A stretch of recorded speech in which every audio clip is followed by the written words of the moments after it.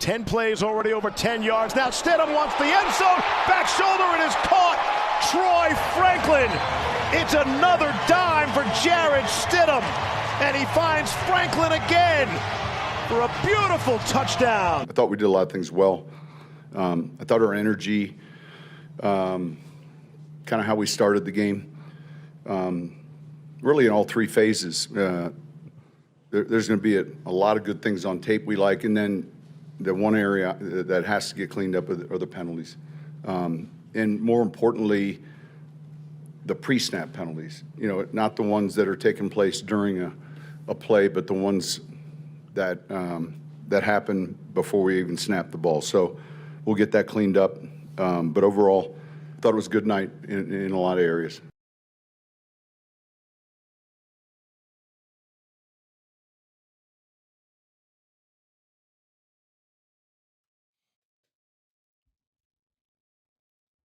Yeah, I would say it's a good day. Now, a lot of starters out, not all, but a lot.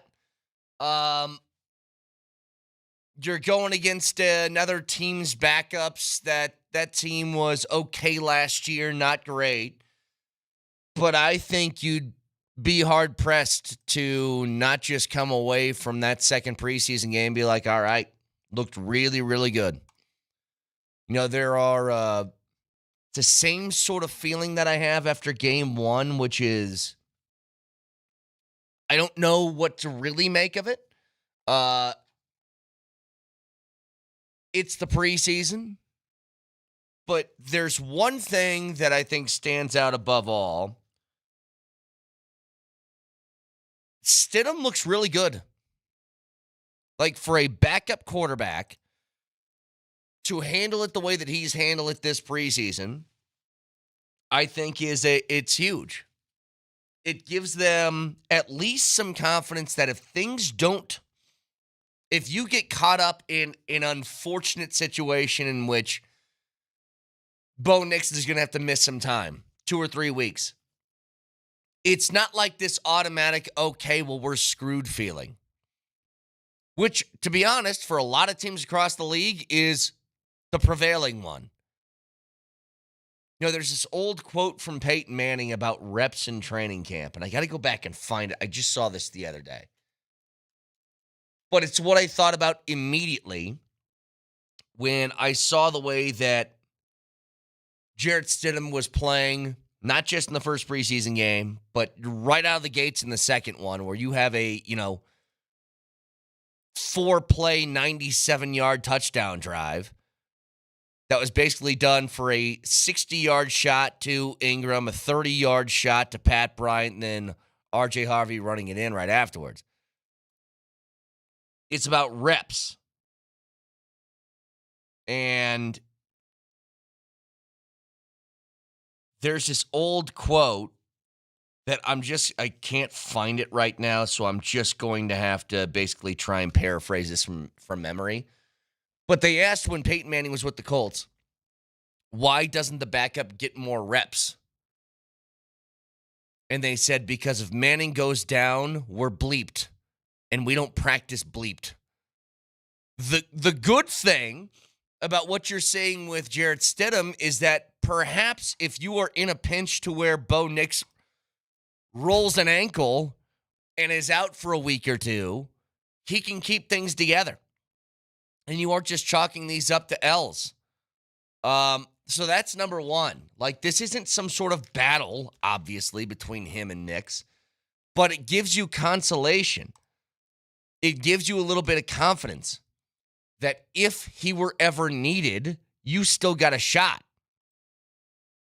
The other thing that I think is huge, we were talking about this on Friday, the idea of having cuts for guys who are good players, that you're going to have to cut people that you don't want to, is a massive change from where you've been at. And honestly, from where most of the league probably is. When you're cutting people that you want to keep and you know that they aren't going to make it through waivers and end up back on your practice squad,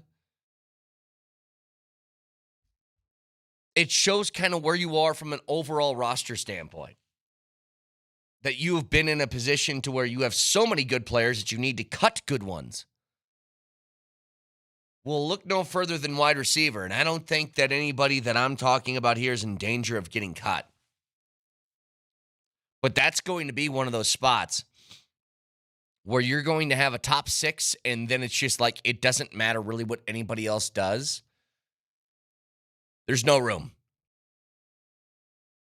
Like, go out and watch a game without Courtland Sutton, a game without Marvin Mims, and you see Pat Bryant and Troy Franklin playing like that, catching anything within the arm's radius of them. I mean, that's huge. Pat Bryant is probably the 5th wideout on this roster. And it doesn't matter. The guy is really, really good and shows promise. He's one of the dudes that when he was drafted and people kept pointing to his 40 time and people kept pointing to, well, he doesn't seem to be all that fast. And I go, do you guys watch him play or do you just watch him run 40 yards in a straight line? Because that's not how football works. There are plenty of guys that were overlooked initially because of a 40 time that was faulty. Some really good wideouts in the league have that. I mean, Amon-Ra St. Brown is a prime example of it. Cooper Kupp's another. 40 time wasn't great, and people thought that they couldn't play the position in the NFL because of that. Wrong. They absolutely can. And the Broncos were able to be one of the smart teams that can look past that and find some real talent. But between him and Troy Franklin, who I think has just exploded in year 2. In fact, Nelly, I don't get the cut sheet in front of me, but I know that Sean Payton talked about him in the postgame. That he seems to be pretty excited about Troy Franklin, and you should. Franklin is one of those guys that's got that rare combination of a big dude that also carries some speed with him. His problem last year is that it just felt like it was one of two things. Maybe he would drop a couple of balls, or the timing between him and Bo Nix was just, for whatever reason, it was just like a half tick off. He would have a big shot downfield, and Troy Franklin's open, and for whatever reason, it would just barely miss. Or the ball would be on the money, and then you just couldn't haul it in. I don't think he's having that problem this year. He's already had a really good camp, and it's noticeable. But when you stack that with a game like we just saw over the weekend, and again, preseason, take it with a grain of salt, blah, blah, blah. All that's understood. He's another one of those guys where, first of all, it's great recognition by Stidham. But when he kind of got to the read where Troy Franklin was, found him all alone in the end zone. And it was a great route that was run by Troy Franklin. But you got two guys that are probably at this moment, I would guess, or at least going into the training camp period, they were 4th and 5th on the depth chart, that are now battling for real legitimate playing time. Like, who knows what this snap count's going to look like? You're as far as wideouts last year, your second leading receiver at that position, as far as receptions, was Devon Bailey. And he might be like 5th now on the depth chart. Everything that you lacked last year from a depth perspective, it feels like you have now. Like a texter points this out. Corner essentially has 5 players who could be starters on some teams if you want to talk about depth. 100%. And that was a place you were weak last year. You finally got the big pop play from Evan Ingram to start the game. Almost a 60-yarder. It was a catch and run. If you look at that play, by the way, there was something that was beautiful. I want you guys to go back, look at the blocking from Pat Bryant on that play. Ingram grabs it. It's like Troy Franklin comes through. He does one of those. It's a blindside block, so he puts his hands up and just runs in front of the guy, which is smart on his part. Then I get penalized. And then shortly after that, you see 13 throwing his dude into the can't remember if it was the Broncos or Cardinals bench, but somebody's bench, running him all the way over there to open up the lane for Ingram to go basically untouched for a good 40 yards. But that's the kind of stuff from a depth perspective that you just didn't have last year. Even spots like linebacker, we haven't even seen Greenlaw play yet, but Lavelle Bailey continues to impress. There seems to be at least a couple of guys at every spot that you trust. Which brings me to running back. I don't think there's any question that it's R.J. Harvey, it's J.K. Dobbins, and Jaleel McLaughlin. They're all making the team. Sean Payton has talked about wanting to carry a fourth. Like, possibly they leave room for it. I think that's Tyler Bidet. I think it's him. And then I think they're going to hope to stash Blake Watson on a practice squad. I don't think that Audric Estime is long to be here. Once again, they give him an opportunity. It's 9 carries for 20 yards, but there's something more than that. It's just a lack of burst that,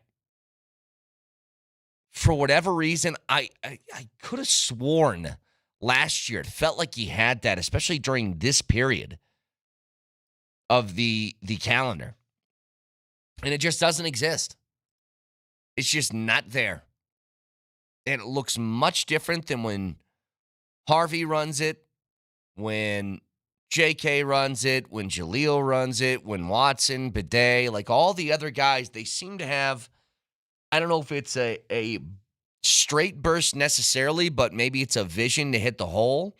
Like R.J. Harvey got really skinny on his touchdown run to rip it between the tackles and get in the end zone. And Estime just hasn't had that. And I just feel like maybe a whole bunch of circumstances have lined up just in a bad way for him, where I don't really see the room on this team anywhere. I don't. It's not there. But those are just quick takeaways of preseason game number 2 as we approach closer and closer to the end of the preseason and really getting ready for the regular season. The cutdown day coming up here soon. There's going to be, I think, a lot of really difficult decisions on where to keep the extra guys at. I'll tell you one right now that has really impressed me that I think you can sneak on your practice squad and be okay. There is an athleticism from Courtney Jackson that's really impressive. He's the kid out of Arkansas State that's returning kicks and punts right now, but also had a couple of catches in that game against Arizona. They ran him, I believe, on a reverse that netted like 30 yards. He's super athletic. And there's just a couple of guys that you notice, and you're like, how do we find a way to sneak that guy on the roster? So get back to this in a little bit. 303-504-0925. Shop Mazda text line. One price, one person, 1 hour. We are going to have the winner of the 3 pairs of tickets to Nuggets games of your choosing. That's at 4 o'clock today, correct, Nelly? Yep, with Kreckman and Lindahl. Kreckman and Lindahl going to have that at 4 o'clock, so stay tuned for that. Broadcasting from the Backus and Shanker Studios. Serious lawyers for the seriously injured. So break down more of this game and sort of the impact on what it does to you roster-wise in a bit. Some pieces of audio that I'm going to get to later, by the way, from around the NFL, but also one that I adore from a man who is going to be now part of the Nuggets organization that we'll get to in a bit. Stick around.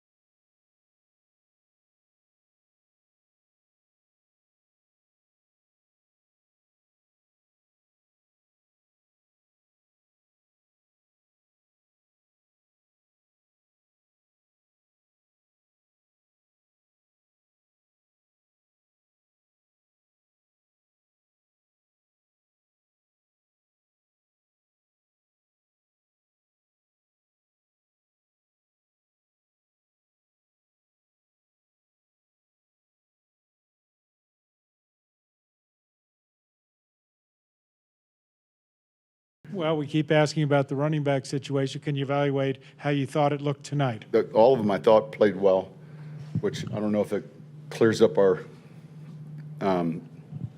but I thought we got into the defense. We got downhill into the defense a number of times. RJ's touchdown. I thought for the most part, and I thought as the game wore on, our down and distances, our third downs were much more favorable than theirs, and I think that's going to. I'm sure it had a lot to do with the conversion rate as well.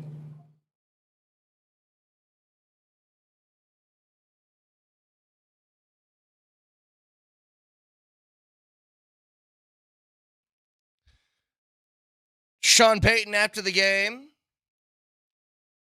Give me a minute. I have to take my pills. Pills are good. Pills are good. Nelly, I told you my nose wouldn't stop in that first segment. I had to get something to help me out. What pills are we popping here on a Monday morning? On a Broncos victory Monday? Cold congestion stuff that's in that big tin box back there. I had no idea that we had that. And I saw it was like every office has that first aid thing. We have like cold and congestion things. So I'm going to take some of these and we're going to see if that helps. So I'm not constantly going to my schnoz as I'm speaking. Everybody take your vitamins with me this morning, shall we? Huh? Let's get healthy. So listen, a lot of really good things to discuss from that game. Really not a ton of bad. If I'm being honest, the only thing that I think stuck out from a not great sort of standpoint is what, you missed a kick? Like it's not a lot to choose from. Arizona didn't move the ball at all. Their quarterbacks between Brissett and Clayton Tune combined for 99 passing yards. They ran the ball 17 times for 36 yards.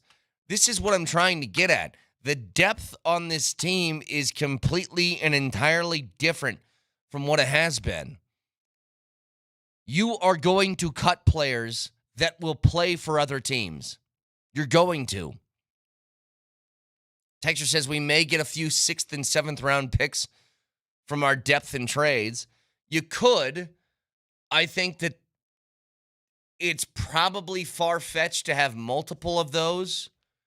Typically those are reserved for a specific guy that a team really, really likes and doesn't want to risk going to waivers for. Most are just kind of willing to accept whatever comes their way. But I'll tell you this much. I find the way they've constructed this roster like incredibly impressive. To compound that, it's like also you're doing this still with Russell Wilson dead cap money hanging over your head. Also accomplishing that.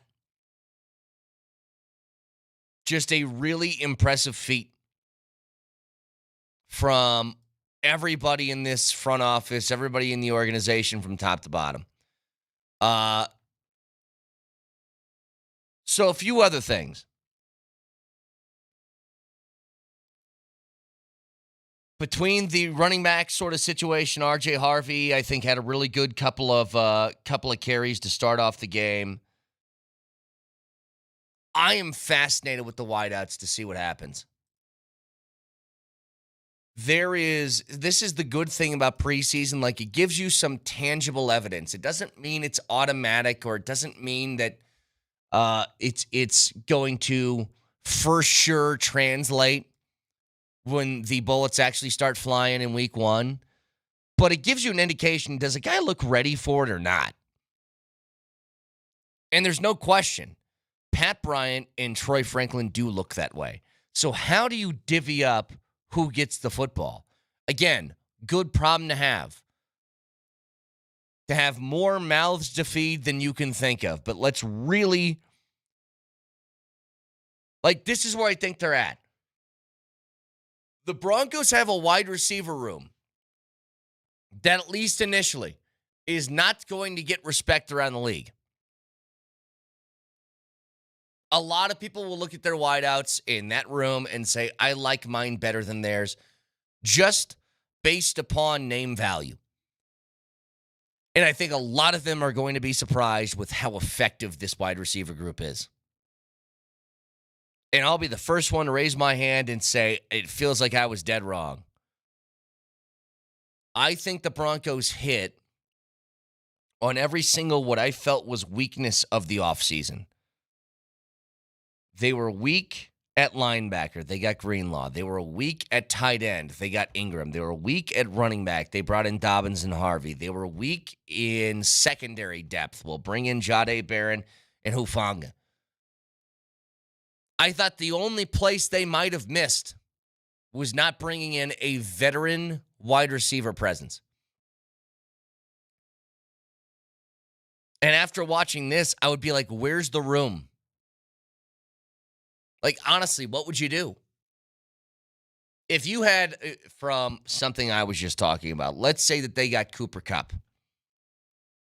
So you would have Sutton, Kupp, Mims, Franklin, Vele, Bryant, Sherfield. Like, how many different guys are you going to have?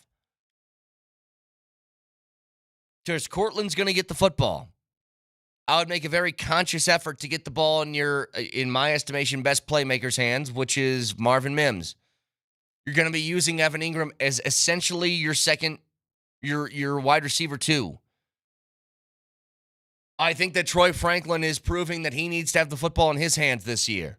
I think Pat Bryant has proven that as a rookie, he is capable of playing a whole bunch of snaps. Last year, Devon Vele was your second highest leader in receptions from the wide receiver position. Oh, and on top of the fact that J.K. Dobbins and R.J. Harvey need touches too. Again, good problem to have, but completely and entirely different from how you felt last year, where it really was just a one-man show in the passing game. Like, I feel bad for any of the one of the, like I just mentioned, Courtney Jackson, who I think has had a really strong camp, a really intriguing player. He's got no shot. Because even if they're like, all right, let's keep him as a return man. Well, Marvin Mims exists, and he's been an all-pro 2 years in a row doing that.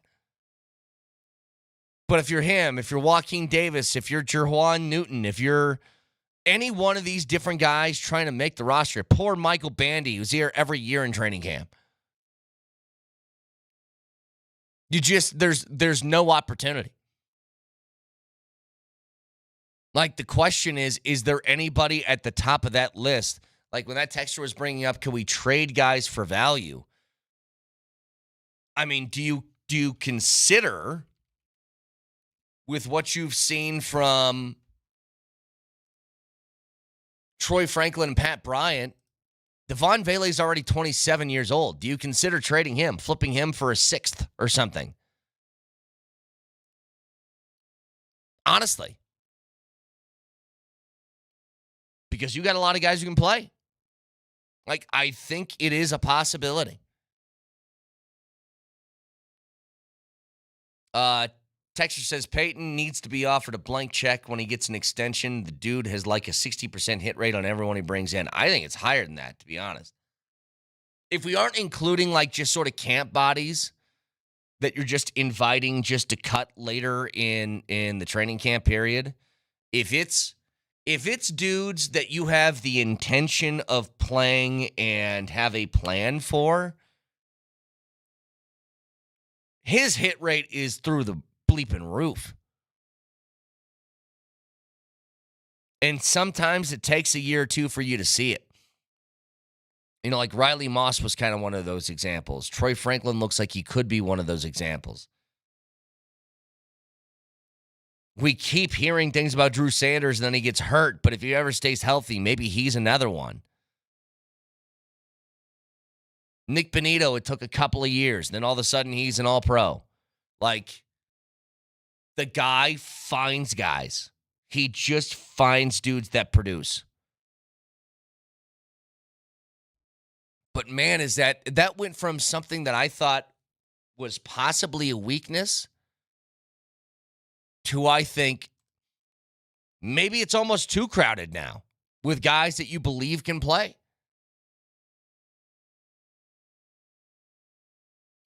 It's just crazy to see the production that they've lined up there. 303-504-0925. Texture says the good bad part with how crowded the wide receiver room is how many mouths to feed. Not even mentioning Ingram, who honestly might be second in yards at the end of the year. That's what I'm saying. It's also nice. They feel like they have a really good locker room as to which there's not going to be a jealousy issue between people and who gets the football and who doesn't. There seems to be they're going to root for each other, which is good because a lot of rooms are not like that. Everybody wants their own. They want their numbers to get their contracts to make more money, and like everybody thinks that way, but it doesn't need to come at the expense of a teammate or breed jealousy in the room. And none of these guys seem to be that way. They don't. But I'm so incredibly impressed with how filled out that room in particular looks. If I were to ask you guys right now, what do you see as the biggest weakness on this team? What is it? I could toss it out.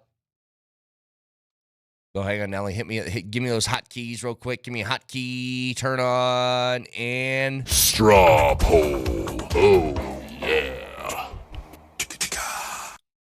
What's the weakest? What's the thing that you fear the most? I have one that's sort of top of my mind. Don't say Bo Nix getting hurt either. That one's easy. But if you had to pick something that you would find most concerning, I do think there's one thing. So I'll wait for a couple of responses to get through. But it doesn't have to do with anything in the starting lineup. I think that's all set. So it has to come from if this guy gets injured, then you're in trouble. And I'm excluding quarterback because that applies to every team in the league. I think it's Ingram. If Ingram goes down, then you're in the exact same spot you were last year, which is no production from your tight end group. I think that's it. Because everything else, I think I got belief in, and I think you got at least a couple of different options that are suitable enough. Let's say, people pointed out punter. I kind of thought the same way. You invest this pick in Crawshaw, nobody cares about the punter until he messes things up. It's been very herky-jerky with him, hit and miss with him so far, and it's like so he bombs it in camp. You got to be able to do that in a game situation. Some other answers. One says quarterback being good enough for the team. I mean, I guess that's fair. I don't have that concern, but if you're still like undecided on Bo Nix, then yeah, I get it. I mean, I'm actually shocked at how many people have written in punter. And I'm not making fun of anybody. I think it's a great answer. When you have a defense as good as what the Broncos should be, and you line up the punt, and instead of, pinning them inside the 10-yard line, which would be, it feels like impossible to get a touchdown off of this defense, but it's either shanked or it's allowed a returner to go out and make a big play. It's different. You need to have that. Texture says linebacker and tight end still worry me. I'm assuming you mean inside linebacker. Another texture, I don't think linebacker depth is as good as people think. I think it's good enough.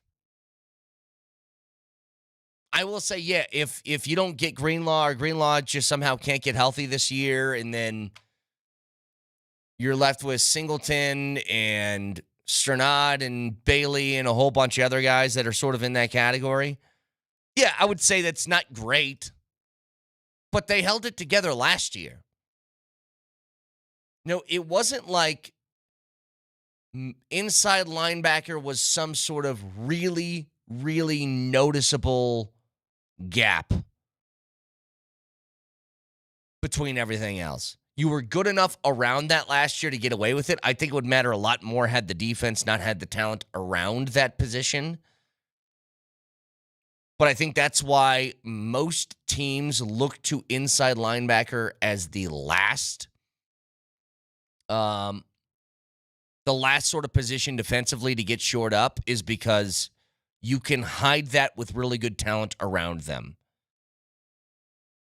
Used to not be that way. Used to be that you needed an absolute Al Wilson, Brian Urlacher, like Mike Singletary, Luke Kuechly type in the middle for you to have any chance. And it's changed. Now, if you have one, it makes a huge difference, which, fingers crossed, Dre Greenlaw can stay healthy this year.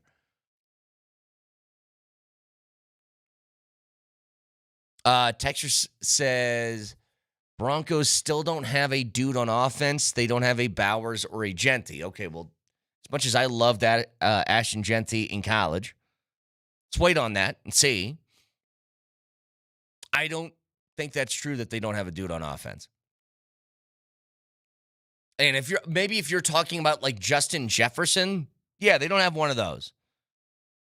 Now, running back remains to be seen. Maybe RJ Harvey can be that. Maybe J.K. Dobbins can do it. But they're good.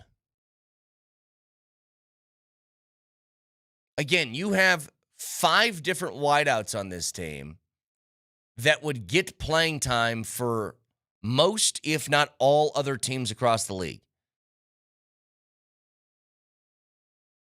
Like, I am very much buying in the Troy Franklin year 2 jump. I'm buying it. He's just looked really phenomenal all throughout camp. But the weaknesses on the team, basically the consensus I've heard from the people, and I would tend to agree with this, is linebacker depth and punting. If that's the problems that you're going to when I first asked the question, your team's pretty damn good. So again, can listen to us anywhere on the Altitude Sports Radio app. It is powered by the Will Hite Law Firm. Injury lawyers, go to willhitewins.com. That's willhitewins.com. I have audio that I would like to bring to you. It is from a new member of the Nuggets. And I'm going to give you an introduction that I would say is perhaps the best way I could introduce anybody as a new member of this organization. You don't want to miss this audio. It's coming your way next.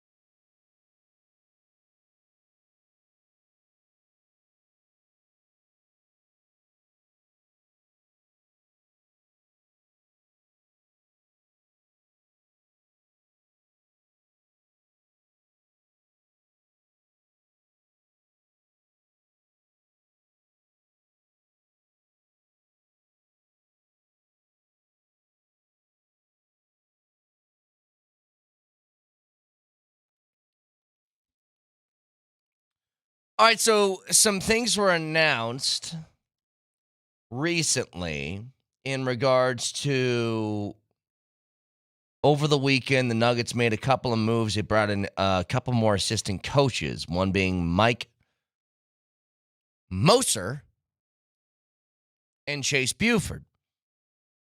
So on the subject of Chase Buford, he was an assistant coach with Kansas last year. He has coached in Australia. He has coached in the G League. He was a Kansas point guard from 2007 to 2010. But he now joins the David Adelman staff, this brand new staff here in Denver. I was pointed to a piece of audio from Chase Buford when he was the head coach, I believe, of the Wisconsin Herd in the G League back from 2019 to 2021. They were playing against Grand Rapids, the G League team of the Nuggets, in which, after a game, he is in the hallway, he is talking to reporters, and Nelly, if you got this, Chase Buford decided to kind of unleash hell. Go ahead. The officiating definitely went right for Grand Rapids. That was as unprofessional as a officiating performance. And I hope you tweet this out and tag the league because that was embarrassing. Matt Rafferty is a That being said, we have to be so much better at the end of games. We can't blow a 21-point lead with 12 minutes to go. However bad and biased and unfair and illegal and cheating the referees are, we have to be better closing games. And so that's the way I feel. I like this guy. That's all I needed to hear. I was like, all right, cool. Chase Buford, you are now in the circle of people within the Nuggets that I love. We got to be better at the end of games, no matter how lying, evil, corrupt, and awful. Who was the ref that he said is a clown? Mike Matt Rafferty is a Matt Rafferty's a clown. Like, you know what? Chase, I agree with you. And in that game, the Grand Rapids Gold, they won, I guess. But you know what? Matt Rafferty, go to hell. You stink at your job. I stand with Chase Buford. One of our Twitchers also pointed out what adds to his overall aura is how crazy his hair is. He kind of looks like I tried to draw Robert Pattinson from memory. Hang on. That's kind of what he looks like. A little bit, yeah. He's got a little bit of that to him. But that is the new assistant coach for the Nuggets. Another piece of audio I want to give you. So when they do these things, we've seen this happen in baseball a lot where they get guys mic'd up during the game. In preseason, they don't do that to the players because that would just be too much. You're worrying about getting hit. You can't talk to people. It's not baseball. Preseason football, you can't do it. But they were talking to Kevin O'Connell, who was calling plays for the Minnesota Vikings during the preseason and regular season. But he calls a play that he's really confident in. And he knows just by the motion that happens pre-snap that play is going to result in a penalty. But he's talking to the broadcast crew, which is Paul Allen, and I forget who does the games with Paul Allen over there in Minnesota. This is what it sounded like. Pete, excited about this year's team and excited about this play call, fellas. What do we got? Yeah, what do we have? A fast motion. Oh, no. Brosmer, flag, play action, right, Price, Coming back. Just gets a nice little F-bomb drop before the play even starts. And I've always wondered how often do coaches know that? Before the plays even run. Like, they get lined up, they put a guy in motion, like, oh, God. Now, I believe, Nelly, you had the video in front of you. I believe that's because he knew there was a penalty that was going to happen. Is that why he said, oh, bleep, before the ball was even snapped? Yeah, exactly. He's watching the play. He's watching them line up, and then I think one of the guys goes in motion, and then that's when he goes, "Oh, bleep." So my he guess notices is something. Yeah, the guy who went in motion, probably they didn't have enough guys on the line of scrimmage or something like that. A simple preseason mistake. The same thing that Sean Payton was talking about. We played the audio earlier. The thing that annoyed him in that game is, and really all preseason, is pre-snap penalties. Those are killers. I mean, every penalty sucks, but you can kind of justify like, hey, I got a holding call. Well, I was trying to make a play. Pre-snap is you don't even have a shot for something to happen. The best pre-snap penalties are the ones that kill the play. Because how often does this happen? There's a pre-snap penalty, but the play gets to continue. And then it's just basically a free opportunity for the defense to try and get a turnover. I hate those. In the same way, like if there's a pre-snap penalty on the defense, somebody jumps off sides, like Aaron Rodgers has made a living off this. Jump off sides, take the snap, and then you throw the old 70-yard bomb downfield and hope something cool happens. Yeah. Same thing, just on the opposite side. There is something that I thought about. Who called the plays in preseason game number 2? Davis Webb. Davis Webb is going to get an opportunity somewhere. And I almost wonder, do you force, like not right now, but eventually, do you force the Davis Webb to take the promotion to OC gig just to try and keep him around longer? Because he's not staying in his current position for long. Next year, he's going to have a promotion. If it's not within the Broncos organization, it's going to be somewhere else. And I've always kind of wondered,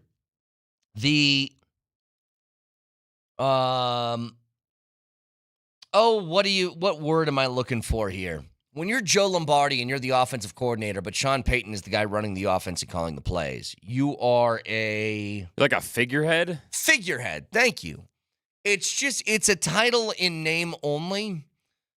And it's not to take away what Joe Lombardi does, but I thought the same thing with Vic Fangio when his defensive coordinator, whose name escapes me right now, was there.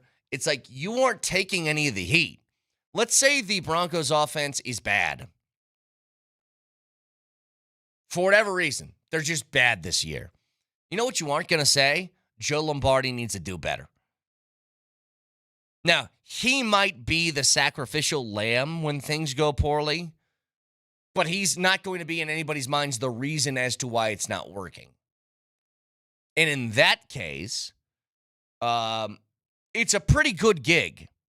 But it's also one that, like, I was talking about this, I think, with Kreckman the last day of camp. It's like if you're Joe Lombardi or you're somebody like that, you kind of just got to be a good hang for the head coach, don't you? Isn't that what that job is? Like, you got to know your stuff. You got to be able to coach, but you just got to be somebody that the head coach is willing to spend hours a day with. Game planning and doing everything else. If it comes down to it, if you could like keep Davis Webb here by giving him a title like that, which would mean at the behest of Joe Lombardi, I wonder if they do it. Because man, is Davis Webb sharp. Well, and also in the preseason, Pete Carmichael was getting in on some of the play calling, and that's Sean's boy from New Orleans. And in the post game that I'm cutting up right now, he had a couple answers where he went full story time, reading Rainbow. Oh, sure. Sean Payton talking about his time in New Orleans, waxing poetic about Pete Carmichael. So between him, Joe Lombardi, and Davis Webb, he's got 3 bright minds that he trusts to put together this offense. Well, and you know what? If it looks like that, then I'm all in. If whatever they did results in this, I told you guys this on Friday, heading into the weekend. One of the more shocking things that took place during that joint practice with the Cardinals was how wide open everybody was. That blew me away.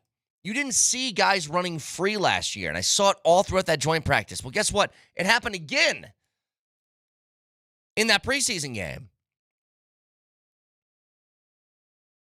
So, just some interesting things that we'll get to a little bit later in the show. If you were keeping track with the Cleveland Browns situation, Shedeur Sanders did not play due to an oblique injury in preseason week number 2. Dylan Gabriel did. Dylan Gabriel went 13 of 18 for 143 yards, no touchdowns, and an interception against Philadelphia. He looked okay. Not great, but okay. And Kevin Stefanski, after that game wrapped up, said that he is going to make, here it is, from Adam Schefter. Stefanski plans to name a starting quarterback ahead of Cleveland's preseason finale so the team can use the final week of preseason as a dress rehearsal for week 1. Here is my guess. That sounds like a juicy soundbite. Here's what he's going to say. Joe Flacco's the starter. I mean, that's what he's going to do. It almost feels like a guarantee. The most shocking thing he would do, I think, is name Shedeur. Because he hasn't gotten first team reps virtually all of camp outside of the game that he started. But I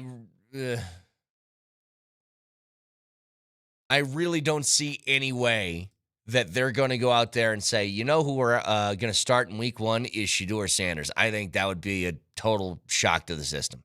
Well, did you hear the soundbite from Dylan Gabriel that everybody's been playing ad nauseum over the past few days? I did. You want me to roll it again? How long is it? It's a couple seconds. Okay, yeah, go ahead. It's just part of it. You know, there's entertainers and there's competitors. And I totally understand that. And my job is to compete. And that's what I'm focused on doing. I didn't take that as a shot at Shedeur. I think the people who did take that, it's like, Shedeur's not an entertainer. Is that what he said? Entertainer, right? There's entertainers and competitors, and I'm trying to be a competitor. And a lot of people took that as, you know who's pretty flashy and entertaining? Your teammate Shedeur Sanders. Yeah, I think that's people's own biases coming in there. I don't think there's any way that dude would talk about a teammate that way. No way. And then he tried to clarify after the game. He said it was like he was talking about the media, like the media's entertainers. Like, I don't really get it. I didn't think that was a shot at Shedeur, but we can get back to that in a second. You can watch the show live on Twitch, twitch.tv, search Altitude SR in the search bar, the Altitude TV simulcast. That is the Safeway Twitch feed. Download Safeway's deals in delivery app and get exclusive grocery offers. Safeway Fresh Foods, local flavors. Can also watch on YouTube. Subscribe to the Altitude Sports Radio channel and don't miss anything from Denver's #1 sports station, Altitude Sports Radio 92.5. Moser, Lombardi, and Kane next.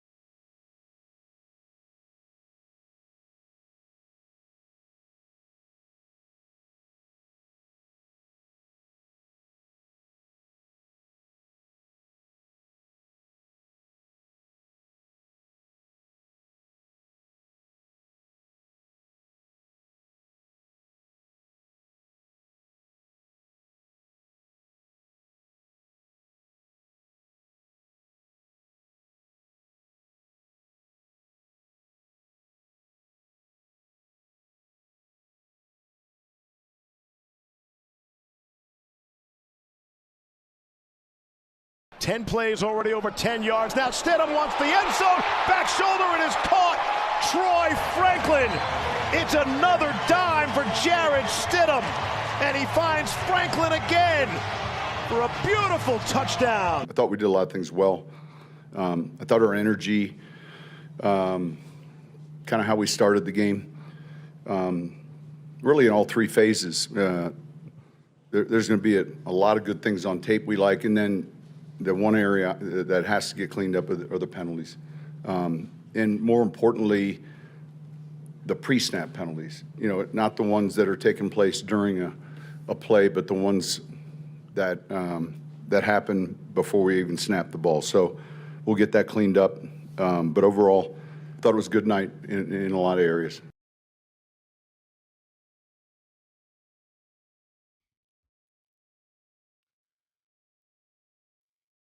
You guys know me. I'm a preseason freak.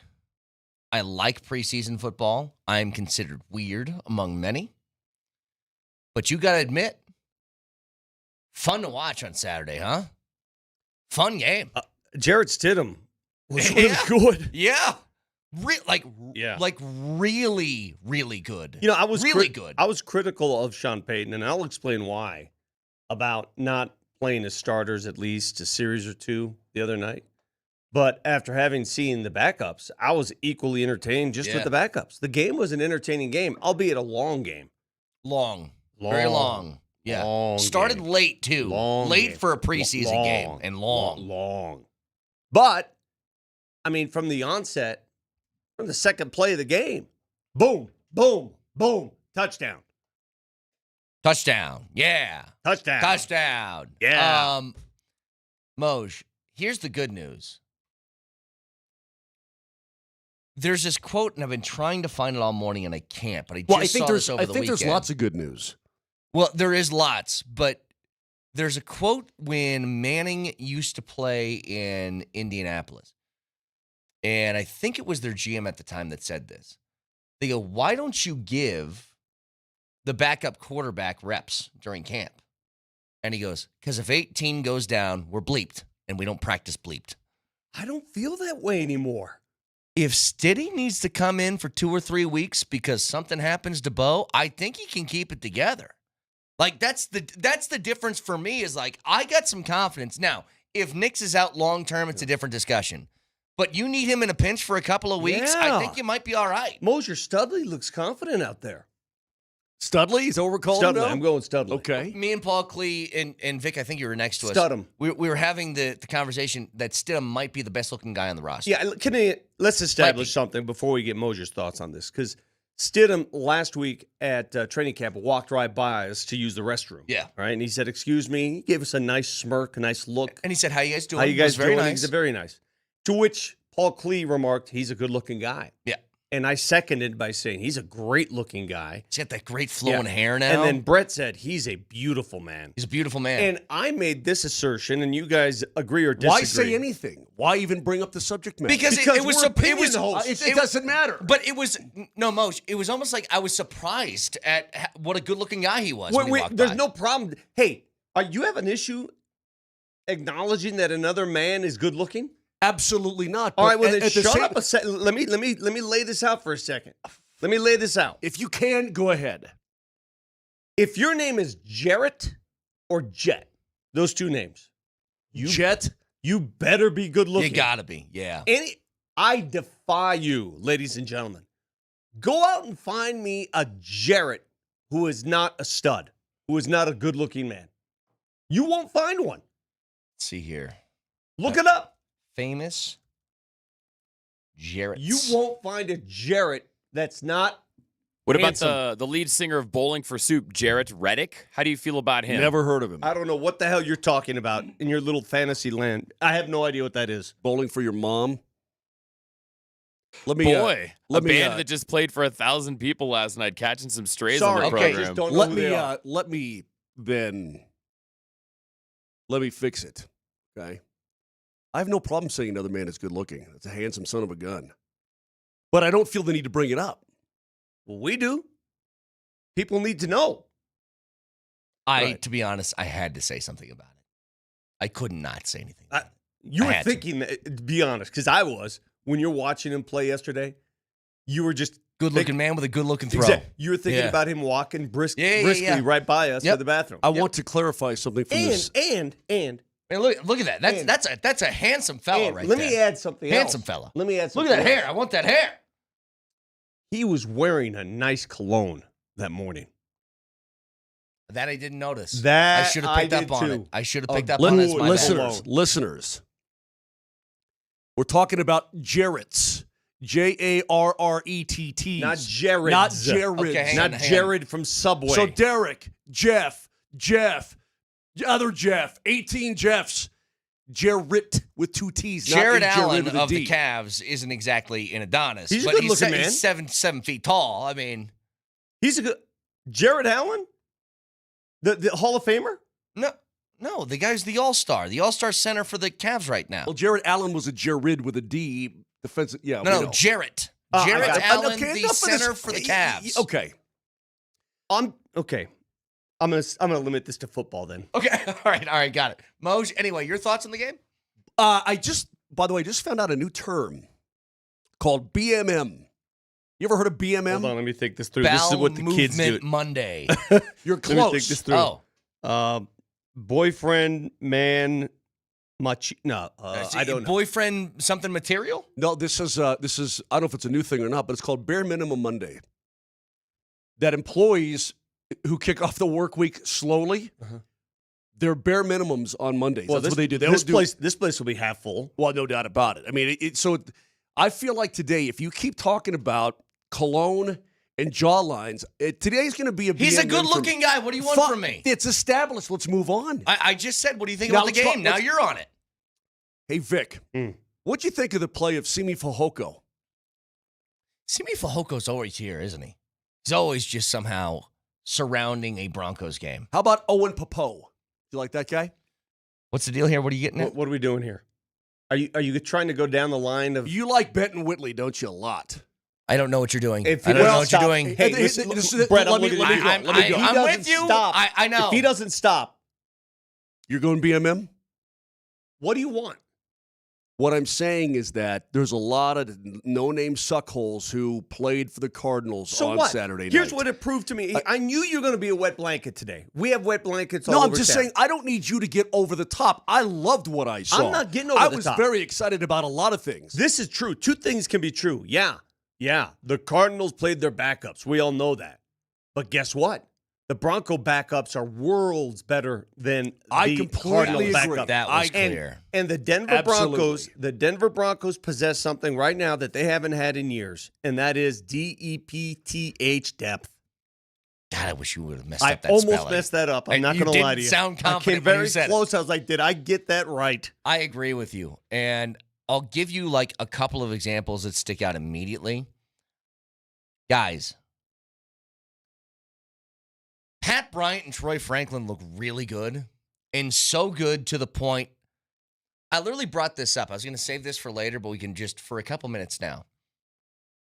The wide receiver room is set. I feel bad for the Joaquin Davises and the Jerwan Newtons and you know who I really like, actually? Courtney Jackson's fun to watch. He'll be a practice squad guy, I bet. I hope so. Assuming that somebody doesn't sign him off the practice squad. Think about what he did. He took a 30-yard reverse, or he took a reverse for 30 yards. He caught a couple of balls. He's contested balls.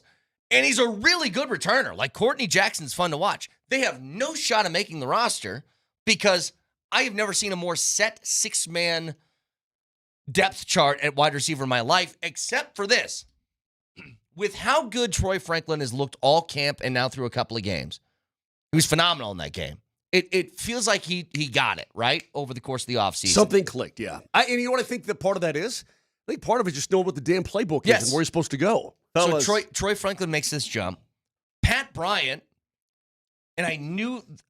He looks like a 3-year veteran already. Bro, the reason he fell in the draft is because his 40 time wasn't great. Well, neither was Cooper Kupp's and neither was Amon-Ra St. Brown's. But And you know what they do? Jerry Rice, and They get open and they catch the football. Neither was Rod Smith's. There's a lot of guys whose 40 times didn't shine, and yet they produce. Have those guys to you looked good enough? If I put this scenario out to you, Sherfield's making this roster no matter what because he's a special teamer along with some athletic ability and some wide receiver ability. Devon Bailey's already 27. Do you almost consider, can we flip him for a fifth or something like that? All right, take it easy. I'm just asking. You're not getting a fifth for Devon Bailey. Sixth, whatever. You just need to calm down a little bit. Whatever. Sixth. Something. Can you flip him for a pick? All I'm saying is RELAX.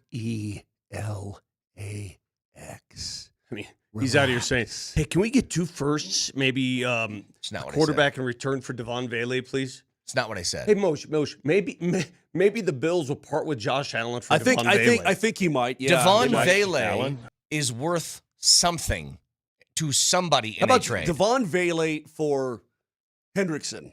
Let's just go. Devon Bailey is worth something to somebody in a trade. Right. Do you feel like you're deep enough already at wide receiver that you could cast him off and try and make something work like that? Let's calm down a little bit on this. I mean, the receivers have done in 2 games what we expect receivers to do. Catch the ball. Get open, right? Which was a problem at times last year. Getting open. A lot last year. So these guys are catching the ball. Evan Engram, I don't need to see Evan Engram again this preseason.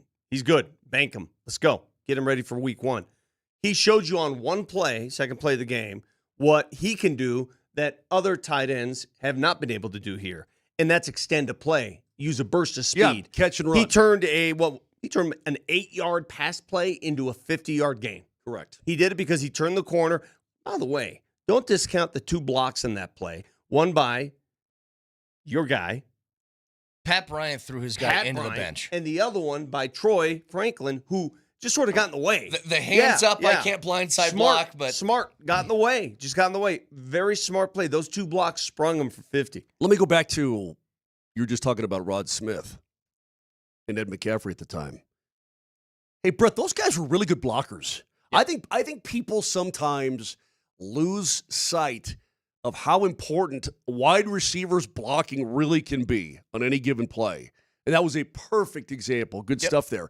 And again, look, their backups look way better than the Cardinals' backups. I completely agree. But you're also going to have to see Pat Bryant out there when all world safeties and cornerbacks are coming to take his head off. There's a different level that he's going to see. Not that he can't do it, but he's going to have his fair share of struggles. Who here? Bryant. Look, Franklin, again, still is learning on the job. This is year number 2. I'm just not trying to downplay anything, but I'm trying to remind everybody that you're going against 2s and 3s and even 4s, and you're going to be week 1 going against the 1s. I guess what I'm getting at here is when Vic talks about depth, it feels to me like you have multiple positions in which if you took the 4th guy on the depth chart at that position and offered him up to the NFL, 30 teams would say yes. I said that. That's what I'm getting Our last day at camp last week, we're sitting there, and I'm looking. Remember, I was looking down the roster and whatnot, and I said, there are guys who are going to be gone, that could play for another team right now. Yeah. That would play. And Sean Payton echoed those same sentiments. Yeah, that was good. Tell me Jonah Ellis isn't playing 85% of the snaps for 100%. 16 different defenses. Well, you might as well just wait for flipping Tennessee to get here, and he can just jump in there. Guys, I think this last game against New Orleans, and I know they're going to try to go with the starters for 7 to 8 plays in this game. Yeah. Just to get the rust off. This roster's set. Outside of 1 or 2 players at the end of the roster, I could tell you right now which receivers are making it. I feel bad for the receivers. I do too. That look good in camp that have no shot at making this final roster. Davis, you know those Jackson, guys. They're all practice squatters, if anything. Poor Michael Bandy. Yeah, I feel bad for a lot of those dudes. I feel bad for a lot of the reserve linebackers. Listen, at this rate, Audric Estime is not making this team. The running backs are set. No. At least your top 3. Yeah, the running backs are set. He's not making this team. If you're Michael Burton, you've got a hammy. You've been the only fullback on this roster. Well, they just signed another fullback yesterday. Hold on. And all of a sudden, here comes, is there another fullback in town? And did he used to be a New Orleans Saint for a long time? I mean, if I'm Burton, I'm like, oh, boy. CSU kid, right? The kid that they brought in? Adam Prentice? Right? Yeah. No, he's a South Carolina kid. He went to South. He was a Gamecock. Oh, that's right. That's right. But what I'm saying jumbled is CSU and USC. No, he did go to CSU. He went 4 years, and then his last year was at South Carolina. Really? So suck that. Advantage Brett Kane. Yeah. Loser Mark Moser. Well, where did he get drafted out of? He was undrafted Score today. Or where did he play his final year? His college final football? years at South Carolina, but he played 4 years at CSU. He was a Gamecock. Say it. Hey, is he a Colorado kid? Can you look up where he's from? He's from Fresno. Oh, good enough. Close enough. West Say side. Gamecock. I don't have to. Just say it. He's a CSU Ram. Point is this: he's a Sean Payton guy. So, we'll see. I mean, we'll see how it works out for old Burton. But maybe Burton's injury is worse than expected. It might maybe be. that hamstring is a month-long hamstring. They do need a fullback. I'm just saying, when your coach from another team came from another team, starts bringing in guys from another team, he likes them. So I'd be a little bit nervous. When we come back, Sean Payton, on that subject, there were only 2 games into the preseason, but he's already talking about how tough this cut is going to be to 53. We'll get to it next.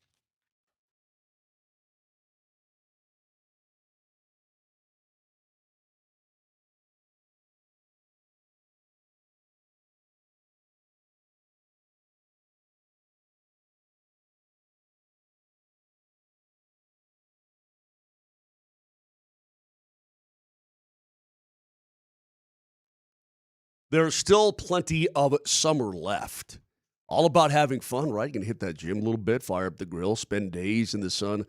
But if you're dragging right now, tired, foggy, or off your game, maybe low testosterone is the reason.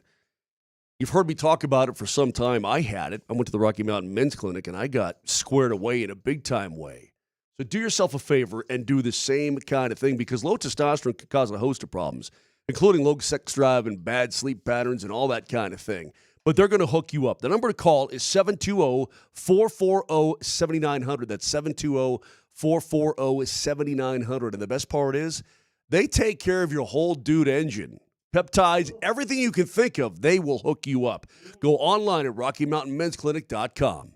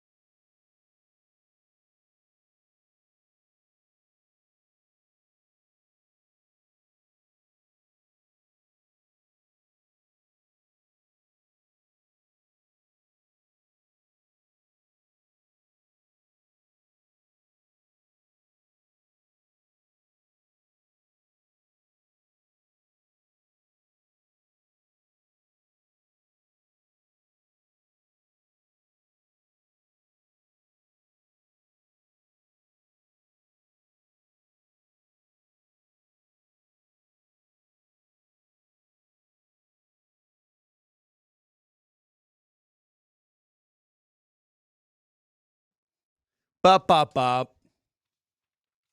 And that's why, right there. Right there. That one sound. Yep. Sean Payton, we were just talking about depth, and you are going to cut good football players. You're going to cut guys that will get picked up by other teams, and that stinks. But it's a great problem to have because it means your team's good. If you're cutting good people, it's because you have good people above the good people, and you're in good shape. So Sean Payton, after the game, it's cut 6 here, Nelly. How tough it's going to be to trim down that roster to 53. I think there are going to be a number of tough decisions, but I'd rather be in that position than the position we were in 2 years ago at this time. And I think, that the talent level has gradually gotten better, and so these guys they're all competing, and we say this to them, and it's serious. Like, we're rooting for all of them. Like, we're rooting for their best. And because I think there's going to be some players that end up on other teams' rosters playing, and that's part of the deal. That is part of the deal, and he's right about that. And, all the good teams have that situation. I mean, the Bills and the Chiefs and all these teams, Sure. They're going to cut guys that are going to end up on somebody's roster pronto. You just didn't expect the Broncos to have that situation 2 years removed from eating the biggest contract at the time in NFL history. They aren't even removed. Exactly. They're still paying it off. Yeah. It's crazy. That's the thing. We all assumed that after having to eat that dead money, that they'd be dead, roster-wise. They'd be dead. And it's not been the case at all. At all. What a case for George Payton, by the way. I'm telling you, the law firm of Payton and Payton, when they first started out, people wondered, would George Payton survive, right? Would Sean Payton eat him up? What a great combo. They work well together. They really do. You mentioned it, Vic, but I think one of those guys is very clearly going to be Audric Estime. I don't know what he can do to make this team. Because here's what's for sure. Harvey, Dobbins, and Jaleel are making the roster. Yeah. If they want to keep a fourth, I really think it's Bidet. I looked at it, and as much as I would love for Audric Estime to shine on this team, being a domer, here's why it's not going to work, in my opinion. He's not overly in college. He was big, right? He was a big back who carried people. Can't do that in the NFL. Yeah. He's not big enough to do that. He's not Derrick Henry. I mean, he is big, but he's not big. He doesn't. When you see him, can you see a big difference? Can a discernible difference from the other running backs in size? I think so. But I don't. I don't think he's big enough, nor is he fast enough, nor is he skilled enough in other areas. So what does he bring? Yeah. Well, he brings, through this preseason so far, 2 games, 19 carries for about 40 yards. Yeah. I mean, he's not doing, we said it on Friday, Brett. I don't think there's anything he could do to change his outcome. And again, he'll sign on with somebody else, or maybe they'll try to sneak him onto the practice squad. Maybe they just flat out let him go so he can go find another team.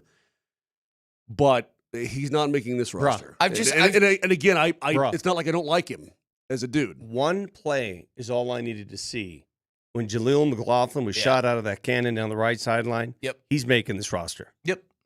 R.J. Harvey, he had 3 carries, boys. Let me say this. Yeah, but his touchdown, he got skinny in between the guards. Dude, when you look at the end zone shots, watch him squeeze. Yeah. And he was decisive. He hit the holes decisively this time. Yep. So message received from preseason game 1 to preseason game number 2. I like that. I mean, they're like, look, 3 carries, the touch, squeezing in tight spots between guys. Okay, sit down, kid. I like it. Makes me feel really good. And people are accusing me of being, now it's MWBM. Vic, MWBM. Moser wet blanket Monday. And I'm not a wet blanket. Yeah, I don't, you know what? I might be over the top today. Don't care. I don't want to pump the brakes. I like this. And you know what? I don't want to pump the brakes either, but reality has to figure into your life sometime, Brett. And Jarrett Stidham, God bless him, he thought he had a chance to be a starter in the National Football League, and maybe he does. Maybe you look at that performance of the day and go, I know a handful of teams that could use a Jarrett Stidham playing football like that for them. but it's against 2s and 3s and whatnot. And again, he runs the offense the way Sean Payton wants it run, but he's got limits. Okay, that's all I'm saying. That's all I'm saying. Yeah, but Moj, what I said at the beginning of this was, if Bo Nix gets abducted by aliens before the season starts, the Broncos with Stidham over 17 games are not going to be as good as you hope. Bo Nix gets abducted by aliens in week 6 and comes back in week 8 after they drop him off after the experiments. With a couple of probes. I think Jared Stidham is more than capable of handling that. Hey, Vic, aliens doing a little probing, are they?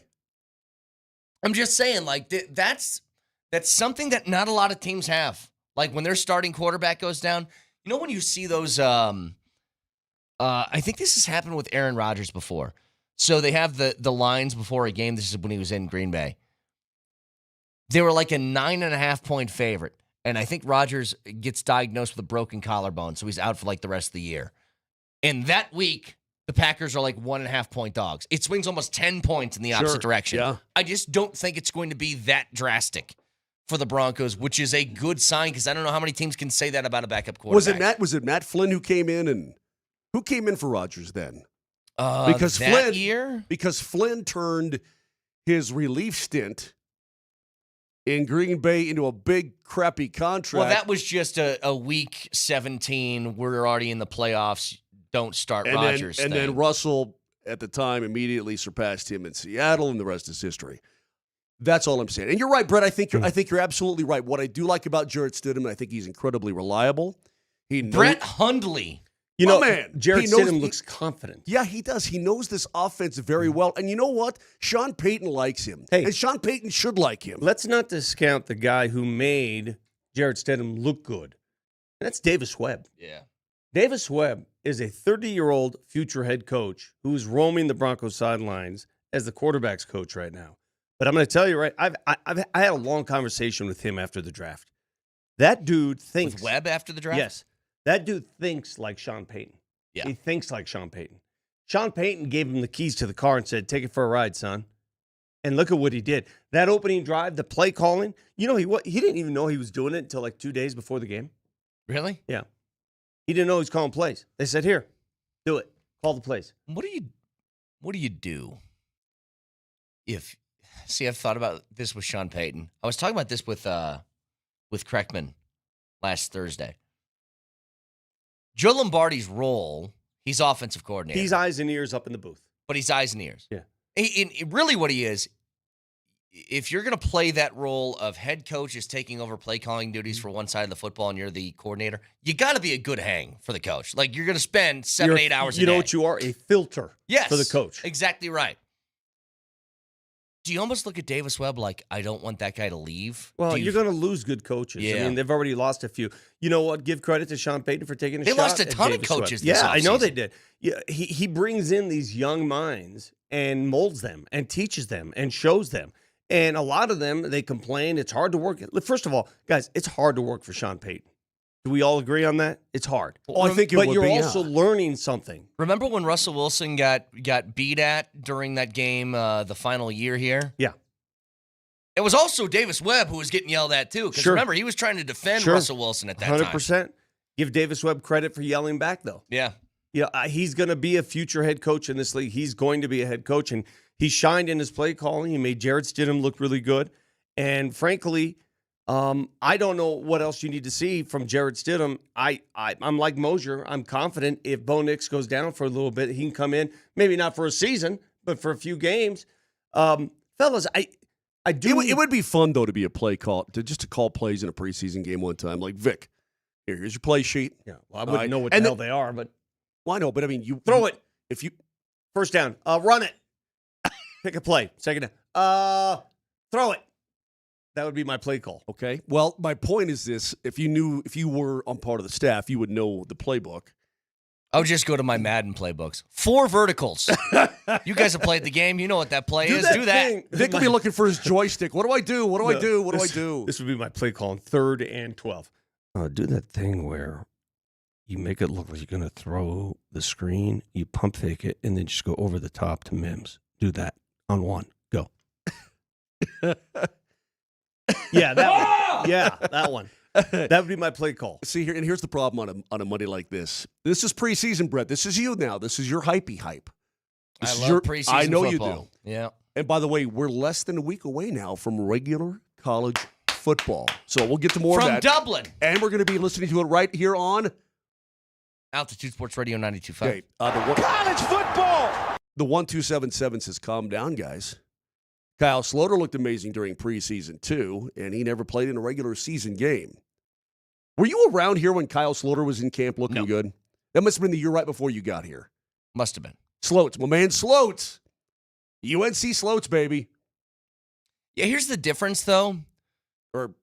Between Sloter and Chad Kelly and all the backup quarterbacks you guys had then, you had an incentive that the backup quarterback you hoped was good because you didn't think the starter was good. Mm-hmm. It's not Stidham. You aren't hoping that Stidham's better than what he actually is because maybe he could start at some point this season. Nix is going to start, and you're happy with it. Yeah, you know it's swag. It's just a matter of if he were to have to play in a pinch, do you trust it? And I do trust him. I do. He looked good. Did he look better than the other quarterback on the other side for 2 weeks straight? Absolutely. Yeah. That's all you can ask. To be fair, he's looked like the best quarterback in any game so far. He was better than Nix in these games, too. I need to get this out there because I was criticized for making this comment on Friday, and I want to explain myself. Because I don't. Oh, I see. Yeah. I don't disagree with those of you who are being critical of my comment. Do you know the comment I made? You thought, I'm paraphrasing, that Sean Payton owed it to the fans for the one preseason home game to play starters. Yes. And in hindsight, the way the preseason was set up, I get it. You had 2 hard practices against San Francisco and the Cardinals. You've seen enough out of your starters. You don't need to see them again in a preseason game. I understand that. I'm not dumb. All I'm saying is, when the schedule came out, the preseason schedule, be sensitive a little bit to your fans. And when you're setting up the schedule, you're the one in charge of it. Maybe don't do those joint practices the weeks leading up to that second preseason game, the only home preseason game. All I'm saying is give your hometown fans a little something. That's it. Give them something. You could have set it up differently. Again, Vic. You could have set it up differently, yes or no? You could have, yes. But I think he values joint practice more than a game, so he wants to do that instead. Do joint practices against New Orleans. Vic, there were a lot of folks there, though, that you know. At the end of the day, it doesn't matter. Vic, there are a lot of folks there that they get spiffed off with, it's expensive to go to any football game. At the end of the day, all that matters is the regular season, and those of you saying, who cares? I agree with you. It doesn't matter. All I'm saying is everything matters when you're an entertainer. Everything matters. And appeasing the home crowd matters, whether you like it or not. They got a couple. They got to see Evan Ingram. They got to see R.J. Harvey. I know. Even like Franklin. Franklin's the guy who's going to play. They got a few of them. I agree. Admittedly, have not been to a Broncos preseason game in some time. But I remember, man, they wouldn't even put the Bronco barn up outside, right? Couldn't even have a Coley before the game, right? Unless I'm doing it in somebody's Winnebago, right? Doing it in somebody's Winnebago. Hell yeah. If this Winnebago's rocking, don't bother knocking it. Okay. No, I just, it's going full Breaking Bad before a Broncos game. Okay. No, I'm just saying that it's they don't really treat it like regular season game. If I was a kid there, it doesn't typically get to go. And I saw Stidham ball out. I saw these guys ball out. I'd be happy. You got something out of it. There's no disputing it. The Broncos, Sean Payton, they're all winners. The fans, everybody won this weekend. I'm not disputing that. I'm just saying when the schedule is laid out, some teams in the league get 2 home games. Other teams get 1. How about we think about that one home game, throwing your starters out there that one time? That's all. That's all I'm saying. I'm not saying it was right or wrong. I'm just saying you get 1 game at home. One thing before we get to any sort of a Brizik, did you like the Crawdad punting the ball and pretty well? For those who say this argument, here we go. You have a lot to lose. What if they get hurt? Well, then why play him in the 3rd preseason game? Why play him in the 1st? Why play him at all? If your argument is, no, they're going to get hurt, don't play him. What about at all? What about your little Australian punter, your big Australian punter? What about him? Do you like him better? He'll get better. They're not worried. I liked him better. Yeah, they're not worried. I'll be honest with you. He only had to punt twice. I didn't focus on the punting game. Then why were you complaining about it last week? Because they were complaining about it. I was focused on it. You like the legs? You becoming like Vic? It was better. It's just when you got a really good defense and you can't, if punting doesn't matter until it sucks. Like when it sucks, it's bad. It can flip a game. I have a text. I'm not going to tell you who the texter is, but he's right. The lack of thought for the fans is quite shocking. No starters in the one preseason game, wearing white uniforms at home. It's all about SP. Is this somebody that I would know? Yeah. I mean, and listen. Okay. The point I'm trying to make is everything that happened for a reason. Have at the end of the road something for the hometown fans because they're the ones that have been there for the last 10 years while this franchise has sucked. Isn't preseason, though, it's kind of like you know what you're paying for sort of thing. Like you understand. One game. Why do you have to play them in the other two that are road games and not the one home game? Help me understand that. I don't know. I mean, there's a reason for it. He didn't do it as like a double middle finger to anybody. He did it because it was a foresight.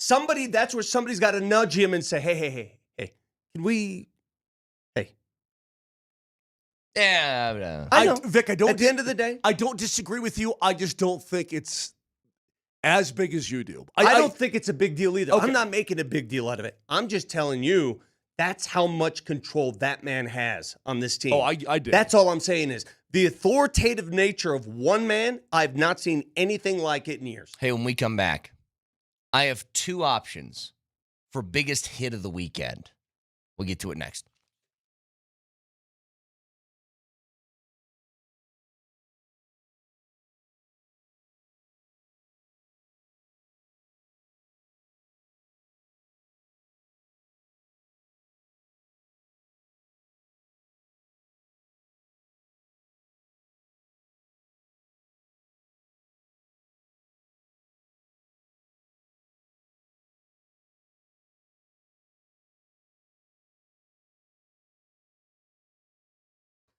Dan Capless Law. He has a motto, and that is the truth wins. High-stakes personal injury cases, it always takes a lot of skill and experience and resources, determination, but you have to prove the truth, and that's what Dan Capless Law does.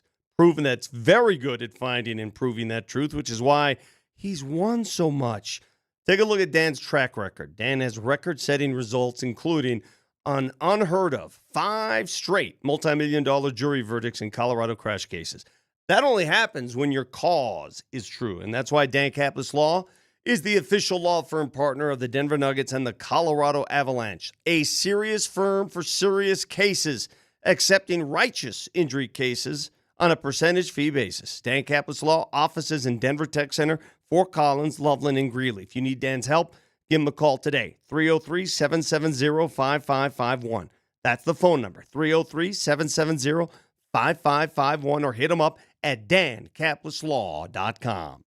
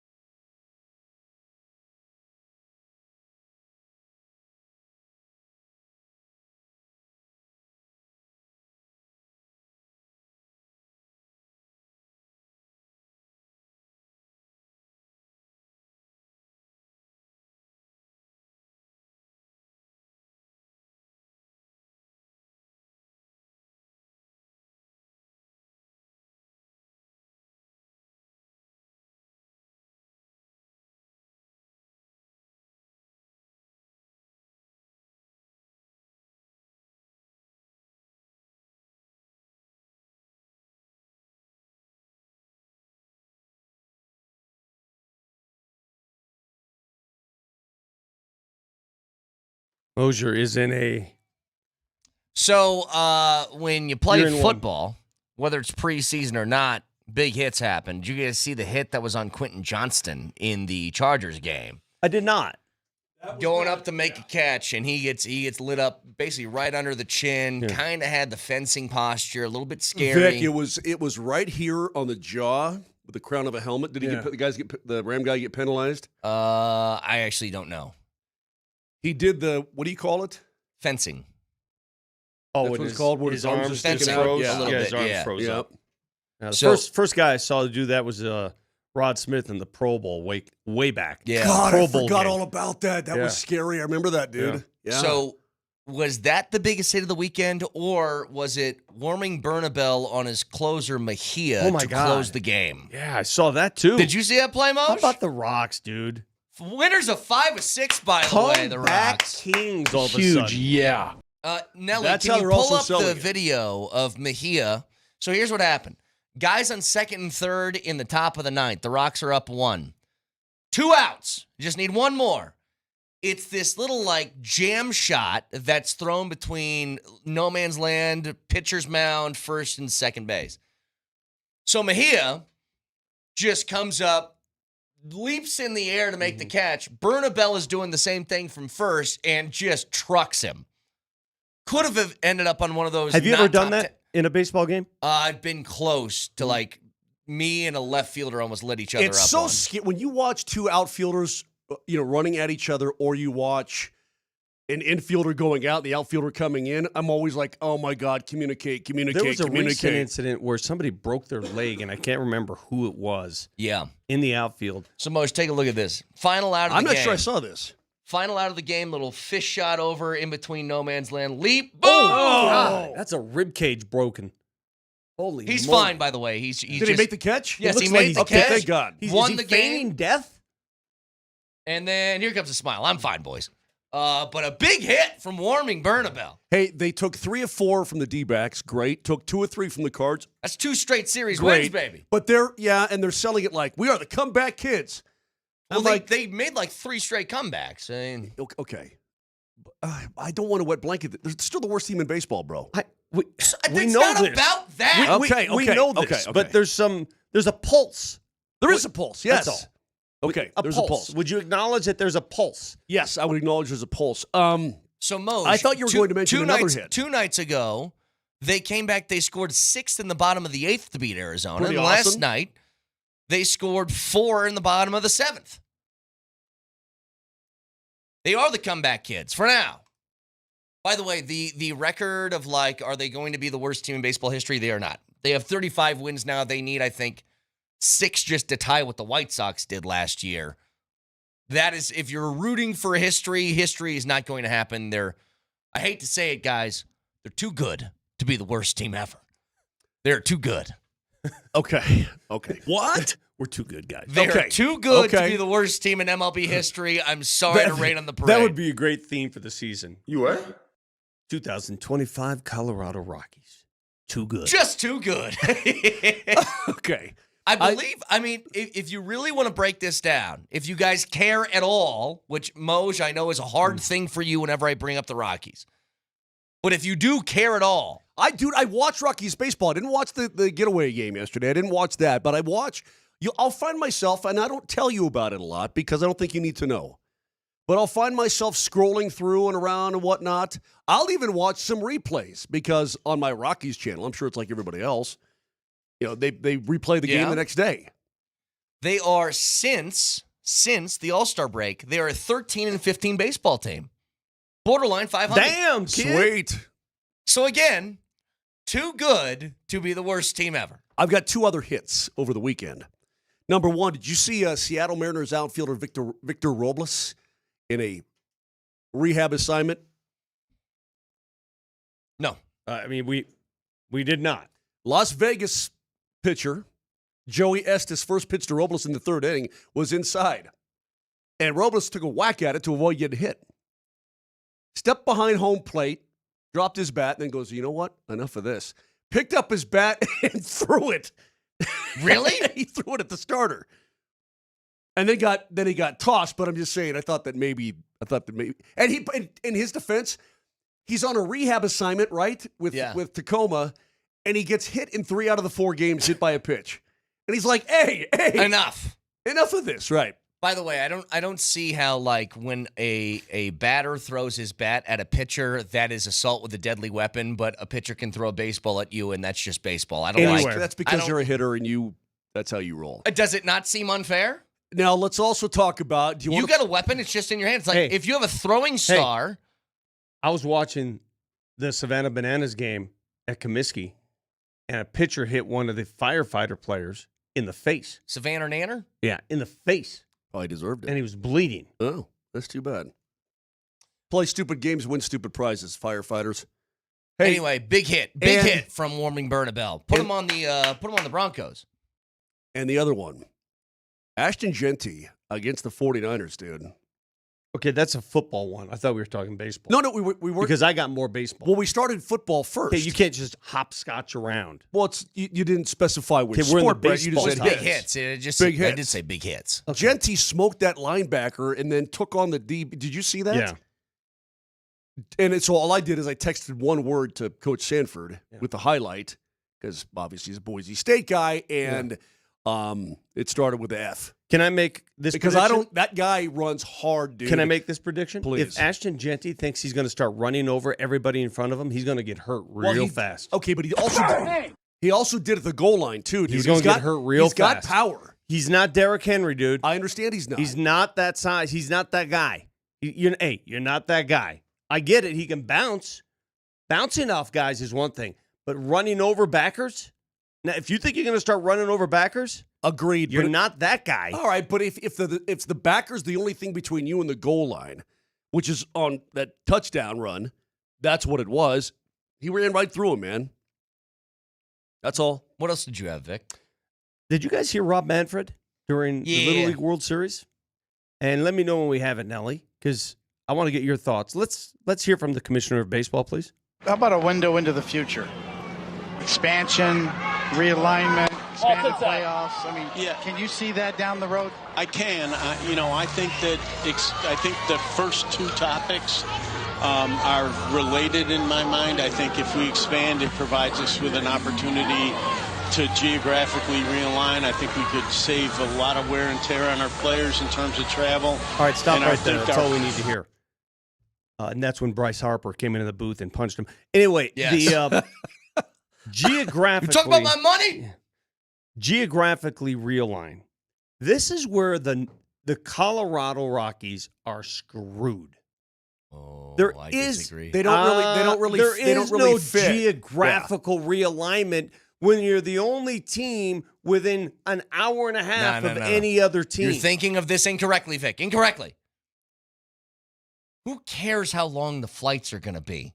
That doesn't matter. Geographical realignment. Get them out of the Dodgers means division? you're not around the Dodgers and the Padres anymore. With the Dodgers anymore. Okay, so if you were to geographically realign. Somebody put together the hypothetical realignment in the MLB. They would be in the Pacific Coast Division. Wait, who would? The Rockies. Okay, wait. Well, then they're still the Dodgers. I don't want to hear this. Incorrect. Wait. I don't want to hear. I don't want to hear Pacific. They're not in the Pacific. Rockies, A's, Mariners, Giants. And that is a division I would welcome immediately. That's stupid. Why? Because they're not in the Pacific. They're in the West. That's stupid. That's absolute lunacy. That's stupid. I don't know what to tell you. Well, I'm telling you it's stupid. Here's the division that they should be in, the Western Division. It's very easy. Arizona, Colorado, the Las Vegas A's. Yes. Those are 3 teams. Yep. And now you decide which side of the fence do we want to go to pick a couple more. Yeah, is it St. Do we go Louis? to Kansas City? Kansas City and St. Louis? Do we go to Texas? Maybe grab the Rangers? That's not out of the question. Well, no, but the Rangers and the Astros would have to be in the same division, though, right? Because, everybody, the DH is the DH now. Right. So everybody in those 2 teams would have to be in the same division. Okay, They're in the same damn state. Which teams are usually the worst? A's? Just pick the worst. All right, the Pirates, Royals. Here's the division.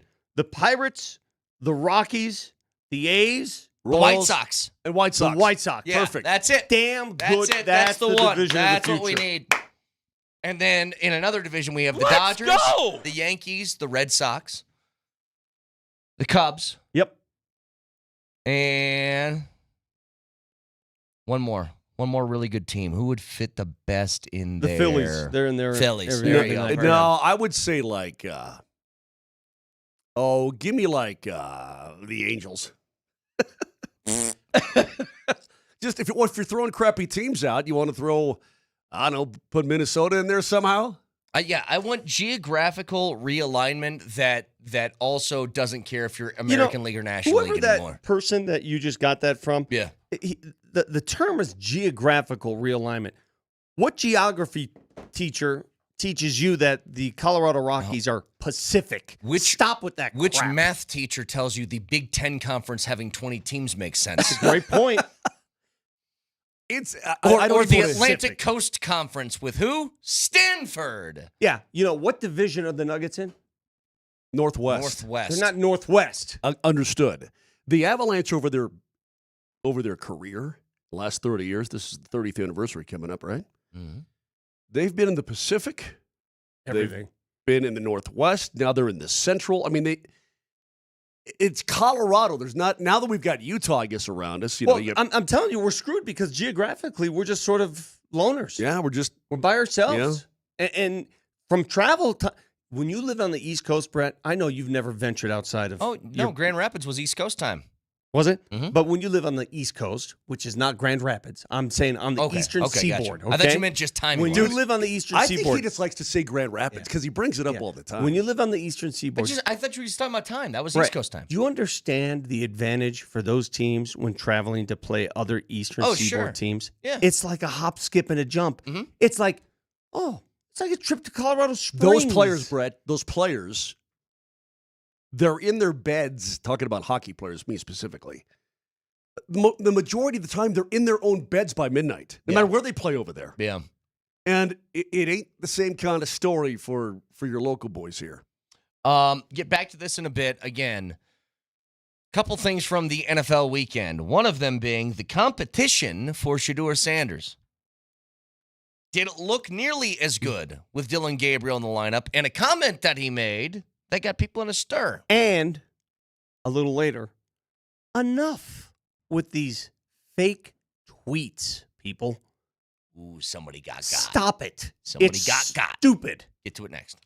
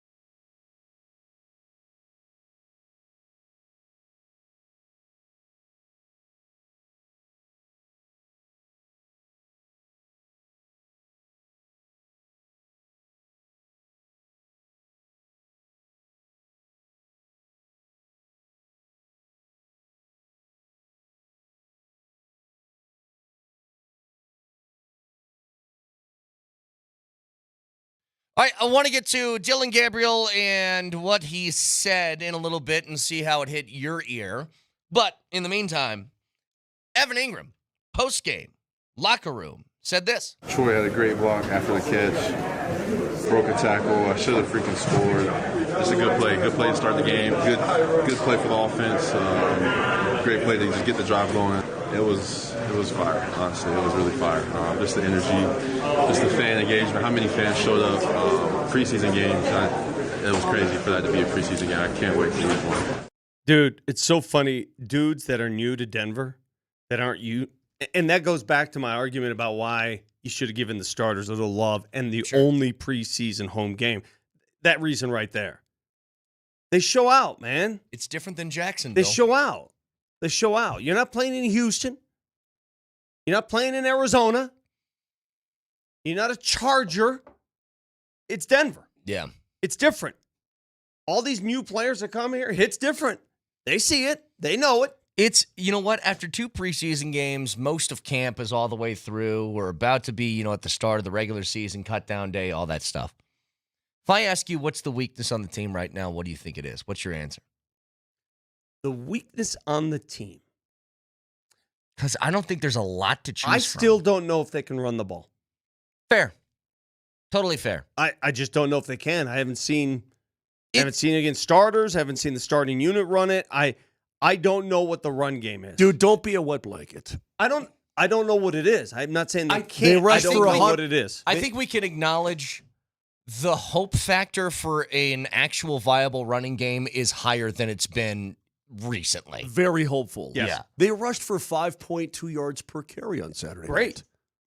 Don't be a wet blanket. You're just acknowledge it for what it is. Their run game is so kick-ass now.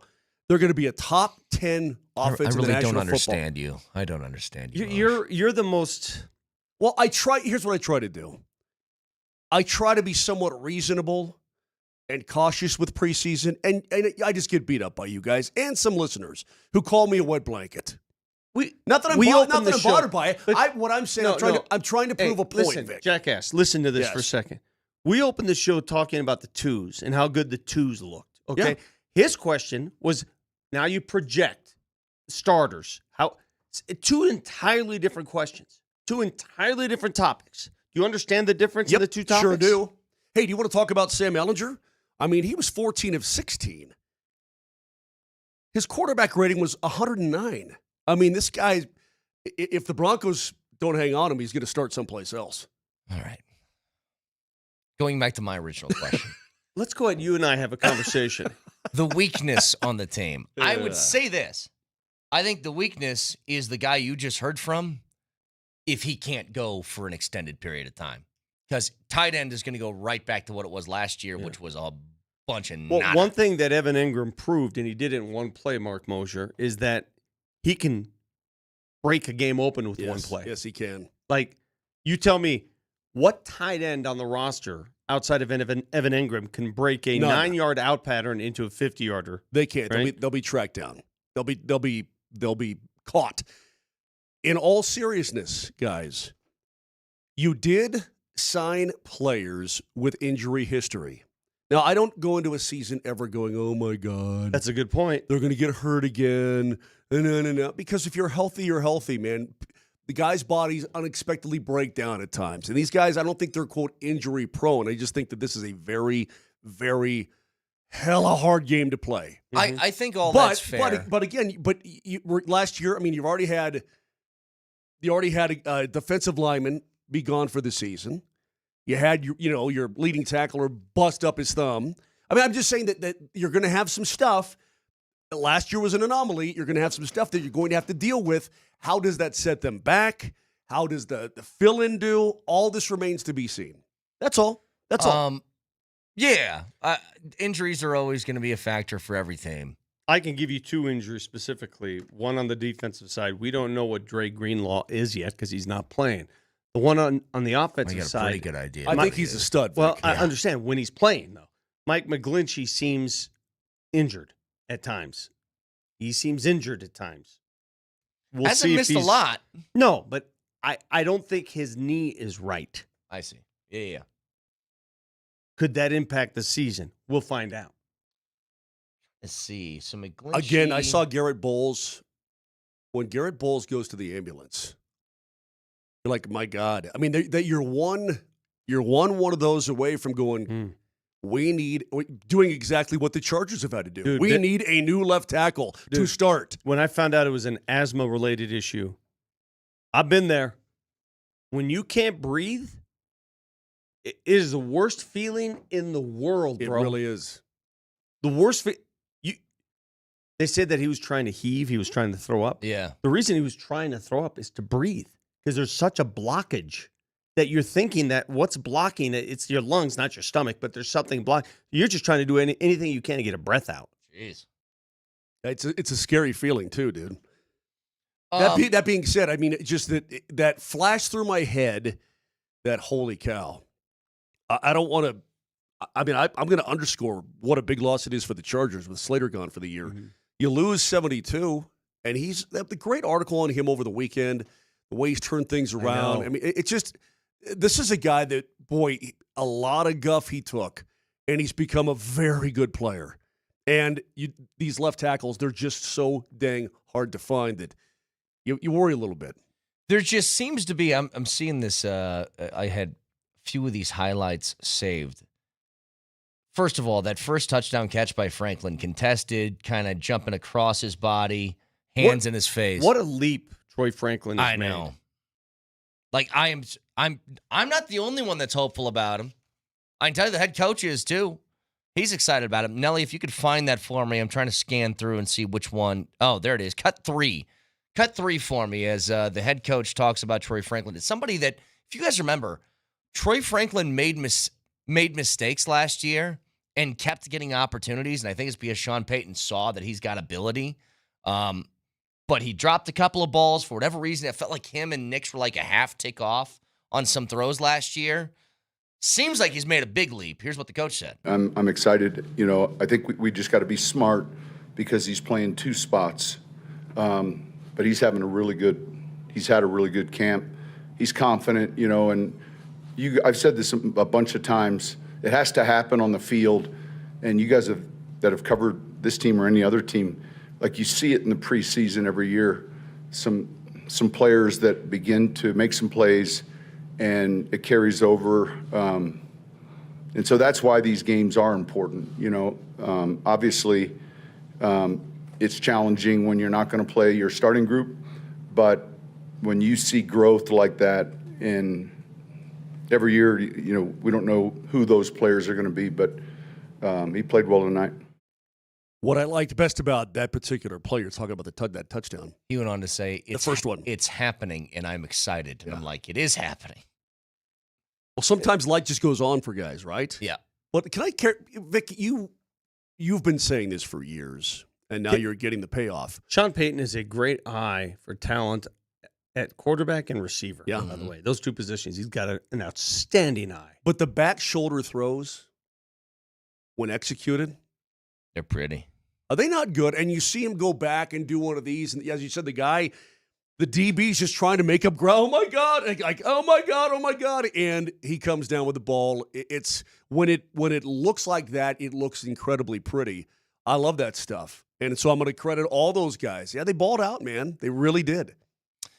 Vic, you brought up something earlier. Sometimes you get got. Broadcast, got. We've gotten got many times on this show. Well, I don't get got. You've gotten got. I don't get got either. I don't get sure? You got got during training camp, and you said, I'm the guy who usually doesn't get got. It was something, and I don't recall. You're right. You did get got. I got once, but typically, I don't get got. You also said that, what was it, a YouTuber played in the Masters tournament or something? Remember that? As I said, I usually don't get got. God. I gon' get. There's a difference. I gon' get. But anyway, go ahead, Vic. Well, in the broadcast, if you watch the 9 News broadcast, they had a quote sheet from a podcast where Micah Parsons said he wanted to play for the Broncos because they're a Super Bowl contender. Well, it was all made up. Some dude made it up, put it out there. And Ryan apologized. He's a champion. He doesn't have to apologize for anything. I always wonder, why do people do this? For that. What? For what? To say they got somebody. That's why. I don't get it either. It's nothing I would ever want to do. But what you gonna put that on your resume? What? I mean, do you go back to work? Do you ask for more money at work? Vic has a bit of a point here. No, hold on. What do you gain from that? What's the gain? A cheap giggle? There's a lot of different pranks you can pull. We're pranksters, right? We prank each other all the time. But informational pranking like that is stupid. I agree. I guess my thought is... I hate that I have to comb through like 5 different clicks to verify if something's actually real. What's the gain here? Like, how many times did you guys do this when the Luka trade went down? How many times did you click on the Shams Twitter profile? Of course. Just to be like, this isn't Sean's. This isn't anything. This is real. Sharns. Somebody writes here, it shows that professional journalists can't do their jobs. Well, let me tell you something, brother. It's not a live broadcast. He's doing stuff on the fly. Let me tell you something, brother. The internet is so massive, right? It's the amount of information that exists in the world today. So many different sources. So it's such a vast ocean of information. I totally understand verifying reports. I totally understand. I understand that. Sometimes things shake loose. Yeah. But the whole prospect of me sitting down and saying, watch this, I'm going to get him. Go on now, get out of here. I don't get it. Why? I like this. Texture says, Vic, it's the digital version of graffiti. I've never understood graffiti either. Yeah, painting up like the side of an abandoned building or a train or something. I don't get it. Or an overpass. I don't understand that doesn't really hurt anybody, but it looks awful. I mean, if it's your building. You want to see graffiti, go to Naples. Yeah. Oh, my God. Moser. Yeah. Those and Italians? there's some guy in France with Moser, M-O-S-E. All over, like, Moser. I'm like, you're giving me a bad name, bro. Mm-hmm. I don't know what to tell you. No, but I just think to myself, and I don't want to think too deep into it. It seems silly. But what's missing inside a person that when they get, oh, he got him, he got him. I mean, does that fill some sort of missing little thing, like right here by your pancreas or something? I don't know. Could. I never understood it either because, I mean, I don't mind playing a prank. And clearly, I've had pranks played on me. I don't mind it. But this, I don't know. I would never think to do something like that. I don't know. That's just me. Happens to everybody. Even me, very, very rarely. Because I don't get got. I go get. Yeah, go on. Yeah. Hey, Dylan Gabriel made a comment before his first start with the Browns. Was this a shot at Shedeur or not? We'll get to it next.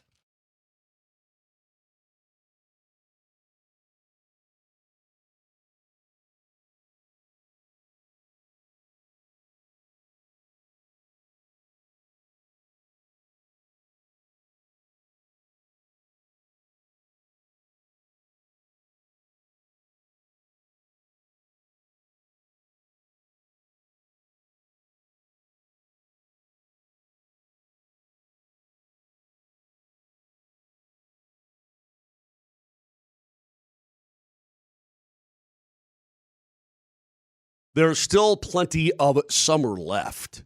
All about having fun, right? You can hit that gym a little bit, fire up the grill, spend days in the sun. But if you're dragging right now, tired, foggy, or off your game, maybe low testosterone is the reason. You've heard me talk about it for some time. I had it. I went to the Rocky Mountain Men's Clinic, and I got squared away in a big-time way. So do yourself a favor and do the same kind of thing because low testosterone can cause a host of problems, including low sex drive and bad sleep patterns and all that kind of thing.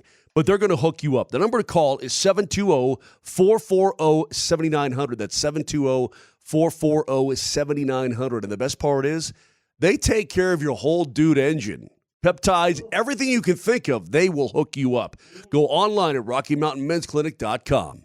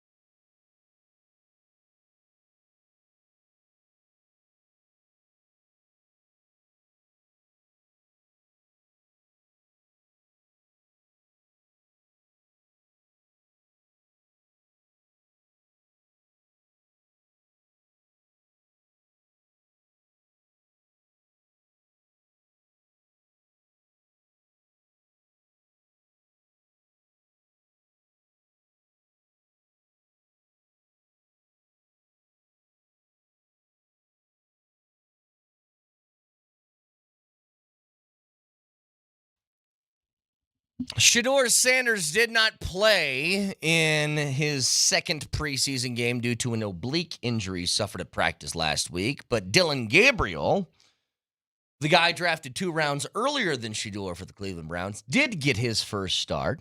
Played okay, threw a pick, no touchdowns, 140 yards, was fine. In the middle of the game, they're doing the in-game interviews that teams not named the Broncos get to do a lot of times during the preseason. And Dillon Gabriel was having a conversation with this sideline reporter. And he said this. It's just part of it. You know, there's entertainers and there's competitors. And I totally understand that. And my job is to compete. And that's what I'm focused on doing. Now, a lot of people heard that and thought he was talking about Shedeur. Now, I think that is people making their own assumptions based on their own thoughts and feelings. I did not hear that and think he's talking about his teammate because Dillon Gabriel, first of all, doesn't strike me as somebody who's going to take a shot at someone who's in his own room. You could make that assumption. It would be easy to make that assumption, but it would also be a false assumption. Yeah. Now, he did say after the game, Vic, that he was talking about how the media are entertainers, and I was like, I don't know if that quite adds up either, but it sounds a lot like Dan Lanning, because Dan Lanning says this stuff all the time. He was obviously his coach at Oregon. Yeah. I think was Bo Nix the quarterback at the time when they played against CU, and he goes, yes, they're out there for clicks, and yes, we're out there for yes, reps or whatever he said? Yes. Listen, I think it's just taking a page out of that. I mean, come on, let's not get – he's not taking a shot at Shedeur. They're teammates. They see each other every day. He's not going to go on television and rip one of his own. That's not the case. It may come off that way, but it wasn't the case. We all know this. Those trying to make it the case, you're naive, and you don't have the mental acumen to figure it out. I'd agree. The end. You think it was a shot, Moj? I don't think so.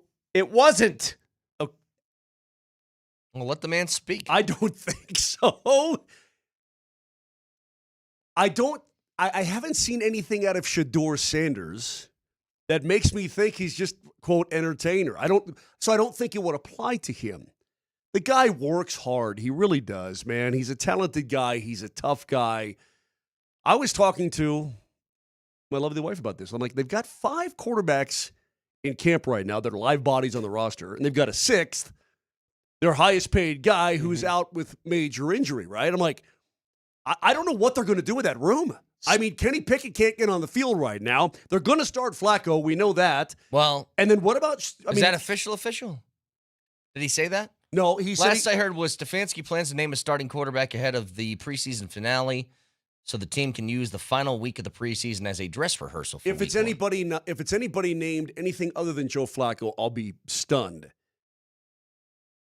I would be too. Because, look, even 40-year-old Joe Flacco, I think, is better than Kenny Pickett. And are you going to throw one of the rookies in there to be your starting quarterback? I don't think that's the case at all. Why is Kenny Pickett there? I don't know. Just see if he has anything out of those Pickett hands still left. That's why. Speaking of quarterback pretzels, what about the one in New York, Gotham? Who is your guy? Is it Russell Wilson? Is it? Hold on.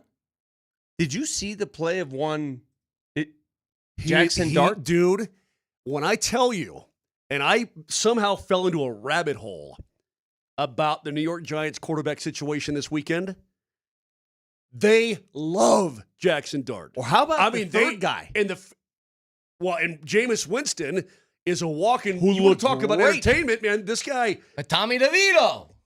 Cutlass can get bent. Brett, you've always said, you and I have had wonderful conversations about one Jameis Winston. He's probably my favorite quarterback of all time. He has the ability to throw 5 touchdowns, no problem. He's got tremendous ability. He's also got the ability to throw 5 picks. And sometimes he has the ability to do both in the same game. That is correct. And you're like, oh my God, what are we doing here? But what did he just say? A couple years ago, he's like, I just got to stop. And the Lord has to deliver me from pick sixes, right? Yeah. That was after the Broncos game, Monday Night Football last year. Yeah, that was PS2. Is that what it was? Okay. The good Lord just has to deliver me from pick sixes. Look, Russell Wilson's the starter, but for how long? I don't know which guy we'll see under center when these two teams hook up. Was it week 4? You called it a pretzel. Day 1 of training camp, they said Russell Wilson's the starting quarterback. Day 1. But Is he really? They love Jackson Dart. Well, he's going to start the season. They love him there. The fans love him there. The fans feel like they got a future. They got a head coach who's on the fence right now. That head coach is fighting for his job. So Brian Daboll's got to win. This is what I don't get. What's the benefit of saying day 1 that Russell Wilson's your starter? Here's a benefit. When he signed the contract, he said, I'm the starter. I'm not signing a contract, and I got to be told I'm the starter. That's exactly why he's been named the starter. I would have told Russell Wilson you have no room to demand anything from anybody right now. Well, I'm just telling you that's how it goes down. And at the same time, all right, so you get to play 2 snaps, and then you had 2 bad throws, in come Jackson Dart. Right, yeah. But you get it out of the way early so this doesn't linger over your team all training camp long. If I was the New York, I don't know why I'm talking about the Giants, just the quarterback situation. You can't coach thinking that your job is on the line. I know they've changed things up. They've changed things up a little bit for Dart. Daboll's done a good job with him so far. They, as I said, they love him there. But you just got to give these guys the reins and say, go play football. And don't worry about your gig. You're going to be our coach, so on. Get these players playing the best they possibly can. Like, I'm just praying for the Lord to deliver me from pick sixes. There's one thing I do know. I love that quote. Do you know what really smart football franchises do? They have a head coach and GM that they're pretty sure they're going to fire, but they don't. And then they say, you guys draft a quarterback in the first round next year because this is going to work perfectly. You know, it's kind of like when you and your girlfriend are about to break up and you say, you know what could fix this? If we have a baby together. But you know what? Sometimes a young quarterback, a rookie quarterback, is a security blanket for the head coach because you're going to have growing pains, and I think the fan base understands it. So there's a little more of a leash offered to the head coach. I don't think he's going to have much There's no leash with Russell Wilson. There's no leash. I don't think there's You any understand leash the difference? Anywhere. So if you play Jackson Dart, you're a Giants fan. Jackson Dart and Russell Wilson are both out there. Let's say that, pick a game. They end up with the same numbers. Yep. You look at it differently when it's rookie numbers versus veteran numbers. Yeah. And that's the leash I'm referring to. I You don't see think hope and promise versus, this guy can't play. I don't think it saves their job, though, if the Giants are bad. No way. That's why I just don't understand why they didn't just cut him or fire them last year. It makes no sense. By the way, speaking of in-game interviews, so the Vikings get to do something where they put a bug in the ear of Kevin O'Connell, who is obviously the head coach, but he's calling the plays during the preseason game. He calls a play that he really likes. He thinks it's going to work. Pete, excited about this year's team and excited about this play call, fellas. What do we got? With What do we have? a fast motion. Oh, no. Brosmer, flag, play action, right, Price, coming back. What happened? It's funny watching with the video because it shows what's happening during the play. And here's what happens. Some guy goes in motion. And I think that it's one of two things. I think what happened was guy went in motion before everybody was set, which is an immediate penalty. Yeah. And he knew it the second that guy took off. So he drops an OF on the broadcast. Wish, Sean McVay does that with the Rams broadcast team. Our altitude crew broadcasts the Rams preseason games, and they mic him up. It's fantastic. I wish Sean Payton would allow that. He'd be the last guy to let that happen. I wish you could delve into what's going on down there. Is there a coach in the league right now that would be less willing to do that than Sean Payton? Less willing? Less willing. Less willing. Like, let's think. It would have been Belichick, I think, but Belichick. I bet Pete Carroll would allow it. I bet he would. Well, they haven't for a reason. Otherwise, they'd be doing it. Maybe they have. Vrabel might be very anti that. He seems very business, no nonsense. It's the preseason, man. It's just, come on. Come on. No. Let me see if I can just find a name where you're like, nope, that would never happen. Todd Bowles strikes me. I don't know anything about DeMeco Ryans. Todd Bowles and maybe... I'm not sure if Kyle Shanahan would allow it. Yeah, maybe not. Well, Todd Bowles would just be boring. Mm-hmm. All right, we're going to call a play now. Mm-hmm. He does just sound like Southern down home talking to a guy on his front porch sort of feel. Would Mike Tomlin allow it? No. I didn't think so either. Yeah. Yeah, Tomlin's a good one. I think that's it. That's the list. Hell, well, if you want to hear coaches calling plays, you guys might want to tune in this Friday night. Altitude is carrying the Valor Pine Creek football game. Is that a conflict of interest? For whom? Well, Mike Sanford's the coach. Mike Sanford will be mic'd up during the broadcast. What? Oh, that's cool. Right, you're going to hear him call plays, talk to teammates or team, talk to coaching mates, talk to the broadcasters, bodily functions. Who's doing it play-by-play? doesn't matter. Who's doing the play-by-play? Nate Kreckman. is. But they're going to be they're way down in Colorado Springs. Yeah, they're playing down Sea Sea Springs. Yeah. That's going to be a cool broadcast. I mean, you're going to hear Mike and I asked him the other day, I said, dude, are you okay with your play call going out to the public like that? He goes, What, is that a yes or a no? He doesn't care. He doesn't think it's a big deal. So it was, nah. Okay. I'm trying to think, too. I've talked to Coach a million times in my life. Does he have an unpredictably foul mouth? We're going to find out. Do we have a bleeper? Do we have a bleep machine? Got a dump button? By the way, just quickly here, speaking of audio, I got another. You guys got to hear this. Oh, this is amazing. So the Nuggets make a couple more moves within their coaching staff. They add over the weekend, it's Moser, right? Spelled like Moj, Mike Moser, and Chase Buford to their coaching staff. Are you talking about Chase Buford, the former Arizona basketball player? He played at Kansas. Okay, I'm thinking of somebody else. Rodney? Chase Buford is a former Kansas basketball player back in about 2010. He is then coached in a multitude of different places. He was an assistant for the Jayhawks last year under Bill Self. Okay. But he coached in the G League for a few years, including with the Wisconsin Herd. And they had a game against the Grand Rapids Gold in which they lost. After that game, found this courtesy of DNVR Nuggets, he said this in his post-game interview. The officiating definitely went right for Grand Rapids. That was as unprofessional as a officiating performance. And I hope you tweet this out and tag the league because that was embarrassing. Matt Rafferty is a That being said, we have to be so much better at the end of games. We can't blow a 21-point lead with 12 minutes to go. However bad and biased and unfair and illegal and cheating the referees are, we have to be better closing games. And that's amazing. That's the way I feel. I love this guy. That is fantastic. Welcome to the Nuggets. I love this guy. You're officially my favorite coach of all time. Matt Rafferty is a bleeping clown. I mean, regardless of that, we got to be better at the end of the games, no matter how much they cheat and steal and lie and are evil. And can I hear that again, please? I love this piece of audio so much. The officiating definitely went right for Grand Rapids. That was as unprofessional as a officiating performance. And I hope you tweet this out and tag the league because that was embarrassing. Matt Rafferty is a That being said, we have to be so much better at the end of games. We can't blow a 21-point lead with 12 minutes to go. However bad and biased and unfair and illegal and cheating the referees are, we have to be better closing games. And so that's the way I feel.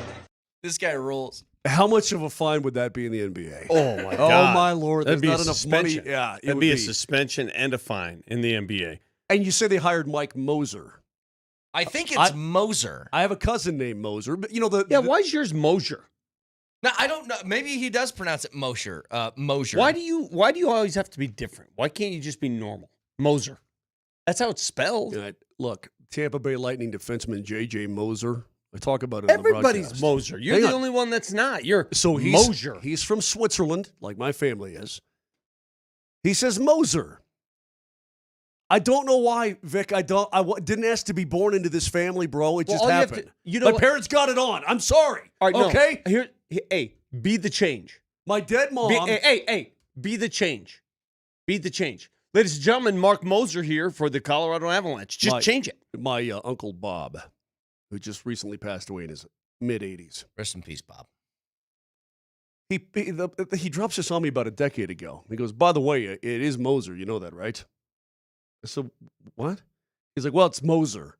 Well, then I'm like, well, why have we been doing this Moser thing for it's friggin' 100 years? What are we doing? Nelly. It's stupid. Nelly. I don't know. It's Moser, Nelly. Lombardi, and Kane. Nelly, make sure you send it to our voice guy. Alert Shockey, alert KSC, alert Avalanche, every Avalanche fan. From now on, it's Mark Moser. That's what we're doing. I will make it happen. He won't do it. You can write this down. I will. Hell, record this. Mark Moser. One last thing, just real quick. You guys notice Michael Porter Jr. is talking a lot lately. Like he's into it. A lot. Yeah. He's getting it off his chest here. Was he like kind of held back by Nuggets people from doing a lot of this stuff, and now he's in Brooklyn, they don't care, or what? Well, I could tell you who didn't like to talk while he was here was Nikola Jokic. And so maybe he's sort of... Well, remember, Jokic went for like an hour on his podcast. I know, but maybe he's like, hey, I don't have to worry about the big fella giving me the evil eye. I just saw this video over the weekend where Porter's like, yeah, I play Andrew Tate videos around new women to see how they react. I'm like, oh my God. Wait, excuse me? Yeah. You what? Wait, first of all, who's that?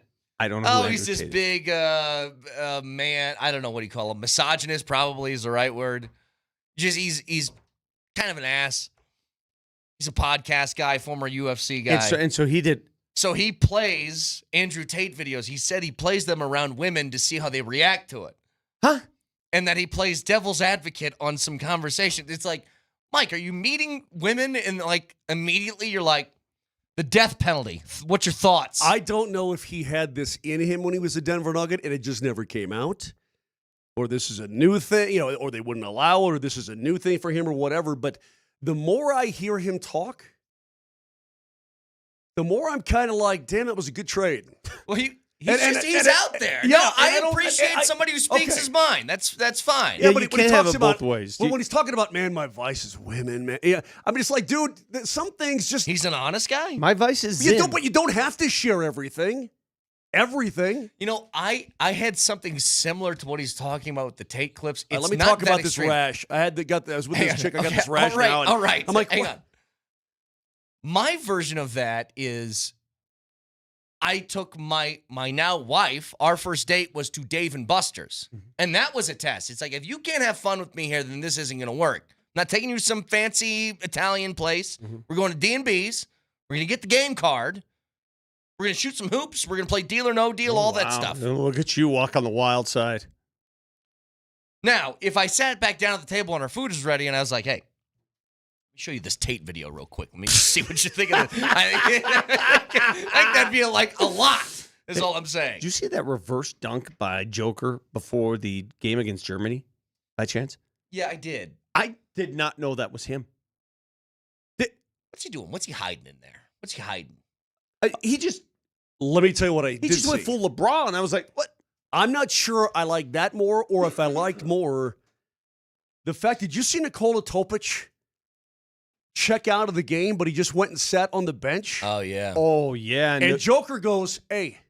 You dap everybody. He goes, you dap basically everybody. Get your butt up and you go high-five your teammates right now. And kid did not hesitate. He snapped to attention. Yes, that kid did not hesitate. I love Joker being more bossy. Yeah, I like it. I love it. I love that, Mark Moser. 504-0925. We got to get this guy on the show, man. We got to. Me and the new Nuggets coach have to hash it out. Now I've got a cousin, Mike Moser, but we're not doing Moser. It's Moser. We got to hash it out sometime. More Moser, Lombardi, and Kane next.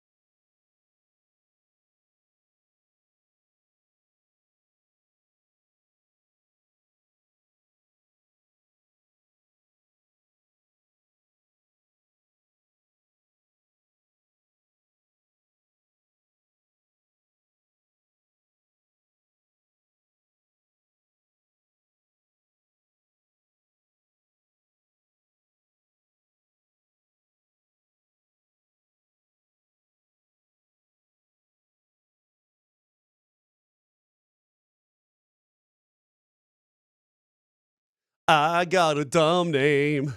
Really dumb name. Yeah. Yeah. Get it, Beyonce. It's a great song. It really is a great song. Great song. I have a question. I don't know the other name of the child in Destiny's Child. I know Beyonce and Kelly Rowland. I don't know the other one. Answered. Moving on. My other question is this. We'll get back to the Broncos here momentarily and what we saw in preseason game number 2. Saw a lot. But here's a simple question. I spent the better part of 48 hours Friday and Saturday working as a pack mule to move my daughter back into her apartment for college, year 2. I want to know from the fathers out there, fathers of daughters, why it's so much more difficult to move a daughter in as opposed to a son. Because I moved my son into college several times, back and forth. And here's how it went. Here's your stuff. We'll see you in 9 months. Just throw stuff down there, and lo and behold, next time you go visit them, stuff's still in the corner. But with the daughter, all right, here's your stuff. All right, can you put that up, that up, that? Oh, no, that's not good. Can you redo that? Oh my God, put that frame up a little higher. That No. Can you go to container store? I need these containers. Oh, those aren't the right containers. Now I need the stuff for under my bed. Can you build me a dresser? I'll put the Do you understand what I did for 48 hours straight? Do you understand the role I played that I'm incapable of playing for 48 hours straight? A father? Yeah. I played the role of father, which I didn't have to do with my son. With my son, it is different. You just say, here you go. See you in a bit. Yeah, the son is just kind of like forge for yourself. There you go. My beautiful baby boy. I lived for 3, I'm not kidding, to bring up Grand Rapids again, Moj. Because I had no money, I used the cheapest moving service I could to go from Nebraska to Grand Rapids. Surprise, surprise, they were 3 weeks late with my stuff. Shocker. I went to Walmart, and with what money I did have left, bought a lawn chair and a sleeping bag, and lived that way for 3 weeks. The other thing I want to That's all I needed. It was fine. I had a place to sit, I had a place to lay down, I had a TV, and I had paper plates. We were good. Here's the other thing that we were different, I guess. Maybe it's cultural. Let me raise this question too. And you tell me. So when my parents came out, when I went to Notre Dame, they came out, they drove with me just to help me move my stuff. But I was in an apartment my first year because I transferred in. And my mom, my dad, and my grandpa who came out, we all slept they just slept on the floor. Mm-hmm. Why doesn't that happen? Why do I have to go to hotels? Why can't I just sleep on the floor while I'm there? I would agree. I think you should. What's the big deal? I think you should sleep on the floor. What's the big deal? I think trying to kick them out's rude. Yeah, I'm trying to think of the last time deal? I slept on a floor. It's been a long time. What's the At big least deal? on purpose. What's the no? It's not. No, it's not sleeping on the floor. It's like, no, you can't be there. It's not proper. Why? I'd say kick rocks. I'd just plant myself down. What? Kick me out. What's the big deal? I'm paying for it. Yeah. Why? Lastly. Can you make this quick? Yes.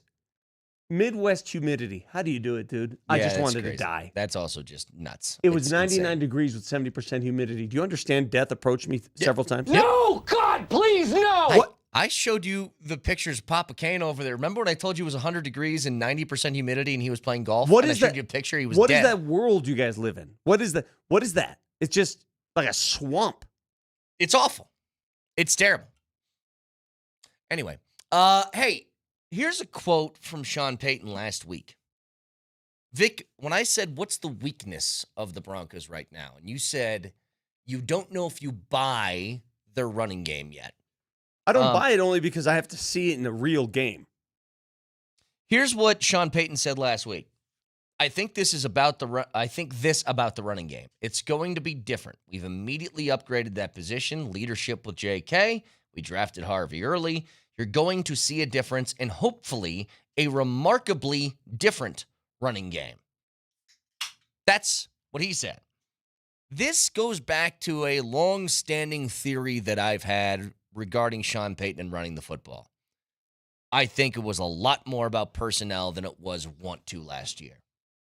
And I will acknowledge for the people who disagree with that he still should have ran the ball more, even if he didn't trust his guys.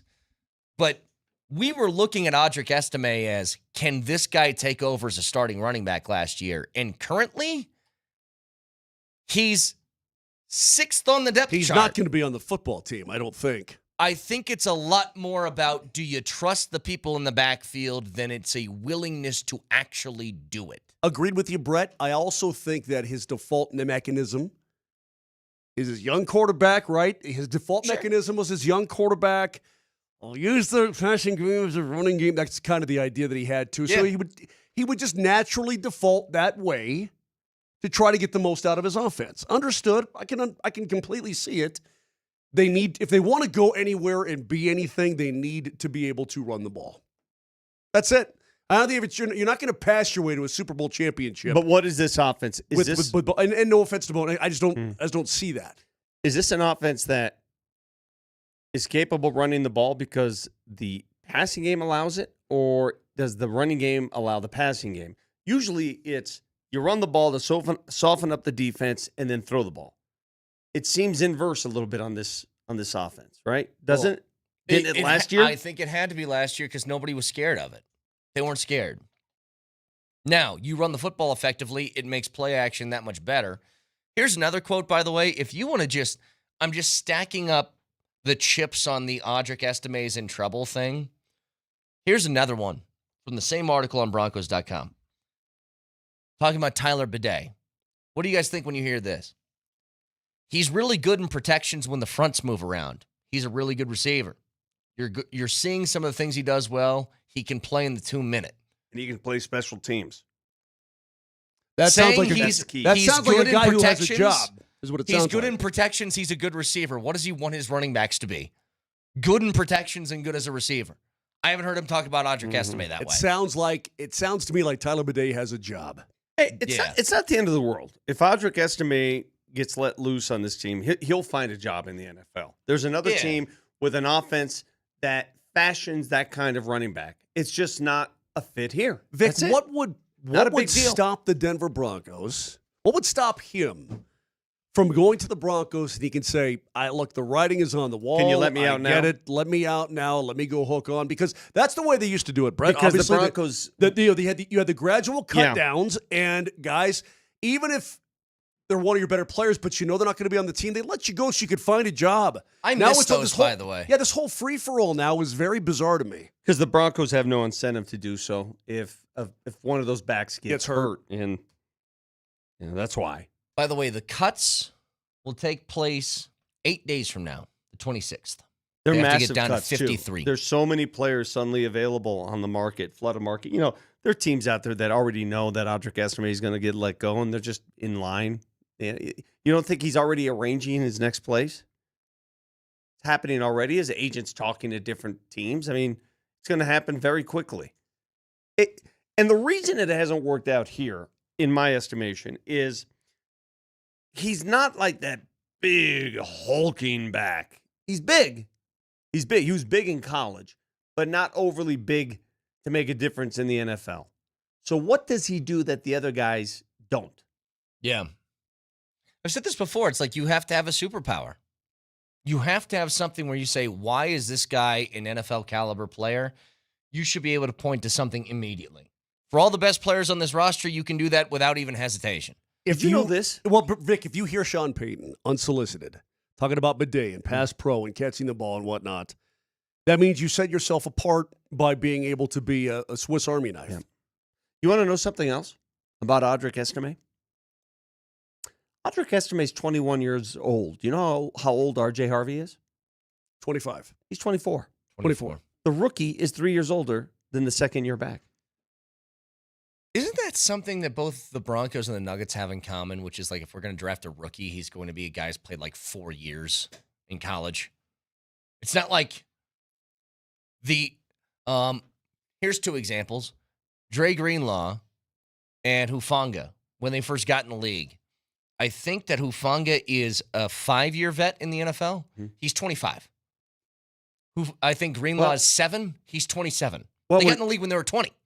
Well, when the Broncos draft a quarterback in Bo Nix, who's almost as old as the quarterback's coach, that pretty much tells the story. Yeah. You know, that's how they prefer it. That's how they like it. Hey, McLaughlin's making this team just based on one run. All you had to see is that one run down the right side, right? He's also just very clearly better than I think everybody else that's battling with him. Like the Bidets and the Watsons and the Estimates. I think he's just better. Heck, I think that one run he had down the right sideline was longer than any run he had last season. Well, it was. I get a feeling we're going to be having a lot of those moments this year offensively that, hey, that pass play, I mean, they didn't have more than 2 of those kind of pass plays all of last year, and then this will be like week 4 or 5, right? It's going to flourish more. It's going to open up more. We'll be having all those. That's a long. They haven't had a 100-yard rusher for that kind of thing, and they're going to have that stuff. 303-504-0925. Got a question when we come back. You guys been out of camp plenty? Watched now 2 preseason games? Who's the guy on this roster you know is not going to make the team? We just talked about but you wish did.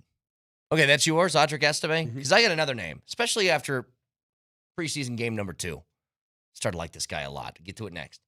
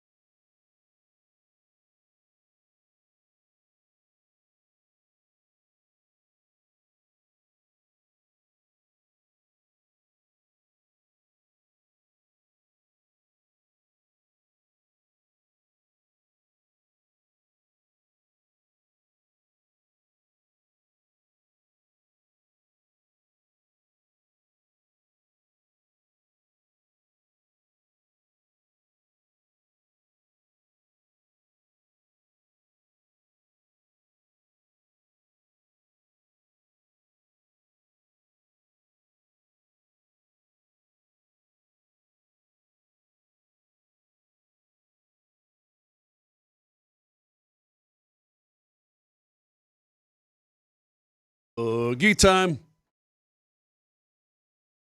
Boogie time. Hit it, Boogie. Phillip.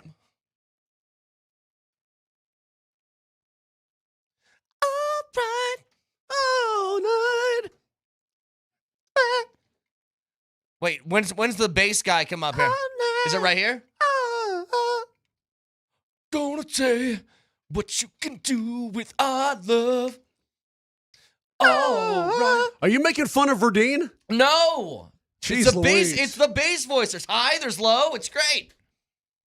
Well, I thought you meant the bass player. He doesn't really sing any lead at all. But Verdine White is one of the greatest bass players of all time. Yeah. I mean, brilliant, which is why it was a bummer that when Earth played over the Fiddlers, he didn't play that show.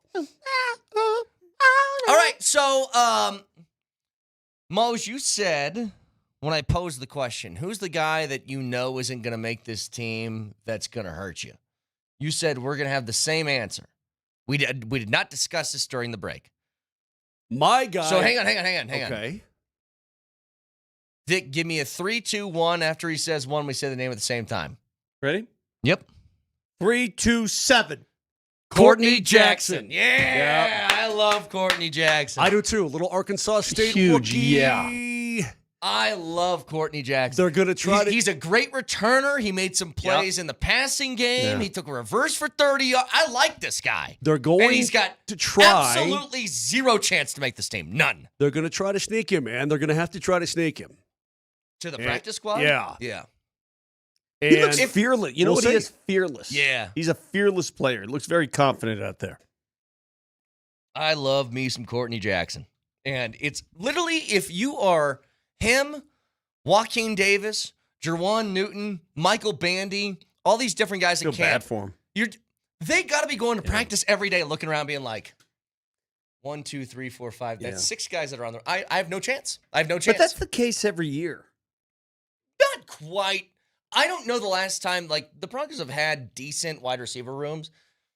I don't know the last time that it's been like, no chance anybody makes the team. Remember, Brandon Johnson was an undrafted rookie free agent that made the team. All right, give me your receivers right now. Ready? Oh, that's easy. All right, let's go. It's super Cortland? easy. All right, hold on. Well, let's go with the guys who are all going to be starting. Here, Cortland, Okay. Mims, Vele, Franklin, Vele, Bryant, Sherfield. Done. That's it. That's a list. That's it. Nobody else. No 6 more room. guys. No more room. Yep. That's actually probably one more than you typically would want to carry. I mean, Newton, Bandy, Jackson, all these guys are going to be the outside looking in. All right, give me your running backs. Joaquin Davis. By the way, Joaquin Davis on the outside looking in. Running backs, easy. RJ, JK, Jaleel, and Bidet. If you want to carry a fourth, it's Bidet. I would put an asterisk next to that. At some point, these numbers, they're not going to jive. I don't think Agreed. Then Sam Ehlinger's not going to make the final roster. No. They're going to try and stash him practice squad. I think Peyton likes him. That's fine, but you can't keep all these backs, all these receivers. And remember, in addition to these backs, you have a fullback you're keeping.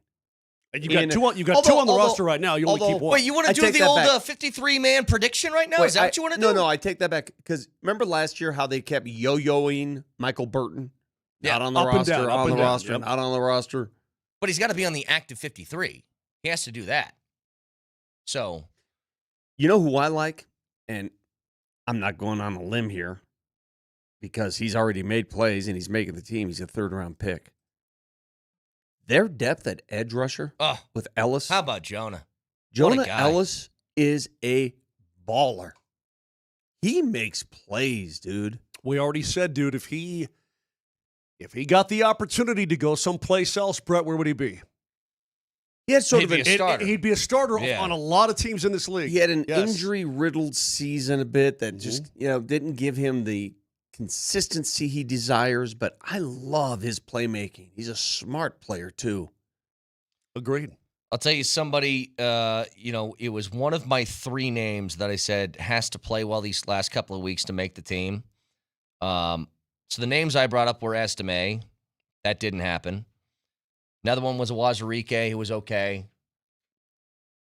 The other one was Damari Mathis. And if you guys remember, the got beat pretty only good. touchdown that the Cardinals scored was he tried to jump a route. But I don't know if the safety sort of takes part in the blame, too. The safety sort of cheated to his right and got beat. Jacoby Brissett looked him off a little bit. He did, but if you look here, hang on, I'll go back. Yeah, I know the play you're referring to. He gets beat on a I double get it, move. but look at that safety. Look at the safety in the playing the center field. No, I guy. understand.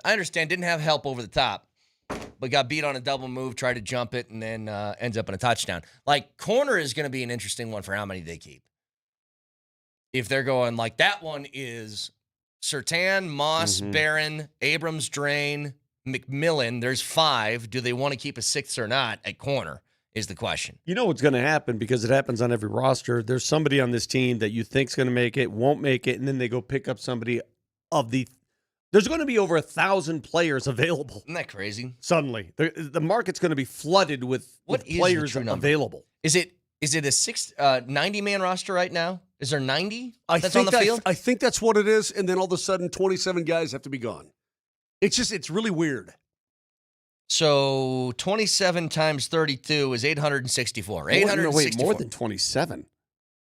More than 27. How many guys are in camp right now? No, 30. What is that, 37? Oh, I'm sorry. Yeah, 37. 37. Good Lord. Yeah, there's going to be over 1,000 people available. 1,184 players are going to be available at the same time in 8 days. Insane. That's nuts. Crazy. And that's what they're preparing for. That's what, director of pro personnel. That's what they're doing. They're preparing for guys on other rosters. So, like, every team in the league is watching Broncos preseason games, and those that are hungry for running backs, they're waiting for Audric Estime. Mm-hmm. What are the Broncos hungry for? What are they waiting for? What other rosters are they going through right now, hoping this guy shakes loose? Yeah, but if we're saying, well, you know what, I don't really see any weaknesses here, and they better be a pretty dang good team. Then. Otherwise, we're all going to be stupid. Would you be surprised if they ended up with another linebacker? No, because they seem a little thin there. I mean, the Sanders injury, a little thin. Do you guys think that there's going to be a surprise cut? Because I'm looking through this. The guys who are veterans on this roster, I don't see really any of them getting cut, to be honest with you. I don't see. I mean, Burton's got 11 years. I don't know if he's going to make the roster or not. I would assume he would, but I wouldn't be surprised if he didn't. You know what I mean? Yeah. I'm looking more like, is there like Troutman, if he got let go, would that surprise me? Yeah, I think that one would. But there's not really a Justin Simmons getting released that's out there. You know what I mean? Like, agreed. I don't think one of those is in the cards this year. And that's part of the reason why that roster turnover was, 85% or something from year over year? Again, praise the Broncos for what they've been able to do to acquire and cultivate depth. Because that's one thing I noticed in games 1 and 2 against the Niners and the Cardinals. And I get it. The Niners didn't play their starters. Cardinals didn't play their starters. But guess what? The Broncos' 2s were better than their respective 2s. And so were their 3s.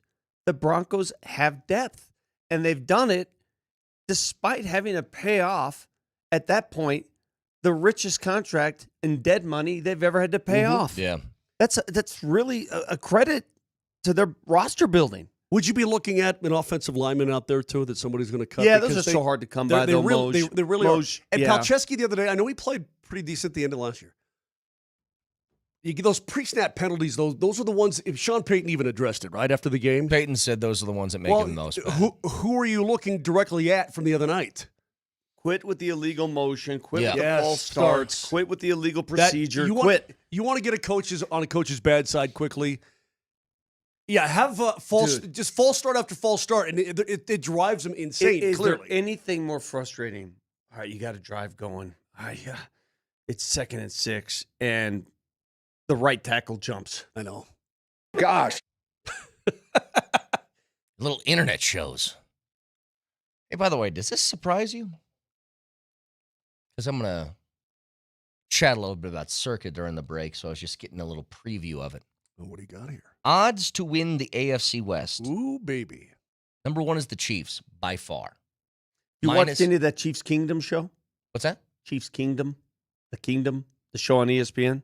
What? No, I don't. You haven't seen any of that? What are you talking about? No idea. You guys are clueless. You're making it up. I'm dealing with 2 mutes. Sounds like you're making something up. I got 2 mutes. Guys, I'm sorry. For all the sports fans out there who devour sports television like I do, I apologize on behalf of the two mutes who don't know that the world has sports programming. They just don't know. Oh, it just Coach Bednar, what'd you say again? What'd you say, Beds? Go on. I forget what he said. Couldn't care less. Yeah, there you go. The Chiefs. I really don't give a What was his opening press conference, by the way? He was announced to head coach, and J.J. Redick said that. So they're by far the favorite at what? Minus 135. Okay. But it makes sense. They've won this thing. Is it 8 or 9 years? Why do I keep forgetting? Is it 8 or 9 years that they've won the AFC West? I think they're going for 10, so I think it's 9 straight. Second place in the AFC West is who? Your Denver Broncos. What do you think, Vic? I'll say the Broncos. Slightly. The Denver Broncos in second place, plus 315. The Chargers, plus 363. Don't count. I'm counting. Hey, Just wondering, is that a surprising... So what are you doing, a victory lap? Where's the over, where's the silver and black? odds? Where's the silver and black? What do you mean? There's no victory lap. Are you surprised that they're over the Chargers? That's all I'm asking. The Raiders. How are they? Are they on this list? The Raiders would be... They have no chance. They have no chance to win the division. By process of elimination, they would be last. See, hang on. They have this stacked up, though, by division, and then they're just not there. I don't understand. What if every starter on 3 other teams inside the AFC West? I don't see them. Hey, do you notice... Suffered torn ACLs in week 1. Could the Raiders win the division? Do you notice on this show today, look straight ahead, on this show today, we're representing 4 of the 5 major pro sports teams. I got a Rockies hat. Nellie's got a Broncos hat. Brett's got a sweet Nuggets cap. And Moser's got his nasty, thinning, brittle hair with no Avs cap to represent the 4th franchise. It's an embarrassment. I also am wearing Legend Sports Bar, A-Town, Aurora. It's embarrassing, Moser. We're representing my guy Steve hats, and you show up with that, whatever the hell that wisp of hair that is on your head, that remaining wisp that will soon part. Is that one of those, like, when a guy combs his hair over and then a gust of wind comes and it goes all the way on the other side of his head? Thin and nasty. All that what's dry going on up. there It's with all you? dry. Look how dry it is. Looks like it could break as soon as you touch it. Touch it with a comb, it breaks. Moser's hair's odds. Look how flowy. Just- Look at this flow. Look at that.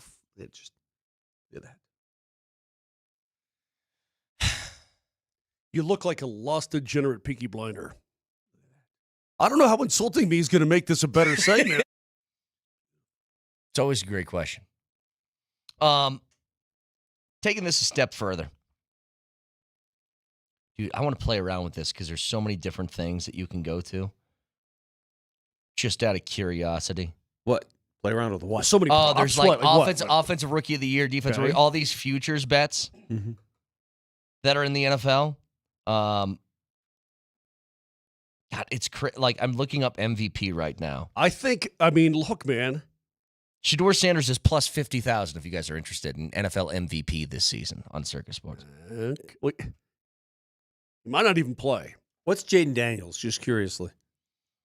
Jaden is plus 1,500. Okay. The favorites, Lamar at plus 430, then Mahomes at plus 550, then Burrow plus 575, and then Josh Allen. Then there's a big gap between everybody else after that. Hey, man, Bo Nix, by the way, plus 5,800. Hey, Rapids, give me your Rapids hat. I'll wear a Rapids hat on the air, too. Okay. I'd do it, too. Congrats to the Rapids, dude. They've see the last couple games? Raps? Yeah, Marcelo Balboa night. And they played Jelly. 303-504-0925. Champ Mazda text line. So, again... hey, Brett. Again, I don't. This is not wet blanket stuff. You know, Geno Smith can play. Okay. Ashton Genty, I know he can't keep quote running over guys, but he looked impressive to me. I might be wrong in this. I have no fear. I have no fear. Don't ever of the take Raiders. anything for granted against those guys. Well, you know what? Even when they stink, they still beat you. They didn't last year. Not last year, but they have. Just, chill out a little bit. I'm not a huge Geno guy. I'm really not. I'm not a huge Geno guy either, but the guy balls. Does he? I think he's he fine. does. He's fine. He's fine. What is balling to you? He's fine. He's fine. The Raiders are just, and look, they should be off your radar. If you think the Broncos are good, then they shouldn't be a concern, okay?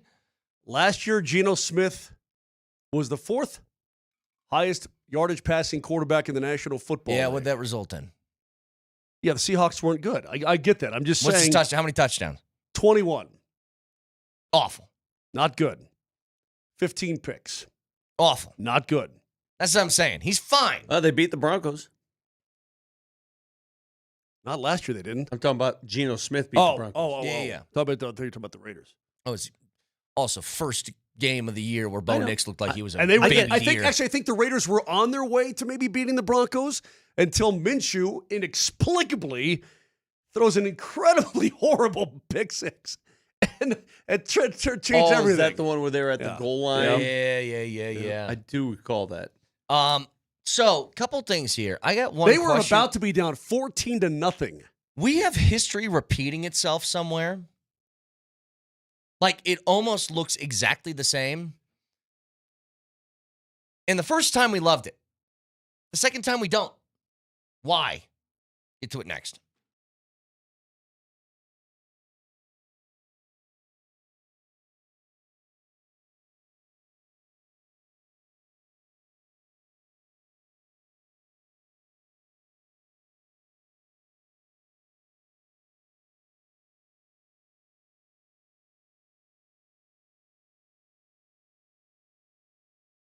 Oh my goodness. We are so close to the beginning of the NFL season, and Circa Sports has the greatest odds that you could imagine. Plus 315 if you want the Broncos to win the AFC West. Bo Nix plus 5,800 to win MVP. You want to know what the real steal is that I've been looking at? Defensive Player of the Year on Circa Sportsbooks. You have names like Aiden Hutchinson plus 750, Myles Garrett plus 850. The guy who just won last year, PS2, plus 5,500. It's amazing odds for a guy who's trying to go back-to-back. You can find that and so much more on the Circa Sportsbook. Download the app right now or go to circasports.com. And always remember, any gambling problem, call or text 1-800-GAMBLER.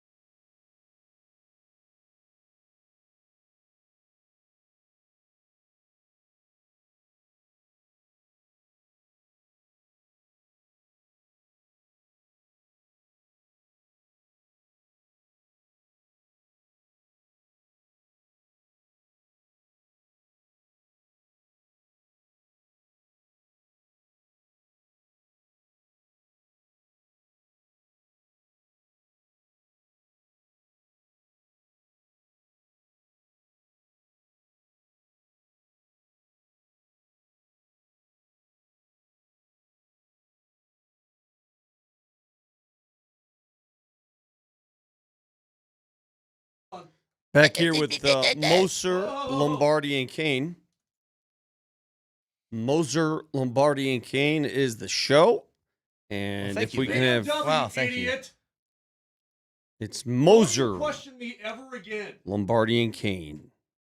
Hey, you guys remember there was a run of dominance in an individual sport that we adored, we loved, we rooted it on.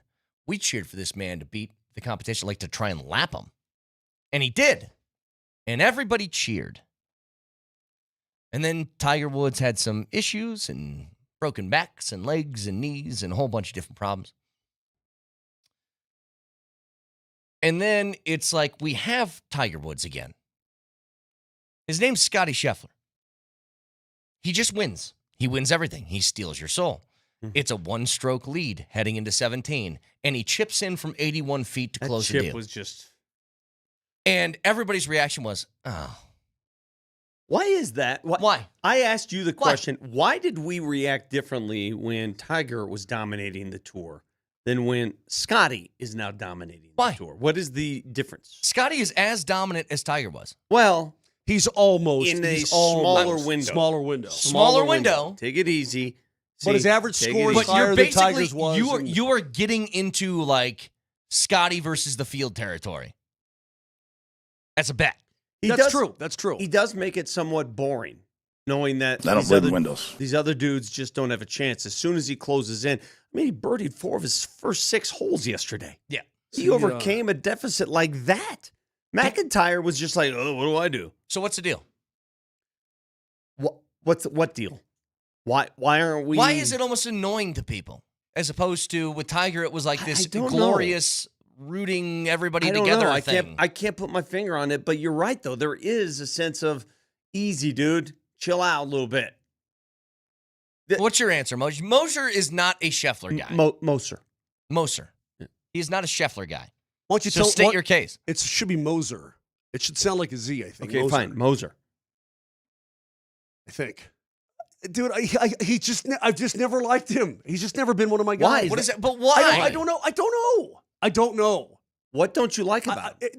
Well, let me ask our listeners. Okay, Listeners, let me put it this listeners, what doesn't he like about Scotty Scheffler? I think that the way he's done it, the way he's come up through the Korn Ferry to the PGA, working his way up, Captain America type of stuff. I don't dislike him like I dislike Patrick Reed. It's a completely different sort of dislike. Is it the lack of personality? I don't know that that's it either. I don't look. He had a nice little cameo in that movie. I thought he was great. Hey, in Happy Gilmore too. The very end when they're gonna have what chicken? What do they have? A chicken? Whatever it is. He's like, I go stay one more night. I thought it was great. Scotty gets the Jokic treatment, kind of boring, and people grow tired easily. That's what the texture says. Jeremiah says because his face looks dumb. Probably because Scotty is super goofy looking, and we get offended when goofy people are good at things. We do. Do we personally? do? I don't. I think that was why a lot of people were so late to the Jokic party. I mean, I think there's something to it. I mean, look at Nelly's face. We like him. He blows a mean horn. We still like him. Scotty's boring. Scotty has no personality. He's boring and fat. I don't think he's fat. He's is not he? fat. He was sweating lights out yesterday, though, in that heat. Did you see his back sweat? A lot of back sweat. Dude, I don't perform well with back sweat. Like, I had some back sweat going in Lawrence with the humidity. I was very conscious about it, self-conscious about back sweat. It's hard to be excited for a guy who doesn't appear like he's excited or gets excited himself. You know, I think maybe there's something to that. When Tiger would chip in, big shot to win the tournament, fist pumps, crowd's into it, and Scotty just kind of went, yeah. What's up? Dude, you know, the thing about Scotty, though, very much like Tiger, he does everything so well. Driver game, iron game, short game. But how does he do it? How does he do it with his feet? I was specifically watching his feet, and I'm like, he's perfected the weird feet thing. I don't know. Don't ask me. My game is so messed up right now, dude. I am so lost. I don't even want to talk about golf. Textures are saying, how can you not like I like Scotty. I like him. But there's a lot of people that are just like, kind of like Moser, like, don't care for him. Well, can I blow your doors? How many doors do you have right now? 3 doors. Okay, I'm going to blow your... I've got a screen door, now, too. Okay. But the screen is broken. I'm going to blow all... I'm a four-door Wrangler. Yeah. What are you going to do to my car here? Blowing all 4 doors off. How many weeks in a row has Scotty Scheffler been ranked number 1 in the official world golf ranking? All right, hold on a second. So 15, number 1? I'll say 185. Ooh, I think that's steep. 147. I'm so proud of you, Brett. It's 150 straight weeks. Woo! But I mean, if Vic, what's your favorite food of all time? Pizza. I was going to say, if I fed you pizza every night for 150 straight weeks, yeah, I'm happy. You'd probably still be happy. Yeah. I would be too. Yeah. But I'm like, let's say you get an unbelievable fillet, right? The best piece of meat I ever had in my life was from now closed John Elway's at Cherry Creek Mall. Okay, 10 best pounds. steak, 10 pounds of it. 10 pounds of it, right to the face. It was the best steak I ever had in my entire life. That particular night was that particular steak, and this is probably 15 years ago. It was the best one I ever had. But if you feed me that every night for 150 straight weeks. Maybe I want to mix in a hot dog. So maybe I want a chicken parm. Maybe I don't know. But why didn't we feel that way with Tiger? Because he just was revolutionizing the entire game. Because he was so different? Yeah. Well, you know what? He just revolutionized the entire game. We hadn't seen anything like him in more than 30 years. I mean, well, I think the reason is this with Tiger. He took an old man's game and made it young. Agreed. That's what he did. Yep. Because he hit the ground running as a 20-year-old. Yeah. 21-year-old. And just, oh my God, look at this kid. He made the game young. He made the game cool. He turned people on to golf that never even thought about playing golf. That's what he did. And that's not what this guy is. Scotty Scheffler's not that. No, he's just really good. By the way, he's not a transformative figure. He's just really good. He's beyond really about good. That. He's not transcendent. Correct. To go along the string of dominance of Scotty Scheffler, can I bring you a stat that I saw earlier today that blew my mind? Tom Brady played for 23 years in the league. 20 with the New England Patriots and then 3 with Tampa. Did you know in his 23-year career, Tom Brady did not take a single snap in which his team was mathematically eliminated from the playoffs? Not once. So, even late in the season, they're still in it? Not a single time. Wow. Did he take a snap in which his team was eliminated from the playoffs? I'm trying to feel if I still have doors or not. That's pretty impressive. I mean, my doors... It's 23 straight years. I mean... They're definitely unhinged, but I don't know if they're off. You ready for more doors? What was that number you gave me about Scotty Scheffler's caddy and the earnings that the caddies made? I don't have it in front of me now, but I saw it yesterday, and I think I have this correct. Fact check me if I'm wrong, Nelly. I don't have it in front. I'm trying to do this from memory.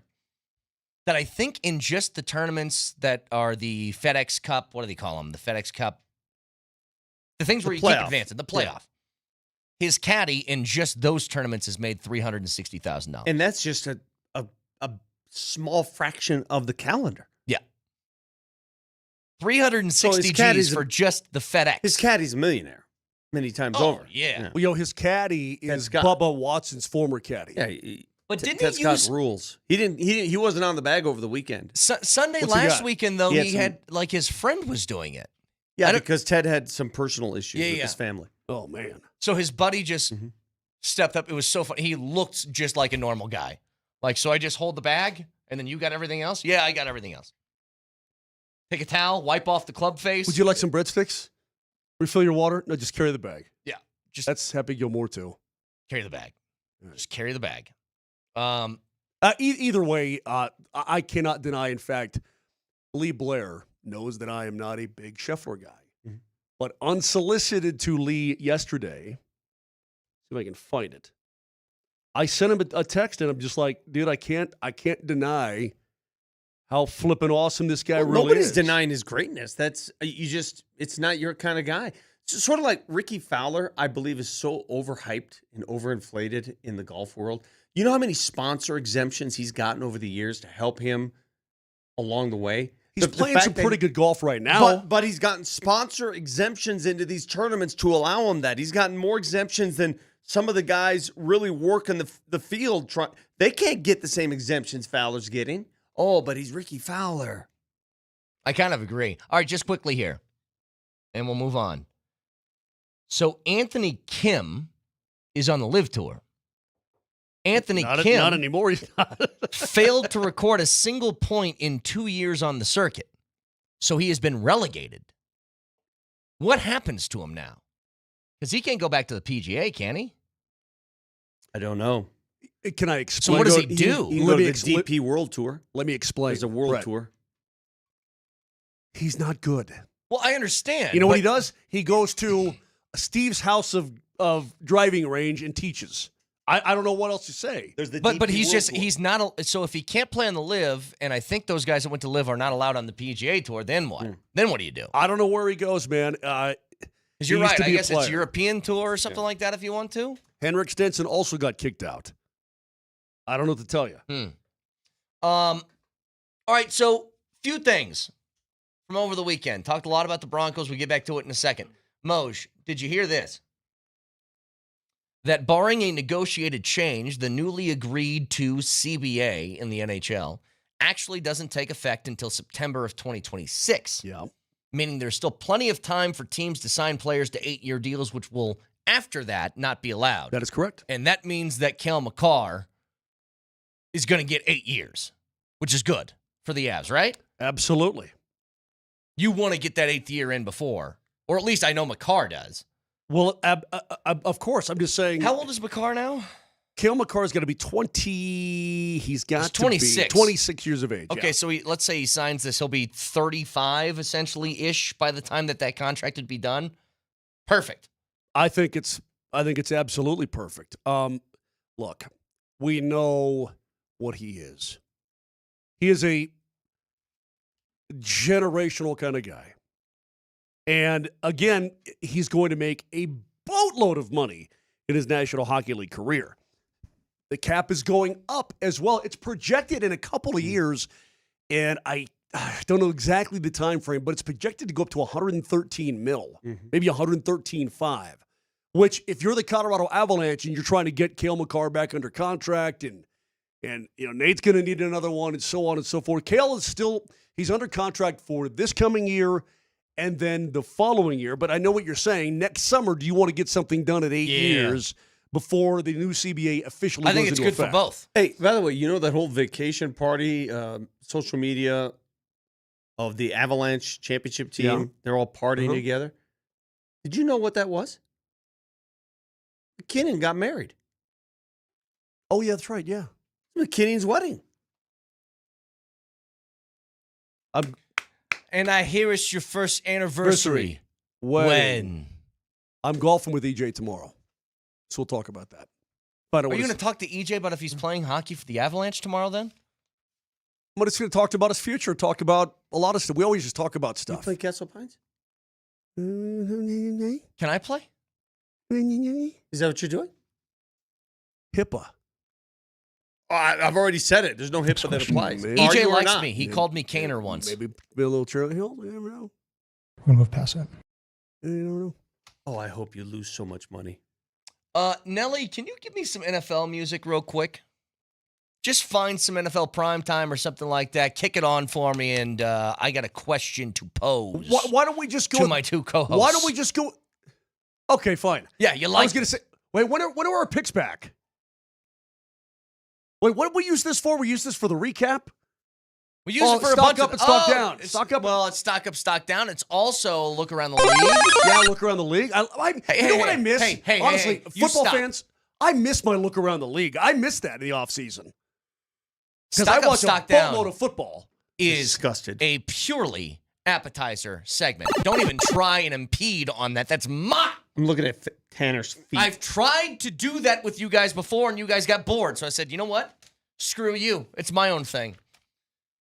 I have something else for you, though. Take that L on the way out. From our friends over at Groove Toyota, we got a new thing we're going to do.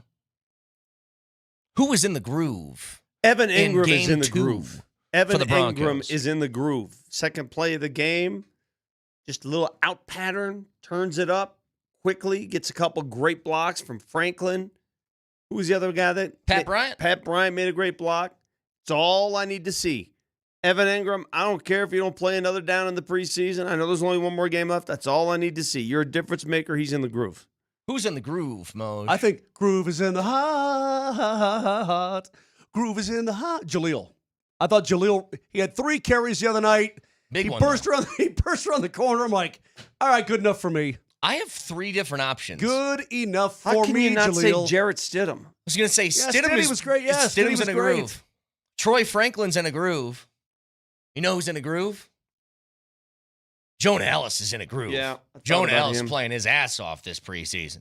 And demanding to be part of that rotation between him and Cooper and Benito and everybody else fighting for those edge rushing snaps. I love me some Jonah Ellis. That is start here, go anywhere. Groove Toyota on South Broadway and GrooveToyota.com. That is who's in the groove for Denver Broncos. We're sitting here exactly, is it not exactly, but get me to Sunday, November 7th. So it's less than 3 weeks from kickoff, from opening day for the Denver November Broncos. 7th, you said? September 7th. Yeah, what did I say? You said November. September 7th. We're less than 3 weeks away. Let's go, man. I'm starting to get that feeling that let's go. I can't even tell you how much I'm looking forward to this Dublin game. Do I give a rat's rip about Iowa State and Kansas State? Yeah, because it's football against 2 ranked teams, baby. Let's go. What time is that game? I think that's at 10 a.m. Get out of bed, Like that. finish your coffee, and let's go. Mm-hmm. I couldn't listen. The only reason I would care is if they're a threat to the Buffs in the Big 12. That's the only reason I would really care. But it's both college of those teams football. are a threat to the Buffs. What are you talking They're about? Big 12 teams. But that's dude. why I care. I mean, because otherwise I don't have any ties to either You school. just said you didn't Yeah, care. has anybody told They're both threats. They're Has ranked anybody teams in told the Big 12. Moser that those teams are in the Big 12? What I'm telling It's you is number 22 I don't and have 17 ranked team in the country. I don't have a tie to either one of those, so their winning is not dependent. It doesn't. I don't depend on it. But I'm going to be watching the snot out of that football game. Well, root for the Wildcats for Mama and Papa Kane. 2 KSU alums. Don't you say a naughty thing about... Oh, that's why you can't do it. So you do have a rooting interest. How about that? Against? Yeah, I had no idea. And Moser, Yeah, buddy. this game will mean something to the Colorado Buffs indirectly. It does. It always does. So Well, get it it's gonna together. It's going to be heard right here on Altitude Sports Radio 92.5. Hey, by the way, with the Nuggets schedule release, if you guys got your games in over the weekend, which you should have, the lucky winner of 3 pairs of tickets to 3 separate Nuggets games of their choosing this year will be announced at 4 o'clock with Kreckman and Lindahl. Sweet.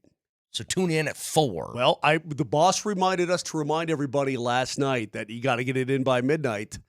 So I sent it out saying, hey, it's your last chance to get the 3 killer games that you choose. Get on it. Got to get it in by midnight. $44,000 for a baseball. Hey, you guys, We'll tell you what that means when we come back. well, have you guys ever, Do we have to? Yeah. Who cares? you guys ever been too good to accomplish something? Oh, Yeah. totally. Yeah. Wasted my time. Somebody's way too good Yeah. to accomplish the thing that everybody wants them to accomplish. Get to it next.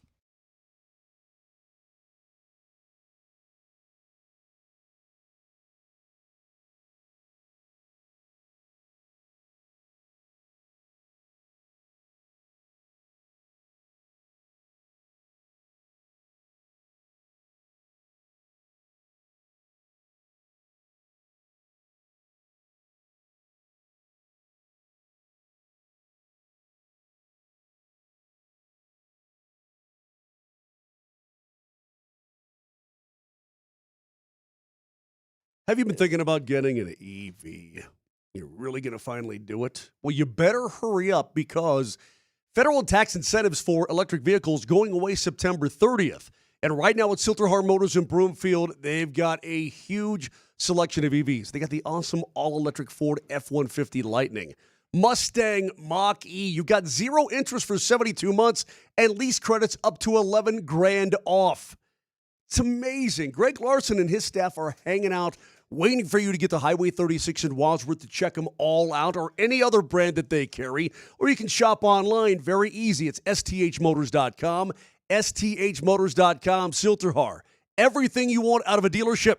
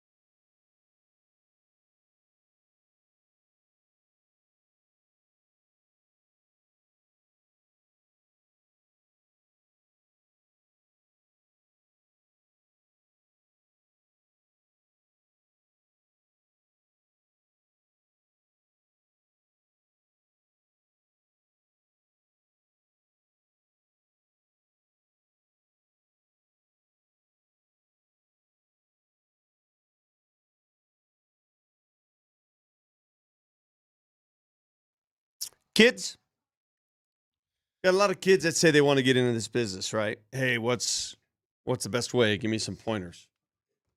And my reaction now is, don't do it. Don't do it. Don't go into this. Let me tell you why. Let me tell you why you don't get into this business. Because most of the clowns in this business are liars, cheaters, and scavengers. Vultures. I'll give you an example. The Rancho Cucamonga Benefit Fund for Youth Sports and Youth Sports Awareness Fund, We Pay, They Play, which we started on this show. For little Timmy. We started on this show For little Timmy 3 years ago.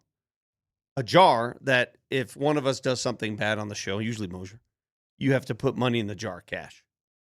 We had at one point in this jar close to $50 in cash. Yeah. Mostly Moser's money. Moser. And I'm looking at the jar now, and all I see in here is a bunch of pens and $5, which tells me thieves. The people that are on this radio station, the people that follow our program, because we're first in the batting lineup, again, scavengers, losers, lowlifes, not the model citizens. I for know. This business. I think PhD took some out to you for a birthday cake or something. Fine. I forget. Fine. I forget. You can take it out. Replenish the funds. Put it back in. Replenish. So I want everybody to know, when you listen to this radio station for the rest of the day. And by the way, most of the money that was in there was mine. Fine. When you listen to this radio station for the rest of the day, every voice you hear, consider them in that group of they're thieves, losers, scavengers, and lowlifes. We don't have any clowns. Because who would take from a youth charity fund jar and not replenish that jar after they take?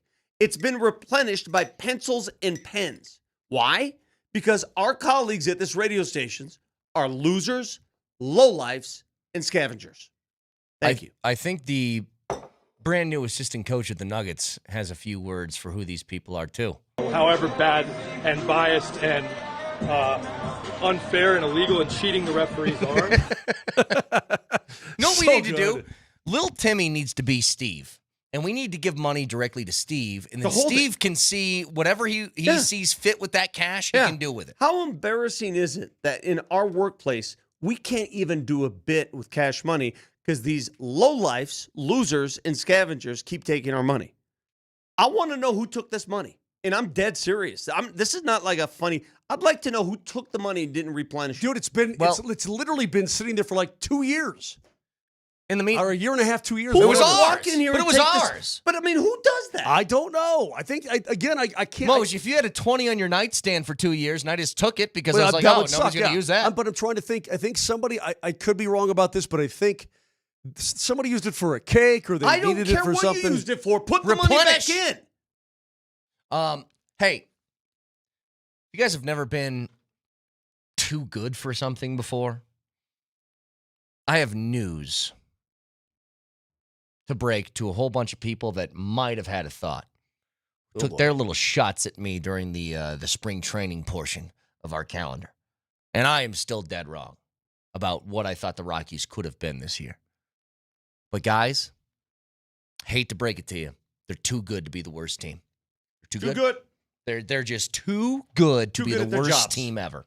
They're at 35 wins. It's mid-August.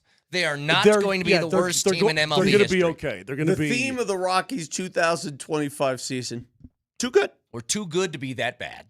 I did look at the wild card standings yesterday. They're creeping. Rockies are creeping. Vic, don't look. How many games do you think they're out of the wild card right now? Okay, so they're 31 out of first, I believe. So out of the wild card, they'd be 20? Also 31. Oh. Let's go! 31 games back of the wild card. Hey, but if this season started at the All-Star break, the Rockies would simply be a decent team. Under 500. Two games. 2 games under 500. Keep in mind, by the way, this little 13 and 15 stretch they got going since the All-Star break, that was with an 8-game skid. They lost 8 in a row and still 13 and 15. What's your problem? What's your face for? What's going on with your face?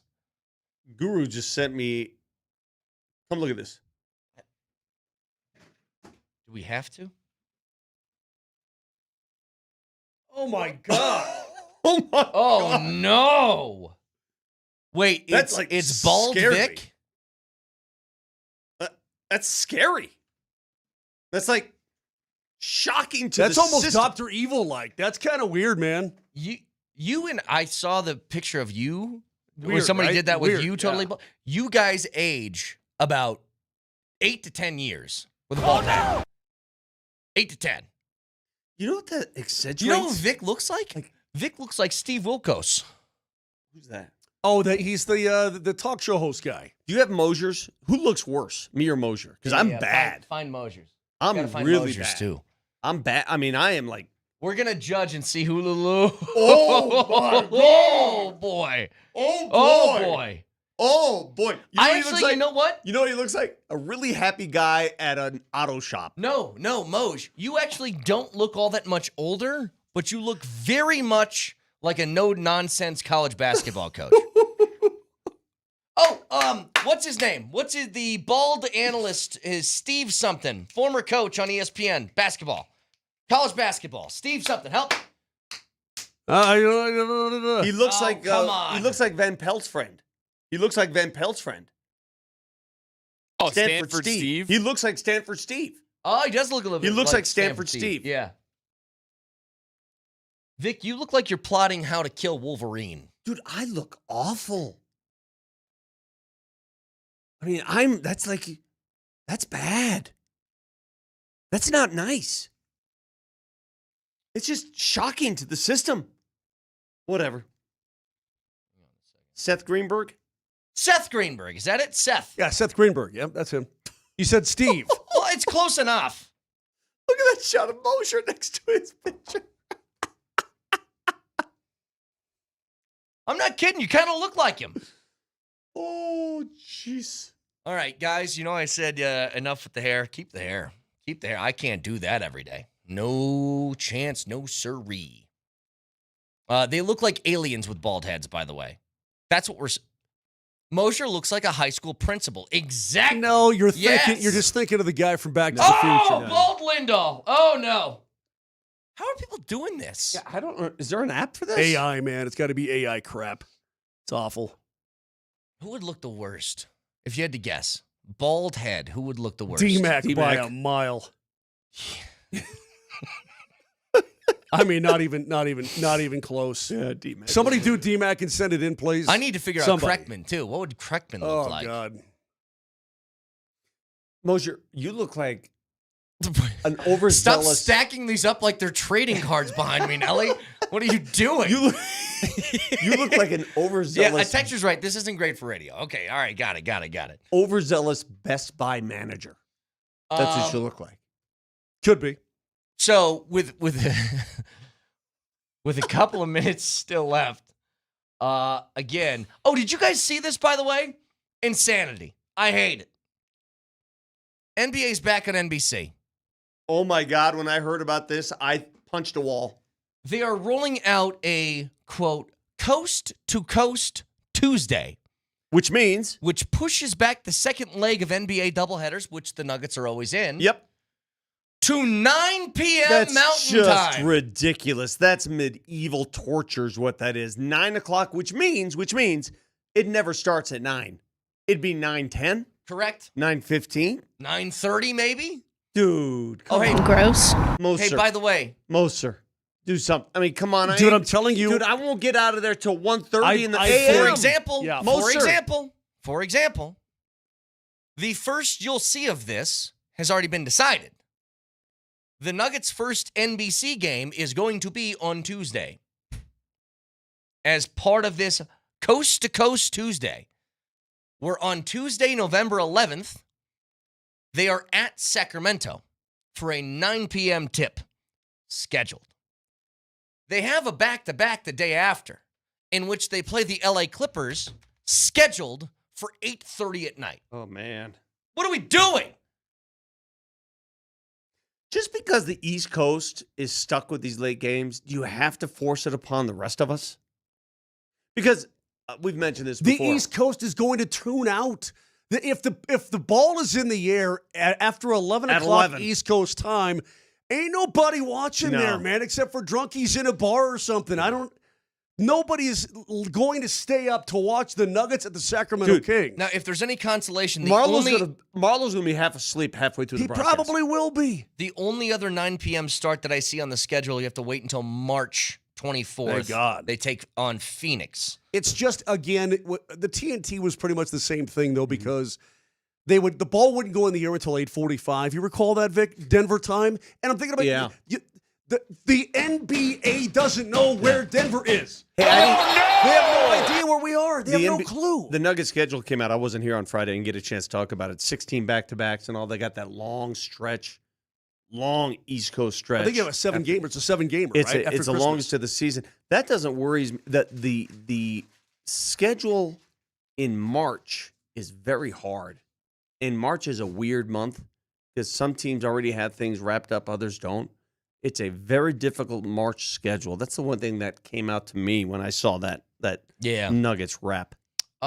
So keep in mind, Coast to Coast Tuesdays in the NBA feature 11 p.m. Eastern Time tips. Now that we're back in studio, our last day at camp, Broncos are still at camp, but our last day we got to leave time for fact checker. What are you doing? Just saying, you miss it already? I'm ready for football. I don't know what else to tell you. I'm ready for these games to start. Nelly, go ahead. Nelly monitors the mistakes in today's Fact Checker.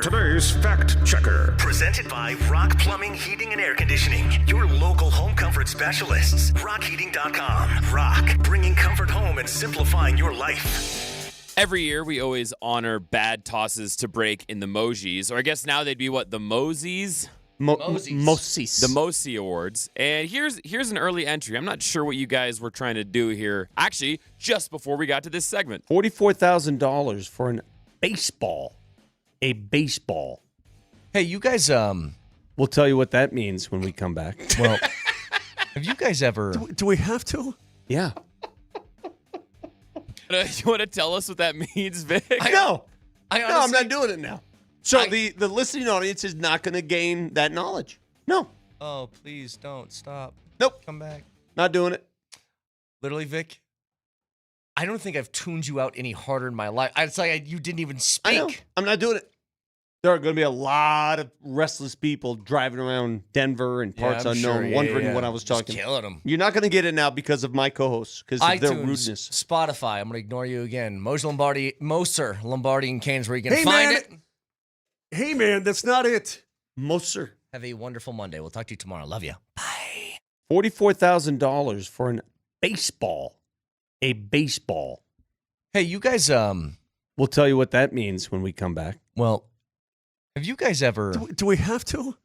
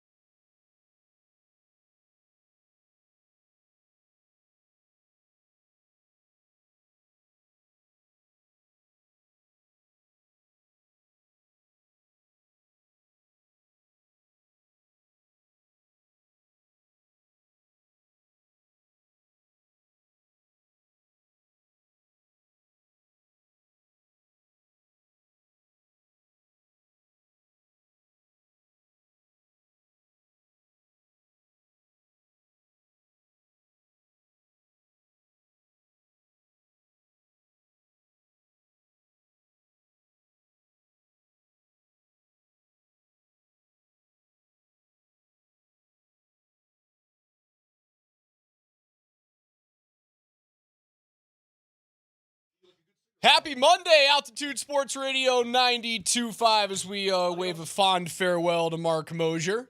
Alex Ryan-Emmy alongside the coach, Mike Sanford. 303-504-0925 is where you can reach us today. KJ Granderson's behind the glass and coming up at 10:15. Because it's the preseason for us as well, Coach, and we don't want to go cold into the regular season. You know what's coming back today? You know what makes it return at 10:15 today?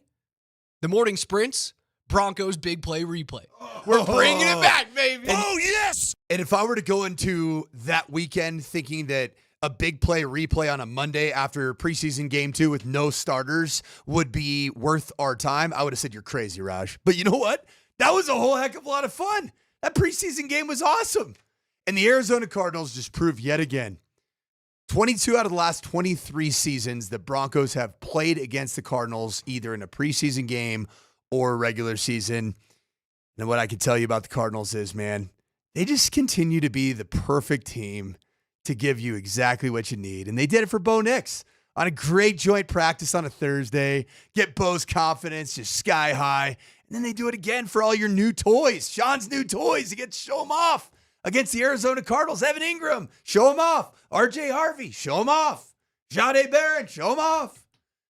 All the new players looked like they were exactly what Sean has promised they would be. And thank you to the great state of Arizona and to the Cardinals organization for helping Broncos country feel very good about our everything. Yeah, it was a thimble full of medicine is what the meeting with Arizona was at the end of the week. And I forgot another new toy. I have another new toy.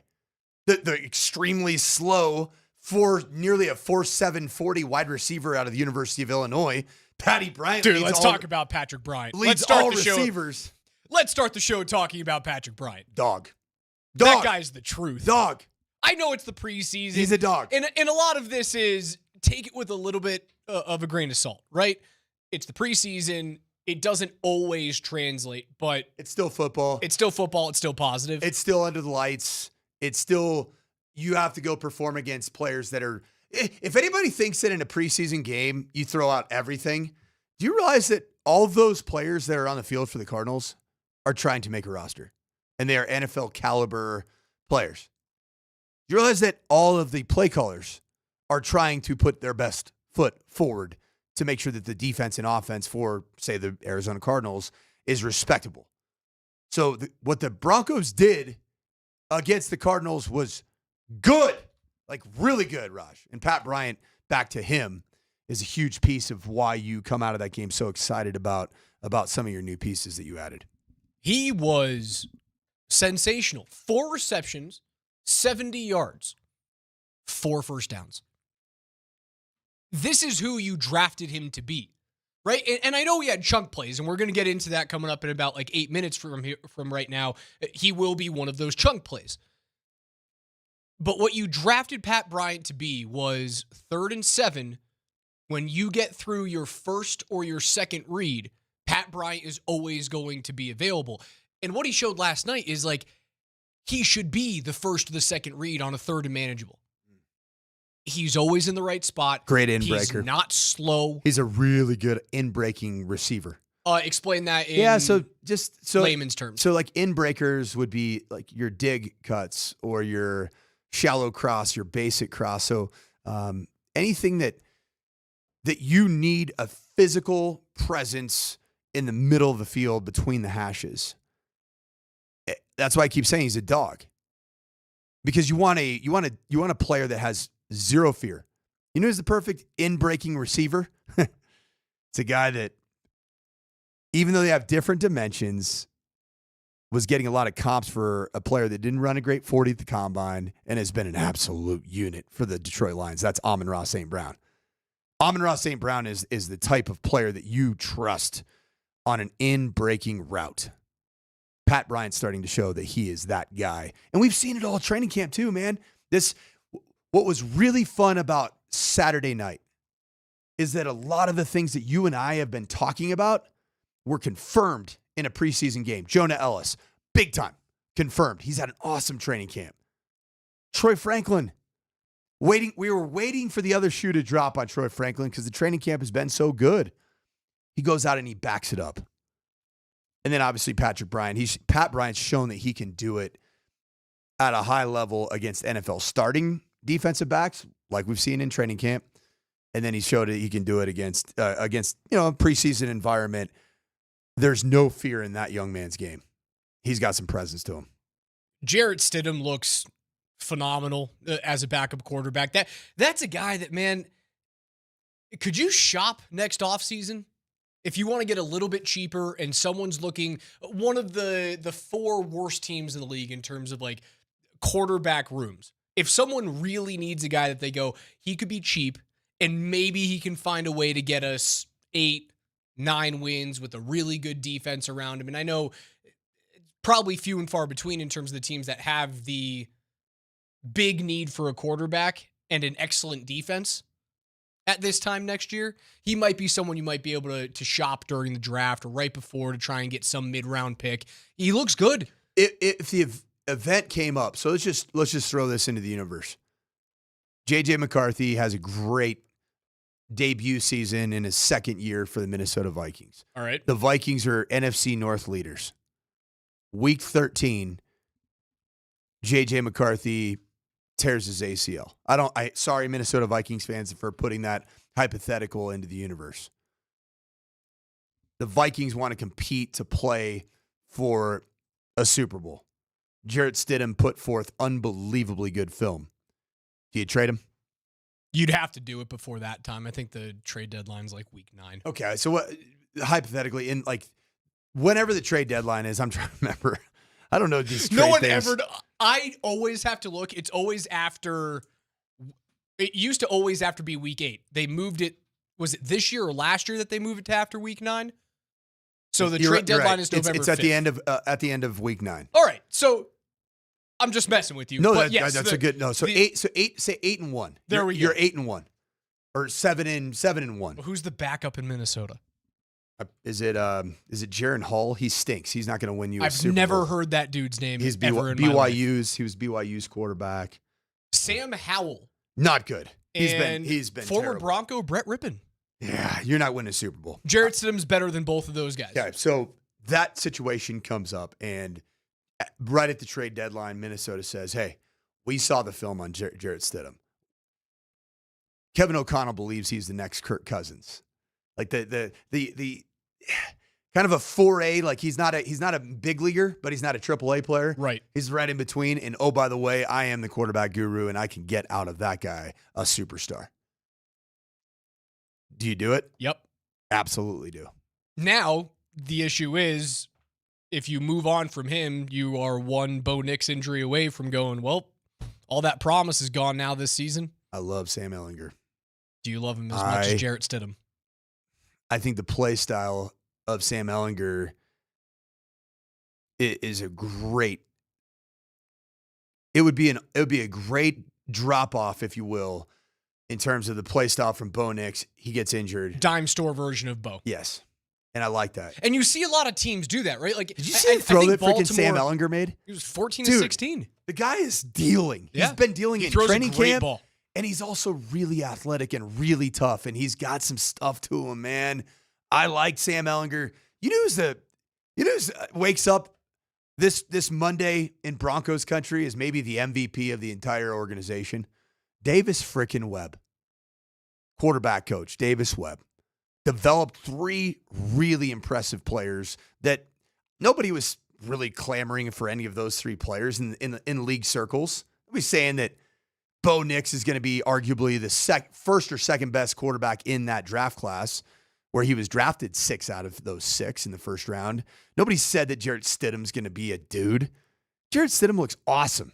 Sam Ehlinger, he's just somebody else's trash, man. You've turned him into somebody's treasure.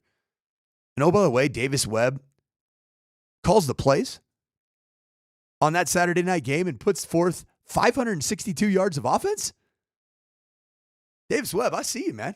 I'm smelling you. Better keep that dude around, because that guy understands his quarterbacks. He knows what makes them tick. He calls plays that puts his quarterbacks in the best place to be successful. He knows what they like, and he calls it, and it's awesome to watch. You didn't even mention Zach Wilson. It was his little reclamation Now you can go be a backup somewhere, right? You were a practice squad third quarterback here in Denver. Everyone thought that you were this first-round bust, and as of right now, yes, Zach Wilson, first-round bust. At this point, he is midway through his reclamation with a very good chance, considering of Tua Tagovailoa's injury history, to start some games in Miami with a high-flying offense and really fun weapons to throw out there, especially on the outside with Tyreek Hill. And it starts with his reclamation here in Denver with Sean Payton and Davis Webb. It does. And a lot of people will show one play. People love when there's a first-round draft pick like Zach Wilson. They like to show one play and say he's cooked. That's what the Dove Klymans of the world or Polymarket Football like to do on the X machine. He was good. Zach Wilson was good this weekend in preseason game 2. Looked a lot more comfortable in that system, and he's a tremendous thrower of the football. So, yeah, Davis Webb, a couple feathers in his cap with the quarterback position. Your scoring drives in the first half, 4 plays, 97 yards and a touchdown. 8 plays, 65 yards and a touchdown. 11 plays, 70 yards. That stalls on the 2. Settles for a field goal, and then you finish off 6 plays, 88 yards, and a 2-minute drill for a touchdown. You have an opportunity to kick a field goal with 18 seconds to go, or as time expired. I can't remember how much time was actually there. But you find a way to be able to have a missed field goal opportunity at the end, so you could have turned 0 points into 10. Well, and then not to mention the pre-scoring fumble right at the end zone, right? In the second half, if I'm not mistaken. So that's 10 points. I mean, I know it's preseason football, but you're staring down the barrel of 37 points that you should have had. I know it's preseason.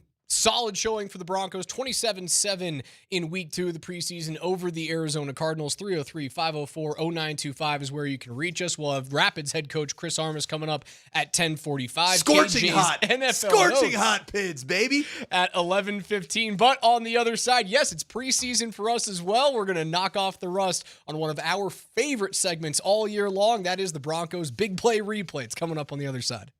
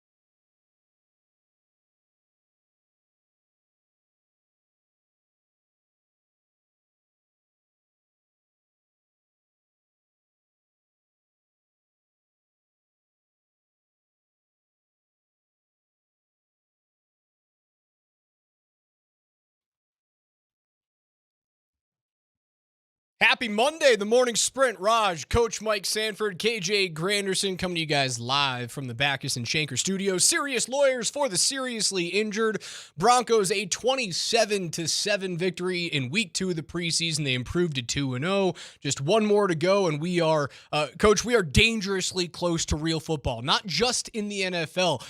Talk dirty to me, Raj. Dude, Talk so dirty. It's week 0 of the NCAA yes! season. Keep talking dirty to me. What else is it? It's week 1 of the high school football season, baby. No way. Is How it really? excited are you? I had no idea that it was week 0 for high school football and that I was up till about 12:30 a.m. last night game planning for Pine Creek down in Springs, I saw, baby. hold on. Before we get into the Broncos big play replay and knock off some dust and some rust of that segment. No, you've got this, man. We I get believe in ready you. for a 2025 It's one thing I've campaign. learned about you, man. You love talking yourself down, and then you just crush things. Oh, yeah. You crush I know how to set lower expectations You're and then marginally beat them. big under-promise, over-deliver guy. Oh, yeah. I'm the other way. I love talking positive. The old It's optical inch. The big, greatest thing ever. Huge hyperbole guy. And then it's like, really? That's what you got? Like, all you had to do is watch me on 9 News on Saturday night and be like, that guy sucks. You look great on 9 News, Coach. I need to trim my beard. I look very ratchet. You're absolutely beautiful. Don't you worry about that, Coach. Just go out there like that on Friday. You think I can do it? You can do it, baby. All right, you can do it. You're so dialed into football right now. If you guys didn't get or catch this on the socials, I don't know if they actually made it onto your Twitter, so they may not have seen it if they're not on Instagram. You're so into football right now that you took the wife out for date night and had not one but 2 iPads in front of you at the bar on date night, and your wife takes like an over-the-shoulder selfie going, real glad we came out tonight. Coach is buried in game plans. You can zoom in. You see a play sheet from his last scrimmage. That is quintessential Mike Sanford, and it made my weekend. I probably need some balance in my life, don't I? I don't know, man. I just love it all. I love watching the Broncos and the NFL football. I'm so excited about college football. I love my family. I love going out on dates with my wife. Now, one thing that my wife didn't post is that for the first hour and a half of our date afternoon, our Sunday fun day date afternoon. Undivided attention, yes, foot rubs, gifts. Yes, the first hour and a half was actually at a very Instagrammable kind of wine place up in Fort Lupton called Salt and Acres. Great spot. And so I was locked in there. You want to know why I was locked in there? Because their Wi-Fi wasn't working and they had no cell service. So I couldn't I couldn't watch any film there. I pulled out my iPad. I'm like, excuse me, is your guys' Wi-Fi down? Okay. Hey, honey, I'm just going to enjoy us. I'm going to enjoy us for the next hour and a half. Going through the pigskin withdrawals. It's going to be just about us. All right. It's Monday after a Broncos win, and that means it's finally time for the first time since last season. And the Broncos losing 31-7 in the first round of the playoffs. KJ, it's time for the Broncos big play replay. Let's do this thing. All right. Start off nice and easy. 1st and 10 from the Denver 3. You are in the shadow of your own goalpost, as they say. Stidham goes short right to RJ Harvey, a little 2-yard gain. He goes... Get yourself a little real estate, just a little Just bit. a bit of breathing room so you don't make the same mistake as you did in week 1 and throw a ball away out of your own end zone and give the other team 2 points. Well, thank God Bo Nix wasn't playing quarterback because that's kind of his deal, apparently, in preseason games. Well, no, that's not a big play for 2 yards. But the very next one, yeah, it was a big one. Off the play action, Stidham rolling to his right and throwing. There's Evan Ingram down the sideline for the big gain. Ingram is still running well into Arizona territory. Well-designed pass play from Jarrett Stidham. 58 yards down to the Arizona 37 on 2nd and 8 from the Denver 5. And not only breathing room, but already in striking distance on just the second play of the game. And that is the Joker. I love naked bootlegs, especially now that you're committing to running wide zone plays. Outside zone, just like the old mile-high salute days of Terrell Davis and Mark Schlereth and Ben Hamilton and a bunch of good wide zone type of runners. What I loved about this was the downfield blocking. Pat Bryant, big block. Troy Franklin, Bigger big block. It was awesome. And then, not to mention, did Evan Ingram, for all of you out there, if you were wondering, can the guy run? Yeah, he can run. Did he look fast? Yeah. That's why you got him here. Little tightrope gets himself over the 50 down to the Arizona 38. And typically, well, in one drive, we really only have time and space for one or two big plays on the Broncos' big play replay. No, the very next one also happened to be a chunk play. It's Pat Bryant for 29 yards. Stidham rolling away from trouble, throws wide open. It is caught. There's Pat Bryant. Makes a man miss, and he's inside the 10. Explosive start for the Broncos offense. Good for 29 more yards. The first of 4 catches for Pat Bryant, 4 receptions, 70 yards on the day. Does it feel, and I saw somebody's take on this, I would love to give credit, but I forgot who it is. Pat Bryant is starting to turn into what Sean Payton and or this organization prior to Sean Payton wanted in Jerry Jeudy. The dog from Florida, man, the Frisbee catching dog that just gets everything. And that never materialized from Jerry Jeudy. I understand that Jerry Judy's top end speed is higher or it's faster than Pat Bryant. Pat Bryant just has that South Florida just overall dog to him, and I love it. And to cap off a massive 4-play, 97-yard drive that took 2:02 off the clock and to put 7 points on the board, it's the rookie out of Central Florida. Give us to Harvey straight ahead, and he swung into the end zone for the Broncos touchdown from 8 yards away. A draw, 8 yards out on 1st and goal from the Arizona 8. The Broncos go up 7-0. RJ Harvey, not all that many touches in this game. Saw what we needed to, though. 3 carries, 18 yards, and a score. Saw what you needed to. You got what you needed to see. You know what you got on that? Just like you did in the first preseason game when he hit that edge and got to the corner quickly. Shot out of a cannon. You need that acceleration, that burst at the running back position. We haven't even yet had a chance to watch J.K. Dobbins in real preseason football, and that's okay because you and I watched him at Raj at training camp, and he is a dude. You are much better at tailback with the combination of J.K. Dobbins and R.J. Harvey going into this season. Former Colt Jacoby Brissett, the backup quarterback for Kyler Murray in Arizona, would respond with an 11-play, 67-yard touchdown drive, caps it off with a 16-yard touchdown pass to his backup tight end. McMillan and the safety kind of get caught up in a mismatch in the zone, kind of wide open there in Denver red zone territory. 7-7 is the tie. Second offensive drive will go 8 plays, 65 yards in the first big play. Jarrett Stidham, you think he's just a guy that kind of stands in the pocket, picks apart? He shows his elusiveness on this first one. Stidham's in a slump. 2 incompletions, huh? Takes the snap. Cards rushing 4. Pocket collapses. Stidham squeezes through, steps and fires. Hits Pat Bryant for first down yardage.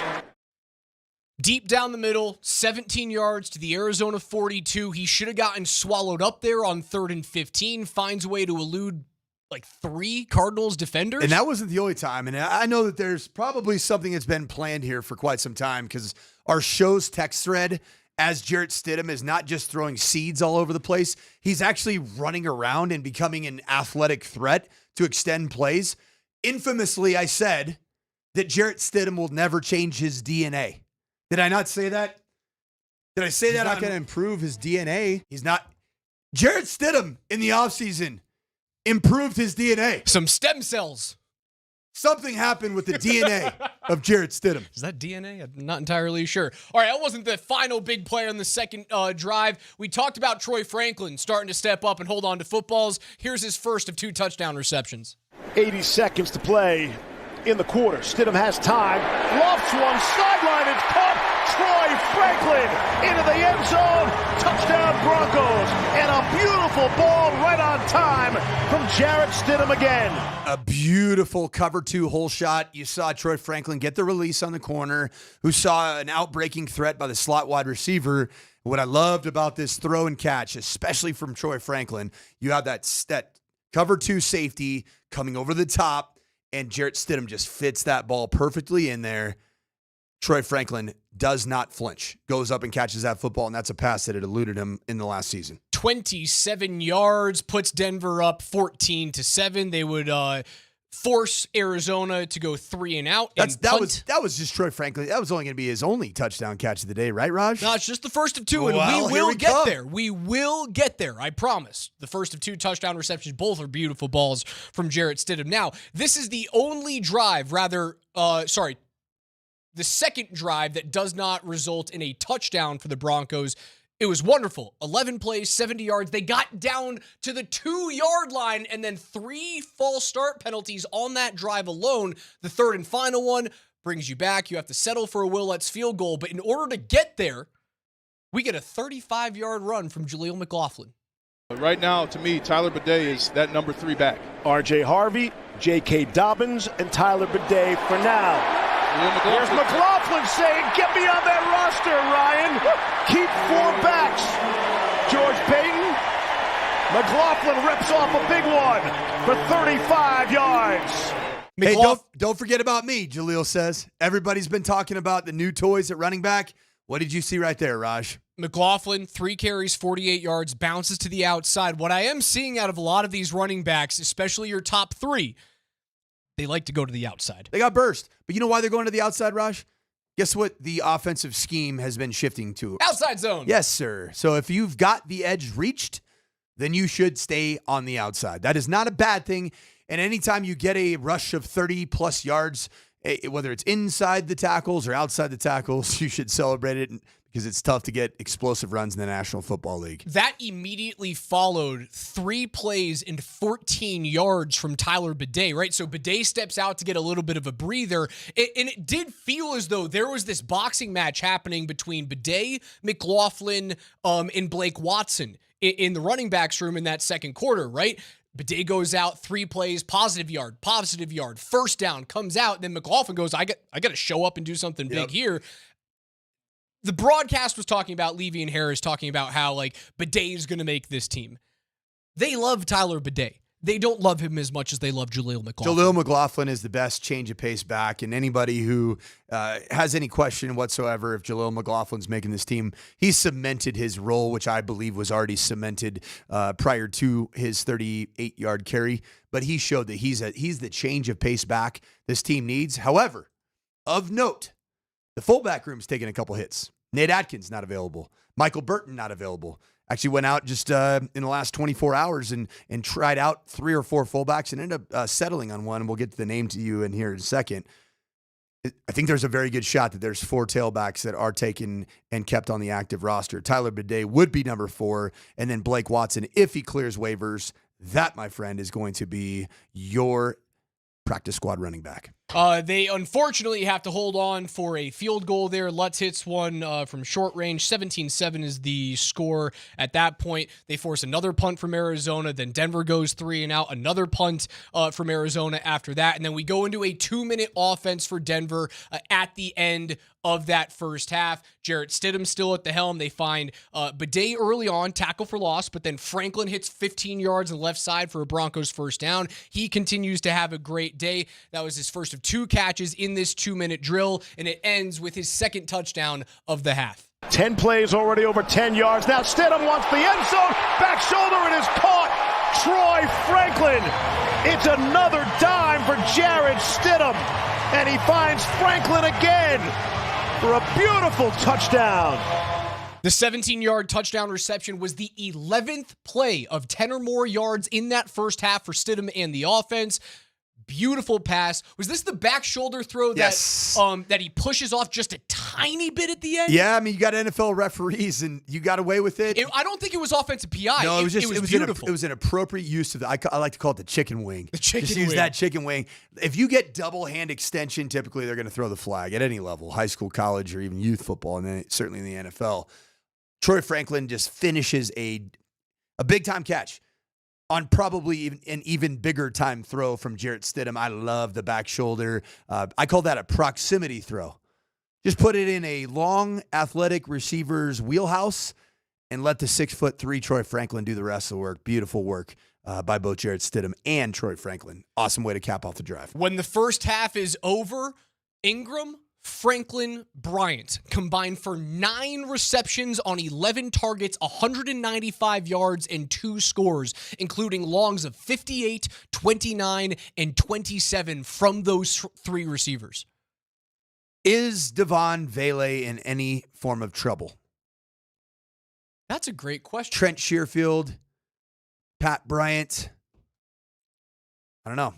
That's a great question. Sherfield is not because he's going to make the team via special teams. That's what I'm saying. But he's also shown to the offensive value. Oh, in terms of like Sherfield is now receiver. a threat to Devon Vele. Yes. And Pat Bryant, who is clearly going to be drafted and make this roster no matter what. But, man, you start looking at this wide receiver room. Devon Vele is most likely going to make this roster. I'd say it's like, to be honest, I'd probably 90% chance he makes the roster. But is Devon Vele, is his spot solidified as the big slot? He was the number one big slot when training camp was probably in the third week when he came back and he was fully healthy. So you have basically you have a small slot, like a speed slot, and that's Marvin Mims, but he plays just like Troy Franklin. He plays a little slot, then he plays a little Z receiver, which is outside. Cortland Sutton's the big physical X receiver outside. Devon Vele plays either the big F position in 11 personnel or 10 personnel, or sometimes he's the flex Y, which is in 10 personnel, no tight ends, which why would you do that very often when you have Evan Ingram, who essentially is that player already? I think that Pat Bryant is going to be, I think he's already starting to carve his own niche in this offense in that same vein, which is the big physical presence across the middle receiver. I wouldn't say I'm worried for Devon Vele, but I think Devon Vele he's got to have a really good finish to training camp and his final preseason game. Sutton, Mims, Bryant, Franklin, Sherfield, Vele. Right? Yes. Right? That should be it. Those should be your six. The one thing I'll say about Vele does have value for Darren Rizzi in special teams.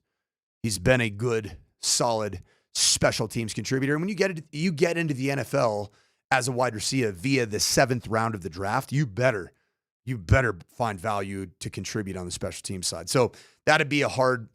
Vele hasn't had a bad camp. In fact, I think he's had a really good camp. He looked very good in the joint practice against the Arizona Cardinals. So I think that was a bit of a feather in his cap. He's going to make the team. The question more for me is Pat Bryant taking over the Vele role?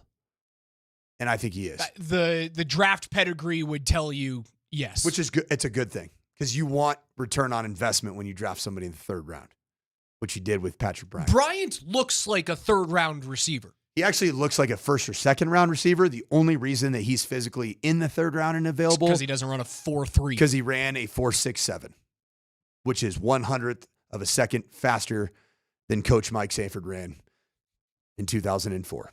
Hey, you know what? NCAA football did you dirty with that speed rating back in 2005. They didn't get all the data. They did you dirty. They didn't have analytics. You had and too databases many like they do beers now. the night before that run. I was great. They just tell you what, man, they did me dirty. Just all those bubbles from the Coors lattes are weighing you down. The bubble guts, Coach. man. We'll take a quick timeout. On the other side, Rapids head coach Chris Armas will join us. Up the Pids. There's the return of one of my favorite segments that we do all week during NFL season, the Broncos Big Play Replay. The first of many this year in Broncos wins. Chris Armas is next.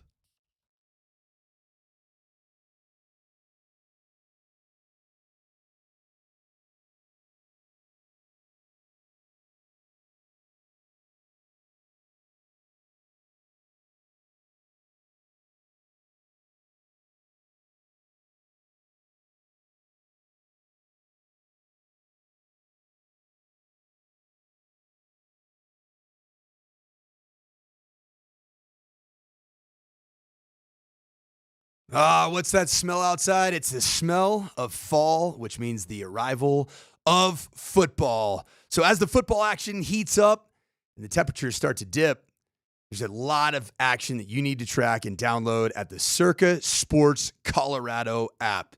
From football to baseball to rest of the sports that are going on. We got some golf coming up. Circa Sports has it all. Circa Sports Colorado isn't just sports betting. It's sports betting the way that it should be, with high betting limits, tight money line splits, and exceptional customer service that treats you like a VIP. So whether you're looking for playoff futures, for postseason, see who the Super Bowl future is going to be in the National Football League, still got some of the most fun, which is betting on preseason football. But What you really got is college football is back, and there are some awesome opportunities over the course of this weekend to check out the Circus Sports odds. They got awesome odds. So download the Circus Sports Colorado app or visit circusports.com today. And reminder, you got to be 21 years or older.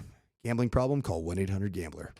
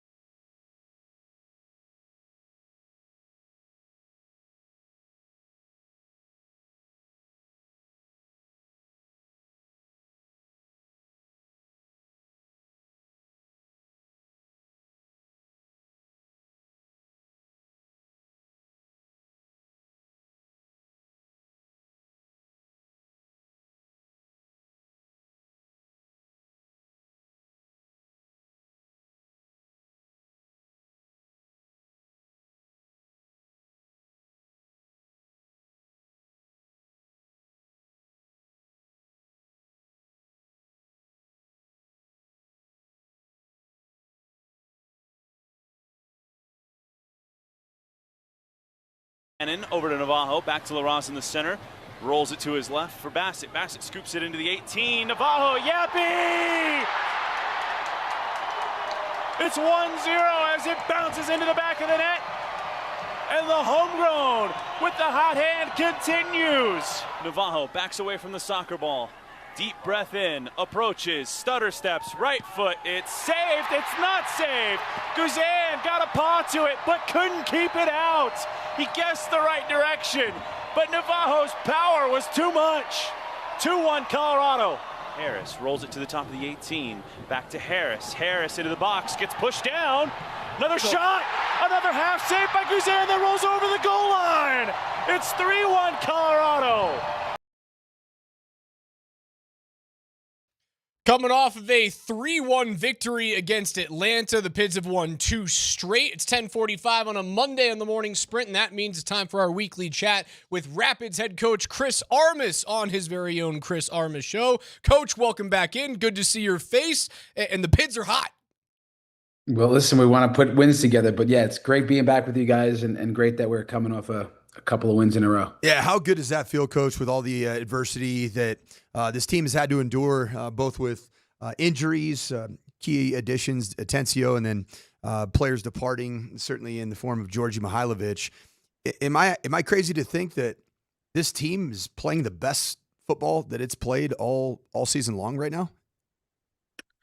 Well, you listen, it feels like we're the most together we've been. You know, I'm sure that I can pinpoint some moments and stretches where we played pretty well in terms of attacking and defending and throughout the season. But what I would say is right now, only through adversity, only through, when you get stretched like this, do guys see what they can become. And we're in the midst of this, figuring out who we are and where we can go. But we are together, the most together we've been. And it is through adversity that I think that it's brought us together. As you guys climb the table in the West, now above the line in the 7th spot, just 4 points behind LAFC and five points behind Seattle to get into that top 4. It's very, very crunched in the middle of the table right now. And you have an LA Galaxy team coming up this weekend that's been struggling this year. How do you continue the momentum on a team that – is it easy to take your foot off the gas, or do you worry that a younger team takes their foot off the gas when you look at a table and you go, well, yeah, it's an MLS team, but we're way far ahead of them in the standings? Complacency can just kill any organization or any entity. That complacency bug doesn't, we don't allow that one in, even though it's real and sometimes hard to combat. But our process is much greater than that. We don't talk about, we respect everybody. We really do. And every team is capable home and away. We're talking about the LA Galaxy that's advancing in the Leagues Cup. They're making a deep run there. They'll have likely 8 starters from the MLS Cup champions last year. So this won't be easy to convince that we're playing a really good team that kicked our in the playoffs last year. So listen, it's so much about our controllables, about us, that battle of you against you. How good can we be at being us, and what level of desire do we have to go for this playoff run, and how far are we willing to go to get it? Coach, what do you make of Rafa Navajo's two-goal performances? Brace there against Atlanta just continues a tepid scoring pace for the Brazilian striker. And is this going to be a player that you're going to be able to hold on to as there's some suitors from other international leagues, namely his home country of Brazil, that are allegedly trying to throw some big money in his direction? Listen, I would think that he's going to be here at least to the end of the year, right? Or beyond. He's really happy here. And, if there's a big club that comes in, wherever it is around the world, back in his home country, Brazil, maybe it's Europe, who knows, other South American teams. But, players always have to do what they think is best for them. Some players want to be where they're scoring goals and happy, that they love what's going on and on the inside, because that's sometimes you start chasing other things and goals dry up quickly. Like they weren't there when we got here, 2 years ago. So I don't know. We don't focus on that. Great players, great young goal scorers there's always teams in the mix. If that happens, we address it. But till then, we're focused on Rafa being here. He loves being here and he loves scoring goals. So he's hot right now. We got to keep him right. Speaking of hot hands, hot feet, Darren Yappy over his last 7 games, 4 goals on, I believe, 6 or 7 shots on goal in those 7 games. Talk to me about his play and how he's leading your team right now. I've told you guys before, he matures and grows overnight. He's maturing, he's getting better, he's coming into his own. but all the little things. It's his attitude, his approach, the professionalism, working on the little things, hold up play, aerial duels. The goals are always going to come for him, we tell him. And, Chris Little, one of our coaches, works with the attackers on little movements in the box, and this stuff is going to keep coming for him. So we hope that it continues to be yappy hour around our camp. The fans love this yappy hour, phrase. But yeah, he's heating up. We love Yappy Hour too here on the Morning Sprint. We like one beers and enjoy Yappy Hour ourselves. So you look at the coming schedule, the slate of games, and it's coming down to the wire here. Just 7 remaining matches for the Rapids. It spreads out fairly nicely for you, Coach, where you did have that stretch of Wednesday, Saturday, playing a lot of games over the course of 5-6 weeks, throw in the MLS Leagues Cup. That now between the end of August, September, just 3 games, 2 games in October. How do you feel about the coming slate and to solidify what has been a really, really good resurgent season on the back half? We always like time. This time of year, guys that are injured gives them time to get back. Guys that are logging lots of minutes gives them time to recover. Coaches, we love coaching. We love working on the fine details, situational training, individual training, unit work. Like there's so much to do, video prep, that we like the time. We'll also use it to recharge everybody and also be fuel. We're going to be fuel on the fire of our togetherness and spirit. And when we get extra days in there, we're going to use that wisely to double down on that area. Coach, as we let you get out of here, I need you, and I've wanted to ask this for the past few weeks, but it's felt a little like disingenuous. I'm a jersey guy. I'm not a guy who buys jerseys, but I love aesthetics of sports. What is your favorite kit that you have going right now? The favorite kit in terms of Rapids gear? Yes. Like the favorite kit, like in uniform? Your favorite uniform that you guys have had over the last 2 years. Last year and then this year. You've got the third, which is the throwback. You have the away kit this year, which has like the Rapids underscoring, and then the away kit last year, which is the blue and light blue triangles. What's your favorite one so far? Yeah, for me, this green one for me is hot. I like sweet. It is hot. You guys are winning with it. It looks sharp. It's fresh. I feel like it gives us some extra energy. But I am a classic old school guy. I love the Burgundy boys. Same. I love them up all the way. But it's hard to not love this green one, man. Speaking of this green one and the throwback to the era of Marcelo Balboa, any fun anecdotes of your career crossing over as a player or as a manager with Marcelo Balboa, and how fun was it to honor such a legend here in the game? Imagine he was the legendary number 17. It got retired. It's in a monument outside of our stadium now. Be there forever. Of course, the number 17, Darren Yappy, scores the goal on the day, honoring a guy who coached him when he was 12 years old. Amazing that we came out in the second half and played just like Marcelo would, to leave everything on the field, run for each other, play with real passion. I think, he, as he said after, he was really proud of the group. But I was always looking up to him. We both came in the league at the same time, but he was the real pioneer, him and a lot of those national team guys. And what I would say is I couldn't wait to meet him. I met him at an all-star game. We were sitting on one of these little trams in the Orlando Disney complex at the hotel. It was in the resort, and I got to know him a little bit on that tram that day. And I always remember how in awe I was and how much I looked up to him, and I still do. So, yeah, we go way back. The head coach of your Colorado Rapids. You can hear him every single week here, Monday morning at 10:45 on the Morning Sprint. Rapids have won 2 straight. Saturday evening, 8:30 p.m. as they visit LA Galaxy, looking to make it 3 straight. You can hear that game right here on Altitude Sports Radio 92.5. As always, Coach, congratulations on the win. Go get another. It's wonderful talking to you.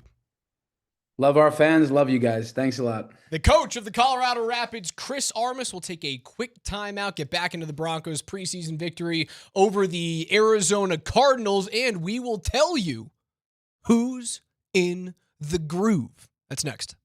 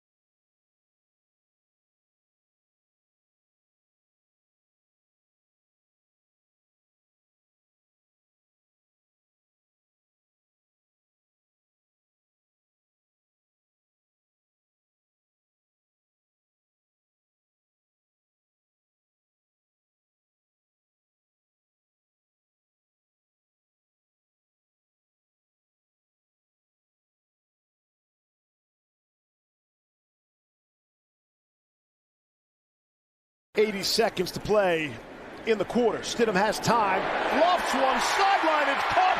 Troy Franklin into the end zone. Touchdown Broncos. And a beautiful ball right on time from Jarrett Stidham again. Troy Franklin, Pat Bryant, what you see from them? I mean, they're doing great. They're playing with so much more confidence. Troy coming from last year to this year, and then obviously Pat, he's a young dude, so he's just, getting his feet wet a little bit, but he's playing with more confidence, each time he gets out there, and, really proud of those guys and, proud of the whole offense. After a Week 2 preseason win against the Arizona Cardinals, we welcome you back into the morning sprint. Raj alongside the coach, Mike Sanford. 27-7 is the final, and it's time to tell you who's in the groove, presented by our friends at Groove Toyota. Start here, go anywhere. Groove Toyota on South Broadway and online at groovetoyota.com. And I'll start it with that guy, Troy Franklin. 4 receptions, 67 yards, 2 touchdowns, a long of 27, holding on to footballs and turning into a red zone threat, a vertical threat that Jarrett Stidham can just kind of throw the ball up to. If it gets onto his back shoulder, it feels like he's going to catch it now. Yes, he's going against 2s, 2.5s, and 3s with Arizona there. But any positive news from a guy who had a case of the dropsies last year, Coach? I would say Troy Franklin, out of the wide receiver group, that dude's in the groove. I got to go with Jarrett Stidham as my guy, who is just clearly in his bag. And yes, he is in the groove. And that is the 16 of 23, 240-yard, 2 touchdown, 0 interception performance, chasing up a really good performance in week 1 of preseason as well. Has yet to take a sack in the preseason. I absolutely love what I'm seeing right now from Jarrett Stidham. And that's a player that I have not completely bought in on at any point in time as being a guy that not only would be a plus backup, but potentially could be a starter in this league. His trend as a overall player has just been developing. How about his week 1? 14 of 15. So Jarrett Stidham has had how many total incompletions? It's like 5 on the entire preseason. He's playing a ton of football. 14 of 15, 136 yards and 2 touchdowns. He had 7 incompletions in the Arizona game. So what was that, 8 now? Yep. I mean, one in the. That's hardly anything. You know what's interesting of note as well? You know who else is in the groove, Raj? Just the backup quarterback for whoever has been the second quarterback in between Jarrett Stidham and Sam Ehlinger. They don't throw incompletions. If you're the backup for the Broncos in a preseason game, so 1 incompletion in game 1 for Jarrett Stidham.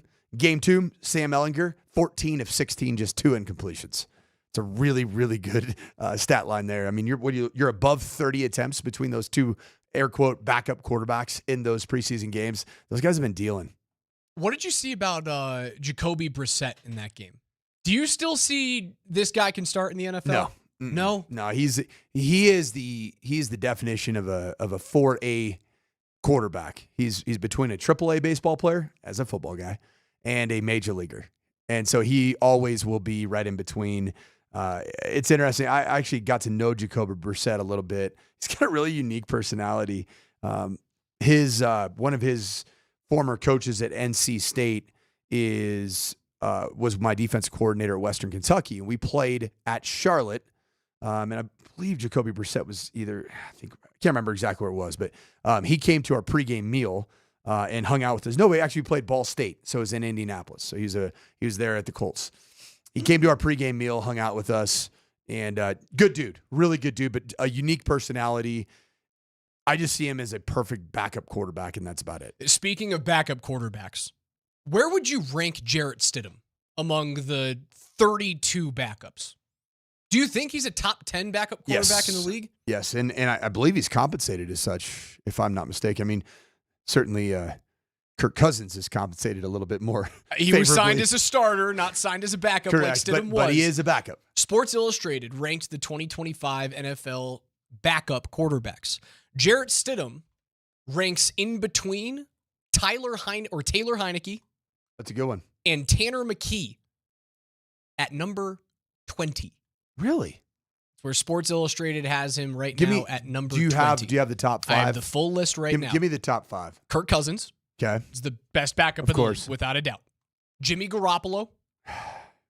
Would you take Kirk Cousins, today, would you take Jarrett Stidham or Jimmy G today? Garoppolo's gotten to a Super Bowl, dude. Okay. I think I would take Jarrett Stidham. I think I would take Garoppolo. I would trust my eyes. We're talking about backups, so I don't really care about the backup quarterback all that much. Number 3, they have Daniel Jones, but he's going to start likely. He's Danny. So do you want to replace him with Anthony Richardson?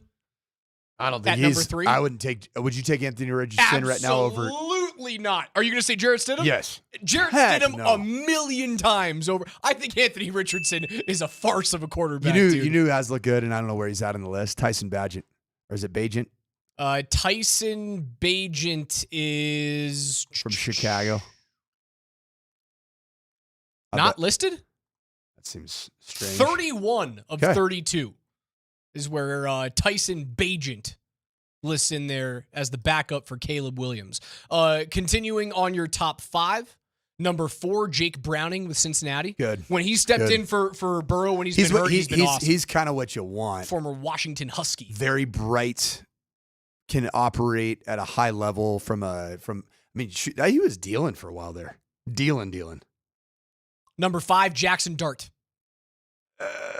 Show me more. Do you take Jackson Dart or Jarrett Stidham right now? If for what the Broncos want to do.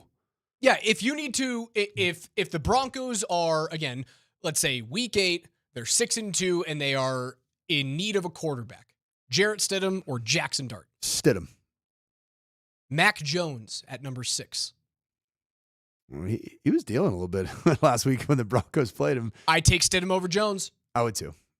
Marcus Mariota at number 7. I've always had a Mariota man crush. I've had a man crush too, but it's always going back to his Heisman years at Oregon. He's been an admirable pro though, not an elite pro, but an admirable pro.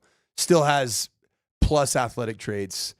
He's got much more banked reps as a starter than Jarrett Stidham. I would take Mariota. Do you know who he's the backup for? Where is he again? Marcus Mariota is the backup for Jaden Daniels in Washington. That's right. I love the comp. Yeah, and that's a little bit what I see with Bo Nix and what could be a great backup situation with Sam Ehlinger. Was the first team to really do that in terms of I'm going to find a quarterback archetype, and I don't care about getting the best backup quarterback, but I want the guy who most is going to resemble my starter. Baltimore did that with was it Huntley behind Lamar Jackson? Yep. That felt like the first team that was we're just going to get an archetype and we're going to find the guy that fits the archetype the best rather than a player who is very clearly a better quarterback, so we don't have to change the offense whatsoever. It felt like for so many years in the NFL, teams were just whoever the next best dude is, he's going to be our backup, and if he's not a runner, it's fine. We'll tailor the offense to a pocket passing backup quarterback. Raj, you like breaking news? Sure. Give it to me. From ESPN's Adam Schefter.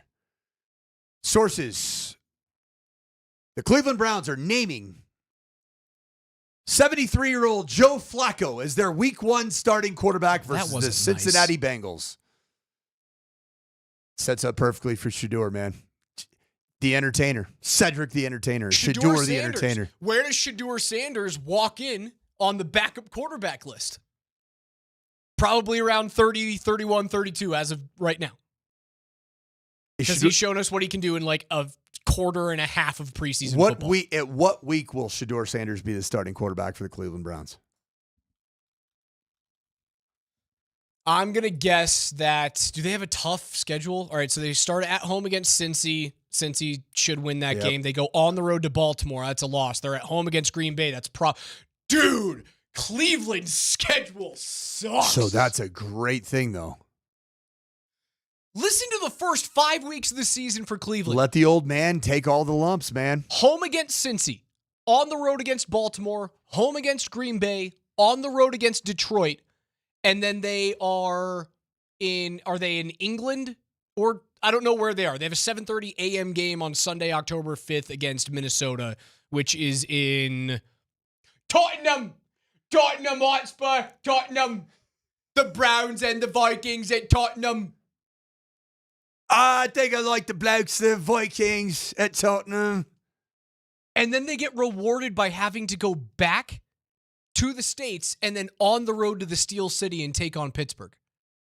They don't have like an eminently winnable game until week 7 at home against Miami. Which is exactly when Shedeur Sanders will be the starting quarterback for the Cleveland Browns. Cleveland is going to suck this year.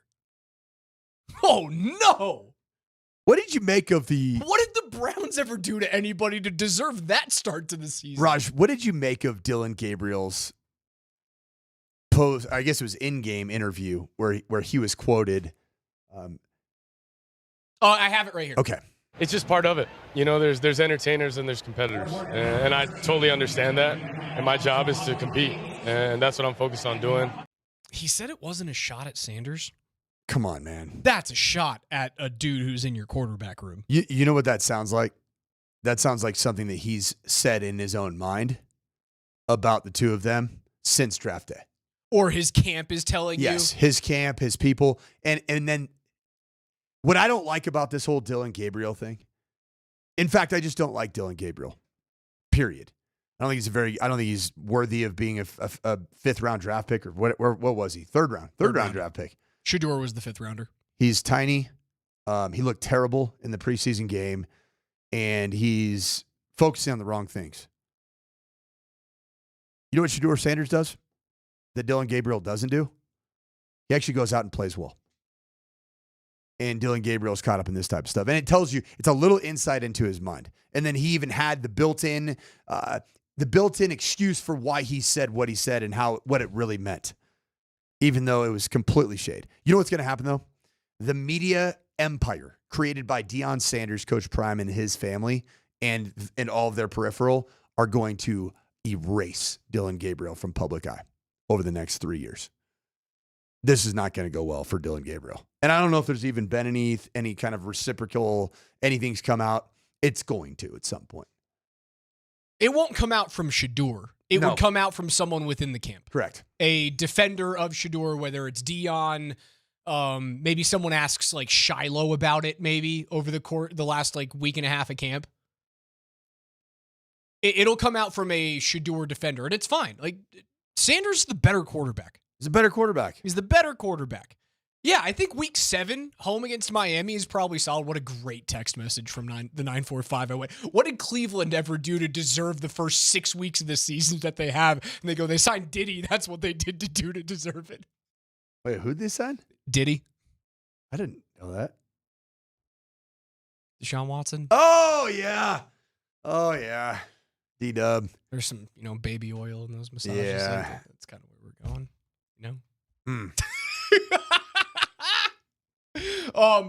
Yeah, dude, Cleveland's got a murderer's row to start. So somebody, what a beautiful spot to bring in. Real quick, I want to address the 975 here. You guys are ridiculous. Why don't you give it some context and play a few seconds before his response? What is the question the reporter is asking? So the question was, how do you deal with in-game interviews when you're preparing to play football games, dealing with the NFL as entertainment? He answered the question. The shade was the shade. The shot was the shot.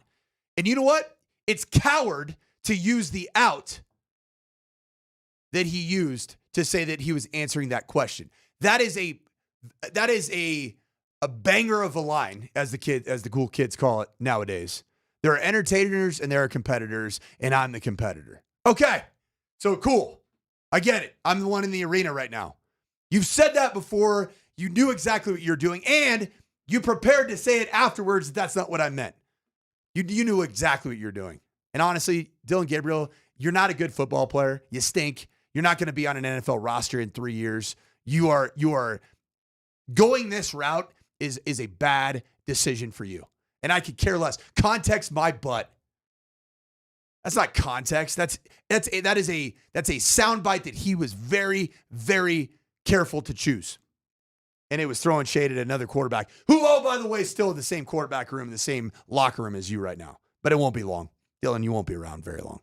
So if it's week 7, home against Miami, that Shedeur takes over for, I'm assuming, like a 1-5 Cleveland team at that, or 1-5 Cleveland team. It's a really cushy landing spot for him. He gets to start at home.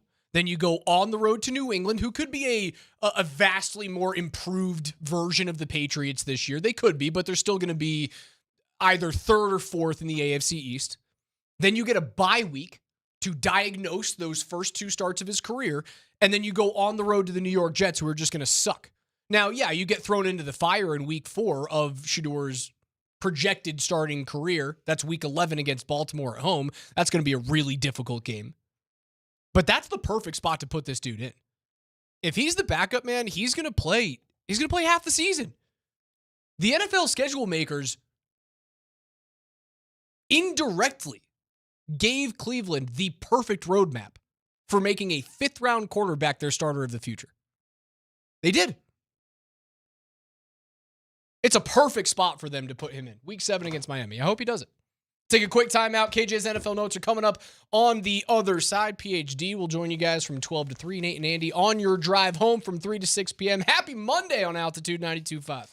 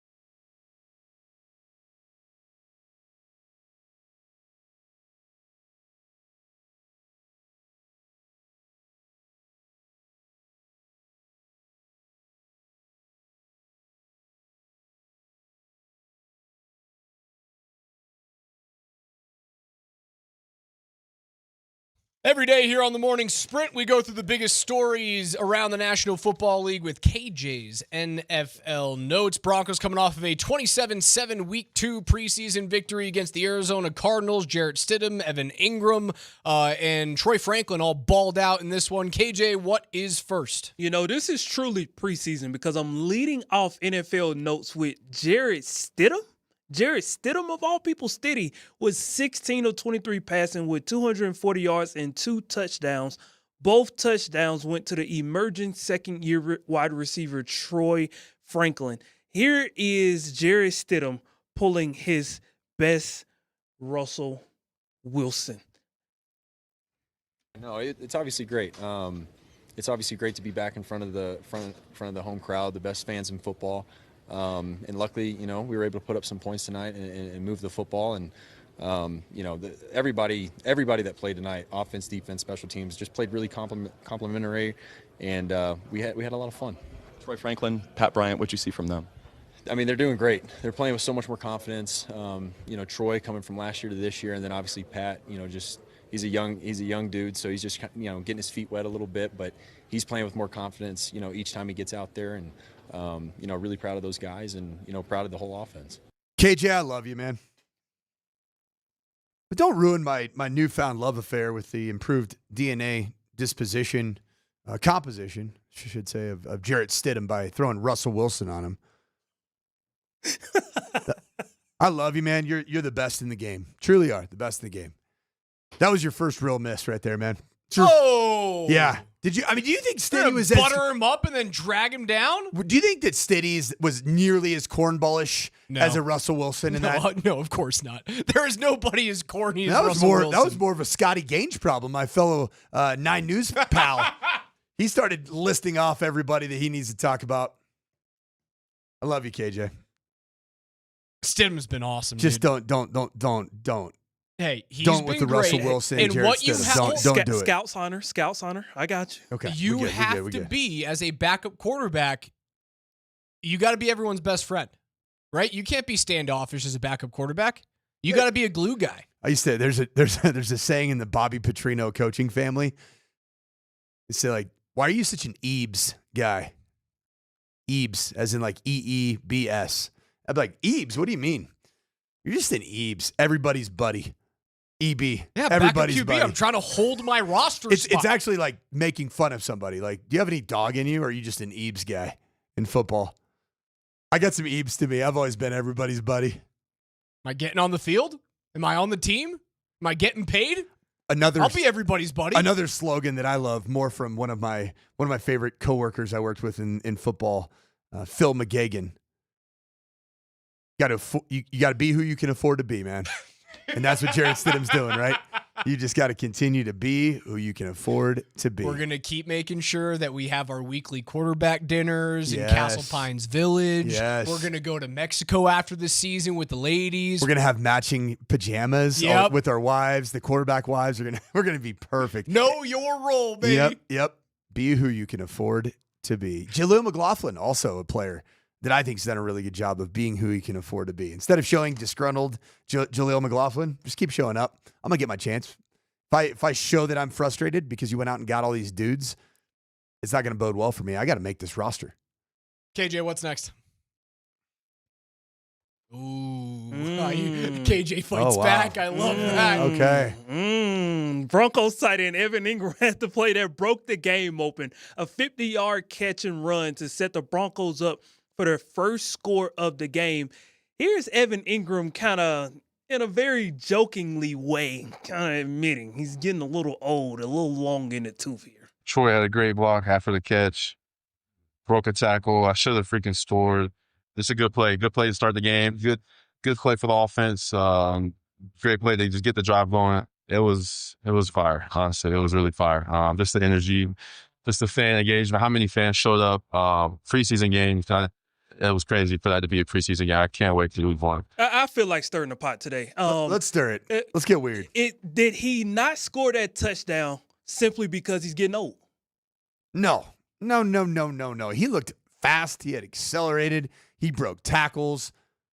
There's like 2 tight ends in the league that are going to score from 95 yards. Brock Bowers. Maybe it's Brock and that's it. I don't know who else you would throw in that category. Maybe Harold Fannin Jr. because he's an undersized. I mean, the guys that fit the archetype of joker, smaller, don't carry around 6'6", 265 pounds. It really is Brock Bowers, Evan Ingram. Like Kelsey ain't doing it from 95. Oh gosh, no. Is Kittle? Does he still have Kittle? enough? Kittle might be able to. Kittle's got some juice. He does. He's in that category. McBride and Andrews probably aren't making it 95. I would say McBride would have the chance. He's not huge. McBride's 245. Jonnu Smith? I mean, what we saw last year showed that he can be that guy. Oh, you know who's the sneaky one? Tucker Kraft. He's Tucker good, Kraft man. could go 95. Yeah, he's got some wheels. He's got some wheels. He's got some, and he is tough to tackle. He runs through porous secondary tackling. One more. Kyle Pitts? He's got the size speed ratio to do that. Okay, so maybe there's 5 dudes who can do it from that position. Could. But probably wouldn't. Not with he didn't get hawked. He didn't get walked down. It was just more as he's running through, there's just a convergence of pursuit. There's safeties that are playing top down. They were above the play. It was a little bit different than just a pure, I got caught because I'm old. Can you have a cheat code? Like, does Taysom Hill count? It's kind of cheating. And at this stage, I don't know that he runs away with that. I don't. I really don't. Speaking of longer than tooth, he's probably longer than tooth there. No, he was great. That shows you why they went out and got him, right? A chunk play from a tight end. What is that? I haven't had that here in 10 years. That's what you're hoping Noah Fant was going to be. Nope. It's been delightful to have him so far. That's all you needed to see, right? That you're checking off boxes as the preseason goes along, right? Like you saw what you needed to see out of Nick Bonito in preseason week number 1. Box checked. See ya. Don't want to see it or don't want to have you in a game for the next 2 weeks. Didn't love the start of Bo Nix versus the 49ers. But so what do you get? You get Thursday against the Cardinals and a joint practice against their entire starting defense. Check the box. Balls out. Check. The wide receivers. Does Troy Franklin know how to catch a football? Yes, he does. Yeah, in fact, he knows how to catch multiple elite catches in the end zone in his second preseason game. Is Pat Bryant a safety blanket? Check the box. R.J. Harvey, does he have the burst required out of a guy that's drafted in the second round at the tailback position? J.K. Dobbins, do we see him in training camp almost on a weekly basis as the guy? Oh, you look a little. You need to see it, don't you? I want to see a little bit more from J.K. You want to see, but do you, or do you want him to be fully healthy for the season? You know, if I have to choose between the two, it's healthy for the season. But I still feel like I need J.K. to make someone miss and then turn like what should have been 3 yards into 17 yards. And maybe I won't see that until the regular season. He's the only guy that I'm still waiting on. Like, I kind of need to see something. Come on. Come on. You got it. I believe he has it, but I haven't seen it yet because he obviously just hasn't been given the touches. KJ, keep it going. The Cleveland Browns are signing former Texas wide receiver Isaiah Bond days after a grand jury declined to indict him on a sexual assault charge. He has a contract of 3 years worth $3.018 million, fully guaranteed. And obviously all of this comes after he makes the announcement on Instagram last Thursday that he is signing with the Cleveland Browns after everything was properly and formally dismissed by all parties. If this is all behind Isaiah Bond and he can just focus strictly on football now, which player could end up being the bigger steal from the 2025 draft for the Browns, Shedeur Isaiah? Shedeur Sanders, without question, because A, he's a quarterback. B, he's shown to be the most electric quarterback in the Browns' extremely crowded and a very mid quarterback room. And Isaiah Bond has baggage that Shedeur Sanders does not. And granted, the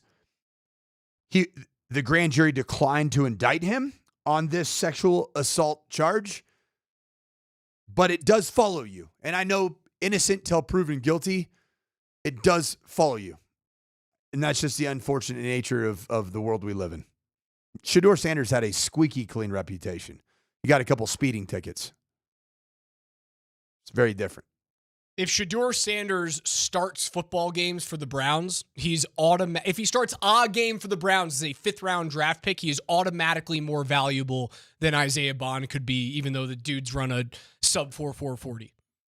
Right? Like, that is the most valuable position in the sport, in all of sports, is quarterback. And if you find a guy in the 5th round for any number of reasons, and he starts a game, you win. You win the draft. You win. And it's going to happen this year. We told you it's going to happen week 7 against Miami. Happen.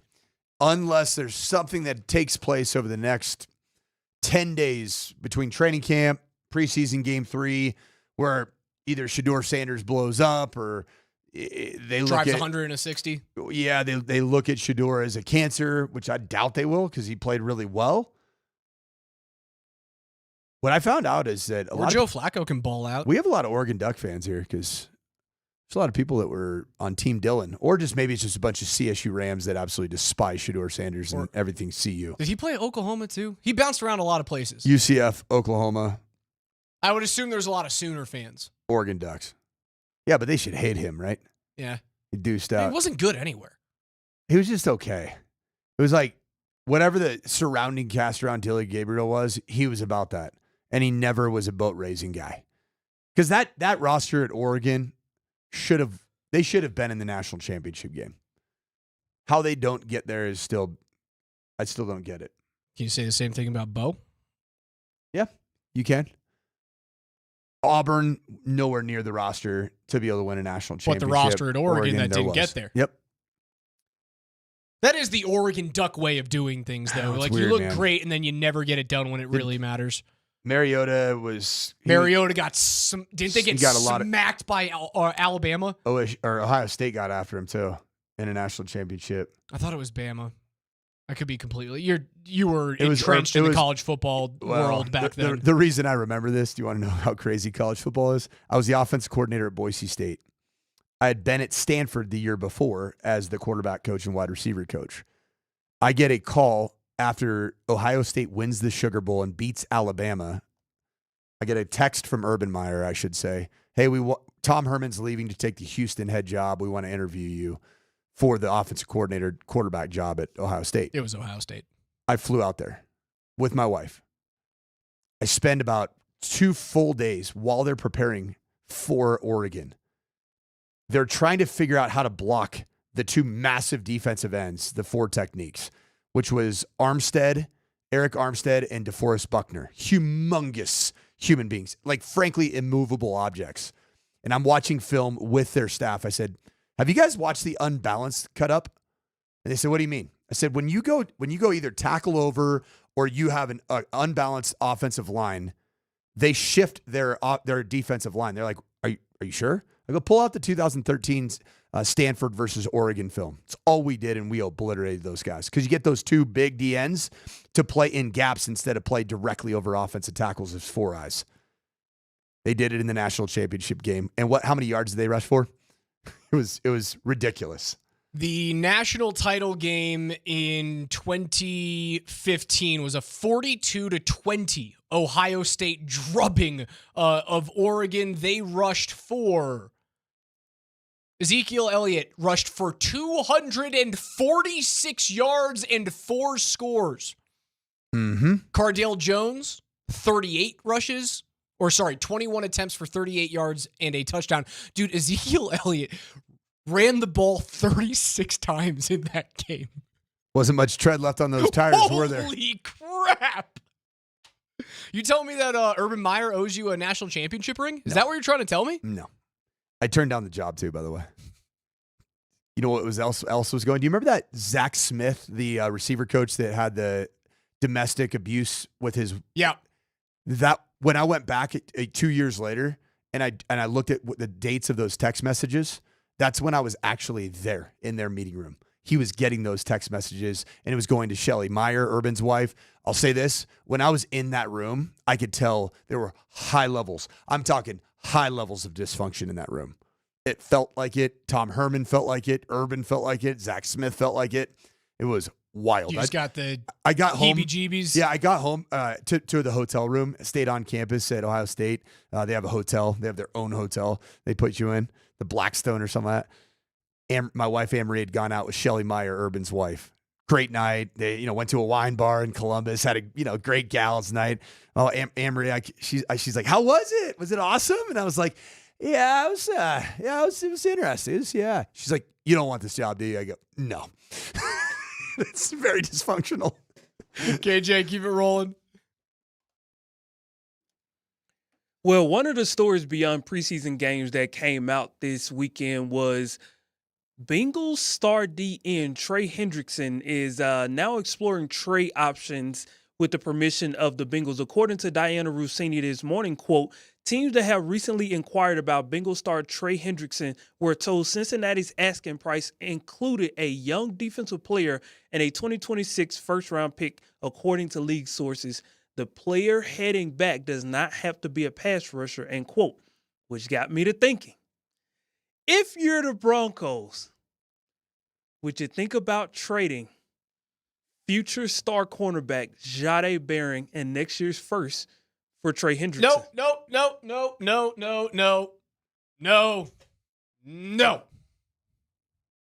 I want my first round pick next year because I want the future wide receiver 1 in the room or the future joker tight end. I don't know, man. In the room. Do you still have Evan Ingram for 3 or 4 years? After what we saw, he's got some juice. I don't know. I want toys around Bo Nix, and you have a good enough pass rush. Tell you what, man, the toys that you added this year have already proven to be really fun toys. Yes. And you know what Sean's really excited about? You know what this week is, man? Where does he get to show off his toys this week? Oh, New Orleans? Mm-hmm. Sean's so excited to go back. Yeah, he loves going back to New Orleans and just showing off like all of his things and talking to all of his people. X, I got hotter. Yeah. This is his I got hotter week. Mm-hmm. I won the breakup. Although he was kind of the one that caused the breakup. Yeah. There's some dysfunction. Not quite Ohio State levels of dysfunction under Urban Meyer. But there was a bounty gate. Who's been known to probe genes. Oh, God. Continue, please. Oh, man. No, I'm not trading. I'm not trading for Trey Hendrickson. I'm not. You don't need it from a pass rush standpoint. I'm not giving up a first rounder. And the returns on Jahdae Barron he is a tackling machine. He's a tackling machine. He's rugged. He's physical. He's got a vocal presence to him. He is intelligent. You hit on every one of your draft picks so far, except maybe one. And who do you think that might be? We did see an improvement in the preseason game. Who is the one draft pick, Raj, that you are not extremely bullish on that the Broncos got in the 2025 NFL draft? The freaking punter in the 6th round? Exactly. Jeremy Crawshaw had a better day punting. 2 punts, 54.5 yards, but I hated a touchback. You're an Australian punter, Aussie rule football guy. You're supposed to be able to pin your opponents inside the 20-yard line. Jeremy Crawshaw, man. No more shanks. Do we put too much stock into him being a 6th round pick when he was really a 7th round pick? He was the last selection of round 6.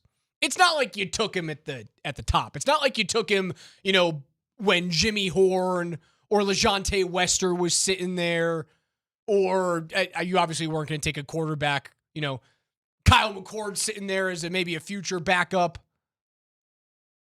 You didn't take him before any of those guys. You took him to the last pick of the 6th round. Would we be as upset about a drafted punter looking as bad as he has? And he has looked objectively bad. Would we be as upset if he was a 7th rounder and not a 6th rounder? I'm more upset because you moved on from Riley Dixon. Because Syracuse dude. You didn't want to pay him. Punching LSU Tiger in the face after hurdling him on a fake punt. Big fan. Love that. Yeah. That's what I'm looking for in my punter. KJ's NFL. You know what else was great about Riley Dixon? He could throw the football. Well, you never noticed him. And that's a good thing when you're a punter. Yeah, you don't want to notice a punter. Yep. You don't.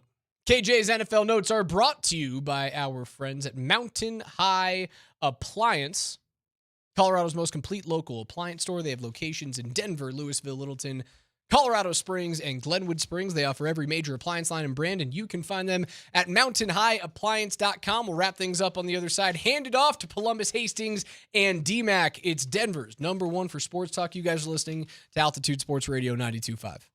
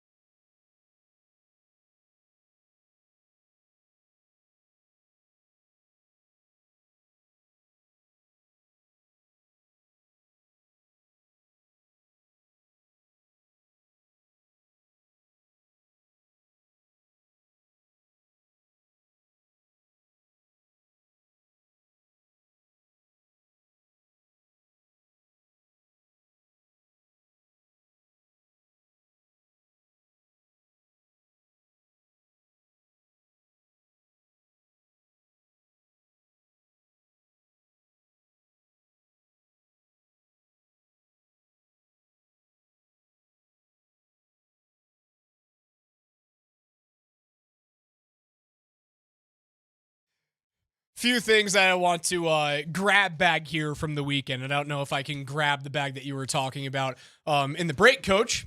Trying to derail my head for 15 minutes to go in the program. What I do, man? Just having a good old-fashioned conversation with my pal Alex. Oh, I That's wish all I you was guys doing. could have a microphone in here where we're in break. We would get fired, but you guys would have a wonderful time Raj, listening I would to not it. get fired. You would. I am very appropriate. I am highly appropriate. Few things that I want to wrap up from the weekend. One, Scotty Scheffler, while he's not Tiger Woods, he's also like not Tiger Woods. The guy's inevitable. Was trailing Bobby McIntyre at one point over the weekend by 7 strokes, going into Sunday trailing by 4, and by the time the turn hit, he had already tied. And then, lo and behold, he's 1 stroke up on McIntyre, playing with the guy, and then chips in from the rough behind the 17th green to take a 2-stroke lead that he would walk away with the BMW championship. The guy is he's inevitable. And he's one of my most fun watches in sports right now. Because it's funny. He just continues to make all these shots look easy because they are to him. And I know he's going to win, but I still have to watch. I'm still glued to the television. One of my favorite things, Bennett Scheffler, Scotty Scheffler's son. Since Bennett Scheffler was born. Oh, I saw this. It's like the New England sports fan who was born when Tom Brady took over from Bledsoe. Since Bennett was born, and he's like, 2 years old? Something like that. A year and a half, 18 months? 8 PGA Tour wins, 2 majors, 1 Olympic gold medal, 2 playoff wins, 23 top 10s, 16 top 5s. All right, it's good dad bod right there. Dad's strength is what that is, man. The other thing that I saw, Rob Manfred, the commissioner of Major League Baseball, as the Rockies come back on Sunday to beat the Arizona Diamondbacks. Been telling everybody, man, the Rockies are scorching hot, playing nearly 500 baseball since the All-Star break. The Rockies need to win 7 of their final 38 games of the season to guarantee that they will have a better record than Chicago did last season when Chicago went 41 and 121. I've been saying all along, there's no chance that they're going to break that record. The Rockies they're not good at making history. Even if it's terrible history, they're still not good at it. Yeah, they take 3 of 4 from Arizona after taking 2 of 3 on the road against St. Louis. Now you have to take on the Dodgers, who are starting to play a little bit better baseball after slumping. You have a 4-game set with them that starts tonight as Yoshi Yamamoto goes up against Kyle Freeland. So that's going to be difficult to maintain the hot streak. But you just need to find a way to win 7 of 38, and you automatically get 42 wins, and you're not the woeful Chicago White Sox. Would you rather them tie with the White Sox and be 41 and 121, or not have a share of the record at all? Do you want the full record, or you don't want it? Yeah, if you tie the record, that's even worse. That would be peak Rockies. That's even worse than going 42 and 120. And I would even argue, like, you want to shatter it, like make it count. And they're not going to. There's no way. Rockies are playing good baseball right now, man. Problem is it going to be impactful whatsoever for the future of the franchise? Still aren't seeing a bunch of like the young prospects that you've acquired in the last couple of years. This isn't they're automatically going to be a 75 win team next year. No, this is a 3 to 5 year reset. There's going to be some still going to suck next year. 45 to 65 win seasons. But as I said, Rob Manfred, did you see what he floated this weekend? I did. Major League Baseball is talking about possible expansion, right? So the Athletics are expected to be in Vegas, and they could add 2 different teams, whether it would be in Charlotte, another team in Canada, or a team in Nashville, something like that, like maybe another team in Texas. They want to add 2 more expansion teams. And if they were to do so, Manfred hinted at the idea of realigning baseball geographically. And that would help out the Rockies so much, dude. You would then move away from having to be in the same division as the Dodgers. And there's been a bunch of like proposed geographical realignments, but in the one that I saw on Sports Illustrated, you would be in a Northwest division with San Francisco, Seattle, the Athletics, and the Rockies. I like that division. Now, you lose the... You know what I like it for? I like it for my Giants. But you can't guarantee that you're the worst team in that division. Like, the A's at least have some really young, promising prospects, but they always find a way recently to kind of suck. It's not the same as the heyday of the Billy Bean years. But, like, if you take those 4 teams, Giants, Mariners, Rockies, and A's, I can't guarantee that, 3 years down the road, the Rockies are automatically the worst team in that division. And you know what? When we're looking for silver linings with the Rockies, that's a silver lining. We were asked the question, if the Rockies trend in a better direction at the end of the season, is there any chance the Rockies can draft number 1 overall with the anti-tanking rules? There's zero chance. No, there's it has zero to do with chance. consecutive years of horrific baseball. They're projected to have their highest draft. What is it? Number 10? Yep. Highest they can pick, period, is number 10. They will be the worst team in baseball at the end of the season. They will pick 10 in the next MLB draft. So is it in your third consecutive year of being in the bottom 3 of baseball? That's when they cap it. So That's their anti-tanking. You can have 2 bad seasons and get the number 1 overall in back-to-back years. I think that's kind of ridiculous for baseball. Like, you're not guaranteed to get a bona fide stud with the number 1 pick in baseball. It's getting easier as the years go by, but you can still, more so than any other sport, any of the 4 majors. Except for NBA has the lottery, which spins it all up anyway, right? Like, you can't tank intentionally to make sure you get the player. Right. Because there's the probability of getting that ball to drop figuratively and literally. There's a greater chance to swing and miss on the number 1 pick in baseball, though, as compared to basketball, hockey, and football. Would a you far say greater chance. Because the quarterback's the position and the nature of it, is the National Football League the only sport where the tank rules are really applicable? Like, there should be tank rules because they need a quarterback. And when there is a generational quarterback, think Peyton Manning when he was coming out. It was said about Caleb Williams, but I didn't see that same information, that same data. The NFL there is no tanking rule in the NFL. Right in saying that? No. Should there be? I haven't seen it be enough of an issue yet. Cleveland was as close as we got to it.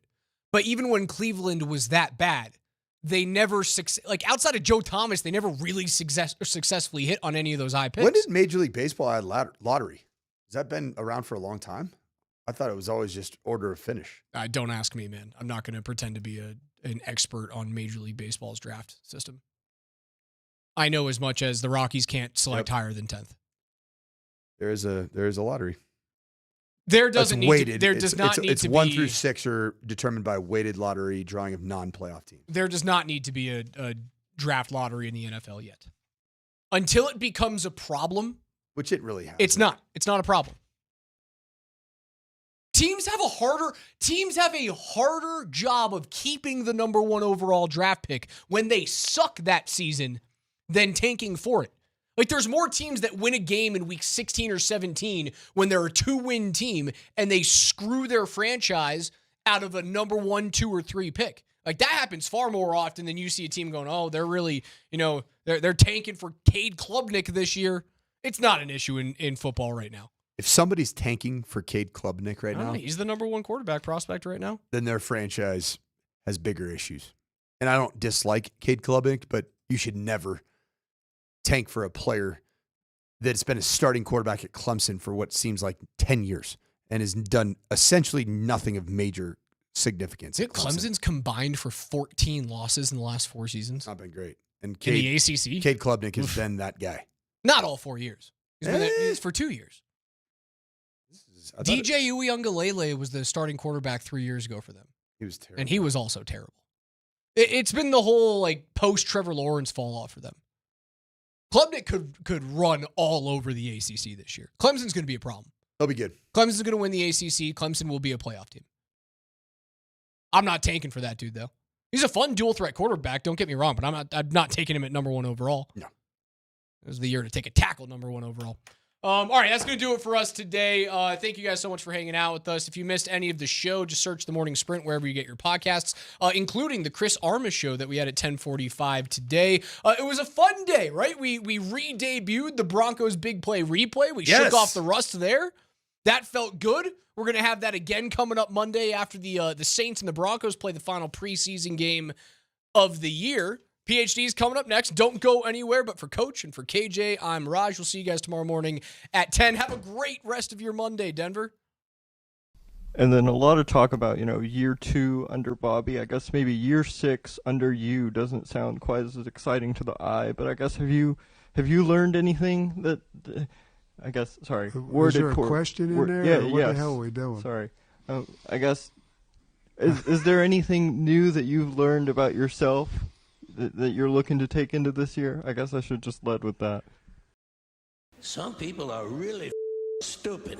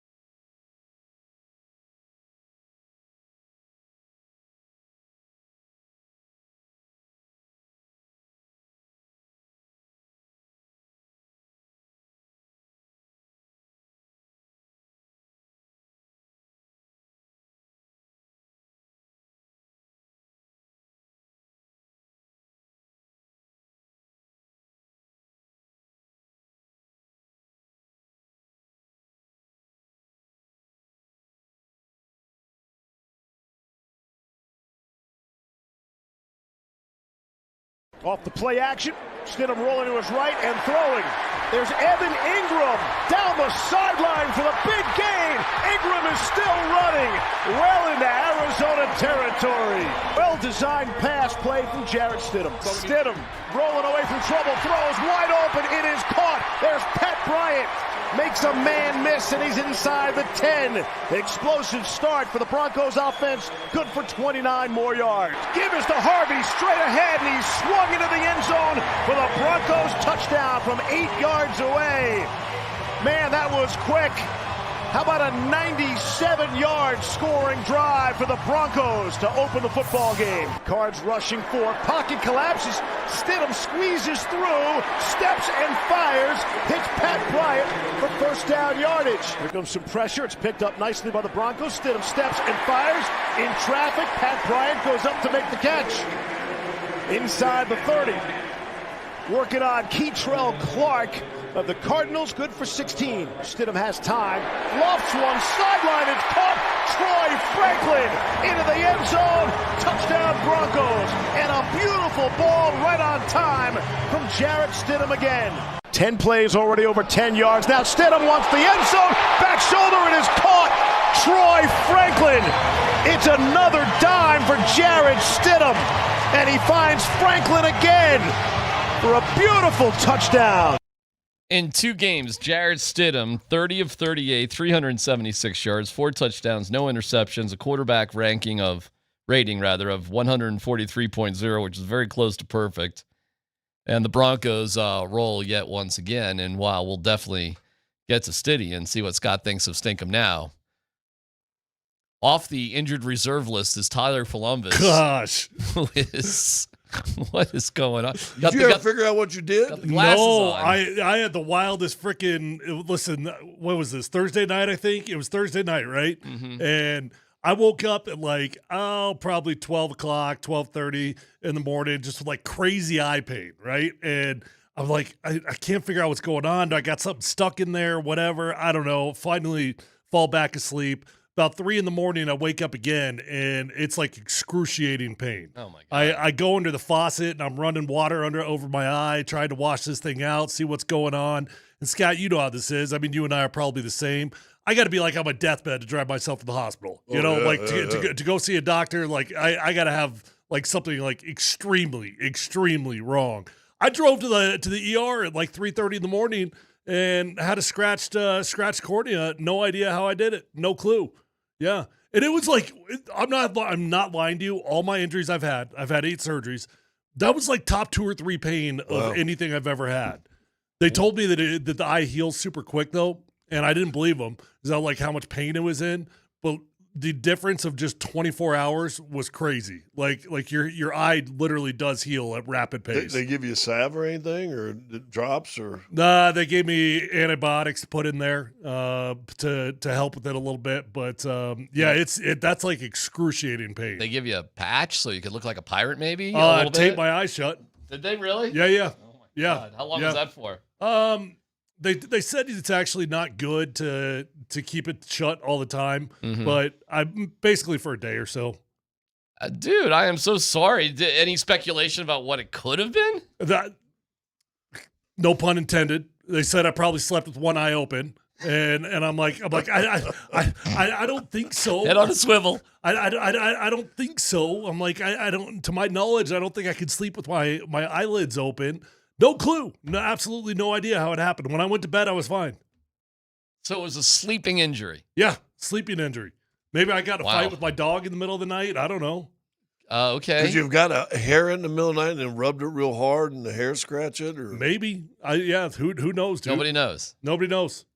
Or maybe. Okay. But they put that dye in there and they put an ultraviolet light over it. And you could see a big old cut across the whole freaking eyeball. That's kind of scary. That is weird. Yeah.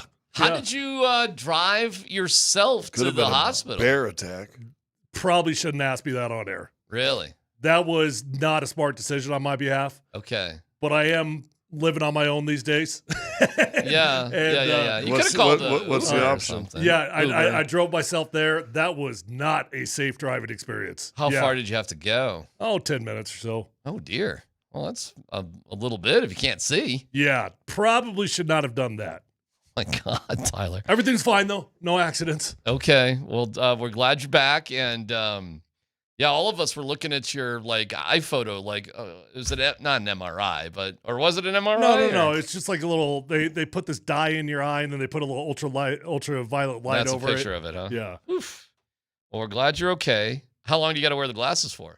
Oh, I've always had the glasses, but I mean, yeah, but you don't want to put a freaking contact in there today. No, the pain is gone, but my vision is not back totally. So I'm rocking the glass. I usually just wear these at night, but yeah, I'm rocking them during the day right now. Okay, all right. I'm okay though. I survived. Hold on. I'm back in action. Oh, here we go. What's that? Everybody can watch on Twitch. No.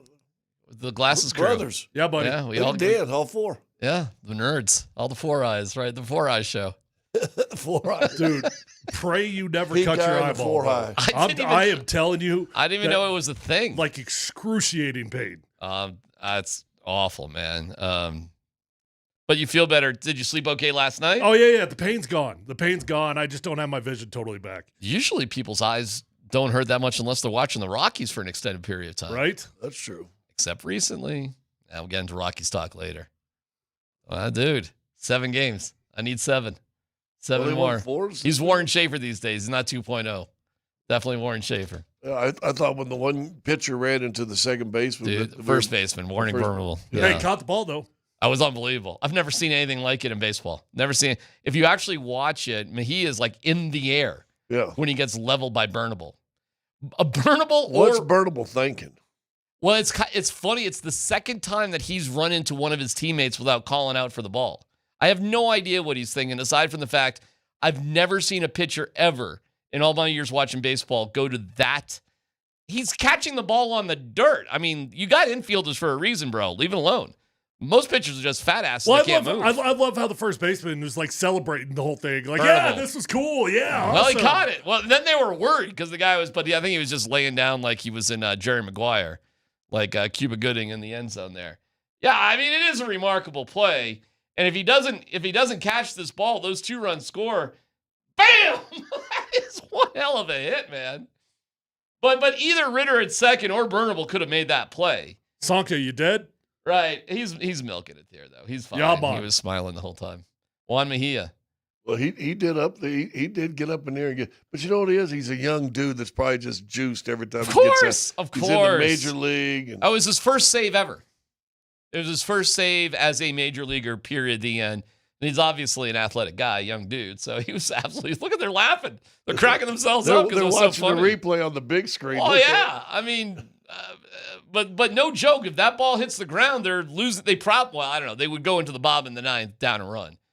Only the Rockies could celebrate looking like idiots. Oh, my God. Look at it. He's up in the air. And he's taken out in the air. How did he... That's incredible. But you know that was shoulder to midsection, so it's a clean play. Yeah. Clean hit. Yeah, clean hit. Yeah, did go. Kept his helmet out. All right, Jarrett Stidham, boys, and the Broncos. What do you think? Impressive, huh? Yeah, Scott. Our seconds are 10 times better than Arizona's seconds. That was the game that was presented. I will say this, and I know the starters didn't play, but Arizona looks like they might be in trouble. You know, NFC West is going to be up for grabs for anybody, and a lot of people had Cardinals as kind of the sleeping dogs in that division. I don't know. I mean, listen, it was number 2s. I had a whole lot more fun watching that game than I thought I would. Because there was points. Yeah. Yeah, the first half was actually pretty cool. Well, I mean, the first drive was unbelievable. I mean, are you kidding me? I mean, 3 plays and you go, 90-some yards? And I mean, just freaking beautiful. Evan Ingram's asked to play in the game. And I was wondering why the heck Evan Ingram was in the game. But tell me, when you saw who it was running that 58er down the sideline, you were like, what's he in the game for, right? Were you not shocked at who that was? Yeah, I mean, a dude in year 10 or whatever that is playing in a game that he doesn't need to be. Then you get everybody involved. Pat Bryant gets 4 catches. Troy Franklin gets 4 catches. Jarrett Stidham is amazing. I mean, Jarrett Stidham, there's no quarterback controversy, so nobody tried to drum this up into something that it's not. But Jarrett Stidham is playing the style of consistent football that I've been begging Bo Nix to play. He said something. Yeah, I would agree with that. he said something that, listen, it's my third year in this system, and I know what Sean expects. So let's keep it at that also, right? Because he was a backup to your boy, right, to Russell Wilson that first year. So he's been in this system, and he says, listen, I know what Sean expects and what this offense can do. That's great. No, he was absolutely fabulous. He was absolutely fabulous. So there you go. It's as good as you can get, and the starters are going to play on Saturday morning. Game's early. Listen, not taking anything away from Sam Ellinger. Sam did a good job too. Yeah, but he got an unlucky break because pre-scoring should have scored. Fumbles at the 1 yard line. I mean that helps Ellinger's numbers as well. Yeah, I felt bad for pre-scoring on that one, and they went for it on a 4th and 5 or something. That's normally a field goal. That's points for you. So I think they were actually a little bit better with Ellinger than the numbers. He played fine. No, I think he played good. Yeah, he played totally fine. The running backs all looked good. Jaleel bounced one. He had a nice, fun little run in there. 3 for 48 yards. Jaleel ran like his job depended on it. Well, what you wanted to see. His job is on the line for sure. Because I really do believe Tyler Bidet is going to make this football team. You like how SMA averaged 2 yards per carry? Yeah, I mean, estimate's just a non-story. I mean, we know where he's at right now. It's a non-story. Yep. I think Bidet gets that 3rd spot too. Well, I think Bidet, listen, if you're going to be a favorite, let's be a favorite of head coach. Yep. And I think Bidet, listen, Watson, I think Watson. I survived 8 years doing that.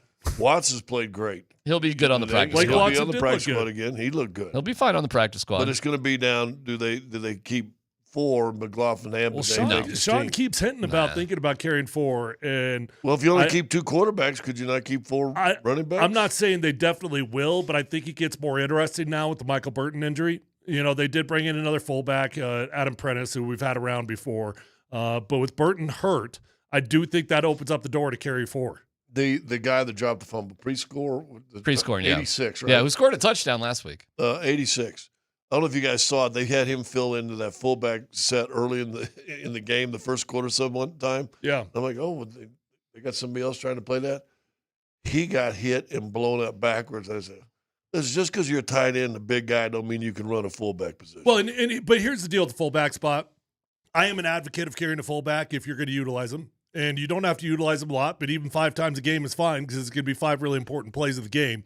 But if you're going to carry a fullback, it's got to be a dude that you love, right? So they love Michael Burton. He's Sean Payton's guy. Now that he's out, you ask yourself, okay, do I really value Prentice, a dude that we've cut before, more than a backup tight end playing in that spot? And I think it's going to make it a little bit more interesting. Michael Burton will be back on this team whenever he's healthy. And I always thought he was going to be that dude that gets cut 4 or 5 times this year as the 53rd man on the roster. So you don't have to guarantee his full contract. Right. But it opens up the window for interesting conversation.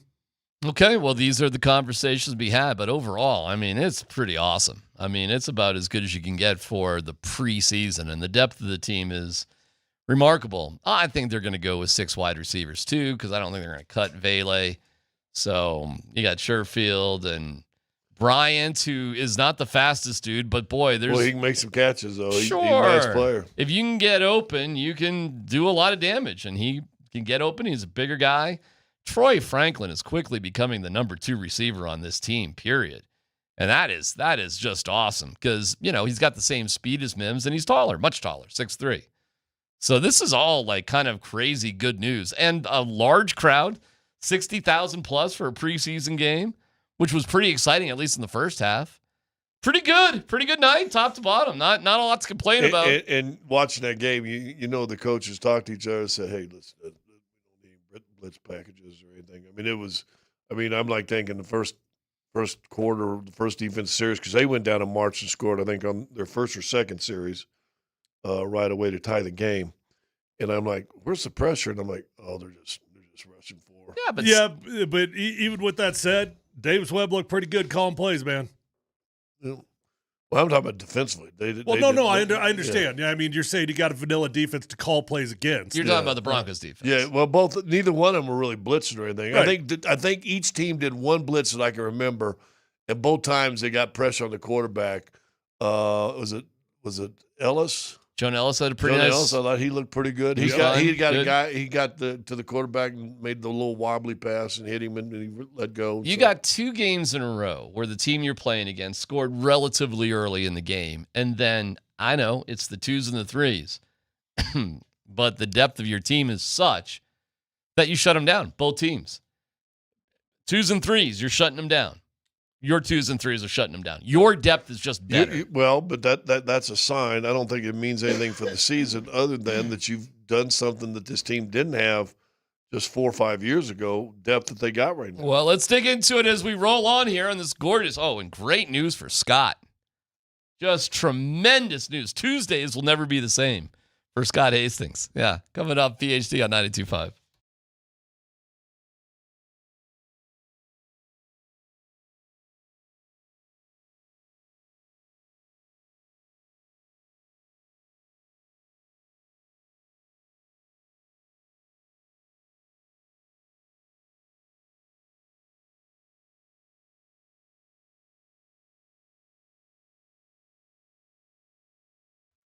Okay, guys and gals, if you're out there struggling with hair loss, whether you got a bald spot, receding hairline, or thinning hair, do yourself a favor, pick up the phone, call my friends at Advanced Hair Restoration today at 720-459-HAIR. You're going to love your experience at Advanced Hair Restoration. Nobody can offer anything like the advanced FUE found at Advanced Hair. They've already helped tens of thousands of folks, easily for me to say, and you deserve to be the next one. So call 720-459-HAIR. When you go to Advanced Hair Restoration, you will be in a calm, relaxed environment with the best of the best working with you. You're going to love Dr. Tanya Pauls. You're going to love the entire staff at Advanced Hair Restoration. They're absolutely fantastic at what they do. And guys, they guarantee your hair is going to grow for life. Your own natural hair starts to regrow the very next day. So don't waste time. Call 720-459-HAIR. You're going to get 250 free hair grafts and $250 off. Or check out those before and after photos at advancedhair.com.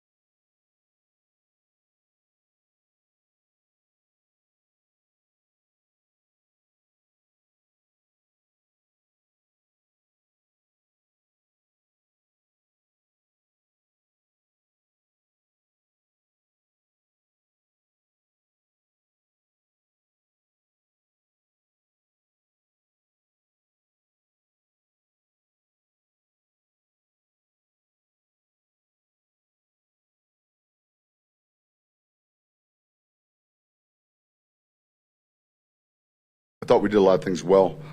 I thought our energy, kind of how we started the game, really in all three phases. There's going to be a lot of good things on tape we like, and then the one area that has to get cleaned up are the penalties. And more importantly, the pre-snap penalties. You know, not the ones that are taking place during a play, but the ones that happen before we even snap the ball. So we'll get that cleaned up. But overall, I thought it was a good night in a lot of areas. Broncos off today. They did practice privately yesterday. They'll be in pads on tomorrow, Wednesday, and Thursday before traveling to New Orleans, where early game, 11 a.m. start Mountain Time on Saturday. And that'll be a wrap. Then you got to make some tough cuts, and you got 2 weeks. And away you go. Typically, the third preseason game in years past was where the starters played the most. So, you know, the starters playing a few snaps in this one isn't 8 to 10. You already told us. It's not that big of a deal. It's and I don't think he was misleading anybody by playing a couple of like Engram and stuff. You know, I thought that was fine. Oh, he told us he was going to do that also, though. He said there'd be a handful of starters. Now, I did not expect that to mean Evan Engram. I meant that more. I thought that would be more guys like Janae Barron and, you know, younger dudes. So when we all saw Evan, I think we were all like, what the hell's going on out Well, there? except for the fact he didn't get any targets or didn't get any action in the first game, you know. Right. So just a way to mix it up. So, hey, listen, we'll go through it here in a little bit, but really awesome. We got some Browns news. We'll have that. Scott, just real quick, because I do care about your Tuesday nights. Yeah. And I just want to say I'm glad that Adam Silver has endorsed Torture Tuesday for everybody by having 9 p.m. start times now for the second game. For Tuesday night games, which I don't know how many games are on Tuesdays for the Nuggets. Probably so not is that 9 many. o'clock Eastern or 11 o'clock Eastern? That would be 9 o'clock. That'd be 11 o'clock Eastern. So 11 o'clock Eastern, 9 o'clock here, 8 o'clock in L.A. Probably thinking there's going to be a whole lot of L.A. games and 8's not too late. Okay. So that's what they're thinking. They don't give a crap about this time zone. No doubt about it. It's weird, though, on Tuesdays. Well, why? I have no idea. They have a new TV package. They're trying to do new things. Tuesday Night Peacock. Okay. Oh, I wonder if it is something like that. Well, because it's NBC. Yeah. Right, it's NBC, so It probably is. Tuesday night on Peacock. Now, listen, man, I don't want to make too much out of this because a lot of those 8:30 games, we know they didn't really start till 8:50 anyways. They're close to it. Problem is, 9 o'clock games, they're going to be 9:20. You think so? I don't know either, man. The I'll tell you. only thing I hate about that, and I understand the television revenue, listen, they just signed a monster TV deal with about 8 partners, so good on them. But I don't know. You know, you and I had a couple of conversations about the bananas. Would they bring the baseball fans fun? Yes. They brought entertainment and fun. They connect to the baseball fans. over the last handful of years, decade more maybe, have lost fans. A lot of them say it's the youth. Some of it because all the fields, no one lets kids play on the fields anymore, and all the pickup games are gone. A lot of stuff. Hey, can you put the Rockies game on in a sports But bar? if What you're- channel is it on? If you're a kid and you can go to a 2-hour Avs game or a 2-hour Nuggets game or a 2-hour Rockies game, which one are you going to be more entertained at? You know, and I would probably go Nuggets, Avs, Rockies last. To me, by starting games this late, and it's in the middle of the year, kids aren't going to go to the game. Oh, hell no. That's your future of your. That's the future of your thing. They're not even staying at home. I mean, that's my daughter's bedtime. Yeah, I'm laughing at it. You're just chasing the young fans that you're trying to build up for generational fans, you know, for the next 10, 20, 30, 40 years. But it's better for advertisers in Los Angeles, Scott. It is better for advertisers in L.A., and it's that's what really matters. Money, and no one, listen, I've been saying this forever. Ain't a pro. They can say all they want there. In the bottom line, if it comes down to the fans or their pockets, it's always their pockets. Plus, nobody really does know, you're right, the Mountain Time Zone. No one knows this time. Nobody knows it exists. You got 8 Tuesday games. Just counted them up for you. 8 Tuesday games? Okay. Yep. Well, but not all are at home, though. I didn't do that. I'd have to go back and do that. Yeah, you got to look at there's probably less than that. I mean, how many are at home? That's right. Out of those 8, I mean, probably 4. So we shouldn't cry that much about it. It's not that big of a deal. I'll just laugh because you. So yeah, thanks. You're welcome. Well, and I'm trying to figure out which ones are exclusive. Peacock might be exclusive, but I don't know. Okay. So then it might not be a factor at all. Well, no, then I could go like I usually do is I slide over and do radio with Kaz. Uh-huh. And that way when they go radio exclusive in the playoffs, never mind. Yeah. Yeah. Probably just call it from home. You'd be fine. Browns news.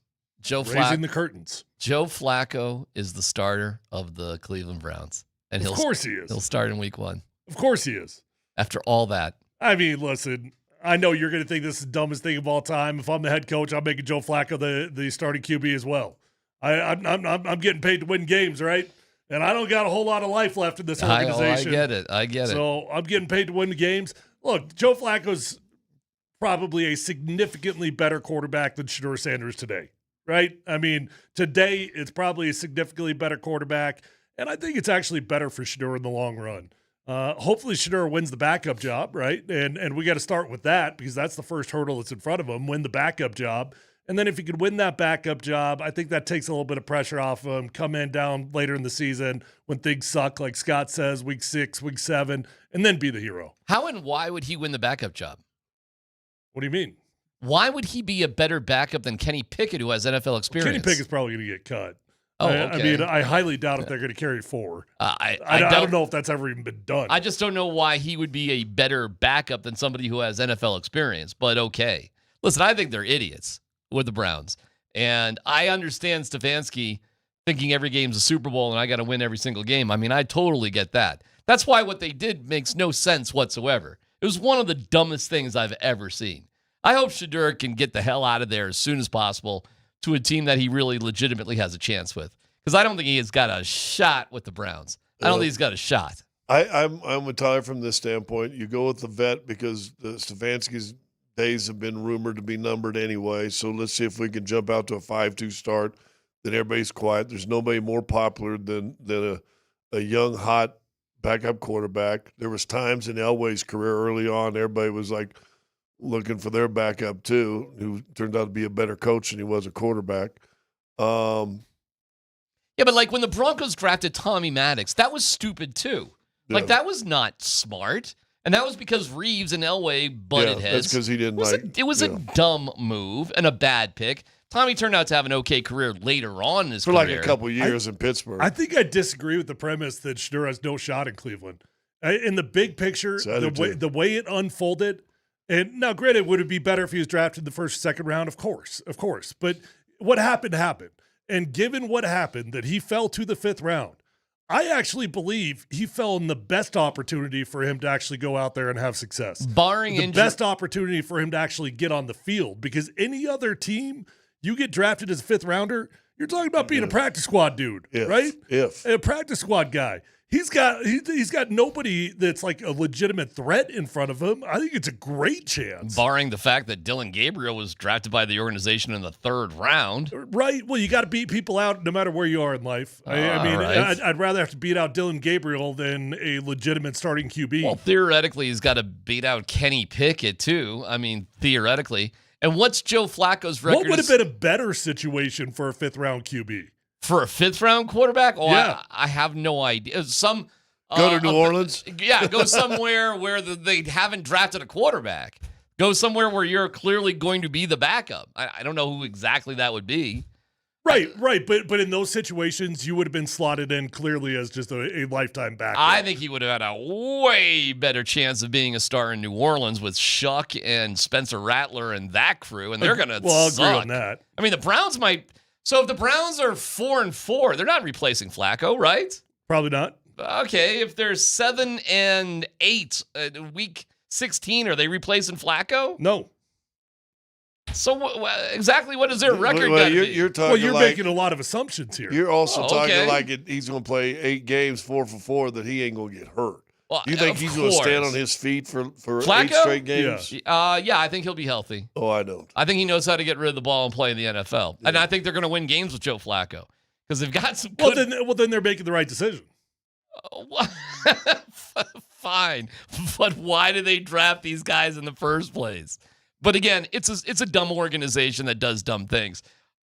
Dylan Gabriel, is he crapping on Shedeur or not? It's just part of it. You know, there's entertainers and there's competitors, and I totally understand that. And my job is to compete, and that's what I'm focused on doing. Of course, we're doing this mid-game, but you know, it's something that I'll get used to, and just want to be the best team that I can and create an environment where we can all go do our best work. That's all we want to do. All right, I'll play the very beginning of it again real quick. It's just part of it. You know, there's entertainers and there's competitors, and I totally understand that. There's entertainers and their competitors. I understand that, but I'm a competitor. Is he crapping on Shedeur? No. What they don't put into this, which is a bunch of BS because it was coming from the NFL, they don't put into context the question that he was asked. And the question that he was asked specifically, I pulled it up because I knew that this was going to come up today. And I actually feel bad for Dillon Gabriel because he got caught up in a spider web of Shedeur Sanders that he did not intentionally mean to be in. But the question he was asked, you gave us some fabulous wisdom previously on how you tune out the noise and you don't let it infiltrate your system. Will you share that with everybody at home? In response, Gabriel says this. He's referring to the media as the entertainers. He's referring to us. He's referring to Stephen A. Smith as the entertainers. He's not referring to his fellow competitors. He's referring to the entertainers or the noise that he's blocking out. Well, if that's the case, then yeah. Yeah, I think we have an interesting. I don't think he's intentionally throwing his guy under the bus, Shedeur. However, I think where they come from is decidedly different from Dan Lanning's approach.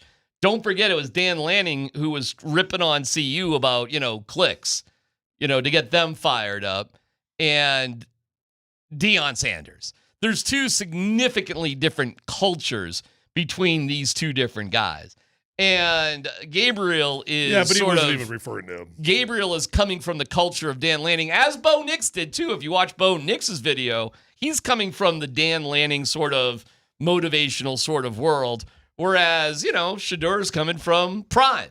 It is two different approaches to this thing. And while he might have not been intentionally ripping on his teammate, they're very different guys, and they approach things two different ways. So their philosophies on how to approach things would be significantly different. So it's not a direct shot, but it definitely is. We see things differently. We're two different dudes. And that's what they have with the Browns as well. They've got that sort of thing going on. I do agree with the fact that they come from different backgrounds for sure. I disagree that he had any intent on describing anything about Shedeur Sanders. I mean, he was asked about the media, and he was responding about the media. So what would Shedeur say to that same question? What do you think he would say? I'm sure if he was asked that question? Yeah. What do you think he would say? I don't know. I bet he would say, I'm an entertainer.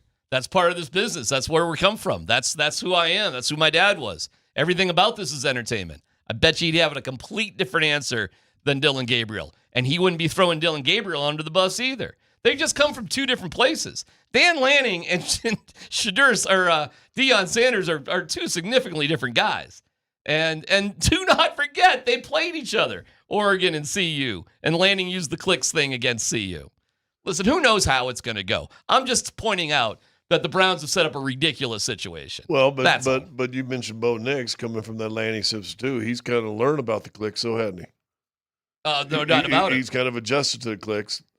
I think but last week he was talking like he didn't like with the Kay Adams stuff what Sean Payton had been doing. He was the one that said we had a lousy practice. We have to prove things first. Yeah, I'm just talking about all of his videos and the 14 commercials in the game you get to watch. It's so funny you said that. Welcome to the Bo Show. Because I was doing my little deal that we all do on our own, and I'm watching. I'm like, is that back to back Bo Nix commercials? At one point, there were 3 straight Bo Nix commercials back to back to back. Does anybody got a problem with that? A little bit. No, you can't get upset about Gabriel pointing out entertainers, and now all of a sudden, your honey's doing it all over the place. Yeah, it was only about 24 months ago that our head coach was telling our starting quarterback to stop kissing the babies and shaking the hands. So you got a beef with him doing some commercials. I get it. I understand it, but I don't think you could have it both ways. Do re mi. Yeah, I don't really have a problem with him doing the commercials because he's the face of the organization, and that's just what happens. I mean, if you're, the Common Spirit was one of them. I'm trying to think. Wasn't it? And financial. And financial. Yeah. Wasn't there a drive-through or something, or was that Ent? That was Ent. That was Ent going through the drive-through. Yeah. Then there was Common Spirit. There was something for a hospital or something? Or was that Common Spirit? That was Common Spirit. What was the other one? What was the third one? I don't remember. Ran them like 4 times all each. That Ent commercial It was felt all like there was over. only about 5 commercials that they ran over and over and over. I was waiting again. for him to do a Ramos Law anytime soon. I was waiting, Dr. Ramos. I was waiting for Dr. Ramos to have Bo. Did he do a lawyer commercial? I don't think so. I don't think so. I don't know. But there was a lot you know of what? commercials. Ent ran about 500 of those. Oh, yeah. I think what happened is it was Ent, then Spirit or Common, whatever, and then back to Ent. That might have been. All right, well, let's get into what they're facing this week, where they're going, and guy Scotty Scheffler. My goodness. He's good, isn't he? Dude almighty. All right, it's PhD here on 92.5.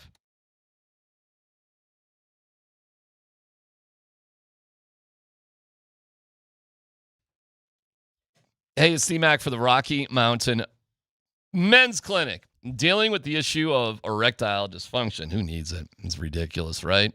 You want the right treatment for your specific medical situation. Every case is different.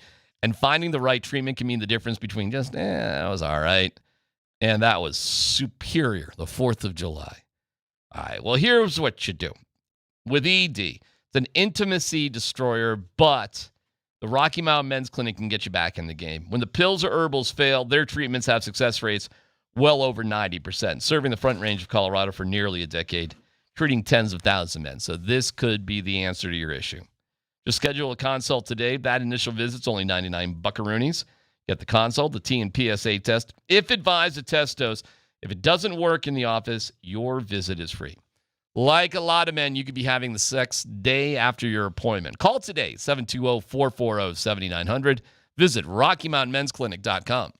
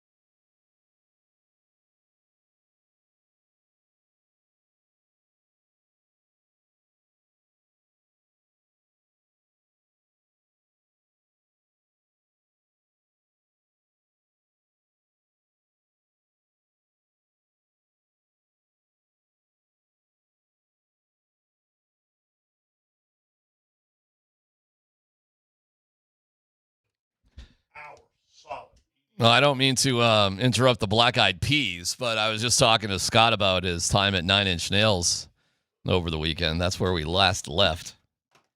Well, not a bad concert. Yeah. I've seen him now twice. Got a new cool hoodie. You'll see it when I get You with the clothes at all the concerts. It's a riot. That's the Warden's influence. But that's pretty cool, though. I like that. But the worst part about the concert for me, now Tyler would probably loved it, but the dude that came in and opened for an hour is an EDM guy. Okay. It's like, who was it? I have no idea. First 10 or 15 minutes are pretty cool, but it's the same beat for like an hour. And I got to walk, my head got hurt. And then 9 Inch Nails come out, they're good. But then they had two stages, one up front. So they come in the front, and they got two DJs going. The guy that started the show and some old guy that's traveled with Trent Reznor, I assume, is one of the guys. Forever. And they do it, but then there's singing involved. And he changed his voice. He's got this organ, but it almost remember like a lot of stuff going on. Yeah, but there's it's just not. But I'm like, and that was good. That was actually good. But that hour-long EDM, pass on that, huh? But you're in the box. But I didn't have any Molly or mushrooms or any of the magic M words. So. Were you offered them and you turned them down? No, or I would have, but I didn't and wasn't. Although you would have had them. There was somebody who won tickets in there was having a good time. Yeah, Dan Tanner would have been his best friend during that show. Hey, there you go, Dan Tanner. There you go for the shout out. Now I went to another concert last night. Dude, you went to 3 concerts in 8 days? 2. Friday. Well, Sunday. they were supposed to be the third. Right. Oh, I skipped. You didn't go. My back was too bad on that one. What'd you go to last night? The Colorado Philharmonic. Well, that's radically different than 9 Inch Nails. Playing what's the dude that wrote all the music for all the John Williams. No, for all the Tim Burton music. He was with Oingo Boingo way back. Yeah. Redhead guy. Yeah. That Danny Elfman. Danny Elfman. And so, but it's the Colorado Symphony. Mm-hmm. And they're playing, and they're flashing up, and they've got doing all the movie original stuff. drawings from Tim Burton, and then scenes from the movie. Where'd you see them? It's up on the screens while the symphony's going. What venue did you Red go? Rocks. Oh, Scotty at Red Rocks last night. It was cool. Damn, son. And then Danny Elfman came out late when they got to Nightmare Before Christmas because he was Jack.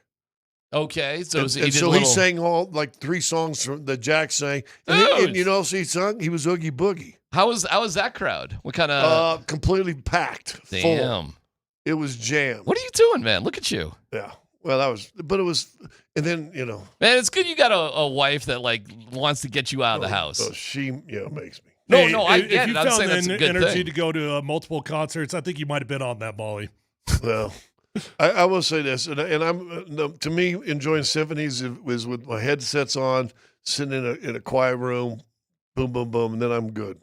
But then the Roden said something. This when you know you're dealing with youth. Goes, Danny Elfman wrote all this? Yeah, I go, yeah. He goes, no, I mean every piece, like for the piano and for the oboes and for the French horn.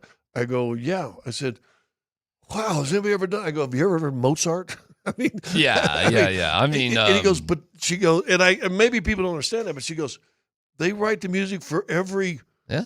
I go, yeah, and you know what? The first violin's music is a little different than the second violin's music. Sure, and it's of course. I said and she goes, oh my gosh, that is it, bro. I go, yeah. So then she went down the Mozart rabbit hole and started. Do you know he wrote his first symphony at like 5 years old? Oh, that's good. I'm like, well, there you go. There you go. Mark Mothsberger, something like that. He's in Devo. He's another one of them guys who's done all that. Trent Reznor's done tons of film work. For that animated movie Soul. Yeah. He won an Academy Award for that. Oh, look at you, man. Yeah. I saw Tyler's got eye injuries, sleeping at night. I did nothing. I'm watching the Colorado Symphony.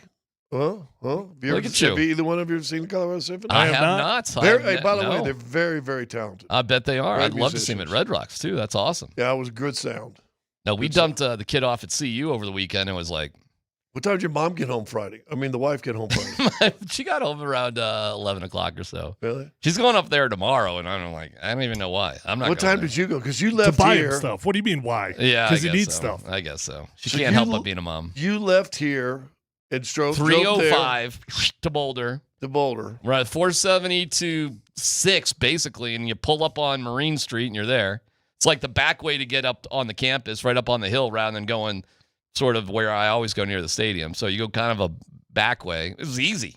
Piece o' cake. Right. Did the drop off. Did you drop off when you say drop off? Were you carrying things in and stuff? I carried a couple things in because my older son, who's in unbelievable shape, was a little bit late getting there, but he got there eventually to carry the big stuff. So I carried a couple things, not much. Like you weren't carrying the bedroom set. No, I left that for the young strapping 20-year-olds to figure out, and they're unbelievable. They're not fazed by anything. By the way, I'm moving. I'm just there the move in, and everybody's moving in basically. I see these two guys with like this old couch, like this. I'm like, oh my god, is this a CU sort of thing or what? Like, let's get the old couch that we're going to keep outside, which they were. Yeah. They had an outside thing. Got to make sure we have our outside couch. Yeah, because you never know when you need to burn that thing. You remember when that became illegal in Boulder for a while? They outlawed the indoor couch outside. Dude, it was the funniest thing. Did they outlaw the couch or did they outlaw burning the couch? No, they didn't. They didn't want the temptation, so they started getting around. People have had couches on their thing. They were making them taking them inside. Well, in this apartment building, it's a little quirky because it's 4 floors, but the first floor is almost slightly underground. Like there's like a wall and it dips down about 8 feet or whatever. And so you got a patio, but you're kind of underground. But for parties, it'd be good. It was hysterical because I'm watching these two guys and they hadn't thought it all the way out. Like nobody was underneath and there's just two guys with the couch. What do you think they did? They just dropped it right over the side. They go, what do you want to do? He goes, I don't know. Throw it over. It was already beat up to hell anyways. I have no idea. But they were just getting their outdoor. Talk about priorities. Got to make sure we get our outside couch. Yeah. We got Georgia Tech in 2 weeks. And I'm looking at all these kids, and then some girl who's barely wearing any clothes, her dog got loose a little bit, came over to us. And I'm looking at my son and his roommate, and I'm just like, okay, it's time for me to go. So did you get back here in time to drop the I got it all done. Logistics was great. And then I watched the Rockies a little bit and had a great old Friday. I cannot believe how clean our house is already right off the bat. So it was good. Then I was just home for the game on Saturday, which is weird. You know, I don't do that very often because I thought it was going to be boring. I thought it was going to be nothing to it. I kind of have a little bit of a game regret because it looked pretty exciting and there were a lot of people there and fans were into it. Yeah, fans were into it and seemed like a good experience. And the Broncos are doing some new things with like cards or something. But don't you find it interesting sometimes to be able to sit back and see what the announcers are saying and how they're replaying things? Sure. Doing different stuff. I love watching at home. Love it. I do too. Yeah. Yeah, they got a little bit. You see that whole thing? Which one? Oh, Ryan got. He apologized for it, though. So I missed it. Tell me what it did. He put up a quote from Micah Parsons that was like NBA Central. All about coming to Denver? Yeah. Yeah. But, you know. Listen, which one of us has not got by one of those at some point? Of course. Well, Ryan read it, but guess what? There's other producers. Unlike here where we got a producer and title only. Sure. It's a group sort of thing. Well, Ryan brought it to them, according to Ryan on his text. He sent out a tweet about it. Well, listen, them people got to go over. I was doing television channel 2. We're doing the weather or the sports, blah, blah, blah. Get back and they do that little wrap around with the news and the weather. Mm-hmm. And the last one's always a fluff piece that they're reading. So the guy's got a script and he just starts reading. Blah, blah, blah, blah, blah, blah, blah, blah. The new monkeys at the zoo, blah, blah, blah, blah, blah. And it's cherry blossoms from D.C. had just bloomed that day. Well, the producer in the thing changed the shot he was going to use, but then didn't happen to remind the thing. So I get home, wife time goes, boy, that guy really screwed up, didn't he? I go, well, no, but that's what they think. So Ryan may have sent this to him. Somebody else got, hey, this is a bad account. Instead, they just put it out there and did it. Yeah, you got to sort of check it out a little bit, but who cares? Seriously, not a big deal. Scotty Scheffler, though, over the weekend. What are we seeing here with this guy, Scotty Scheffler? Dude, I mean, look, he's got a long ways to go, and people lose their minds when you bring it up. He legitimately might be looking at a Tiger Woods run. He might be. I mean, he's got so far to go. Look, Tiger got, 15? I think 15 in the majors at some point. Mm-hmm. At one point, he held all 4 at the same time. I mean, these are things that you feel like they're never going to be achievable again, ever. That's the type of golf that Scotty is playing. That chip in he had was so stupid. That was just stupid. Everything about that was an impossible shot. just drains that sucker. It's fun to watch. So what didn't he start the day like 4 back and like he caught the guy by like hole 8 or something? Yeah, I actually tuned into it a little bit late, so I'm not quite sure of the history, but this, I believe weren't they tied at this point on 71? For Scotty, I don't know. Scotty had a 2-shot lead, and then the guy kind of came back. That's a Tiger Wood moment right there. Oh, it's unbelievable. For Scotty to go on a Tiger Woods run, he needs to win 3 to 4 majors a year. Because now this cat right here, he's got the similar kind of shot. And there's like no way. It does kind of remind me during Tiger Woods' run, he would occasionally run into opponents that were having the weekend of their lives that you would never hear from them again. And that's why I thought Tiger was so remarkable, because guys who just you've never heard of could beat you on any given weekend. And that's what Scheffler's facing as well. So it's incredible what's going on with this guy. It's entertaining. It's unbelievable. I think the Ryder Cup is going to be awesome. That's coming up. You know, that should be pretty cool. Look, the Titleist actually stops for a second. Boom. Is Scotty Scheffler must-watch TV? On a Sunday. Back 9, Scotty Scheffler's in it. It's the same thing like Tiger. Like, you got to stop everything and watch it. Is he there yet? He's not as much of an entertainer as Tiger Woods was. He was like Tiger could put on a show now. You know, when he'd have a big shot, he's pumping his fist in the air, he's hooting and hollering. He wanted the crowd. Yeah. I think he fed off the crowd. He almost feels like it's bad if the guys are cheering. Scotty doesn't want any of that. So they're almost polar opposites to that degree. Although there's some great videos out on YouTube of Scotty and Tiger going around and talking the game and doing bunker shots and doing chip shots and doing, T-balls and all this different stuff that's really little short clips, about a minute and a half, whatever, that I think are just fantastic. I've seen 3 or 4, and I said, man, this is awesome. Do you know what that tournament was last night? Yesterday? The one that was here last year. Yeah. That Tyler and I went to. Yep. I went to it. Oh, we got free boxes. Yeah, I didn't get like you fancy guys. This is a good text on the text line. Scotty is Mahomes and Tiger is Brady. That's about right. I mean, Mahomes has got a lot of work to get done to become Tom Brady, but it's achievable. Isn't that crazy that a year ago this weekend the BMW was here in Colorado? I know, isn't that crazy? Yeah, because that was so cool. That was so much fun. What a shame, man, that it's just not, we don't have one of them deals every year. PGA, we don't have a tough enough course. There's not a course in Colorado that is tough enough to have a year in, year out event. Especially with the altitude. So let me ask this. Yeah. That last text. If Tiger is Brady, who's Jack Nicklaus?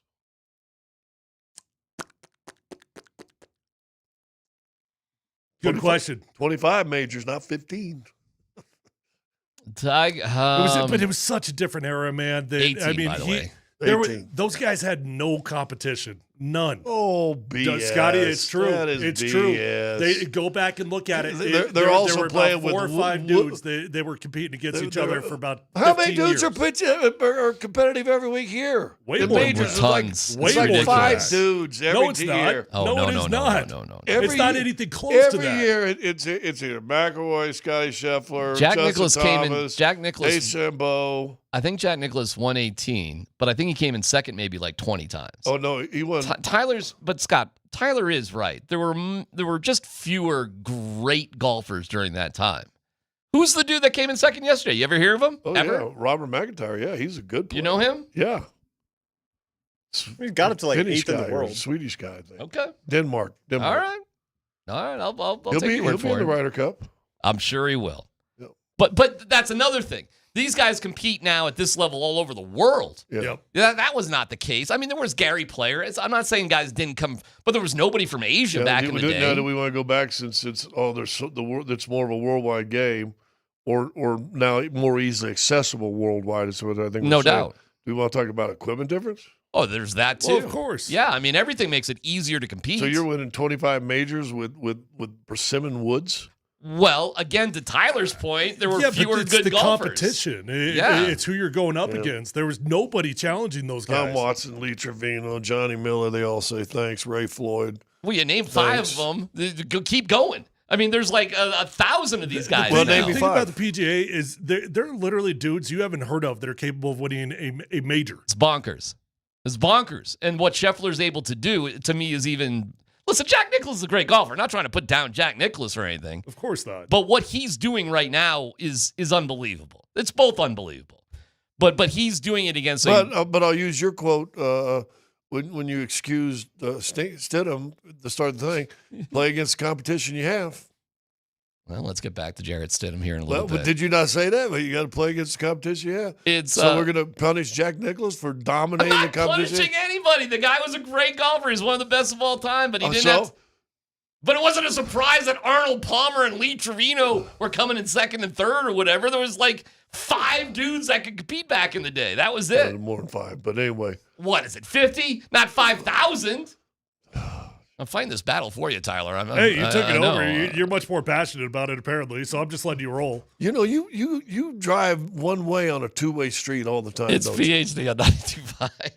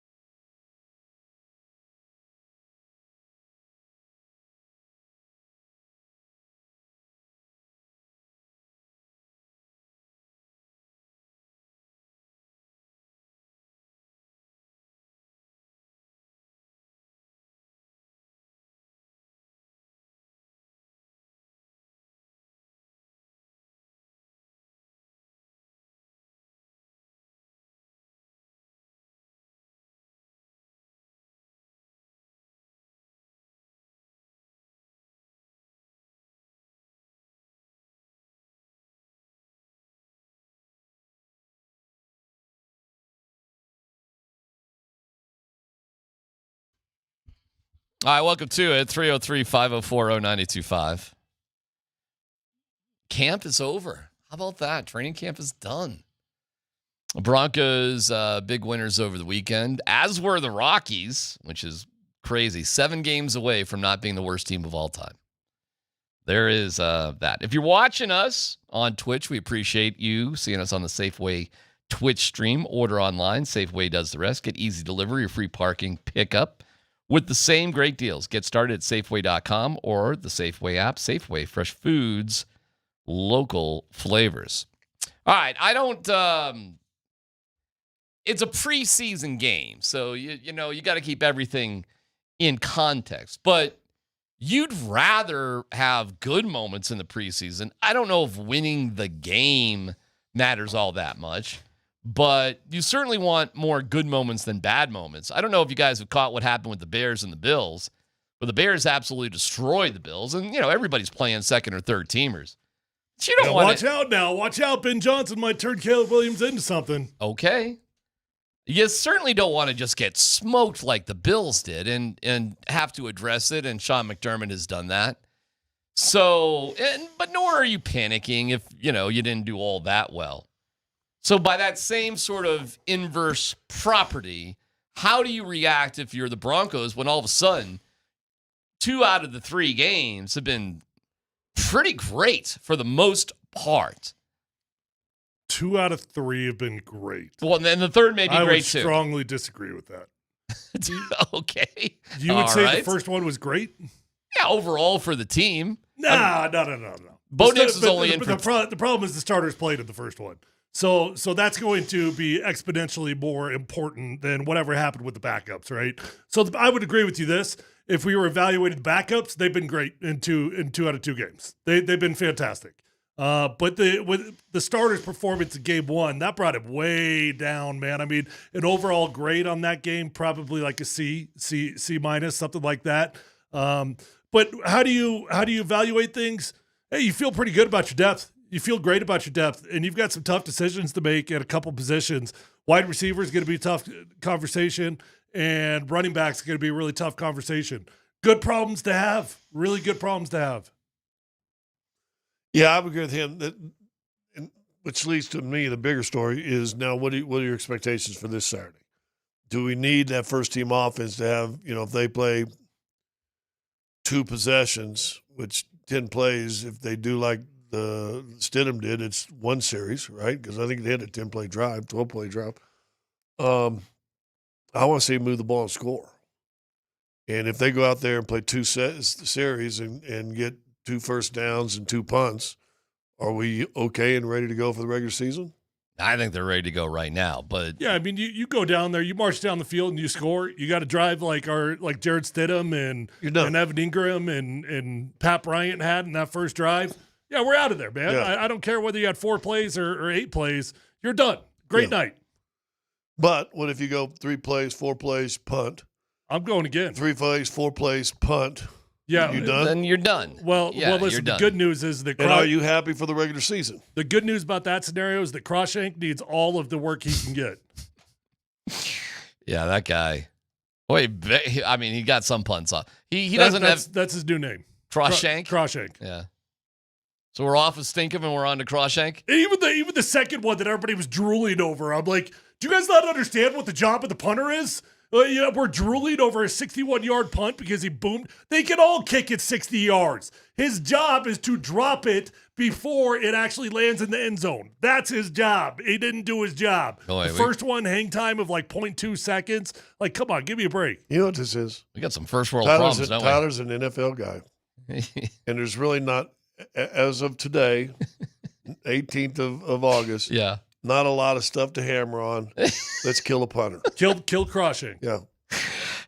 Okay, you can. You're more than welcome to, and you're not wrong. But that's where we are right now with the Denver Broncos. We're eviscerating punters from Australia. Hopefully he doesn't cry or anything. And that's where we are. That's pretty good. It's pretty good. The question still lingers. Neither one of you have answered. If the first team offense goes out Saturday and doesn't really do anything or look special, are you okay for 2 weeks later when no Tennessee comes in? I don't feel great. No, I mean, listen, we've been out there every single day and we've seen a whole lot of inconsistent football from Bo Nix. So This is a really important week. Do I think it like if Bo Nix struggles against the Saints, do I think it means he's going to struggle all year? No, of course not. I'm not trying to imply that. But you're asking me how I would feel, and I wouldn't feel great about it. Bo Nix has had a singular, really good day at training camp, and it was last week against the Arizona Cardinals. A singular, really good day. Other than that, Scott, you've been out there every day. I've been out there every day. It's been a whole lot of inconsistent football. I'm dying to see Bo Nix string together, and I'll count practices. I'll be out there tomorrow and the day after that as well. I'll count those practices, and if he can string together 2 or 3 straight days after that really good Arizona practice, now I'm going to feel better. Yeah, Sean has definitely given the impression these practices are going to be like we're going to get after it here this week. So camp is over, but it's still preseason and a long way to go before the season starts. So it'll be good to, and there'll be some sponsors and fans out there. It'll be something like that. And it's not training camp, but you can still watch the entire practice. So it'll be good. Should be good this week. We'll see what presents itself. Bo did have a great practice in the most important joint practice they've had all year, too. I mean, that did happen as well. Why was that more important than 49ers? Because it's just further along. We're just developing. We're getting better. We're improving. We're not dropping back. We're getting better. And they could go out and do whatever they want against New Orleans if they want to. New Orleans, they got nothing. They're a terrible team this year. But I'm not. Good. Let's go down and let's look good. Let's make it look easy. Okay. See, but I'm not worried about it. One way down a two-way street. One way down a two-way street. What can I tell you? The defense for this team is going to be unbelievable, and it's going to wear down teams. And games aren't decided in the NFL by the first or second drive. Games are decided way later. They were against Buffalo. Well, I mean, the Broncos got out to a 7-0 lead. Yeah. And then they couldn't stop them. And then by Buffalo's second drive. Yeah, okay. Well, that's a playoff game where the Bills are just a much better team. One way, two-way road traffic. How'd the Broncos do against the Bengals in overtime? They lost, but how'd that go? Went good. The Broncos defense, too, in December was something changed. I don't know what happened, but they just weren't the same defense they were the whole year. Hey, it's a tough league, man. So sure, we are all expecting this Broncos defense to be top 5, but if they bounce even top 10, that's going to affect this team greatly. All right, let me ask you this. Anybody ever ask you to write a book? Yes. He's written 3. DMac's Big Book of Excuses? That's exactly what Is they that asked. what it was? I'm on volume 3. Like the encyclopedias that come out every year? Yeah, well, there's the audio book is actually a little bit more interesting, but the coloring book is fantastic. Added content? Sure. What was you did an audio book? What was that one? I did do it. It was a pretty funny premise. It was I taught that I did an audio book without writing it. So I actually I think it was about quarterbacks, like DMac's quarterback philosophy, something like that. So I literally sat down and I pretended I was reading a book for like 6 hours. I swear to God. Where's it at? Well, that's over at that's the other guy's property now. I don't have any access to it. They have the intellectual property. They got the IP on that bad boy. So they could sell that thing and make $1. Sure. That's about how much they valued me. So, that'd be about right. All right, well, let me ask you this. What do you want out of Saturday then? Is Saturday really important to you guys? It sounds like it is. I want the first team offense to go out there and look like a first team playoff offense. Yes. String together a few first downs. If you stall out, I guess you stall out, but you better string together 3 or 4 first downs. And if they don't? Well, I mean, you ask that like it's a threat, and if they don't, I'm not going to feel awesome. Okay. Feel good about Stidham? Yeah, if we have to go back up. And now, as soon as he gets in there, we can say, hey, make sure, guys, R2's in. Bring yours in. Mm-hmm. You realize he could not possibly have a better preseason. Oh, great. He's great. And you can only play against who you're going to play against. He's been great. Okay. Great. And Ellinger's been really, really, really good. Not like Stidham, but he's been good. Been really good. I mean, if that was your backup and he played that well, how many teams do you think Stidham could start for right now where he would be the best quarterback option? None. Really? Yeah. Stidham or Tyler Shuck in New Orleans? Give me a break. You okay? You all right? He got to go. You got to... Or you got to spit out some tobacco. That was like a walk-off. Tyler Shuck. It wasn't as good as the one Friday, though. I thought you were about to, That was it. Out the door. Rate. So you're Tyler Shuck. That's your starting quarterback? Fundamentally, I more or less agree with Scott. I mean, okay, you found one. You got one, DMac. Man. Justin Fields or Jarrett Stidham? Oh, I don't know. You tell us, Darren. Jarrett Stidham. Fields had it was only 5 passing attempts, so it wasn't much of a sample size, but it wasn't great. You might be able to throw him into the conversation in Indy, maybe. Sure. Daniel Jones or Jarrett Stidham? Stidham. Joe Flacco or Jarrett Stidham? Stidham. Bryce Why Young. are you such a Flacco hater? I'm actually not a Flacco hater. You sure come across as one. Well, I don't think there's any upside to Flacco. I think he's in the land of break glass in case of emergency because we got to win some games in the middle of the season at this point. So he's a 40-year-old stopgap, but he's a pretty damn good 40-year-old stopgap. Sure. I mean, he gives you a chance. I think they're going to be a 500 team with Joe Flacco. All right, I think they're going to win games. Let's go through the leagues. AFC South. C.J. Stroud. No, we really don't need to do the whole league. Trevor Lawrence, Cam Stroud. Ward, Anthony Richardson. I'd take him over Jones. Cam Ward. We're just talking about tomorrow. You take him over Cam? What? Yeah, because we're not talking about upside. We're talking about right now. Here we go. Oh, you are Mr. Upside. You can't have that one both ways. Oh, we're doing upside? You are the king of you're the Browns. What the heck are the Browns doing? Why would they play Joe Flacco? I'll do upside. Driving one way and a two-way I'll road do right upside. there. Go ahead. Well, I mean, for you to turn on that one was actually amazing. He kills Joe Flacco. I said my original thing was he'd be the best option on a dozen teams right now. I didn't say upside. I said right now. Yes. You're nuts. Find me a dozen. Well, all right. I mean, Cam, we're doing right now. Caleb Williams, Chicago. Yes, better. What? Right now. He's better than Caleb Williams right now. No. Definitely. No. Jared Goff, Jordan Love, J.J. McCarthy. J.J. McCarthy's better than him right now. You are so drunk. He is better than him right now. You're drunk. Again, we're not doing upside. We're doing right Lamar now. Jackson, Joe Burrow, Joe Flacco, Aaron Rodgers. He's better than Rodgers and Flacco. Oh, my God. Right now.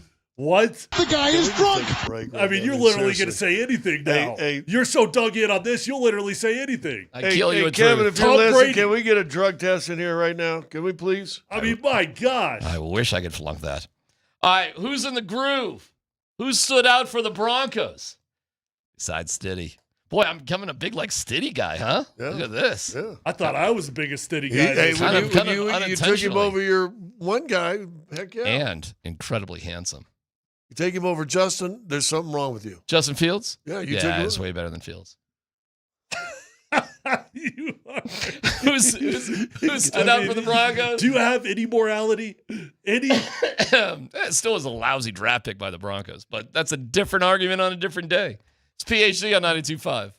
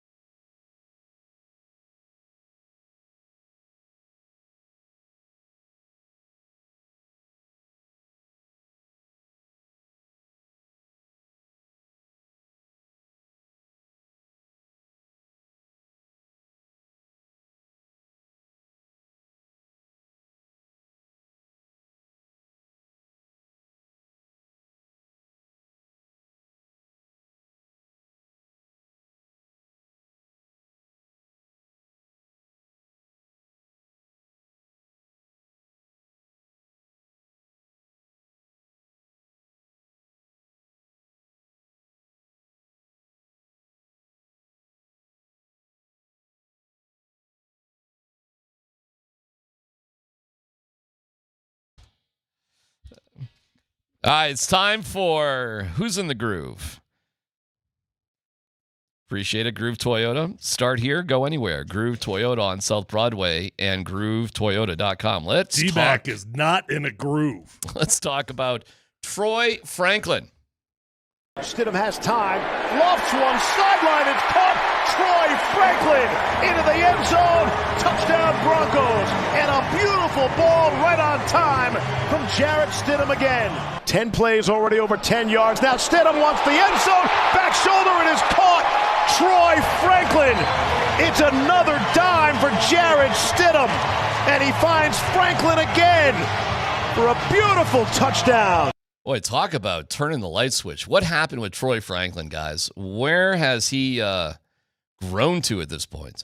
Been fun to watch, man, for a guy that could not have had a worse rookie training camp, for a guy that literally got yelled at as much as anybody I've ever seen at his rookie training camp. To evolve like this, it's been fun. You said at some point earlier in the show that he's a bona fide number 2 on this team. I think he's about a really good argument. And you keep this up, at some point, it's impossible to ignore. I do think that Devon Vele is still your number 2. I think you roll with the guys that you know early on in the season. But, boy, Troy Franklin's been a lot of fun to watch, and I hope he continues this because I do think he brings something else to the table than Devon Vele does. Here is Sean Payton on Troy. Yeah, it's happening. And I'm excited. You know, I think we just got to be smart because he's playing 2 spots. But he's had a really good camp. He's confident, you know, and I've said this a bunch of times. It has to happen on the field. And you guys that have covered this team or any other team, like you see it in the preseason every year. Some players that begin to make some plays and it carries over. And so that's why these games are important. You know, obviously it's challenging when you're not going to play your starting group, but when you see growth like that in every year, you know, we don't know who those players are going to be, but he played well tonight. Has he given the coaches something to think about? Yes. Oh, for sure. Let me just say this, because I said during the summer we were talking about this, and everybody was wrecking on the wide receiving core of the Broncos. Remember, Peyton came out and said, I like those guys in that room. So I guess it was right before the draft.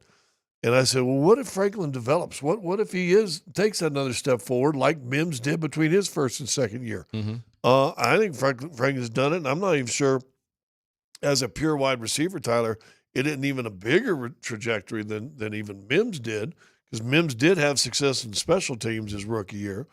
I listen. You know what I knew he believes in himself? Last day of camp, do you remember what he wore on his feet?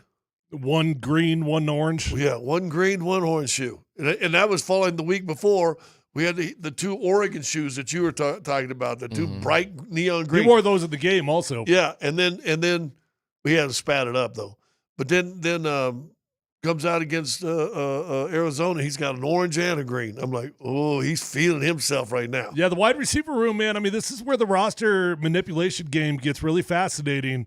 You would love to only carry 5 wide receivers, but I don't think they have a choice but to carry 6. Yeah, they got to carry all those guys. Now, on game day, you probably only have 5 that are actually active.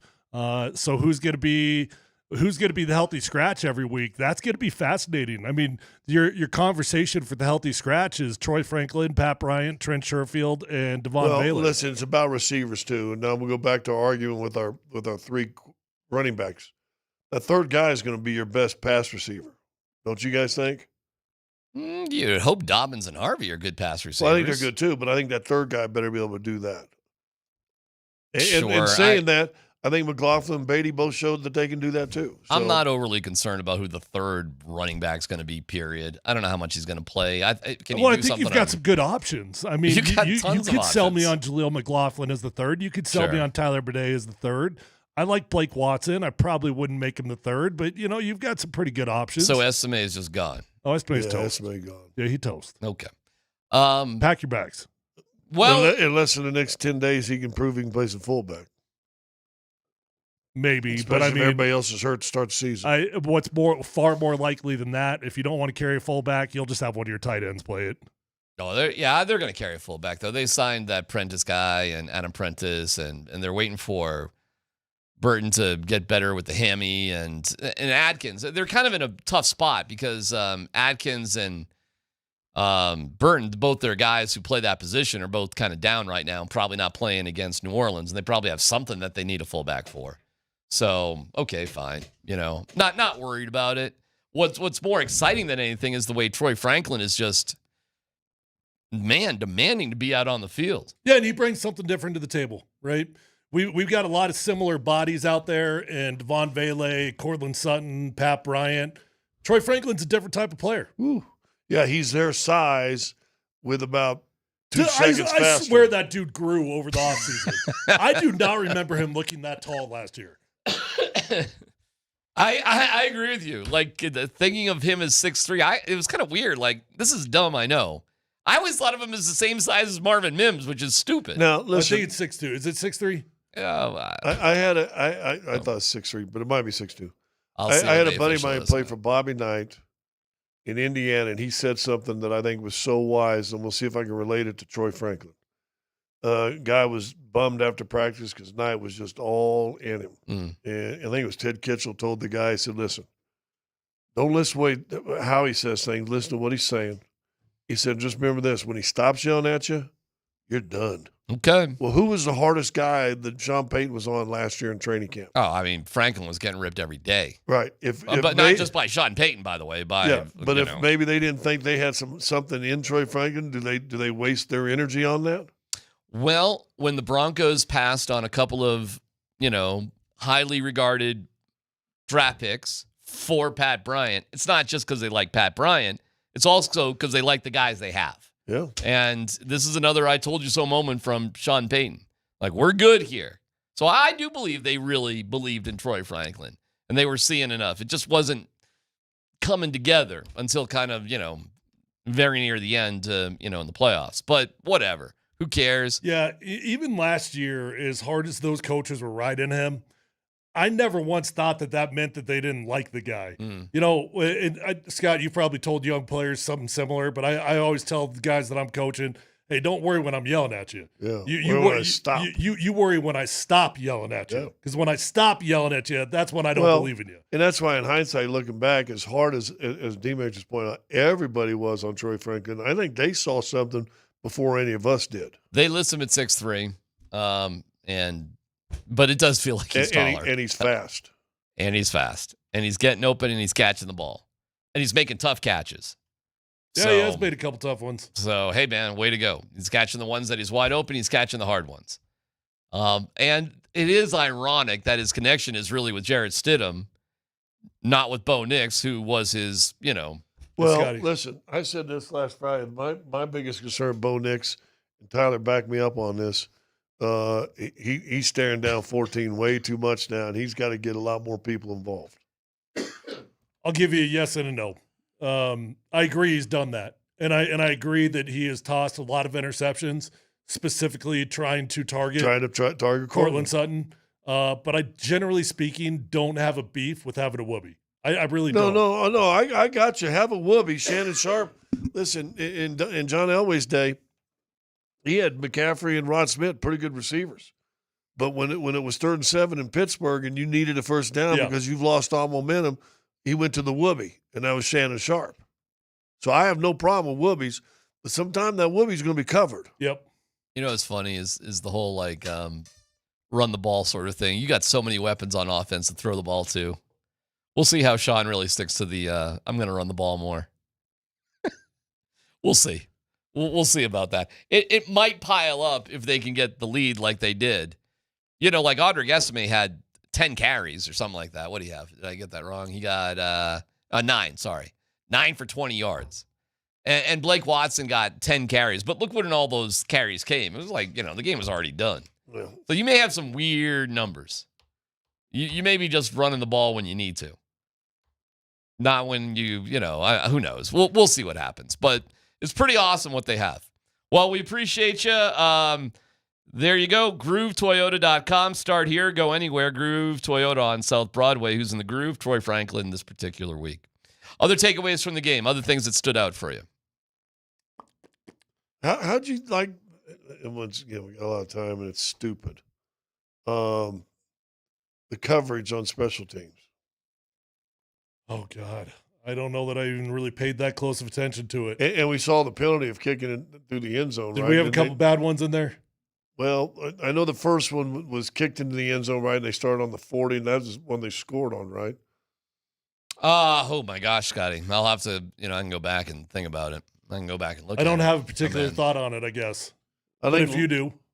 I think Lutz is fine. I just felt like the coverage was okay. Well, it's tough to Not cover a great. punt with no hang time. So we got to get better there for sure. Will Lutz is going to be fine. I'm not worried about him. No. He He ain't going to kick a 70-yarder, though. Well, very few human beings ever have. Maybe one. Well, he tried. Actually, there is he only tried one. to kick a 65, and it was like three yards short. And I don't need him to kick 65-yarders. I need you to be good from 55 and in. I need you to be money 55 and in. Yep. Yeah, special teams, I think, is going to be fine. I saw Lutz, I don't think he was even trying to kick it in the end zone. But you take like 2 steps, and these guys just, mile-high air, baby. It just kind of flies. I'm not worried about it, though. Are you? The ball comes out at the 35, kind of like, all right, whatever. You concerned about that? No, I just I like it on the 20 better. Okay. Well, I think they'll try to do that. But I think at the end of the day, these teams are just going to be like, this isn't worth it. Well, we're just, it's by the way, they're punishing teams more. But watch, coaches will just be like, you know what? We don't want to get anybody hurt. Just kick it through the end zone. Oh, I disagree this year. Well, okay. I definitely thought that last year, and it unfolded that way. Coaches ain't going to want to give that ball on the 35-yard line. Well, we'll see. I hope not. The game's a lot more interesting when there's action happening and the ball's in play. So No, it depends on how effective these teams get at returning it. I mean, shoot, if it actually works and teams are getting kickoff returns for touchdowns, well, then, yeah, you'll probably be right. And we're entering kind of some weird territory here with the Broncos. Like, there's no undrafted guys who are about to make this team. I dare you to name an undrafted guy who's going to make this team. Defensive Jackson. Wait. Well, no, first year guys. First year undrafted guys making this team. And you don't count the practice. I do not count the practice squad on that. On the 53. You get a ring. Well, sure. If you get a ring, you're on the team. The Broncos have had a long history of undrafted guys making the 53. I don't see that happening this year. Well, listen, I don't think Sean Payton would ever play a rookie if he really, really didn't have to. Okay, fine. That's the depth this team has. So we don't have that. We don't have a quarterback competition. You got Croshank redemption. Hopefully the punter will figure it out at some point. But they're all in on this guy. They're not like, we didn't have punter tryouts. They had fullback tryouts. And they signed Prentice, Adam Prentice. Yeah, they're babying the dude. That bothers me. Okay. If you got to baby the dude, punter? Yeah. They're absolutely babying him. They are, I guess. They don't want to get in his head any further. They know that he's already playing head games, and they don't want to get in his head any further by bringing in competition because they know they're really going to keep him because they drafted him. So they're like, let's not mess with this dude's head. Let's try to instill some confidence. Okay, all right. He did hit a 61-yarder. No. But he hit in the end zone. Stop. Oh, all right. Are you like the rest of these dummies that were I'm not. glossing over the 61-yarder? I will not. Every punter can freaking kick the ball 61 yards. Do your job and pin it. Would you cut him? What would you do with him? I don't know. I'm concerned about it. All right, so we got a punter issue. Well, here's the deal. Here's the deal. Why does it matter? Because how are we going to win football games? With defense. That's how we win football games. All of a sudden, you start giving teams short fields. Let's see how good this defense really is. But isn't your punter considered part of your defense? I guess. I don't know. Man, we are in a weird, no dumb question. We are in a weird world now.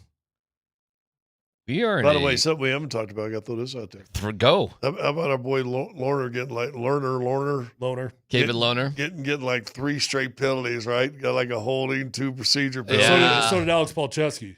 Yeah, Lerner got the worst one though because they were talking and kind of talking him up on TV. Right, and he got a penalty right there. As they're talking, he gets a penalty.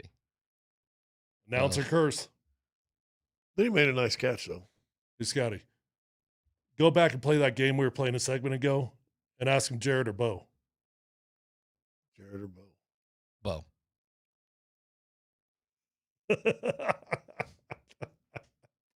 Bo's a top 20 guy in the NFL. I've seen the ratings. Yeah, the coach is talking about him being 4 or 5. You said he could start 12. Aaron Rodgers isn't top 20. He was 20 on the other one. Aaron Rodgers to me this year right now is like old, not very mobile, and I think it's going to be miserable for him in Pittsburgh. I think he's going to be terrible. He's probably going to, in my opinion, he's probably going to end up getting hurt. I bet they go to the playoffs. They go to the playoffs every year with whoever they have. They went to the playoffs last year with Fields and Russell Wilson. Going to the playoffs is no big deal. What are they going to do in the playoffs? They always go to the playoffs. It's no big deal. No we big deal. Celebrated that like we won a freaking Super Bowl. Yeah, I get it, but that's their standard. One way. No, well, tell me where I'm wrong. Tomlin's taking his team to the playoffs every year for forever. He figures out how to get to the playoffs, no doubt about it. I bet you he gets to the playoffs too. But then what? Then where do they go? Well, he's won 2 Super Bowls. Okay. How long ago was that? That was with Ben Roethlisberger, but all right. That goes back a little bit. How long ago was Sean's? Sean was forever ago. We're still resting on those laurels. Hey, I get it, man. I get it. And I got you. You're right. And the Broncos haven't done anything in the playoffs since 2015, since your year, where you guys are going to be honored. Boy, they're making you guys a big deal this year, by the way. Yeah, it'll be fun. They're blowing up that 2015 team. I saw the media guy. That's all you guys. Well, it's not all us. It's DT. And we're just okay. we're along for the ride. All right, but it's all about DT. We're along for the ride. Okay, all right, but it's celebrating DT and your team. Yeah. What game is the big blowout? I don't know. I got to go look at it. Monday night Cincinnati. Is that what it is? Oh, you better hope it ain't. Usually it's in the afternoon because these guys like to, when they honor them, you get a jacket or something for this? Do you get something special when you're down on the field and doing all that stuff? No idea. I don't know. I haven't done it yet. So does the 2015? I mean, I know it's a full weekend of festivities. They've got the hotel. We're going out to eat the night before. There's something for like 2 nights, and then we got the game. So and DT's going to the ring. Yep. But your team's not going to the ring. No. Unless there's some crazy surprise. I just saw, the team, Coobs is on the cover of the media guide and all that sort of stuff. It was like, oh, okay. There's new signage. We just got the alumni magazine, got sent out to the house, which we did get a very nice jacket sent in that one. Oh. To answer your question. A jacket? What kind of jacket? It's like a pullover jacket, like windbreaker deal. 3/4. Yeah. Well, there you like go. A Peyton Manning. Yeah. Peyton doesn't wear windbreakers. He wears like vests. Oh, you got a jacket, so you could wear something there. You could wear your jacket, I suppose, if you wanted to. Sure, we could wear that. Yeah. How many of your teammates? But anyways, I started to say we got the alumni magazine and DT's on the front of it. That's good. How many of your teammates do you think are showing up for this one? Oh, I'd imagine anybody that can. I'm sure it'll be a good turnout. Is there anybody on that team you haven't talked to in like 10 years that you'd be like, probably about 50 of them. Really? Who would you love to catch up with from that team that you just, for whatever reason? Wait. So you've only talked to 3 guys? Nah, that's an exaggeration. Okay, let's call it, you know what? Let's call it 45. So you've only talked to 8 guys since then? Well, he's not going to talk. Carried on a relationship with? Yes. He's not going to talk to guys on the practice squad. Have I bounced into him? Do you know anybody who's on the practice squad that year? Yeah, the dude that got a hooker at the Super Bowl. Don't know his name. That's a great story. Ryan Murphy. Mm-hmm. Nice pull. Yeah. Nick Kaza. Nick Kaza's the great story. CU Buff was in the stands during the AFC Championship game and then signed to the team. The practice squad or what? No, not. Well, I don't know what his deal was. Practice squad. Practice squad. Yeah. Great so he story. Get a ring? Yeah. Well, he was on the team. Think so.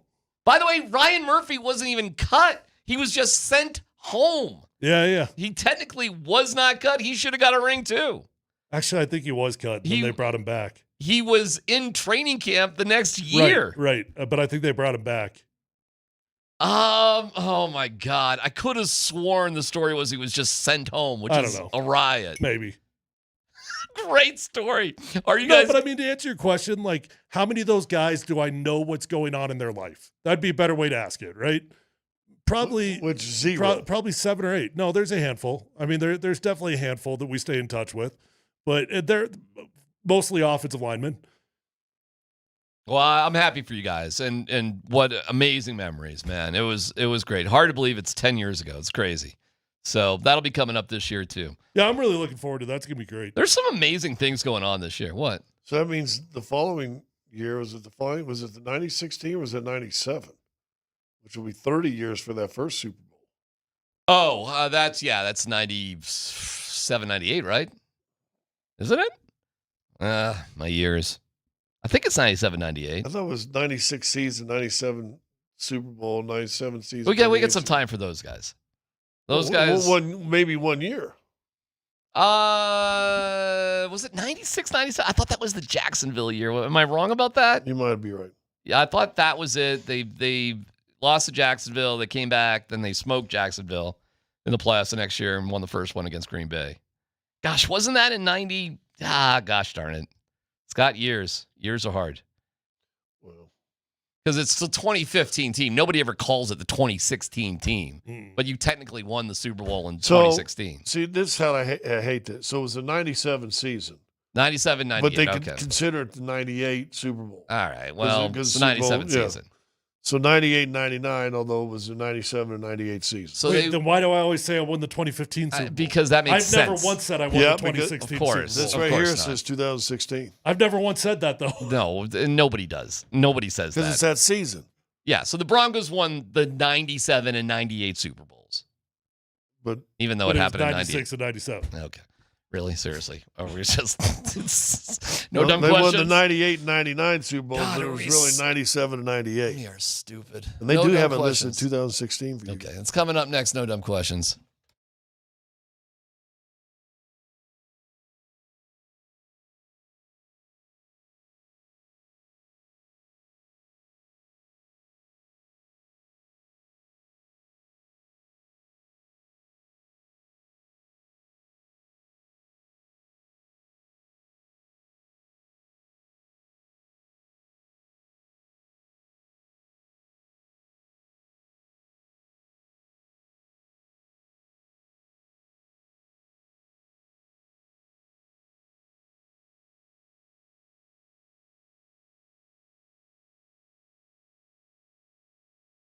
Hey, if you're in the market for a new vehicle, go check out my friends at Phil Long Ford. It's the best car dealership in Colorado with the best prices, the best inventory, and the best customer service.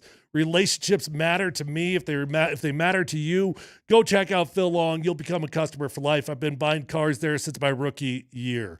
Guys, nobody's got the inventory that Phil Long Ford has. It's one-stop shopping. Don't have to drive all over the state. Just go to Phil Long Ford. They've got over 1,000 cars, trucks, vans, SUVs, electric vehicles, even commercial fleet vehicles on their lot right this minute. So whether you're looking for a new vehicle or you're looking for a pre-owned vehicle, the vehicle of your dreams is already on the lot with the best price in Colorado with the best customer service. Phil Long Ford has got an award-winning service department, so once you buy that new vehicle, remember to keep it serviced over at Phil Long Ford, and you're going to have a beautiful ride for a very long time. Let them know that your friend Tyler sent you on over, and feel free to shop at phillongford.com.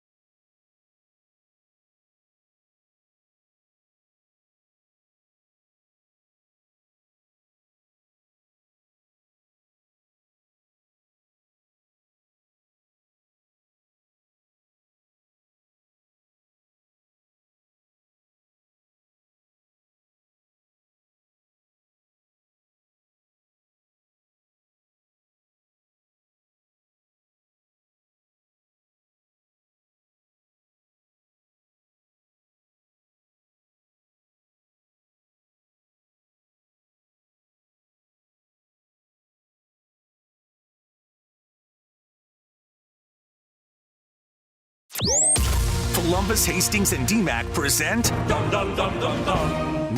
Dumb Questions. This is your safe space. Safe place. I'm leaning into the segment. You're a smart guy. Send us your not dumb question now. Tweet it, text it, or Twitch it. It's No Dumb Questions on Altitude Sports Radio 92.5. Oh, I got a. I'm happy to open it up for any no dumb questions here. 303-504-0925. We're looking at Twitch and YouTube. Congratulations to our guy Rocky Mountain Homestead on the YouTube comments. He sent a note.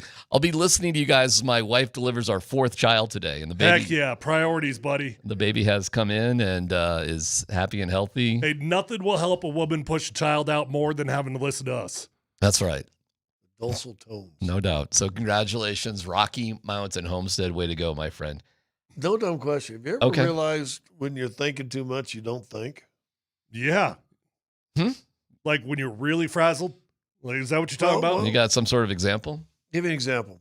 I went and grabbed a sandwich. Went over, filled up my soda. Set my sandwich down on the little table.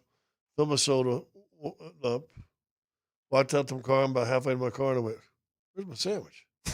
But I can't tell you what, but I remember as I was filling up, You're lucky you figured it out then, not when you got here. Well, but I was thinking about something when I was filling the soda up. I can't remember what I was thinking about. I was thinking about something, what I got to do later, with my back, and I want to kind of get back to the gym a little more, but I'm afraid to hurt it again. So I was sitting there thinking, what if I did, those the lab machine where you put the weights on, you can just do one arm rows with them and stuff. Well, maybe I could do that. That wouldn't be too bad. And so I was thinking in my head how that would feel, whether it would hurt. I think about halfway to my car and I went, forgot my sandwich. I'm walking out my car like this. This is like a cherry on top. The reason Were you ever handed your sandwich? Like, did you just get the tray? Oh, you did. I had it, sat it down by the soda machine, but then just walked off with the soda. Well, how many times have you gone through the drive-thru and you give them the card and then you just drive off? Never. No. Oh, you've never done that? That's because you're thinking about something. When you think about something, you don't think. Oh, yeah. That's happened to you. Oh, yeah. That's the definition of you're thinking about something, so you ain't really thinking. Yeah. You get a little distracted. So thinking can distract you. From common sense. No wonder kids struggle with school sometimes. How's school going for you guys, by the way, now that you're a weekend? Everything good? How miserable, no dumb question.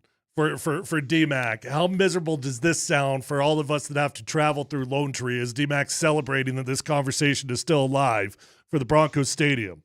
New from the Lone Tree mayor, Marissa Harmon. You know Marissa? I love Marissa. Yeah. Oh, good looking. Democrat or Republican? I have no idea. She wants the Lone Tree Broncos. Vote for her? I'm guessing R. Pro Marissa. Yeah. I'll just vote for the best candidate, and right now Marissa is killing it. Okay. Because she wants the Broncos in Lone Tree. Marissa Thompson? The team's vision, an activated year-round destination integrated with transit, walkable streets, and first-class mobility, aligns with the long-standing plan for the Lone Tree City Center near I-25 and E-470. Which is already planned, by the way. So for all you dummies out there that are like, Tyler, why are you worried about 8 or 9 games a year? It ain't 8 or 9 games a year. It's an activated city that is going to be a living, breathing organism that's going to grow by the month, by the week, by the year. It is going to congest the city of Lone Tree into a disgusting, miserable commute for me. You do realize they're already doing this. This Lone Tree City Center is happening. A far cry from a city center and a stadium. Okay, but they're doing it anyway. They're building. I've seen all the maps and the plans. I ain't worried about a city center. All right. Well, that's by the way, suck that, Vic Lombardi. Vic is so adamant. Do you actually think there's a chance of them coming to Lone Tree? Oh, for sure. Yeah, because it makes the most sense. Chance. It's the easiest. It's the easiest path by a mile. It's not even close. Burnham Yards, you gotta create infrastructure.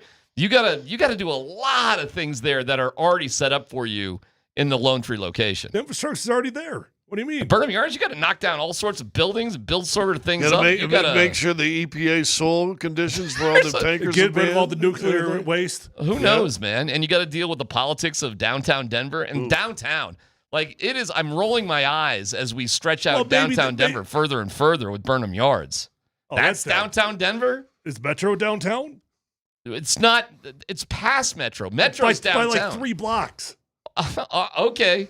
When was the last time you were out 3 blocks south of Metro for any down reason? by that Never, because there's never been a Chinese reason, restaurant. but now there could be a reason. Yeah, there is no reason because there's nothing there. It's all. Hey, man, I get it, and I know what Lodo was before they built Coors Field. I'm just telling you, it's a blank slate. It's a blank canvas already in Lone Tree at I-25 and 470. It's just, and all the infrastructure is already set up. It's a good thing they're going to own all those empty warehouses and Burnham Yard then, since they already bought them. It's a good thing that they're going to do nothing with that. You know, they bought it, and they're just like, yeah, now we're worried. We bought it, but we didn't think about the fact we would have to level all this stuff. So now that we own $500 million worth of real estate, a bummer. We didn't think that one through. How many millions of dollars of real estate do they own, Tyler? I don't know. It's not 500 It's like million. 10. Yeah, I think it's more like that. Oh, no frickin' way. I think no Scott's frickin' right. way. It's like that. It is way over 10. All right, we'll find out what it is, and I'll tell you what it means to billionaires. Do you think they care about that? They're doing their... No, but my point is you don't buy that without having a plan. Oh, they got a plan, but they also got a plan A and a plan B. And what's $10 million when we're building a $4 billion project? It's nothing. It's like a snot off your nose. No big deal. How do you spell Burnham Yards? B-U-R-N-A-M? B-U-R-N-H-A-M. H-A-M. Listen, I understand Burnham Yards is still the leader in the clubhouse. Are you on TV right now? Yeah, it's the Miami. Are you literally on TV right now? Miami Heat's inaugural season. Where are you? Are we going to see Scotty on TV? Well, the Broncos have suspend. Now they've already moved to like the second or third. Oh, they're showing the bench. Maybe you're coming up. They're cycling, my guy. No, this old Willie Burton right there. I knocked his head off. Oh, there you go. Listen, I get it. You're going to call it chump change. I wouldn't call it chump change. The Broncos have already spent over $153 million acquiring at least 13 parcels of land around Burnham Yard. That's a significant chunk. That's a good chunk of change. But we didn't think about the fact that we're going to have to level it. No, they're thinking of it. They want to do it. We've already seen the 27 Bridge Project or whatever it was called. Right. That's just right there by that too, so that can tie into all that. The story is, and I know you're reading Mike Kliss's story about it, Lone Tree ain't giving up. Lone Tree's being pretty aggressive in this, and they did meet with the Lone Tree officials last week. So there are plans. I was actually reading Grok. Oh, Grok? Well, Mike Kliss wrote a whole article about it too. So... And I don't know Marissa. I have no idea. I've never heard of her name before until I read that article. Well, you can find her on ridgegate.com. There you go, Ridgegate.com. I'm very adamant. That's fantastic. I'm very adamant about not messing up my ridgegate.com commute. No, your commute is critically the 4 lanes of traffic are open to you from I-25 from Castle Pines to. What exit do you get off? Do you get off on Ridgegate? I drive Ridgegate down to Parker. Oh, you're man, you're right in the heart of it. Yeah. Yeah. Oh, you be crossing, going by the I'm stadium. extremely every adamant day. about not messing up my commute. You know what they're saying? What's Ridgegate, that? the new federal. Listen, I'm goofing on it more because I live in Lone Tree now, and I lived in Aurora for 20 plus years, but I live in Lone Tree now, and I think it'd be awesome. But one of the reasons I think it would be awesome is my area of Lone Tree is all built up. There ain't nothing you can do about it. And I just take my bike all over the place. So it doesn't bother me at all. I don't have to commute it. I don't have to do nothing.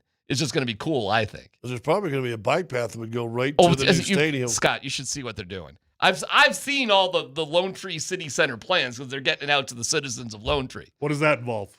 Mostly open spaces, parks, restaurants, that sort of thing. Like you could have perfect. Like a Fiddler's Green sort of concept of open, everything. Cool. Friday night concerts. Awesome. It's like that, loaded with bike paths and open spaces and blah, blah, blah, blah, blah. So like the Mac in Castle Rock. I'll take your word for it. I'm not that familiar with that, but okay. I'll take your word for it. I don't know my Castle Rock. That's exactly what it is. It's like hundreds of miles of open space and trail riding, and then they've got a little concert venue and all that. Yeah, but they'll shove that all aside and put this huge stadium right in the middle of it. Looks like a spaceship. Yeah, we'll take all that and see you later. If we can put this huge stadium there. What it would do for the economy of Lone Tree. By the way, Lone Tree is its own city. It's its own place. It's not Highlands Ranch. There's parts of Lone Tree, but it's not Parker. It's its own thing. And it's divided by I-25. I had a guy reach out to me this weekend and goes, I don't even know where that is. And I'm like, hey, man, you don't need to be Magellan to find I-25 and 470. Like, I get it if you don't drive to the Park Meadows Mall. But this is not some sort of hidden location. You know what's amazing about this entire conversation is that a year ago, all of us thought it was going out by the airport. All of us thought it was going out there. Yeah. And that doesn't feel like that's even in the conversation. Because it's not. Well, and isn't it funny that Lone Tree or whatever, they finally got that train station built right there now. Dude. So people could come from downtown and get on the train. Yep. It wouldn't blow your mind. That'd be too much hyperbole, but it would be interesting if you haven't seen where the E line on the light rail stops. And I do think you'd be amazed if you saw how much development is happening at the end of the train line on the E line going down to Ridgegate. Oh, they redid Ridgegate a couple months ago to spread out the roads. So there's like a huge piece of property right in the middle. And they built like overnight a freaking city of apartments. Yeah. Pretty wild, right? It's a perfect location for what they want to do. What can I tell you? You don't have to knock anything down. You just have to build everything up. Terrible location. Your commute is critically important to all of us. I know, Tyler, but somehow the thousands and thousands of jobs. Anybody that lives south of 470, you should not want it. Because it will affect all of us. All right. Man, so many negative Nancys. I had somebody else reach out. Nobody in Lone Tree Do you know why wants people it. move south? Because they like the peace and the quiet of it. That's why people move south. They don't move south because they want to live in the city. Lone Tree is not in the middle of nowhere. I'm not referring to Lone Tree. Well, but this is where they're talking about building this. You don't understand. You got to drive through it. Okay. Is that a tough concept? Oh, my Lord. I can't even tell if you're serious about this or I'm you're dead joking serious. about it. Oh, no, he's scared of the traffic. No, I'm dead serious. People move south to get away from the commotion of the They city. have a little more land, a little quiet. Okay. Get rid of from the cityscape lights and all that stuff. Yeah. Yes, people moved to Parker because at one point, now it's like Highlands Ranch, but at one point it was not because it was peace and quiet. So when you drive here, do you feel like you're coming to the hustle bustle of the big city? No. Okay, so what does it feel like when you drive here? It would feel in the heart radically of Lone different Tree? with a giant stadium and a new city being built. And you really think your traffic issues on I-25 are going to be slowed down? I'm not going I-25. Oh, that you're going Ridgegate. Why don't How you just hard go, is that? Go I-25 then. To where? Well, I don't Ridgegate know. is how I get home. I don't know. You just go up Yosemite? Yeah. I have no idea. And just think about it now. But anybody that lives in Castle Rock, anybody that lives further south, it's going to affect them too. Yeah, they're going to love it. They're No, going to be not. They're going to be closer to the stadium where things are. The stadium that you go to 8 times a year. That is going And to. when the Rolling Stones come back for their 60th year anniversary. Yeah, there's going to be that. But There's you got to gonna be deal, even though you personally, if you had season tickets, are going 8 times a year, you're going to have to deal with the traffic year round from the city that's getting built around it. No, we're killing ourselves here, Dan, aren't we? We are literally killing ourselves. What should we do? You don't respect Kevin. We should probably keep going. Do you want to just keep going? Should I take a break? What do you want us to do, Dan? You make the call. We already blew way past the break. We can just keep going if you want. Should we keep going? Let's just roll with it. Let's keep going. I'll just do the legal. We're having a ID. traffic fight. Pretty soon. Hey, I used to get a little bit scared when I drove north of Hampton. Now it's going to get a little bit scary if I have to drive north of Ridgegate. Listen, this is a big deal. I know we're having what might seem like a silly argument, but the building of the stadium will be the most significant financial development maybe in this state's history. It will be the biggest construction project of all time. For sure it will. It will involve thousands and thousands of jobs. The economic vibe, it will be, if they were to go anywhere outside of Denver, I'll agree there. It'd be a shot at the city of Denver. It would suck to lose the main sporting, team. No dig against the Nuggets or the Avs, but the Broncos are still in the hearts and minds of most people as the biggest franchise here in the city. So, that's true. It's still going to be called the Denver Broncos, not the Ridgegate Broncos. Yeah, it's not called the Orchard Park Bills. It's not called the Meadowlands or Jersey Giants. Foxborough Patriots. Yeah, it's not the Foxborough. Well, right. Well, that is New England, I They guess. cover themselves with New England, yeah. Arlington Cowboys. It's not called the Arlington Cowboys. By the way, who knew Arlington was so far from Dallas until I went to that terrible Super Bowl? I didn't think it could get worse than Super Bowl 48 in New York. The Dallas Super Bowl was the worst Super Bowl of all Was that the time. one where they had the freezing weather too? Yes. So every time you go to Super Bowl, they have just terrible freezing weather. No, not every time, but they did in Dallas. It was awful. And the stadium in Arlington is an hour away. It's nowhere close to downtown Dallas, and they stuck all of us in like downtown Dallas. And nobody in Dallas can drive during bad weather at all. I mean, it was preposterous how bad that was. When I was living in Seattle, we literally got 1 inch of snow, and I'm talking looking like The Walking Dead, abandoned vehicles on the highway all over the place. Like, I've never seen anything like it. It was 1 inch of snow, and the city literally shut down, abandoned vehicles everywhere. It is interesting that Lone Tree is, in this article, is trying to stir the pot a little bit here, where everybody thought they are stirring the pot. They are stirring the pot, definitely on purpose. And I don't know if they get something. They got us dummies talking about it, I suppose. Well, they're giving the Broncos exactly what they really want, which what the Broncos really want out of Lone Tree is leverage. So this is perfect for the Broncos. To get what? Tax breaks out of Denver or to some get other sewage things? built, to get, I don't know, anything built. Infrastructure. Sewage, water. All of the above. If it wasn't for the fact, last question on this, if it wasn't for the fact that it's not, I guess, technically in Denver, and it wasn't for your commute, just if you could take yourself out of it, why is it better that it would be located in Burnham Yards rather than Lone Tree? If we could take our personal stuff out of it. Honestly, I just think the professional teams belong downtown. There's a nostalgia about that I think disappears. I always think it's weird when I played in Foxborough. I always think it's weird when I go to these stadiums that are out in the middle of nowhere. Orchard Park. Arizona Cardinals have got a weird one, even though Phoenix is bizarre. Oh, no, it's really weird. Glendale from Phoenix is really weird. I mean, it's not the Appleton Packers. I mean, I from a pure nostalgic perspective, True. I believe the teams belong downtown. Okay. But there's a lot that aren't. And what downtown is changing as time goes on. Listen, man, I am familiar with Burnham Yards only because my kid played baseball where where Metro has their fields down there. And I know it's right past there. But what other reason would there to be going in that area? Well, DMac, the reason's going to get built. Okay. The DMac, it's the whole DMac philosophy of these stadiums. It's the new city that gets built with it. That gets built for you. Don't worry about that. That's coming. I think what's coming is what our company is planning on doing. And why would you ever go to Arena. Lodo? You wouldn't. You would be terrified to. It's a fair point. Like, I get it. And Lodo is an awesome place to go. McGregor Square is incredible. It's awesome. It's fun. Although Rocky's attendance, by the way, I read that this weekend, is going down. Finally. People are, finally sort of getting Well, football started. And for the first time in 10 years, you really have hope to start a season. What's the attendance look like? It's gone down 2,000 people. Like 31,000 now instead of 33. Right. Yeah. But hey, at least it's something. At least it's something to reflect that our team is terrible and you've done a lousy job, making this team better. I asked my daughter the other day if she wants to go to a Rockies game. She's like, no, nobody would ever go to a Rockies game. Like she literally said they've got to have the worst attendance of anybody. I was like, actually, honey, not really. You'd be shocked. They're middle of the pack. They're like 14th, 15th, something like that. They're middle of the pack. But they're not where they could be and not where they should be. They're not where they have been. And they're not like the Savannah Bananas that came in here and planted 100,000 people here in 2 days. They ain't like that.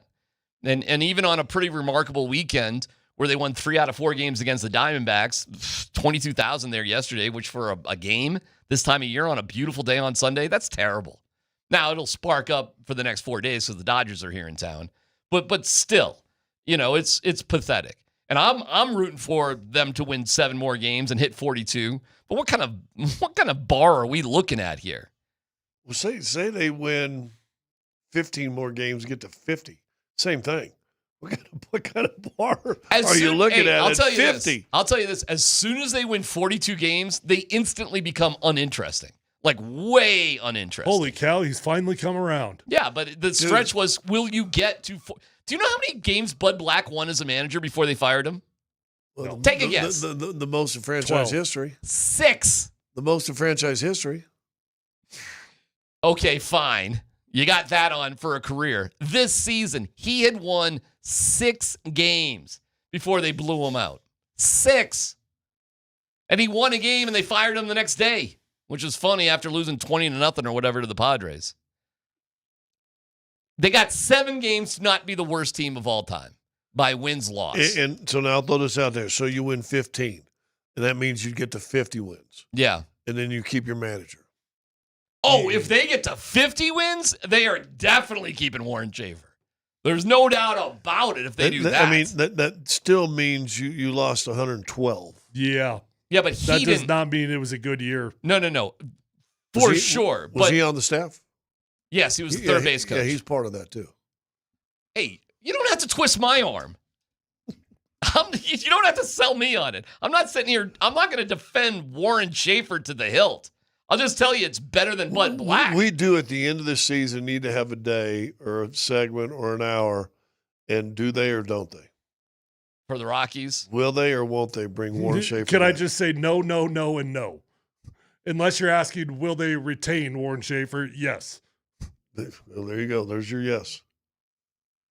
Yeah, but I'm kind of okay with it. I know. Listen, I got you. I'm not going to defend him. I can just tell you what has been going on recently. That's all. Do you know in the past 10 games, the Rockies have the same record as the Dodgers? Wait, They're both 5-5. Do you want them to fire him or keep him?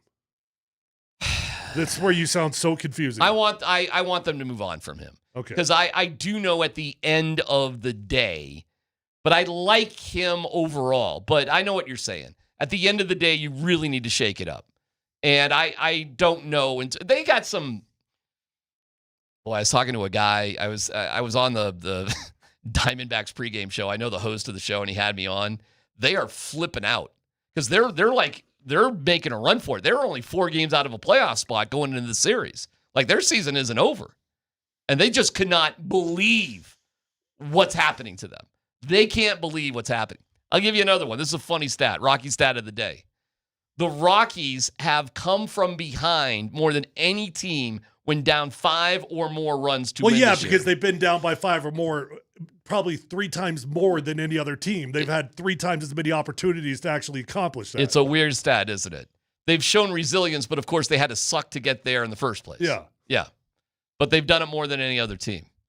And they did it over the weekend, and they won close games this weekend too. See, here's where I'm sounding like I'm defending the stupid Rockies. With a walk-off blooper reel. I don't know, man. They did some cool stuff this weekend. What can I tell you? You can hate on them as much as you want, and you're fine. But they did do some cool stuff this weekend. I think it sounds like a podcast might be starting back up.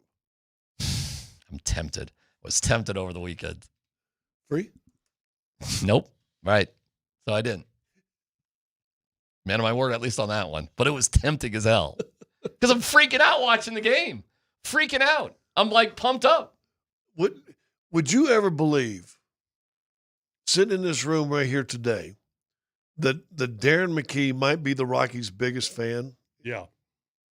I've done radio with them for a long time. Well, sitting in this room, yeah. I mean, that's not a stretch. Sitting in this building. I'm telling you, know what Warren Schaefer said yesterday? It was really interesting. But for as long as I've been doing radio with him, which is quite a while now, it's always been the same conversation. Yeah. He's been this irrational Rockies defender when everybody else just wants to bash on him, and he's always wanted to defend him. Well, which is where it gets highly confusing on what he actually wants. Instead of calling the coach or Skip or the manager, can from now on, when you refer to Schaefer, can you just say Daddy?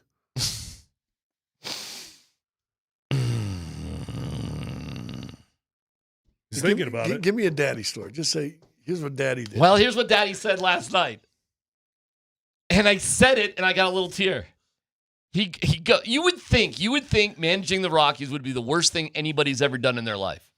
And he says, I have a lot of fun managing these guys, being with this group. I have a lot of fun with these guys because they don't give up. Now, during that 8-game losing streak, not good. And when they played the White Sox, there were moments where I thought they were giving up. But I swear to God, guys, since they broke that recent 8-game losing streak and they've won 5 out of 6, it has been pretty awesome to watch what these young athletes are doing and not giving up. And there's something to be said for not giving up. Tyler Freeman said we had a come-to-Jesus meeting after the All-Star break about what do we really want to get out of this. And we determined that this was not acceptable, and they've lived up to it. Oh, it was a great conversation. They had to have a deep, deep discussion of whether it was acceptable or not to determine that. Yeah. Dan, if you're playing music, I think about that. We determined this is unacceptable. Right. Like we had some deep. Hey, boys. Hey, Scott, let's take a poll. This season, we've won 6 games. Are we doing our job? No. Well, we got 3 out of 4 that said we're not, but we got that one dude that said we're doing our job. When you guys were on lousy teams, were your players bonded together, or was it 25 cabs or 25 guys? No, I think there's a weird twisted bonding. I do. Okay. I've been on some bad teams that there's a weird twisted bonding that comes through the suffering of it. When you guys were bonded together, did your bad team stay bad, or did they play better? Stayed bad. The Rockies are playing better.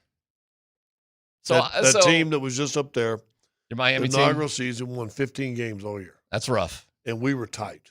The guys in that locker room were real tight. But listen, we were handing down from everybody else's club and Ronnie Cycli. That was our first round draft pick. And then everybody else are 7th and 8th guys from NBA teams.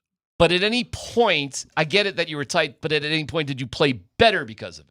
Or were you just lousy the whole time? Game 82, we beat Houston in Houston, which knocked them out of home court for the first round of the playoffs. You had a good moment. To the road. It was for our 15th win. It was like in semi-pro playing for the Mega Bowl. Yeah. You did it for 4th place. For that for the 82nd game, went on the road. It was your Mega Bowl. And it was our Mega Bowl. Knocked them out of home court advantage for the playoffs. All right. Well, is there not something cool about that or not? Because that's what the Rockies are doing right now. I mean, you still suck. Oh, no doubt about it. Nobody's going to tell me that a team whose run differential is like 321, minus 321, doesn't not suck. I mean, I get it.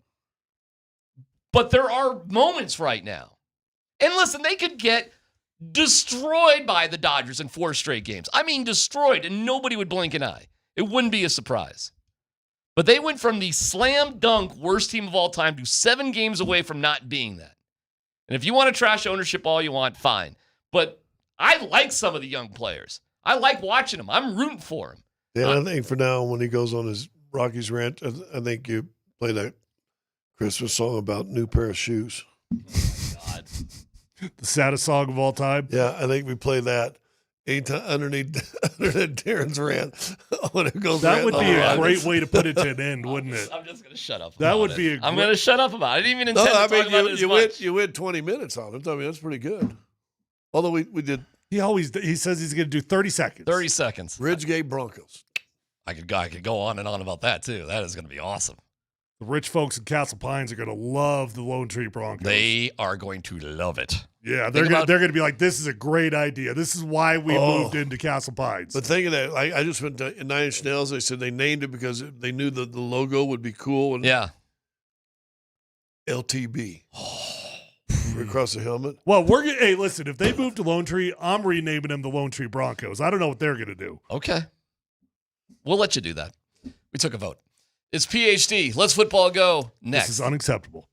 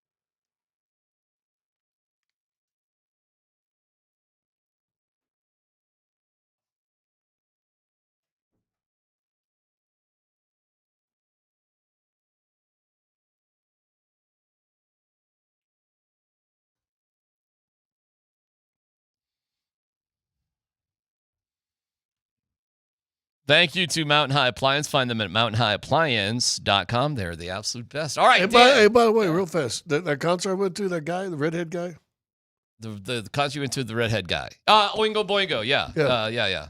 You know who he's married to? Danny Elfman is married to... Danny Elfman. Yeah. Bridget Fonda. Danny Elfman is married to Bridget Fonda? Yeah.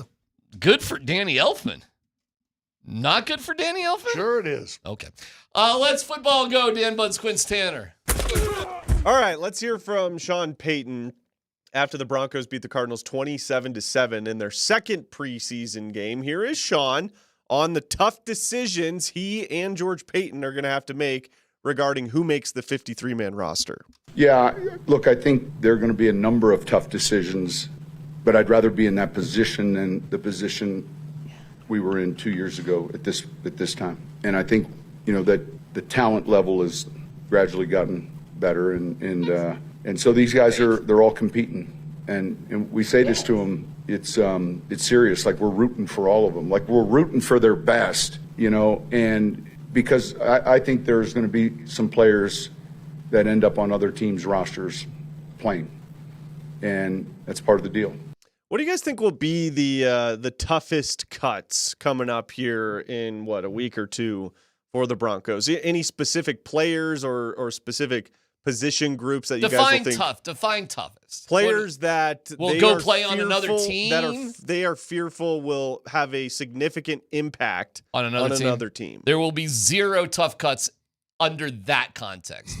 The cutting Audric Estime, he is not going to land and be some sort of star running back on another team. And but Jaleel could. Okay, you think they're cutting Jaleel? Well, it's a battle between Jaleel McLaughlin, Tyler Bernay, and Blake Watson. I think Tyler Bernay is in the lead, and so if you were to ask me today, yeah, I think Jaleel McLaughlin gets cut. I think McLaughlin, in Sean Payton's eye, McLaughlin and Bernay are starting running backs elsewhere. Do you think if you cut Awazarike, he ends up on another team, or like Jordan Jackson ends up like playing significant time on another team? It's hard to find those big guys. Yeah, I mean, as a rotational guy, sure, they probably find a home.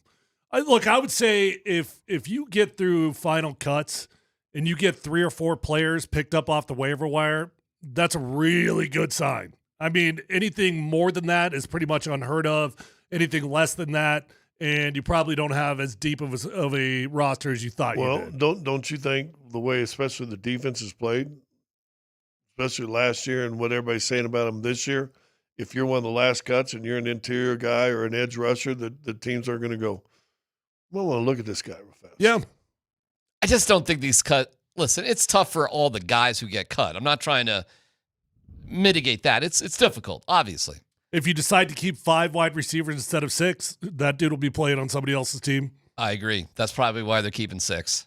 That is probably why they're keeping 6. But that's the same conversation for running backs, too. I mean, if you keep 3 versus 4, you're going to have a dude playing on someone else's team. I mean, do you think, I don't know. I mean, is Michael Bandy going to end up on somebody's team? No. Is Courtney Jackson going to end up on somebody's team? Joaquin Davis, is he going to end up on somebody's team? No, he deserves to. Yeah, correct. That guy can play. I mean, it's going to be stuff like that. But that's cool. I mean, that's good that you're deep enough that some of that stuff will happen. I know what you're saying. Like, it's going to be tough. Like, I just don't think it's going to be tough. I think the Broncos already know who they want, and I thought you saw it in the running back rotation already. I think Sean told you everything you need to know about the running backs. I think he's told you everything you need to know about, well, everybody. Frankly, I don't know if there's any mysteries here.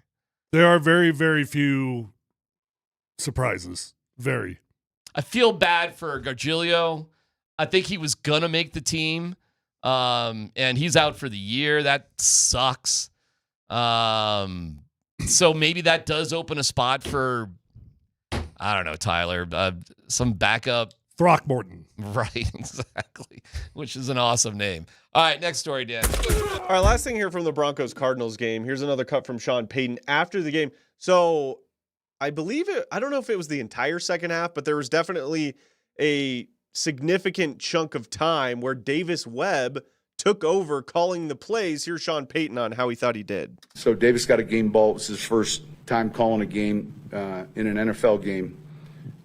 I had thrown a couple call sheets or basically stat sheets from my first time and highlighted a few things, and I said, see if you can beat this.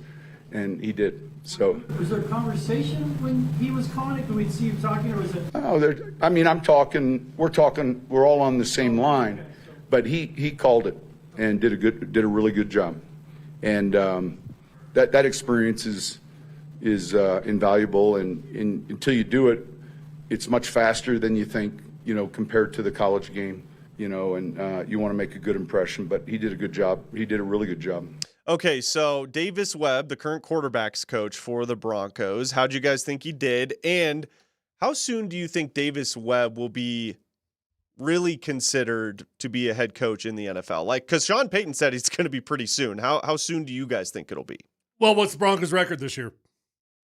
11-6, and they beat the Texans in the first round. They lose to the Ravens in the second round. Then he's on the fast track to become an offensive coordinator. Broncos win 14 games. Now you're talking about random dudes off your staff getting plucked to become a head coach. But he's not in the head coach conversation yet. But he'll be in the conversation for an OC. And that's a big pay raise. Yeah. So, I mean, that'll be good right there. Well, one more thing. Sorry, Scott. Sean, in theory, might have to make a really tough decision next year. Do I keep my guy, who I've been with for a long, long time as my offensive coordinator in Lombardi, or is it more important that I keep Davis Webb and I give him Lombardi's title? Yeesh. I'm serious. Like if Davis Webb is going to get plucked next year, you're going to have to make that decision.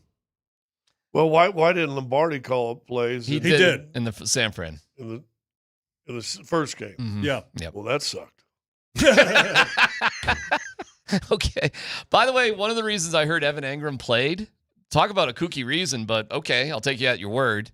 He knew Davis Webb was going to call plays, and him and Davis Webb have a kind of crazy close relationship.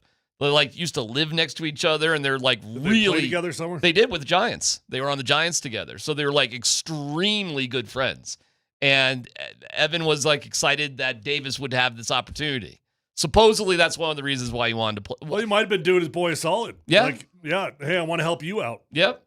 I think that kind of worked together. Well, here's an interesting thing to think about also. When Shanahan first got here, he called the plays. Gary didn't. Gary had the title of OC. Correct. And it wasn't until, I want to say, the second or third year that finally Shanahan started letting go of the reins and letting Gary start calling plays. By the way, I've heard this. So is it time for Sean to start letting go of the reins and others call the plays? I don't think so. Tyler, you would know better than me, so let me just run it past you. But I've heard there's optimism around CU that Prime, now that Shedur's not there, not that he was calling plays in the first place, but is more willing to just sort of give that over to what's his face? Shermer, right? And people are like, oh, that's going to be better for CU. That Shermer will just have a little bit more free reign. Are you hearing things like that? Have you caught that vibe? I haven't necessarily heard anything directly, but it certainly naturally makes sense. The one thing that you feel like is, okay, well, we'll probably have a chance of actually running the football and having a legitimate commitment to running the ball for those same reasons. By the way, less than 2 weeks, CU Georgia Tech, Friday night, Folsom Field. Cool. Pretty cool. I don't have tickets. You got a place to stay. Well, oh my God, if I'm going to stay at that place. Counts on the front porch. Yeah. By the way, did you talk to your son about us doing our show there? I have not. In his dorm room? It's a funny idea, though. That'd be hysterical if we did, but I have not broached that topic. No, I'm excited for the CU season. You know why? Because, Tyler, what are your expectations for CU this year? 8 wins. No, okay. That's a lot. That's a lot. That'd be cool. I'll call it 7. Yeah, I had them with 7. You got to be a bowl team. You start there. Yeah. And give me an extra one. That'll be exciting. CSU, does anybody know who CSU? Do they still have that quarterback with 3 names? Is he I think so. Is that guy still there? I think he is, actually. That guy. Go Rams. Next story, Dan. The dude that turned down $500,000? That guy. Allegedly. Yes. All right, last one here, fellas. The Cleveland Browns have officially named Joe Flacco as their starter, the end of a training camp competition that never really was. That's from Ian Rappaport. He says, Flacco quickly emerged as quarterback one, while the others obviously battled injuries. The player who led them to the playoffs in 2023 is back. So, more likely scenario this season: Shedeur Sanders is cut or released by the Browns, or he starts at least one game for the Cleveland Browns this upcoming season. Just gets a start. What's more likely? He gets cut or gets a start for Cleveland? Start. Not even close. What are the chances you think he gets cut or released? Zero. How many games did Zach Wilson start last year? I can tell you when Shedeur Sanders is going to start. Scott, what week did you say? 7. Boys, Shedeur is in a fantastic situation. Sit it out. Buy yourself some time. By week 5, week 6 max, you're the starting quarterback. Listen to the Browns schedule. Well, they got their first 5 or 6 games are a beast. Bengals, L. Ravens, L. Packers, L. Lions, L. And then you got the Vikings. L. 2. What's game 6? So Joe, game 6 is Steelers. Oh, you got a shot against Steelers. Yeah, but that's a big game. Joe Flacco might start. He'll probably start the season 0-4. At least. Right? Yeah. If he starts. So week 5 or 6, whether it's Dylan Gabriel or Shedeur Sanders, one of them two is getting a shot. You're going to start them and get one of those 2 rookies against the Steelers? Who comes up after Steelers? Dolphins. It lightens up after that. They go Steelers, the Steelers, Dolphins. Because that has been done Jets. before. Let the veteran come in there, get his handed to him for the first 5 or 6 weeks. Here comes the rookie, save his kid. All of a sudden, you Colt hero is born. Well, that's how it happened for Tebow in his second year. That is exactly what happened. The more I think about it, for a dude that fell to the 5th round, he literally could not have dreamt up a better possibility to be a starting quarterback. So now Scott wasn't as stupid making that prediction? I never said you were. No, Darren did. Why are they going to value Shedeur more than Dylan Gabriel? Well, I mean, listen, I can't promise you that they will. Better? Oh, is he? That's what they think? Well, they've each got one start, and Shedeur definitely played better. Hey, okay. I'm not rooting against Shedeur, so good. I hope that happens. Listen, the Showtime Rolex showing, entertainer, limousine riding, Bentley private jet driving, flying, skipping out on payments, escapade that he had here for 2 years, the prime, the light, and all that stuff. Mm-hmm. NBA ain't any bigger. They created the spotlight with their own social media stuff. So to him, that light ain't any bigger. Dude, I'm telling you, he gonna come in against Miami, start that game, get a W. You're assuming that this organization and this coach wants him, that they're gonna support him. You guys are assuming a lot with Shedeur and the Browns. Hey, you start 0-5. You start 0-5. There might not only be the quarterback gone. I saw that interaction he had with Andrew Berry on the sideline after his first start. The GM of the team. It seemed pretty legit to me. I mean, the GM walks down there and says, "Hey, man, did a hell of a job. Yeah, everybody did a great job." Everybody was excited about that, but okay, whatever. It's the Browns. And we saw it with his teammates. His teammates seemed to like him. They did, but they'll like anybody who can win. They'll like Dylan. What, did they dislike Dylan Gabriel? His teammates? I don't know. All I know is when you got your highest paid player coming up to you and said, "Man, joking with you, you don't want me to hit you, but because we're going to need you this year." Okay, veterans that's cool. don't say that to rookies. That's awesome. Am I making something up? No. I know many veterans gone to a rookie that was just a rookie and gone, "Hey, man, you need to stay right because we're going to need you this year." Maybe I missed it, but was Dylan Gabriel mic'd up? And, that was all we heard, all the interactions with Dylan Gabriel? I don't know. Yeah, I don't know either. I think we would have seen him if he was. Listen, I'm fine with it. This is where you start doing some sound from Little Rascals movie. That's fine. Joe Flacco could get murdered in those first 4 games. You're right. Those are... That's brutal. The Bengals have... That's got to be the toughest start in the NFL. The Bengals do have a terrible history of starting slowly. They do. The Browns. Okay. I think they learned their lesson last year. I mean, the Browns got some players, man. I mean, Myles Garrett is the truth. Who do they got on offense? Jerry Jeudy. Okay, cool. He's a middle-of-the-road wide receiver. All right, okay.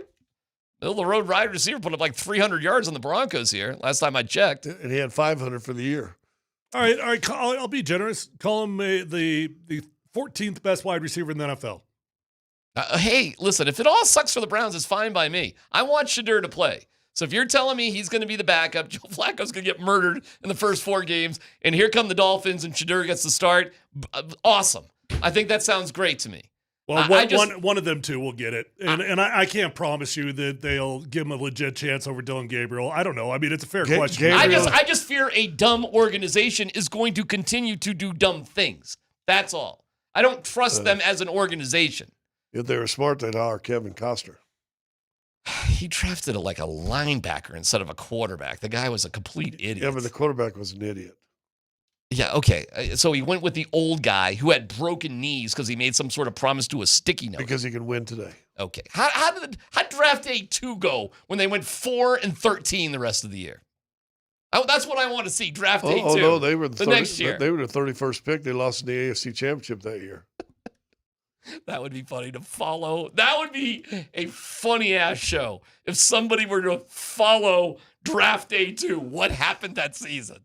That would be a riot if somebody did. And then they got the 30th pick, and somehow he moves up to 12th or 10th and gets a quarterback. Yeah. Did you guys like that movie? If you liked it, fine. I hated it. Okay, thank you, Tyler. You liked the movie? Yeah, but I got to interview some of the stars of it. But it was so stupid and ridiculous that I did power through just because at one point I was like, all right, well, at least they're not trying to make it realistic. You realize the owner got from New York City to Cleveland in 30 minutes. 30 minutes. Yeah. Okay. It's about a 45-minute flight. The hypertrain got built. It's PhD on 92.5.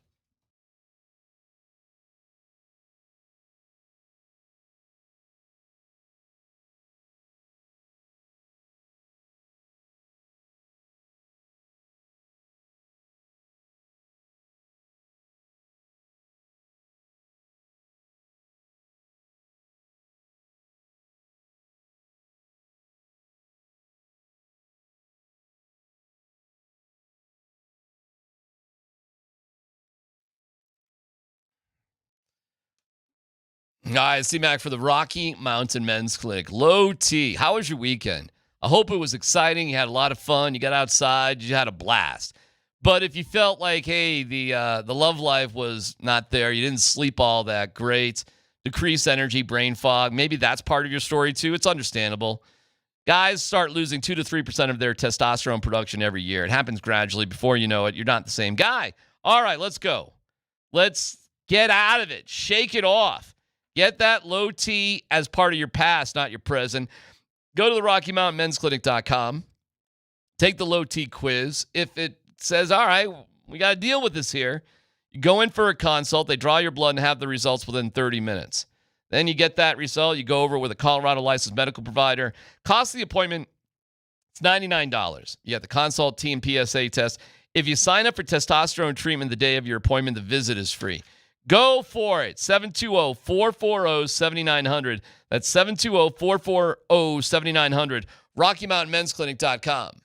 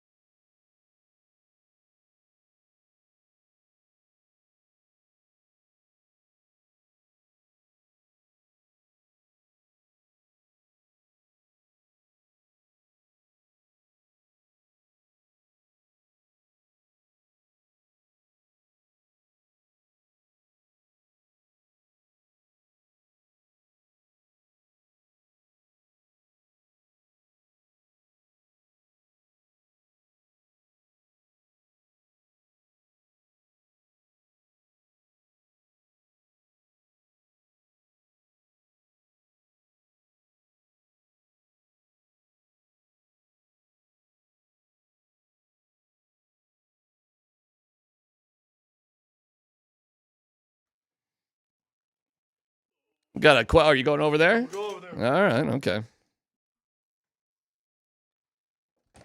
Nate and Andy coming up.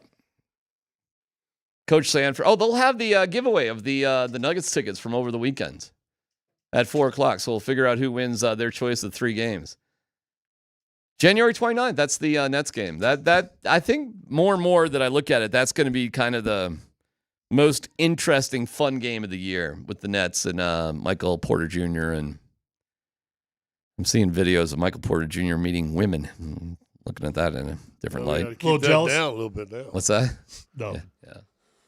So anyway, All right, you want me to know dumb question? I just tease you guys with it. Yeah, I got something for you too, as a both you guys as girl dads. But go ahead. Yeah. Because the same response you had was my response, but I am now sold. I am a coffee drinker, and usually Mama or Warden, however you want to call her.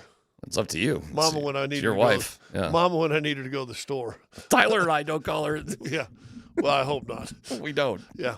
Anyway, I've called her the Warden multiple times. No, Warden, but not Mama. You know, I will say this. Well, I only did that once, but we went to the thing. We met a couple fans and winners and met your sponsor guys, people. You went to a concert and were in a box. Yeah, but okay.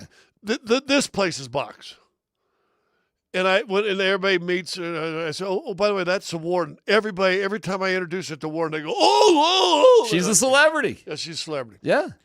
Anyway, the Warden usually goes to Costco or Sam's and gets me these big plastic tubs of Dunkin' Donut coffee. Not the pods. You get the coffee. No, the big coffee. I make a pot of coffee every morning. I like the pods. Yeah, but whatever. But I drink about a whole pot. Okay, fair But enough. anyway, and I've been drinking that for 2-3 years.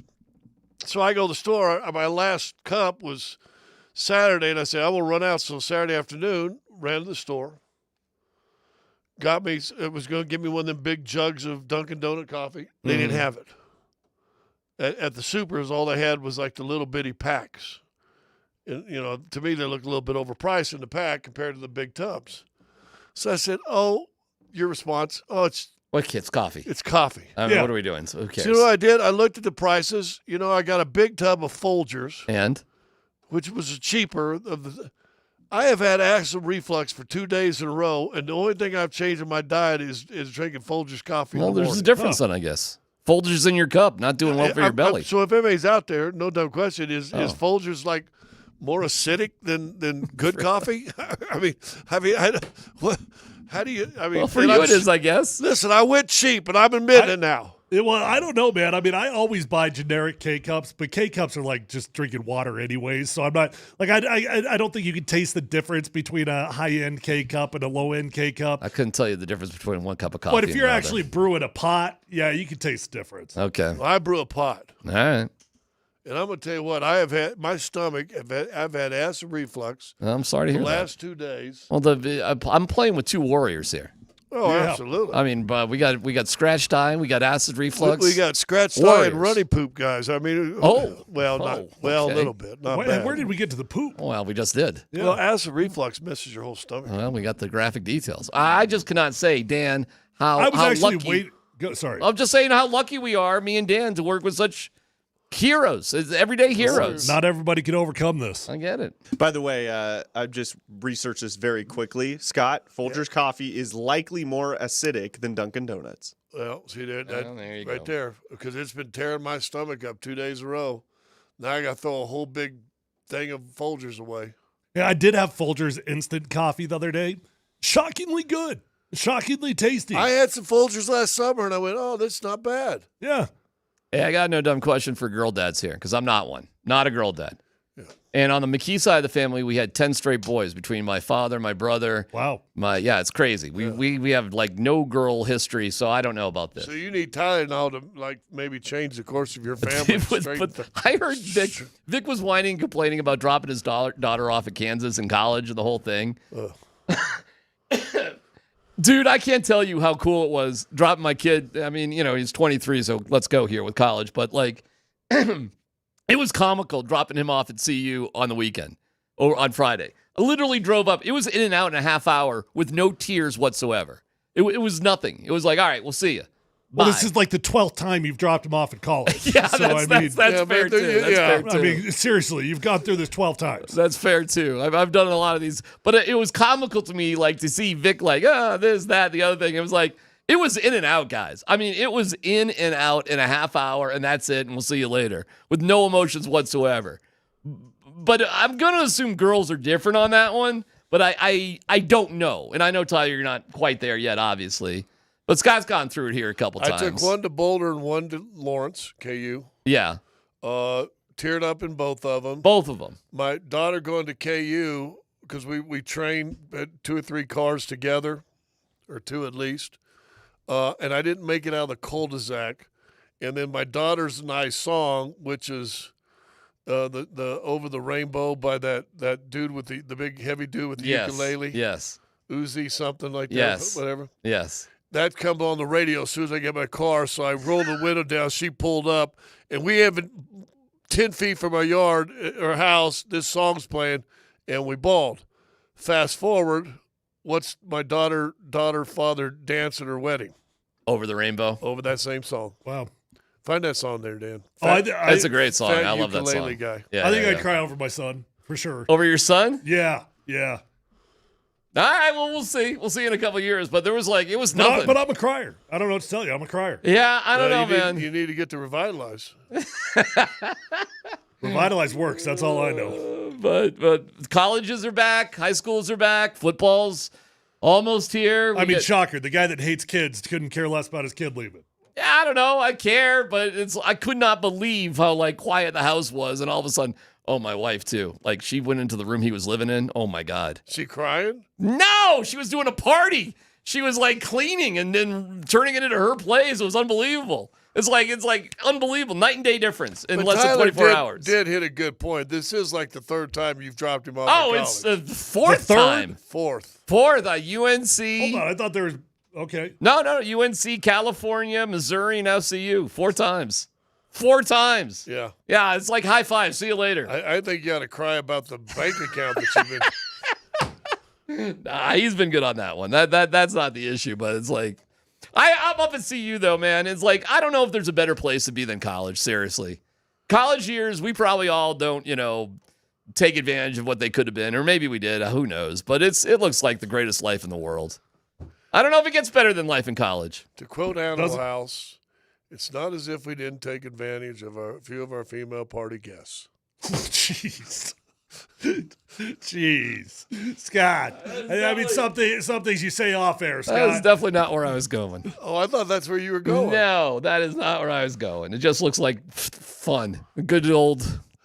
And again, to quote Animal House. All right, enough with quoting Animal House. Mine's bigger. Okay. The Broncos now this week have to do what? What's left? What's the checklist look like for the Broncos at this point? Just Bo Nix, hey man. I mean, you got a dude behind you that's playing really consecutive, really consistent football. It's not a threat. Jarrett Stidham's not a threat to Bo Nix, but what we would all love to see is a week of consistent football from our starting quarterback, like we've seen from our backup quarterback. Can you do that in 8 to 10 snaps? Well, it's throughout the week. I like practices count for me. I agree. And Sean has said we're in pads on Tuesday, Wednesday, and Thursday. All right. Do you think he'll amp up practice a little bit this week? Do you think he'll make practice competitive to whatever degree he can? A little bit more interesting this week? I mean, I don't know what you could realistically do any different. What can you do at this point? Yeah, that's a good question. I mean, it'll be the same practices we've seen. Okay.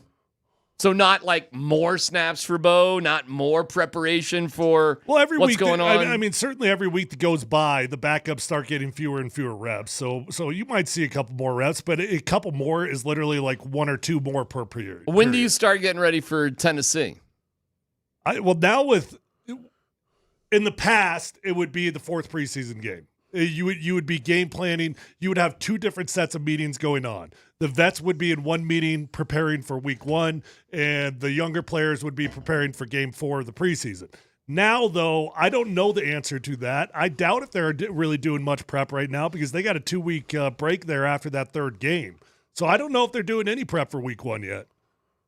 Scott, do you care at this point, or are we just ready to go? No, I want something else you want to see. I want the first team offense to look like a first team offense for 1 series, 2 series, whatever it want to be. I want to see a little coordination, a little gumption between them, and I'm with Tyler. I think he said at the beginning of the show, I'm not panicking if it isn't, but I just want to see a little positivity in that first series or two, and I wouldn't mind if Davis Webb called the game again.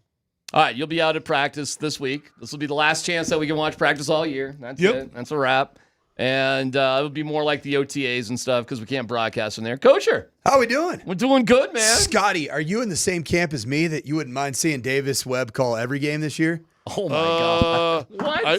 What? I wouldn't mind seeing another example. I'm a big fan, man. I wouldn't mind another example. I thought there was a discernible difference between game 1 and game 2. You know what I feel with Davis Webb? What? He knows his QBs. He knows their preferences in terms of route concepts, timing, how to get them in rhythm, what makes them tick. You think Sean would ever give that up? 0 chance. Okay. Okay. All but right. Davis Webb's going to be an offensive coordinator in this league and a head coach in short order. He's also a good dude, man. I've spent 0 time around him. I think I maybe have get him like the walk by and like the, hey, what's up, man? Yeah. Other than that, I've just heard from people that just respect the living crud out of him. I got a question for Coacher. Please. How's the butthole doing this week? Good, man. I'm excited. Yeah, no, it's not getting a little bit more tight. It really is game week. You're not yelling at the kids just a little bit more than you were last week. I actually think I was way worse for the last 6 months than I am right now. Yeah. I mean, it's the idea.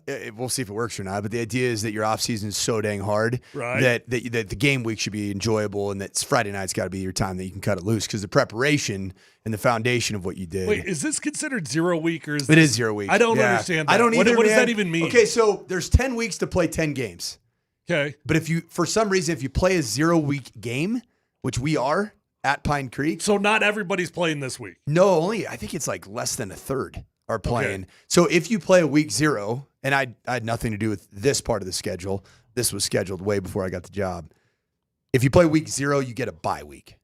Got it. Okay. So I guess it's a give and take. You get same amount of games, you just get a bye. Everybody plays 10 in the state, but you if you opt into a why week would 0, everybody not want to play in? That's 0 what week? the only downside. That seems really crazy to not choose. The crazy thing is that the start of the Chassa football season is the first week of August, and you only have you have to go 5 days in helmets, and then the very next week you're already in scrimmage mode. So there are certain people this year with this new heat acclimatization rule. You go 5 days in just helmets, no shoulder pads. It's like fake football. Might as well be 7-on-7. And then all of a sudden you're scrimmaging 2 days later, full tackle. It's but what Tyler's bringing up is, I think, justified because there's so much more attention because of here, altitude TV. You're going to be mic'd up. You're jumping into the fire on this thing. It's okay. And we're playing one of the historical powers of the state of Colorado. Nate's doing the play-by. Who's doing the color? Right here. Tyler's doing the color? Yeah. So Tyler's doing the color. Nate's doing the play-by-play. I'm giving 0 extra love to you, buddy. I don't care, man. I mean, it's like a kid. I got to be more hard on you. I want you to be the Ryan Harris. I can't wait till I'm just like, gosh, dang it. It's 3rd and 1. He knows it's 4-down territory, and he threw the freaking ball on 3rd and 1. You know you're in 4-down territory. Just go for it twice. Yeah. Or take a shot. I can't wait. If you take a shot, I'll forgive you. I can't wait to play some highlights and play-by-play with Nate and Tyler talking about your decisions. The one thing that I'll tell Holy cow. The one thing about it, it's football. You're dealing with, in some cases, 14, 15-year-olds. Right? You got some 15-year-olds playing varsity? You bet this is him asking me to go easy on him. Okay. No, there's things are going to go wrong, man. I mean, you bet. I've never been a part of a football game where things didn't go wrong. Just hopefully they go a little bit less wrong for us than they do for the other team. Well, when they hit me up for this game, I was like, oh, yeah, I would love to call a Valor game. I did not realize we were going to Colorado Springs. I did not realize that. Yeah, it would have been a little bit easier for everybody involved. But yeah. Hey, it'll be fun. That's all right. District 20 South Stadium. Just if you're going, Tyler, District 20, what exit is that off 25? I don't know. But I learned today. Everything is just exits. How about this? I learned today that our freshman team is traveling down to play in District 20 North Stadium at Pine Creek High School. So when you're driving, Tyler, Pine Creek It's High not School. that one? It's District 20 South Stadium for varsity, which is Okay. what you'll be calling. Okay. And that's actually at Liberty High School. Good to Talk about know. confusing. So our It bus, would be funny if you our sent bus Tyler was- to the wrong place, though. Thank God I double checked today because our bus was heading for the freshman game to the wrong stadium. That would have been a great start. Wait, for it's me. not at Pine Creek High School? No, sir. Yeah, I'm. So the game is at District 20 Because Pine South Creek is like Stadium. right off the highway. Yeah, it's the north part of town. The stadium is What tiny. exit? What exit? The Pine Creek Stadium is tiny. It's built for lower level games. It's basically a so turf field. What are you guys anticipating for a crowd size for this? Somewhere between 35 and 55,000. It's KKSE FM HD1 Broomfield, Denver, Boulder. Well, good luck. I don't know, man. Excited for you? Our legend scrimmage? I don't know. There were probably 2,500 people there for a That's scrimmage. pretty awesome. It was awesome. We had a blast, man. There's Valor Christian Fever going on right now? No, legend fever, man. Jake Heaps fever. Oh, Russell that's- Wilson quarterback yeah. trainer, Elite 11 fever. Mhm. DJ Bordeaux fever, I was the gonna quarterback say. that moved in from Georgia and is the 4-star. He's going to play for Bill O'Brien? He's going to Bill O.B., baby. That's exciting. Yeah, it's good times, man. Good times in the state. So it wasn't Sanford Fever. Zero. It wasn't No. people out there to be like, what's Sandman building right Although now? I was. I don't believe that for a second. I was on the. It was a scrimmage where we wanted to get a bunch of situations baked into it. Yeah. Me and Heaps. So we met at midfield after every quarter and decided, hey, we want to get a 2-minute drive. How many? What do you want? Minute 18, 2 timeouts, field goal. Before half, just need points. Yeah. So I would get on. I had the ref mic on, and so I would tell the situation to the fans so that it was for the clock operator to get everything exactly how we wanted. But the That's crowd cool. got it. They got it. That's too. cool. Yeah. So it was like it was a little bit of the Sanford radio show because they hear my voice all the time already on programs. Yeah. But then they got to hear it at the stadium too. My biggest concern about our broadcast coming up on Friday night, it has nothing to do with you or your team or Trevor Hudson and the Pine Creek Eagles. Eagle on Eagle crime. It has everything to do with my color analyst. I need to know, are you going to be able to see? Yes, I'm going to be okay. You're wearing glasses today. I'm on the mend. I've never seen you in glasses. So I do wear glasses daily, but it's usually like a nighttime driving thing. Okay. More of a stigma? Do you have a stigmatism? Yes, a bad one in my left eye. Yeah. Is it also for blue light reduction or no? Do you not? No, these worry aren't about blue that lights. stuff? Okay. Yeah, these are not blue light reduction. But Tyler's he's on the mend. I went through an injury that Nate was the original of. He's the OG eyeball injury guy. Yeah, I was. Yeah. And then I found out you got something quite similar to what I dealt with. Yeah, except for you knew what happened to you. I did. Did somebody fart on your pillow? Maybe my dog. Maybe I don't know. I went to bed and I was fine, like no problems. Woke up about 12:30, like in excruciating eye pain. Somehow fell back asleep. Woke up again at like 3 a.m. I'm washing my eye out underneath the faucet, like trying to figure out what's going on. I'm like, and listen, you know how this is as football guys. Like, we got to be on our deathbed to go to the emergency room. Yeah. You know, like literally I don't want to nothing tell is- you the last time I've been to a doctor. I know, literally My nothing. wife's so mad about it. I drove myself to an ER at like 3:30 in the morning. Oh, boy. Yeah, drove myself there, and they put this dye in your eye, and then they put like the ultraviolet thing on it. I had a giant scratch across my entire eyeball that somehow just And you happened. have no idea how. No freaking clue. They're like, well, you probably slept with your eyelid open. I'm like, I don't know. I don't think I've ever done that before. I don't think that's a But possibility. this is what I told him. How would he know? He's asleep. That's true. That's a good point. Yeah. I'm going to tell you, though, like of all my injuries, 8 surgeries, all of the above, this was like top 2 or 3 excruciating pain. Pain and probably. Do you sleepwalk? No, not to my knowledge. Again, how do you That's know? the thing. I mean, How do you know? I always wake up in my Andy, bed. do you, I do don't you know. have? I have. Oh, tell us about My Andy's little sleepwalking brother told me issues. one time when we were kids, we used to, Friday So nights. when I was a kid, I did. Well, I've jumped out windows and woke up What? at my front door. I made a What? bowl of cereal and Well, then dumped it away because I guess we had water and milk in there, and I grabbed the water.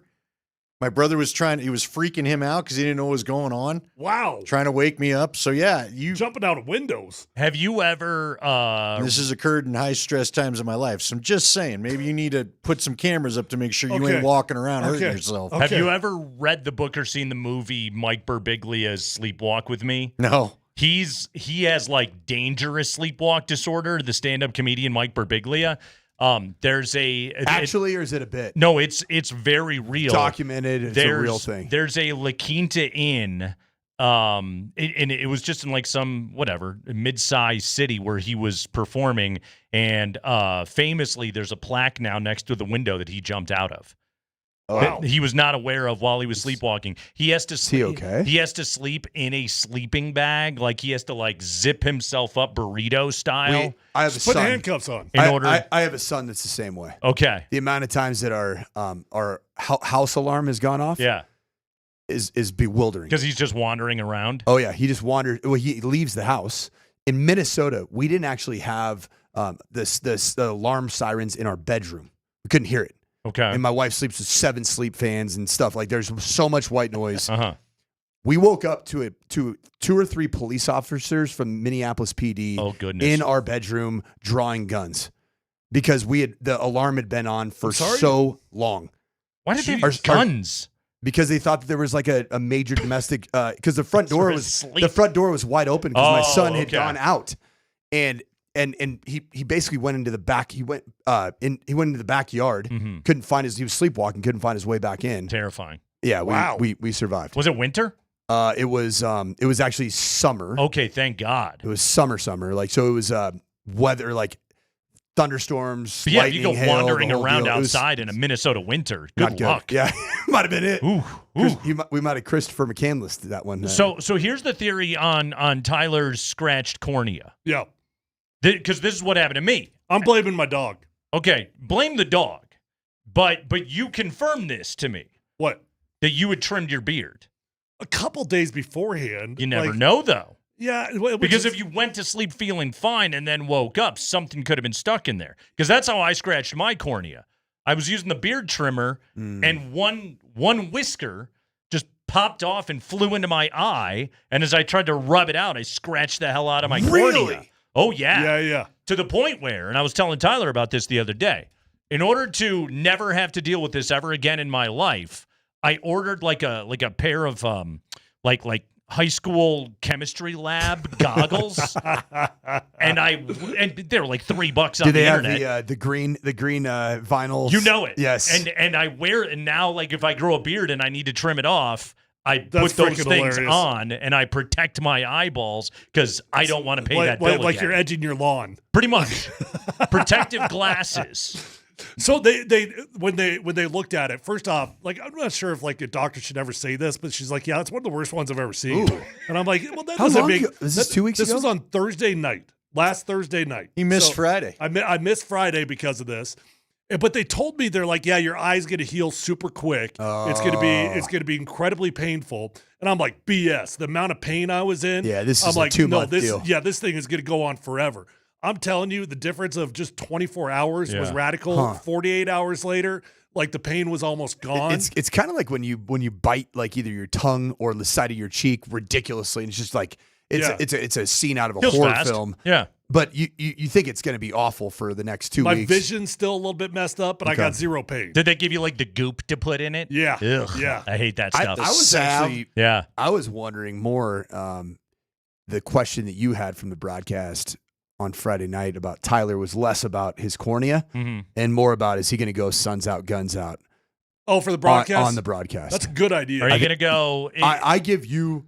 I know it's not my. I can't give you permission, but I'm gonna Okay. say as one of the coaches in this game, blessing. I'm gonna give you the full blessing. What if I cut off like my suit, like my jacket sleeve? Even better. We got to go Even better. Canadian tuxedo type here. Yeah. I like that too. Yeah. I like that Yeah. too. I want you to get a shirt. We had jerseys like this for lacrosse tournament one time. The Dumb and Dumber. Remember their tuxedos? Yeah. Just get a shirt replicating that. Okay. You can either be orange. You should probably be orange because you played for the Broncos. We'll give Kreckman the light blue. Okay. And then you cut the sleeves off. We can give It's Kreckman a pretty orange good as idea. well. He's a And then you both can just, Damn you know, right. You know what I bought that I have no Altitude clue? TV's already regretting all this. Yeah, don't worry about it. It's the only one they're going to have me on. You know what I bought that I have no clue what the practical purpose of it is? I bought a cutoff sleeve sweatshirt with a hoodie. You had a little Belichick inspiration there. So it was like kind of a pricey little hoodie. Those are sweet, though. Like I bought this thing, and at the time I was like, this is a great idea. And then after I've had it for a month or two, it's been summer. I've had zero purpose to wear it. Oh, it's too hot. So it's too hot to put Yeah. on this dang hoodie. And then I'm like, well, by the winter time, You're like, gonna want am I really going to wear it? Like, what did I buy Fall. this for? Fall and spring. It's Yeah? a great fall and spring Okay. piece for you. Dude, that's like buying jorts, though. Yeah. Just buy the thing and cut it off yourself. Very How true. much more was Very it for true. them? Or don't to- buy it in the first Well, place. it was like probably a Just a take something- $70 sweatshirt. Okay, what are we doing? That's $70 what are we bucks doing? for no sleeves. For no sleeves. What would the sleeves run you? My Yeah, goodness. that's a good question. Yeah. It's like a Cavarici sweatshirt. Is it some Gucci thing? Is it some It's- fancy brand? Same brand as this. Same brand as this tank top. We, Built BYLT. We had this conversation the other day. Got the because hat on too. Yeah. We- Are they we- sponsoring you? We did No, a but they story can. about a guy that finished second in a triathlon competing in jorts. Second in a triathlon. Second in a triathlon. Lost a bet, competed in jorts. He finished in second out of Jorts. 165 Yeah, competitors. that's a scary human being. The question that it was one of the many. We covered all of it, I promise you. But when it comes to jorts, what's your jort policy? Cutoffs, or do you pre-hem? What do you buy the pre-hemmed, or do you just take an old pair of jeans and make them into cutoffs? You cannot buy pre-hemmed. What do you do with jorts? So this is a fact, not bragging, just describing. I've never once in my life worn jorts. Same with me. Makes two of us. You've never worn jorts. Never once. Never Cherry once. Creek would have kicked him out. Yeah. I guess I don't 'cause know you what don't- his deal is. You don't get on the But I golf am course. kind of Southern jealous California, of the gym Orange bro County. guy. Like there's some gym bro guys that a that no? wear jorts. They rock jorts. Yeah. Jorts were you were able to wear jorts in the Inland Empire of Southern California in the 90s, not in Orange County. Not in the coastal regions? No, sir. Okay. No, you could have some OPs, some marble huggers. So you didn't Some have OP jorts, but I assure you, you Corduroy. did once tie a sweater around your neck. Oh, I've tied many a sweater around my neck. Hey, I continue hold on. to. And certainly around my waistline too. Here's the other bigger question. Super SoCal look. If you finish behind Jorts guy, are you now banned No, from no. the competition If I see forever? a dude wearing jorts, I'm And you terrified of lose? that guy. You know he's What do you awesome. mean Yeah. What do you mean you're terrified? No, that you can't dude- be losing to Jorts guy. No, that guy don't give you know what about and anything. that guy didn't train for it either. I promise you. Like he he don't said, he need to. lost a bet. That guy don't need to. He's too good. Yeah. Yeah. He don't need to train. Rolled in jorts and whooped your ass. Yeah. Yeah, look out, everybody. See, I think you're banned from the circuit. You're out. You're done. You can't compete. What would you do, anymore. Tyler? if you've lost a jorts guy. You've coached high school football multiple years. Yep. Have you ever shown up to this was a new thing for me. Have you ever shown up to a practice and there was a player, probably somebody who's first time football, maybe slightly off, wearing jeans For practice. jeans, Hold on. Is it walkthrough? practice, jeans, Fully padded? helmet, shoulder pads, so like Does he have shells, pads on underneath the jeans? just jeans instead of shorts. Like in gym- lieu like- in You lieu You know of what? shorts. If I'm being honest, I'd pull him aside and to be like, "Hey, buddy, I'll buy them for you." What position? Because there might be something going on there. Like, No, maybe, so- maybe he couldn't afford it or something. This was a first, But he does go to a Valor. first. No, this is not. Okay. This was not a Valor. Yeah. This Oh, was. okay. This He was owns at, the jeans factory. This was actually. up north at Meade High School. Okay. And I think he was kind of that adds up. I think he was a bit of a Cowboy? yeah, a little farm background. It seemed like to Yeah, me. see, I think that dude's showing up. A little and bit again, blue- There's blue the guy you collar. don't want to mess with. Yeah, he's got some dirt under his fingernails, Right. and he showed up with jeans. And frankly, I didn't want to tell him that's abnormal to wear jeans at a football practice. Right. So I didn't tell him, and then I just started calling him Jeans Guy, Is that worse? and it was awesome. How did And Jeans guy do though? He was a freshman, developmental player. Just not much. That is didn't do much. That's polite. But he was a wife beater jeans guy, and then he'd throw his pads over Hold the on. top. You go polite on the developmental player, and then you drop that. It's just a tank. I think we got to go. Oh, you just can't call tank. it a wife beater anymore. White tank. Probably, yeah. Did that change Hey, in 2020? white You're not tank. able to say School- that No. anymore. I can tell There's you a that. difference between a tank and a wife beater. There is. It was white, This and it is was a tank top. That's a real tank top. It's Yeah. This one was white with the subtle ribbing. The white ribbed That's undershirt you. that we would know Sure. As a white beater. in different times as, or from noon to 3 as. Why are they? Wow. I just So are you try guys not to be flip about domestic violence. It's just it's kind of how we roll an afternoon drive. Well, trust me, we'll be inappropriate about a lot of other things Anne today. Marie goes through a lot, man. Yeah. I don't own one. The other day, our buddy Jeff Howe, he pulled me aside during practice to show me the screenshot of Michael Penis Jr. And he started the conversation with, "Hey, Kreckman, I know you're going to do this on your show."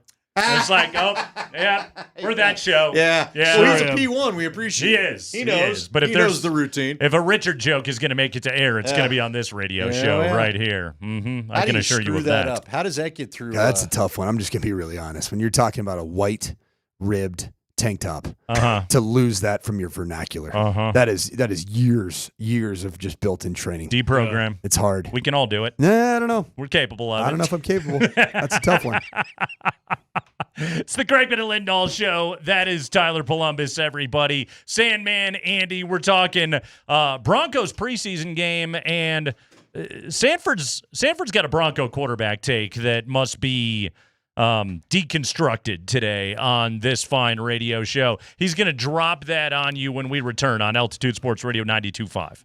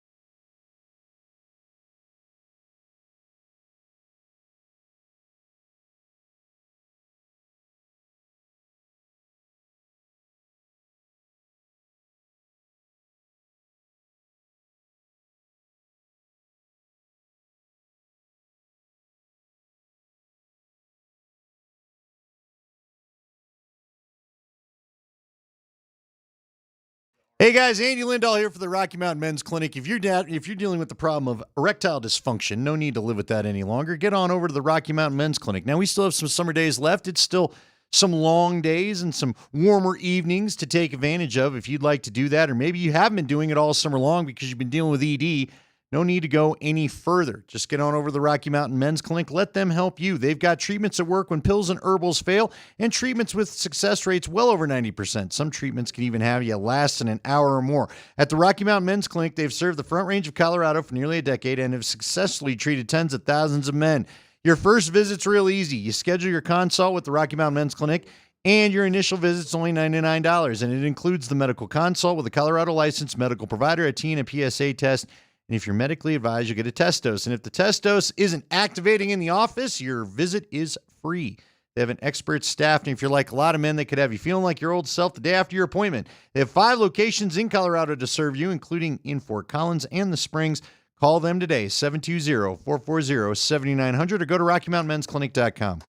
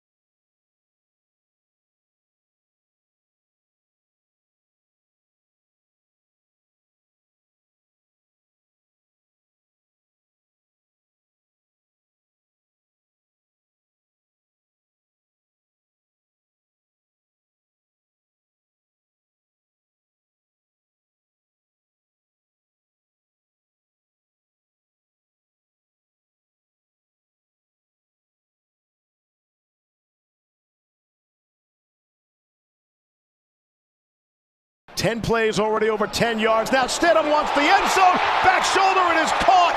Troy Franklin. It's another dime for Jared Stidham. And he finds Franklin again for a beautiful touchdown. 2 tutties to Troy Franklin the other night. Broncos dominant once again in preseason football, 27-7 over the Arizona Cardinals. Could have been one more. Pour one out for Caden Prescorn's touchdown. Come on, Prescorn. Have you ever seen, I swear to God, as he turned and walked back to the bench, and shout out to the 9 News camera crew who just followed him the whole way as he was staring. I felt like I could hear the Charlie Brown sad piano music as he was walking. Hello, darkness, my old friend. Dude, I had a chance to call one preseason game of color. Back when I was at the other place. Yeah. And I had a guy do the exact same thing. Oh. And you're just all I did was watch him on the bench because it was fourth quarter. Literally your last chance to make a good impression. This is it. And, of course, I had to set Logan up with the that's going to haunt him. And, he's like, you have no idea. Because Logan's actually lived that life at times. Prescorn will never forget that moment for the rest of his life. Because not only do you blow your chance to make an impression on what's pretty much a locked-up tight end room. Yeah. You can't even get to say I at least scored a tutty. An NFL touchdown. You had a tutty. Yeah. With the uniform on and everything. Wouldn't have been a second, right? He could have second in as many games. He had won the first game. He could have spiked to the ball. Yes. He could have been stacking up the numbers. He did. Yeah. So heartbreaking for Prescorn. Question for the two of you. Nate, you've been on countless broadcasts, namely with basketball, but other sports as well. You've done football. You've done ESPN The Ocho, I'm sure. Numerous broadcasts. Andy, lacrosse, Broncos. What, I don't get the Ocho Buffs. call? You're, hey, I've been on Big ESPN. How you feel about that there, tough guy? Sorry, man. I've made NFL films. All I was going to ask you better know who you're talking to. All I was going to ask you. You've never called a Big Ten volleyball game before? Have you called a Big Ten volleyball? I sure have. How was it? How'd you do? I got to think. Nebraska? Okay, so Nebraska versus. No, it was not Nebraska. It didn't pay that well. Penn You ever State? done internet high school baseball? It was. Yes, I have. How down do you want to go? No, it was Penn State. I will tell you elite program. This is how I did the broadcast. Okay, this is what I did. It was a DU Penn State game. Okay. I guess I should mention DU was in it too. Yeah, I thought you was like Big Ten Network. It was over at the University of Denver. Slightly different. He's an Illini though, so that was cool. Slightly different. Okay, but it was the only volleyball game I've ever called in my life. Are you a consumer of volleyball? I'm not. What I did was I called a buddy of mine who's a very good broadcaster who has called everything, and I was just like, "What do I do?" And he goes, "This is what you do. You Google volleyball terms. Because you write down 10 of them. You say each one once. Cross it off your list." And by the end of the broadcast, it will have sounded like you knew what you were talking about. And I was very proud of that. So after like an ace, did you call it a side out? No, I got everything right. Oh, when was this? I didn't screw up. This was probably 15 years ago. You didn't have access to Marlowe to be like, I did. Because he'd have done you a I solid. didn't know Chris Marlowe back then. And here, I respect Chris Marlowe too much for this. This was... He'd have helped you. Yeah, but we're talking... Chris Marlowe is, like he's... Yes. He's the Doc Emmerich of volleyball, right? Like he's the greatest He's the volleyball. Dick Enberg of volleyball. Exactly, like the greatest volleyball announcer that there is. I would never insult him with this. Instead, I went to a friend of mine who's like, again, calls the the more highly consumed sports. And I was like, "You've done volleyball before. How'd you do?" And he's like, "Let me tell you." And boom, there you go. That's how I got through it. That's how I dropped Pancake Dig on my broadcast because I knew what it was. So back to the original, how we went down this rabbit hole. I was talking about your experiences of just calling names. And for myself, I've been around a lot of teams. Yeah. Coached a lot of teams. Yeah. Seen roughly 100 plus names on an annual basis. Oh, yeah. Have either of you ever had a pre-scorn? Never. No, I've had plenty. You've had a pre-scorn before? Listen. You got to understand that the box players I deal with, a lot of them come from Canada and all parts of Canada, and a couple of them come from Europe. So you've had a pre-scorn. I would take a pre-scorn any day of the week. That's an easy name. But I've never heard it. Dude, I've had Nate Had you ever coach heard the me last through name? Some of these. Pre-scorn? No, but all last names sound made up. Yeah, but most of them, there's At least some. Like I couldn't tell you where pre-scoring is derived from. I couldn't give you the etymology of pre-scoring. It's Googleable. Here, I'm gonna find one of the guys that I used to have. There we go. Yeah. Gosh, got to make sure this is him. I'll show you one of the names that I had that the first time I saw it, I was like, wait, what? And then we'll see if you could say it. With pre-scoring, do you have any idea what he's dealt with when he's called some of the Samoan names? Yeah. Will intimidate the hell out of you. Because I did rugby. Because you got to do it so fast, too. The Polynesian names, the Polynesian names I got very, very good at. You know what's going to mess with you? You ever dug into like tried and true Irish names? Those are wild. When you get into some Gaelic. Oh, yeah. Like the ancient language. The famous actress Saoirse Ronan. Her name is spelled like Saorsi, and you're like, where the hell do you get Saoirse really in there? Creative looking umlauts. They're not really umlauts. They're something else. Yeah, they're a Gaelic version of an umlaut. Or an enye.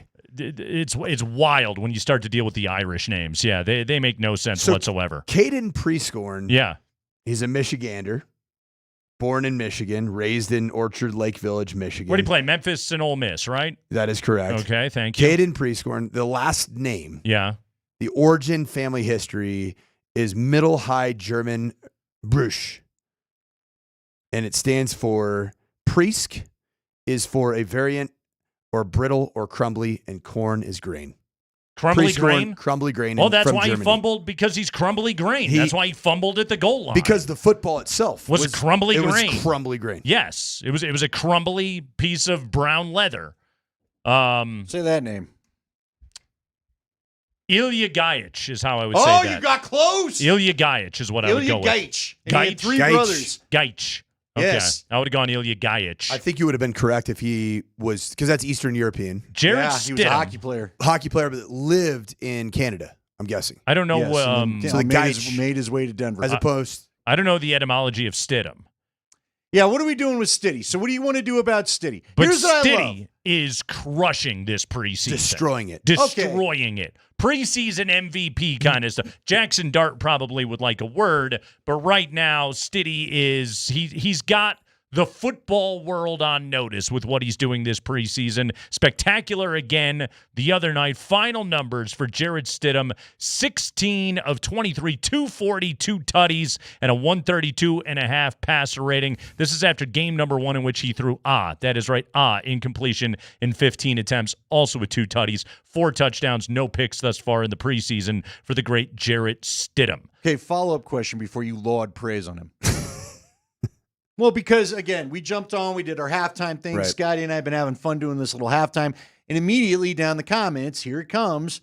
If Bo Nix struggles early, should they go to Jared Stidham? No. And I try to put out there, guys, he's a starting quarterback. And Jacoby Brissett falls into the same category. I'm not trying to, I liked what Stiddy did. It was a lot of, hey, he made a preseason game fun to watch. So I tip my cap and salute Jared Stidham. He was terrific. My God, that couldn't have felt. They were about as basic could be on. Like, that was not the Niners Broncos where we decided to have a blitz each other fest until like a little bit later on. No, he Stiddy should look that way as a starting guy. He started before. Yeah, I don't think there's much to get worked up over here. He's having a great preseason. Like, he's a good NFL backup quarterback. A good veteran NFL backup quarterback should have a good preseason.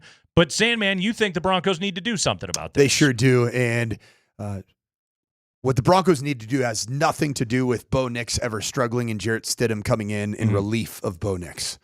It has everything to do with capitalizing on Jarrett Stidham's value by week 9 of this coming regular season. Okay. And that would include using this film, which is your resume at every level in football. What you put on tape matters. There's pro scouts that are evaluating in the league. Imagine, say, 2 teams, hypothetically. They're in a great position at week 9. Aaron Rodgers and the Pittsburgh Steelers. Okay. Just envision that they are 7-2 or 7-1 at that point in time, and Aaron Rodgers has some type of an old man injury out for the season. Play style wise, you mean to tell me that Jarrett Stidham couldn't fit right in and give them a chance better than some of these jamokes that they've been playing with? Like, who's the guy that Was it Rudolph, Randolph? Mason He's Rudolph terrible. is there. And He's who's the terrible. guy? They've actually got the kid from Ohio State, I think, on their roster. They used to have Will Duck Howard. Hodges. Isn't Howard there? Will Howard, I think he Yeah, was man, there. Duck, my friend. Don't overlook Duck Hodges. I don't think he's been there for a while. Here's They had the, him, though. They did. You Like just the first 2 mentioned years of our show. Yeah. You mentioned that in the first preseason game, Jarrett Stidham had 1 incompletion. How many incompletions did Sam Ehlinger have in preseason game 2? 1. How did Sam Ehlinger look in the first He had 2, preseason? 14 to 16, but pretty good. 14 to 16. How did he look in the first one? What was his passer rating in preseason game 1 at San Francisco? 108.3. Pretty good. Yeah. Pretty good. It's not exactly Stiddy in 144, but it's good. What was he in game 2? In game 2, the passer rating on Ehlinger, 108.9. Wow, consistency. Consistent. Very consistent. Yeah. Sam Ehlinger, it fits the play style. If you were to just go from Bo Nix to the next guy, he is light version of Bo Nix. Okay. So you keep Sam Ehlinger on practice squad or this emergency third quarterback deal that they did with Zach Wilson, and you take advantage of the opportunity to shed salary, get even further under the cap next year after this Russell Wilson number comes off the books, and you continue to develop really good players between 1, 2, and 3. I wish they would have done it last year with Zach Wilson, but Zach Wilson would have commanded more money to keep around ultimately. All right. And Sam Ehlinger, you could keep him around for minimum dollar. All right. Well, first off, okay, let me give you a little pushback here. Because I think the Broncos have moved into, first off, I haven't seen Ehlinger go against the 2s much yet. Have you? I've only seen him really with the 3s. Everyone's been slotted into their spot. So I've seen, how about this? We've all seen, everybody in this room has seen the third guy show up against the third D, and then the struggles really grow as you get up in competition. Right. Absolutely. So I would say a year ago, when I didn't think this team was going to be where they are right now, I'd have been all in on what you're talking about. According to one of the tweets from that good old Dove Cleveland. So he's an aggregator. He's a Dove guy. Dove. Broncos have $24.7 million in salary cap room, it looks like, is what he's saying right now. The available cap space for every team is the title of this thing. So if that's true, then they don't really need to necessarily save the money. Is that going to be post 2025, 26 season? I don't know, but I thought they were tighter, honestly, too. But to me, here's the deal. Here's what I'm saying to you. We're in a new Bronco era right now, okay? A year ago, I would have said, yes, let's go ahead and trade him out. Right now, I'm not messing with this because the Broncos, if Bo were to get hurt, that defense, with the way Stidham plays, you can survive a game or two. Now, look, long-term injury to anybody starting quarterback on any team, you're going to have trouble. But I think right now, if Bo were to have like a pulled hammy or tweak the back thing or we'll just whatever, call it he busts his shoelace. He's out. His shoelace needs to be completely Stidham repaired. can get you through the half until you get, to the next week or something. So I'm not messing with that right now. Didn't Sean Payton go 5-0 with Teddy Bridgewater one time playing in place? They were of talking about it on the Saints Drew broadcast Brees this weekend. Yeah, pretty good, right? Like pretty good. The Broncos are good. They have a good backup quarterback. Keep your good backup quarterback. Why not keep your good backup third and get some return on investment? Because we have no idea how he's going to do. I mean, he did not have a great stint with Indy when he got a shot at trying to be the starter. Again, like why weaken a position of strength? What are we doing here? Like there's a very realistic possibility that look, playing 17 is tough. Yep. Bo Nix could miss a game or 2 or 3. Like it happens. It happens to guys. Like again, like Andy said, with the defense that they got, Stiddy's going to give you a chance to win games. I just like draft picks. How about this? Well, how high a draft pick do you think you'll get for him? Probably 4th. They already have that's just it too. Like the rebuild. This sounds crazy, right? The rebuild's over. They returned 86% of last year's roster, highest percentage of returning players in the entire NFL. The rebuild is over. That was the fastest rebuild we've ever seen in our lives. But it happened that quickly, and this team is loaded up with their own draftees all over the place. They this sounds absurd to say, but I'm going to go Les Snead on this. F them picks. Broncos don't need draft picks right now. Broncos are good. How about educate everybody, too? I think a lot of people know, but not everybody does. What is the true role of the backup quarterback through the season? It's about vibes. Be a good vibes and guy. helping the starter, isn't it? I think all 3 guys, well, I don't know about Bo. It's a little serious and stiff for my taste. But the 2 backups are the second and third string player between Jarrett Stidham and Sam Ehlinger appear to be perfect vibe guys. Stiddy and Davis Webb grew up together. They've known each other since high school, so they're already bros. You've got so when Sean walks into the room, it's everyone's going to have to sit up straight, mind their P's and Q's and everything. Been there. And then when Sean leaves, they can all just they can give the wank motion to each other and then go back to having good vibes. You just perfectly in the room. You painted the perfect illustration of how many the amount of quarterback rooms that I've been a part of that do exactly what you just said. Yeah. You nailed it. This is just it. Like you got a good vibes guy who is not a massive drop-off when he goes out on the field. He's a strength, so just be good at backup quarterback because chances are you're going to need him. He's handsomely compensated. Just re-upped. He's compensated. He's 2 years at $11 million. He's also, you could have just stopped with that first word. He's handsomely doing everything. Yeah, he's Jarrett Stidham. Great-looking guy. Yes. Have you ever been a backup quarterback? Oh, yeah. Okay. Are you kidding me? But seriously. You look up backup quarterback and my face pops up. How do you think he became such a good coach? But talk to me about your role game day. Because you're usually, just talked about it in the quarterback room. Look, Jake Plummer kind of talked a little bit about this with me once upon a time. It was why they said Osweiler was good enough with Manning, not that Manning needed it. But when the coach comes over and wants to rip you a new one, sometimes it's you and you're there trying to rebuild the old mental whatever of the starter, aren't you? So I lost the starting job as a senior to a sophomore. Ends up being on the cover of NCAA football 2006, I believe. Jared Zabransky. Oh yeah, good name. Yes, bad tattoo though. Bad. He had the Zorro Z with a tribal around it. Not a great tattoo. It was the mid-aughts. Everyone was doing their best. I ran into him recently. It's a full black band now, which is really a smart move. But Jared Zabransky beats me out. Between Chris Peterson, the play calling offensive coordinator on the headsets, having panic attacks during the game, truly one of the most wound tight individuals I've ever been around. The standard was so stinking high, and then Thunder Dan Hawkins, the head coach, not really knowing what the hell we did offensively and just flying off the handle at octaves unknown to mankind. I don't know what I'm doing. Yeah, dogs are howling. Hey, Zabransky, what are you doing? I would just be like, "Hey Z, come over here, man." Yeah. Hey, screw them. Screw those guys. Okay. Let's look at these This is what pictures. happened. Okay, this is what happened. Everything's okay. See the safety on the backside, and you'll be just fine. See, that's why it is important who the backup is, and it is important there's a relationship there, right? Yeah, and you tack on one time during that little diatribe, Stiddy is also just gonna run his hand through his Pert Plus perfection hair. And Bo's going to get lost in his eyes for a moment. And you know what? He's going to return to earth, and he's going to feel wonderful. Have you ever heard the reverse of some guy just letting him know, hey, I'm ready to go in if you can't get this figured out? Huh? Do you think maybe a little Dylan Gabriel and Shador have that going on right now? It happens a ton, man. Hey, I'm right here. Yeah, it happens. Keep throwing that pick. I've had players look at me on the sideline when the starter was struggling and give me the yeah. Hey, same look you give your wife. Hey, are we? Yeah, it's a big night. Rocky Mountain Men's Clinic. Yeah. I'm ready to go. An hour or more.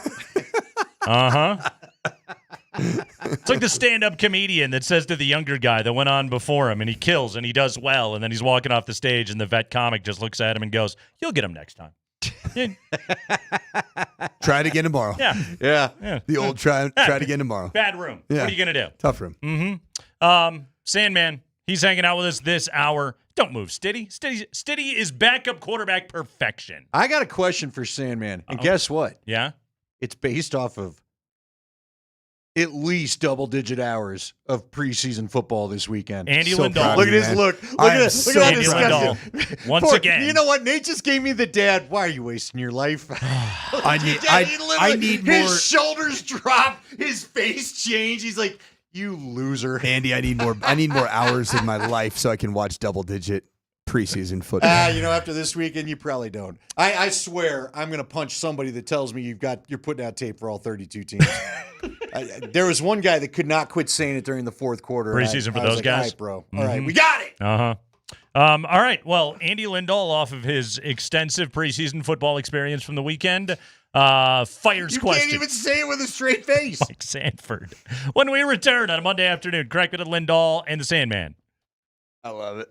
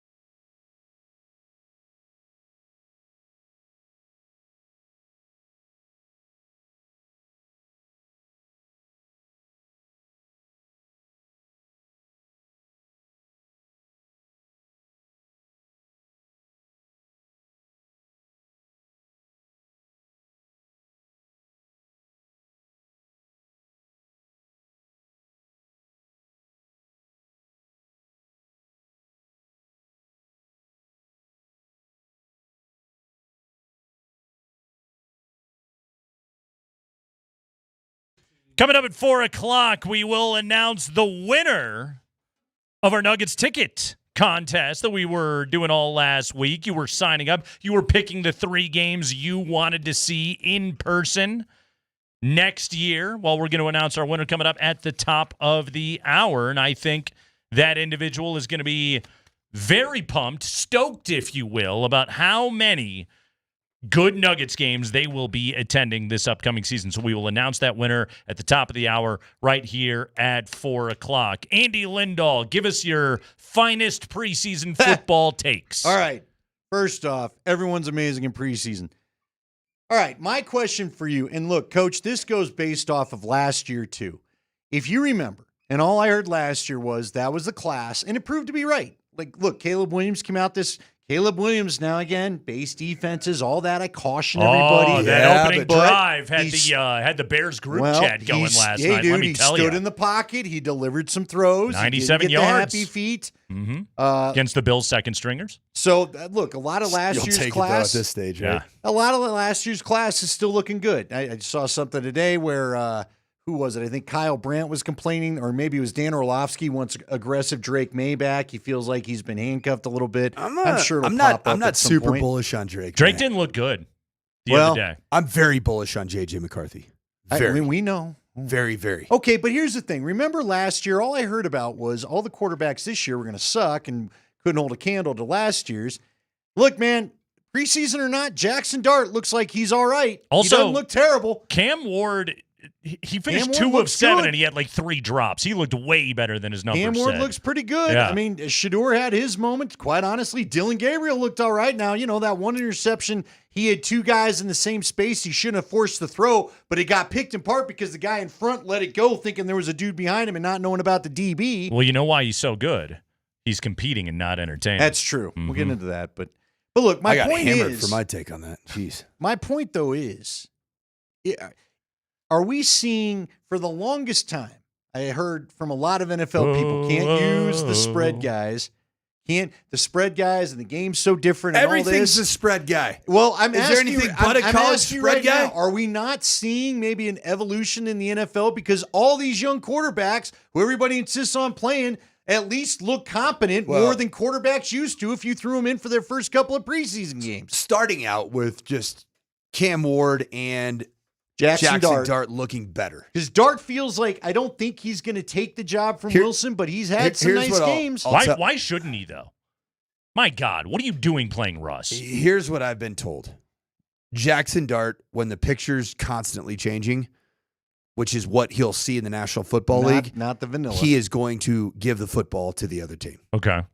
That's going to happen. Not vanilla. Like, he is not a highly processing intellectual. Intellectually, he's not great. Okay. And he's not a judicious with the football guy. All right. Cam Ward, I've heard similar sentiments about.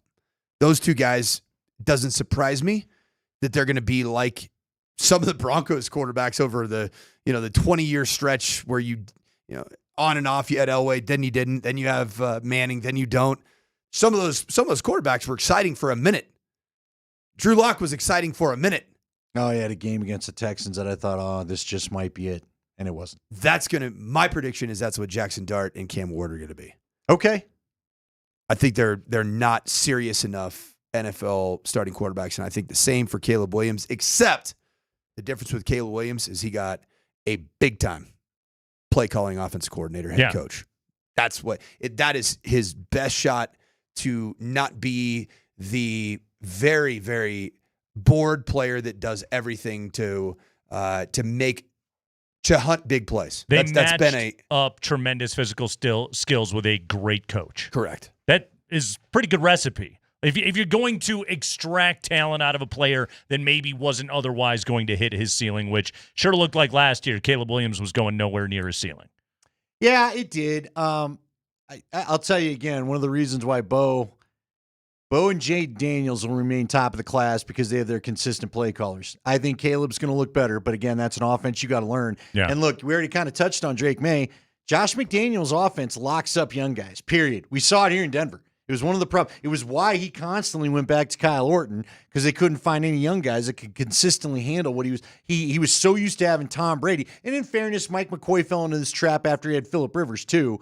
But you can't just go in there and expect a young guy to see things like you're talking about. They're not going to make the adjustments that you just had with, I don't know. The even going back to time. Bo Nix, right? Like Bo Nix last season, the game that I go back to and say the defensive game plan against Bo Nix was perfection was Michael McDonald in the opening game at Seattle. Mm-hmm. It was perfection. And as I watched the season progress, particularly the NFC South, for whatever reason, I kept seeing all these soft, free access shell coverages that Bo Nix is really good against. It's what he did against Arizona last week in the joint practice. Yes. He just carved him up. Yeah. What does Bo look like? Absolute cheeks against tightly contested man coverage with a lot of population at the box pre-snap. Mm-hmm. My daughter prefers buns. I do like buns. Buns is good.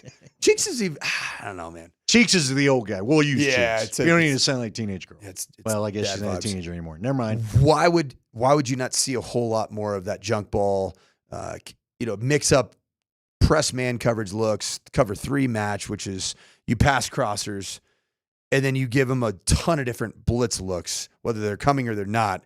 There's population standing up at the line of scrimmage. He didn't like what Saleh was doing to him in week 1. I'll tell you that. That's a good point. Thing, man. Yeah. Same thing.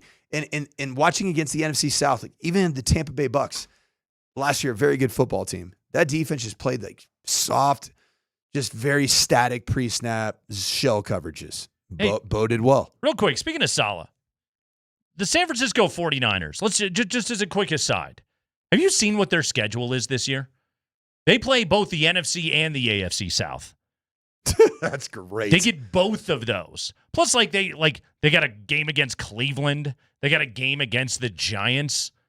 That's what happens when you lose all your dudes and you're not quite top of the charts. If you look at the Niners, and Kyle Shanahan didn't forget how to coach, plus Saleh, dreadful head coach, fantastic defensive coordinator. They got some injuries, but the Niners, I don't know if there's a team in the NFL that's got an easier path to 10 or 11 wins.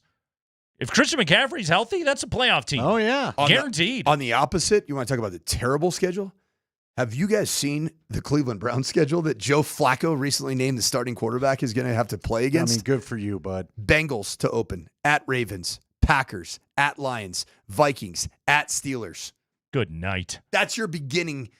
It sets up perfectly, does it not? For Shedeur Sanders to take over week 7, where they host the Miami Dolphins. Is his oblique going to be okay by then? Oh, yeah. He'll be good. Okay, he'll be good to go. His oblique was intentionally hurt. So you can go let Dylan Gabriel look like buns. This is what he did. Where do you think Trey Hendrickson's going to be playing? Because it doesn't feel like it's going to be Cincinnati. I know we're all worried about Cincinnati, and believe me, I love watching that offense, and I love Joe Burrow. Yeah, they'll score points. But I mean, here we go. We're going to Cincinnati this thing up, and he's going to have. I got to tell you, I still don't know why they paid T. Higgins. I mean, Joe Burrow's good enough to make guys. I think he is a raised boats guy, so I'd have let T. Higgins go. And now you paid all your offensive guys, and apparently you're just going to go with no defense again. Well, how'd that work out last year? Is it all because of what T. Higgins did to the Broncos last year? Is that how he got himself paid? He destroyed them. I don't know. Maybe Joe said something, but if he did, look, man. Yeah. I mean, bottom line is you got to have some kind of defense at some point. Do you fully blame the Bengals for not sending massive money in the direction of Trey Hendrickson? Yeah. I get what you do. Yeah, pay your guy. What are you doing? He is not young. He's awesome. So what? You need something defensively. Okay, to Mike's point, you desperately need something defensively. The report I heard today is he wants at least 3 years guaranteed, and he's in his 30s. So they're a little worried about specifically the third year and He's a little not bit young, about the second and year. is he, from a Twitch athleticism perspective, is he Crosby, Watt, and I'd probably throw Myles Garrett, Micah Parsons. Micah Parsons in there. Yeah. Well, is he those guys? Parsons is going to be playing for the Broncos. That's correct. He wants to be here. I heard that. Yeah. That was a good scoop that we got. Yeah. Did we all get Hermied? Was that who Hermsy? Well, I had seen that tweet like 2 weeks ago, and if you clicked on the tweet, the first comment was, "Is this real?" And the AI goes, "No, it's not." So there's that. There's that fact. So are you saying that you probably should cross-reference? You should. Is it Grok or Grok? Grok, I don't know. Gronk? Whatever. Gronk. That's what I see. That's what my brain puts in there. It slips you in there. Hey, real quick before we let you go, have you just been walking? Has your Bonix arrived for Ashton Genty yet? I mean, you've got to be walking around 10 Hut, don't you? Does he look He's good? already had an angry run. Oh, Did you see the poor DB that He had thought a it was a couple good angry idea runs. to go low? Laid that dude out. Oh, his soul Yeah. is somewhere in Vegas. Gino hit him on a check down to the right and one to the left, and both of them That dude is a powerful runner. How about Brock Bowers had 1,000 catches last year with one of the worst quarterback situations in the league, and now he gets 2. And look, nobody is arguing that Geno Smith is going to go win a Super Bowl, but that's one of the most accurate throwers of the football in the world. He puts up numbers, man. Brock he puts Bowers up huge is production. Is going to destroy things this year. If the Raiders are the classic example of a team, if they were in any other division, I would be penciling them in as a playoff team. I just think their division's too tough. This division gets beat up. Who knows what's going to happen? That's a good point. Do they split with the Broncos this year? They got a chance. They could. Damn, they could. They could. Look, it's the adults in the room. It was the John Fox effect. Okay? John Fox shows up here and at least brought some stability. Now, they win a ton of games. Ironically, not until they went to Tebow and created the Veer offense no one's seen since high school. If you want to make a football team better, get a better quarterback and a better head coach. Boom, the Raiders did both of those things. Pretty savvy, I would say. That's Mike Sanford, everybody. 10 to noon tomorrow on the morning sprint. Kreckman and Lindahl rolling on, including, did you enter our Nuggets contest last week? We're announcing a winner when we return. Find out if it's you next.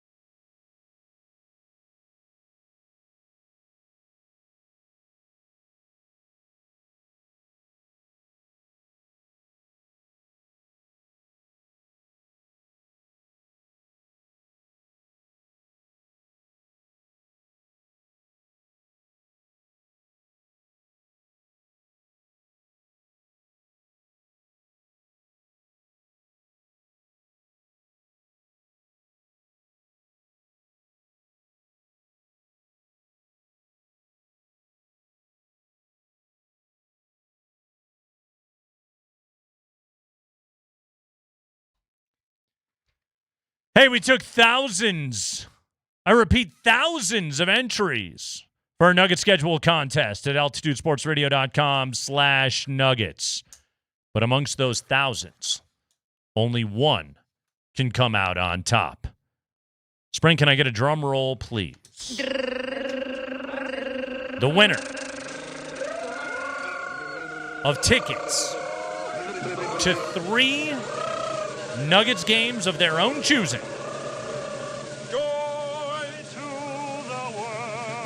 As selected at altitudesportsradio.com/nuggets, it is Gary Cianfrance of Littleton, Colorado. Gary, way to go, Big G. Chose to go to the January 20th game against the Lakers. He's going to get some Luka in his life.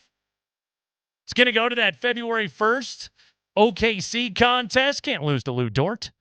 And he'll be there. Come on, man. You can't get beat by Lou Dort. Sunday, the 1st of March, as the Nuggets will take on the Minnesota Timberwolves. Congratulations, Gary Cianfrance of Littleton. You have won tickets to a trio of Nuggets games. Thanks to everyone that entered. Stay tuned for an exciting season of Nuggets basketball, which will feature regular ticket giveaways to the best games of the year. So yeah, do better next time, losers. There you go. Well done, Gary Cianfrance. One of my favorite things, by the way, anytime we do one of these contests, is as soon as we announce the winner, the amount of hate that individual then gets on our text line is always extremely entertaining. Yeah, it's already kicking in. You just called it. And, Twitch is not much happier with them either. YouTube's starting to weigh in. Gary, you win, which means you now have a whole lot of people that hate you. Everybody thinks you're a fake person. Jeff Legwald, look at him. Sounds made up like Caden Prescorn. Joining us right now to talk some preseason football, it's Susan Lucci, everybody. Jeff Legwald joins us right now here on the Kreckman and Lindahl show. Is it just me, or is on the Twitch feed he has an Elizabeth Taylor-esque wash on his camera? Jeff, you got like maybe wipe the lens. You've got like a wild glow going on, my man. It looks nice. Yeah. Are you feeling healthy? He's been de-aged by 15 what is years. Going on? Yeah, I feel like we're about to take remember glamour shots, Jeff? We're gonna put a wig on you, baby. I'm getting those. That's right. Leggy, let's talk preseason game number 2. What questions that Sean Payton and his staff had about the roster do you think we arrived closer to a conclusion on Saturday night? I don't know if we're at a conclusion. I'll be intrigued to see, what it means for playtime Saturday in New Orleans, because, obviously that'll tell a lot of the story. But, I think, Tyler Bidet seems to be nudging his way in to one of the final spots at running back. I think the defensive line, I think that last spot is up for grabs, maybe. And I think at safety and corner, they've got such depth. They're going to be putting guys on waivers that can play on other 53-man rosters. And, that's a good sign, yes. But it will make their decisions pretty tough. And I think some of their injured guys are at least going to influence, that initial 53 may not be what it is, 5 days after that. But I think the injuries they've had, Drew Sanders, Michael Burton, I think that stuff, Nate Adkins, I think that impacts what that initial 53 looks like and what maybe it looks like 2 weeks into September. All right, is Bidet still ahead of McLaughlin? Because, again, every time I watch McLaughlin play, something electric happens, but every time it feels like Sean's talking, everyone tells me Bidet's ahead in the competition. What do you think's going on with that little battle? I've not had that feeling at all. I think McLaughlin is the third running back. I think Bidet is making a play for the fourth spot. Now, I think after Harvey and Dobbins, how you number them doesn't really matter. They're the top two. I think if you're one of the other running backs, you just want one of those other two spots. Now, the wild card is, their fullback situation is, the Atkins is injured, Burton is injured. So do they keep 5 running backs initially, in 2 weeks from now, it looks different. That's what I mean. I think this 53 when at cutdown day isn't going to be the 53, for very long. And I think some of it's injury and some of it is they're going to want to jockey some things around with the practice squad. Jeff Legwold with us on the Ramos Law Hotline. Car accident, you do need Ramos Law, medical doctor and attorney. Visit ramoslaw.com. Jeff, it's fantasy football drafting season. Everybody needs to know a label. Therefore, I will ask you a label-related question. Is Troy Franklin the Broncos' WR2 right now? I don't know that they have one. He's probably that potential. I wouldn't say that right now. I still believe because of the route diversity and the snaps he could play that Mims would be that. But Franklin is playing multiple positions this year, which he did not last year. So that gives you the opportunity to be on the field more. So if you're doing those fantasy football drafts, Franklin will have the opportunity for more snaps than he did last year because he's playing more spots in the scheme. So, but I don't think he's 2 right now, and I still think Evan Ingram is WR2, but even though he's a tight end. All right, who else do you think's made a strong case and maybe surprised them by this point in camp, or is there a guy? I don't think they have a surprise. I mean, I think that. I think they had a good understanding of the team they had, and they knew these, the back end of the depth chart on the 53 at every position was going to be a lot tougher decision this year. Like, in the defensive line, they're going to release somebody likely who has played real football in real games. That's going to be tough. They may release a safety that's played real football in real games. I mean, that's what they're looking at this year. And I think the difficulty is something they're happy about, but something they're going to be frustrated with when they do have to expose players they'd like to keep. My personal surprise is Estime. I really don't see him getting a lot of good snaps or good opportunities to show what he can do. When he kept saying all off season, I want to see him. I want to get those opportunities. But I think the other guys have just done more. When they get 1 or 2 carries, they make something happen. And when Estime has gotten 1 or 2 carries, there's been a penalty, or he doesn't quite see the hole initially, that he's more of a flow runner, and you're not getting the opportunity to build up that flow and get into a game. In this kind of situation, if you get 8 plays, you got to make impact on a majority of them. It can't be that, boy, on the 11th to 13th play, I would have been really good.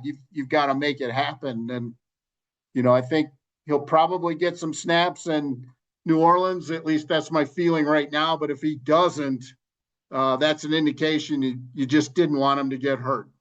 I prefer flow rider to a flow runner. We're talking to Jeff Legwold here of ESPN. Leggy, as you evaluated the play of the offensive line the other night, how are we feeling right now about the Broncos' offensive line depth?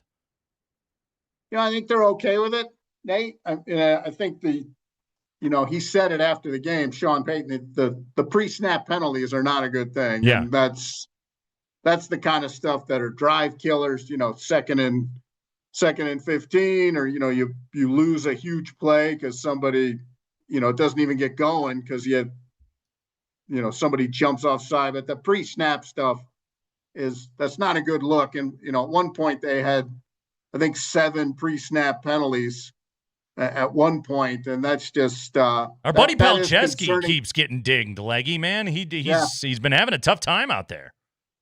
I think he's had at least 4 penalties in the preseason. That's not awesome. And some of it is, he's at the position where the point of emphasis from the officials, the depth of the tackle, when you're leaving, all of these things, these guys have been trained to sort of cut the corner and get the head start. And suddenly a penalty, he seems to be adjusting a little more slowly than some of the other guys. Are you surprised by the camp of Pat Bryant? I mean, the guy looks really good. How much do you think he'll transfer to when he's playing the real defenses, or is some of this preseason football? A little of both, Andy. I mean, I think, he was good at the things that are tough adjustments for the NFL for some guys. The physicality, the contested catches, defensive backs just up in your face a lot more than they are in college. He was already good at that. And I think that's transitioned him. And as they talked about when they picked him, if you're a receiver and you can create clean releases off the line of scrimmage, you're going to get the ball a lot. And he does that. His top end speed is not what wide receiver coaches or general managers would love, but his release is top level, and that makes up for some of that. So when you get the ball to him quickly, when he has the room, when he's created the space, he's going to produce for you. And I think if they keep finding the routes that get him the ball in those situations, I think he will produce in this offense. Jeff Legwold brought to you by the International Brotherhood of Electrical Workers, IBEW Local 68. Start with a job, end with a career. The man slinging the rock to Pat Bryant, Jarrett Stidham, having himself a hell of a preseason so far here, Leggy. Are some guys just better suited to knowing exactly what the role is going to be? Like, did Stiddy lock up in a competition, but now with a free ride to be the backup quarterback of the Denver Broncos, he's just comfortable and going out and slinging the rock and balling? Is this a good look for Jarrett Stidham? I think so. I mean, I'm not sure he locked up. I think it was more of both of them during the quarterback competition last year valued not making a mistake over making plays. And so that's what it's going to look like. It's going to look like, as they would jeer at both of them, Charlie check down, it's, if you make the value, don't screw up, is a higher value than making a big play, then that's what you're going to get. Yeah. He does not have those restraints in this situation. He can just let it loose. And at this point in his career, he's just more proficient than the guys he's facing. I mean, you're talking a guy who's played for two of the toughest coaches in football to learn quarterbacking, and he's facing reserves on defense, and that's low-hanging fruit, and to the tune of 376 yards and 4 touchdowns in 3.5 quarters. No picks. Looks pretty good. Yeah, I mean, he's just more proficient at this point in his career, and which is, frankly, if you didn't see that from their backup quarterback, you'd be a little concerned. If he isn't ringing up big numbers, then that's a problem, and a big one. So I think they're very happy with the pressure-free Jarrett Stidham winging it around and looking very good. Yes, he is certainly impressed thus far. Jeff Legwold, everybody, of ESPN. Read his stuff at ESPN.com and listen to him on the Kreckman and Lindahl show every Monday and Friday afternoon. Leggy, well done. Thank you. See you, fellas. All right, the great Jeff Legwold with us there on a Monday afternoon. It is the Kreckman and Lindahl show. We'll take a break. When we come back, the Stiddy fever. Everybody's got it right now when it comes to Bronco preseason football. What are some of the performances that aren't getting enough love? That's right. We're going full preseason hipster Bronco style on you when we come back on Altitude Sports Radio 92.5.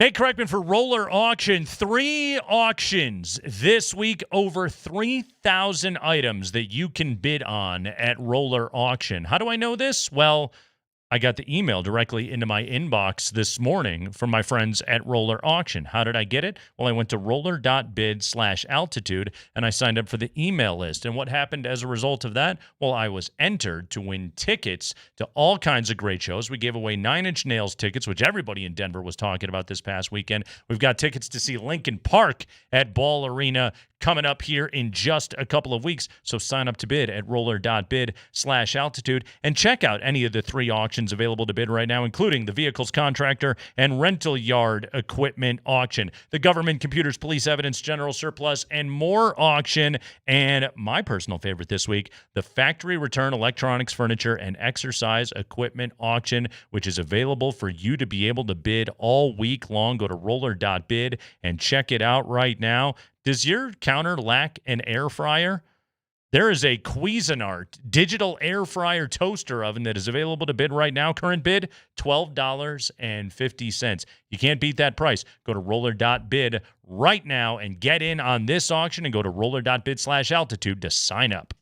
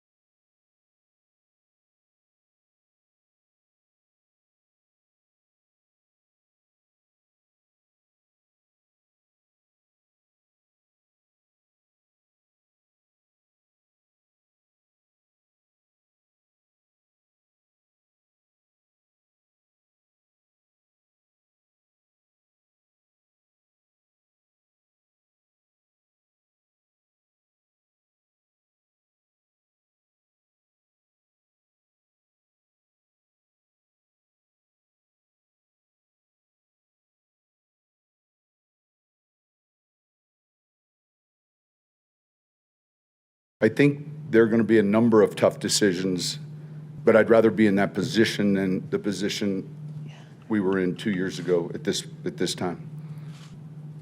And I think, that the talent level has gradually gotten better, and so these guys they're all competing, and we say this to them, and it's serious. Like, we're rooting for all of them. Like, we're rooting for their best.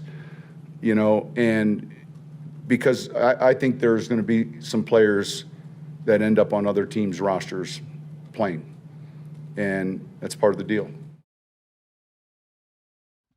Sean Payton after the game the other night, a 27-7 victory over the Broncos, 2-0 in the preseason, 2-0 against the spread thus far. Well done by Denver.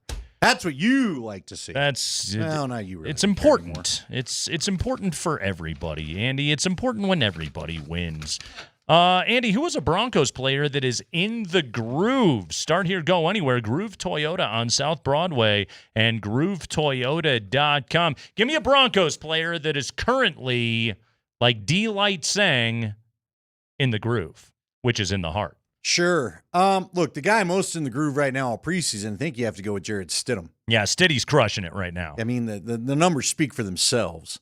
So, but let's go deeper onto the roster. The guy that I think is making a good impression on me has been Pat Bryant. I was excited about some of the things that I saw from him, obviously in minicamp in the spring and all that. But to watch him get out there, now again, we'll see what happens when they change the defenses up and things aren't going to necessarily be so vanilla anymore. But I'll say this, Pat Bryant goes out there. You're not putting corner number 2 on him, at least early in the year, right? This guy is showing he can separate. He gets open. He seems to catch everything. Has he had a drop? I don't think he's had a drop. No, he's looked great. I mean, he's been super reliable. And I think I imagine they're going to stick with the kind of offense they had a year ago, at least for the most part. They'll add some layers. But his ability to get open fast, I think, is going to be such a value to Bo. I'm excited to see what he brings early on. Yeah, no, I absolutely agree. I think that he has looked fantastic thus far. He really popped off the screen the other night, getting an opportunity to mostly be out there with the ones, but he looked really good. Final numbers for Pat Bryant in that victory the other night against the Arizona Cardinals, 4 catches for 70 yards. It felt like he was making a big play every single time out. Right after the 58-yarder to Evan Engram, I think he had a 29-yarder on the very next play, and boom, set up R.J. Harvey for an 8-yard touchdown. But Bryant has just been consistently open. Again, like is Pat Bryant going to stretch the field? Is he going to burn anybody? No, I don't really think so. But we talked about it with Jeff Legwold before. Like the idea, and especially in a Denver Broncos Bo Nix offense, is get open quickly. Get open quickly, and he will get you the ball because the ball needs to be out quickly in this offense, and it needs to be out quickly to receivers that are open near the line of scrimmage. And I think Pat Bryant is going to consistently be that player. Tell you what, another guy that's finding his groove, and you asked Jeff Legwold about him, Troy Franklin, staying with the receivers. And with the way Stiddy's played, it's easy to talk about the receivers too because he's certainly put them into a highlight. I almost wondered when I saw the Stidham pass, and he did a great job of holding the safeties to the right side of the field before throwing to Troy Franklin on the left. And because for a second I was like, oh, that safety's going to blow him up. But then you got the replay look, and that safety wasn't even close, in part because Stiddy stared down the right side before going over there. I wonder if that was the play that Sean intended on the famous, or now infamous, yelling match on the sideline between Bo and Sean, because it looked like an awfully similar route to what they were trying to do that day. How about Davis Webb getting some work as the play caller there? In the groove. He was in the groove in that 2-minute drill at the end of the first half. And Jared Stidham went out and helped him look very, very good. Like you said, Andy, dropped that 17-yard dime to Troy Franklin, won that hand fight and press coverage. That was a beautiful throw right there. A 6-play 88-yard touchdown drive, 16 yards to Troy Franklin, 16 yards to Michael Bandy. You got a pass interference on Sherfield. There was a 28-yard penalty, a nice screen to Bidet for 12, and boom, you were in there. So nice job by Davis Webb on his play calling opportunity late in the first half and a 2-minute opportunity. I would say that he was certainly in the groove. What do you think the future with him is? Because I'd love to see him stick around. Right. But Sean's the play caller.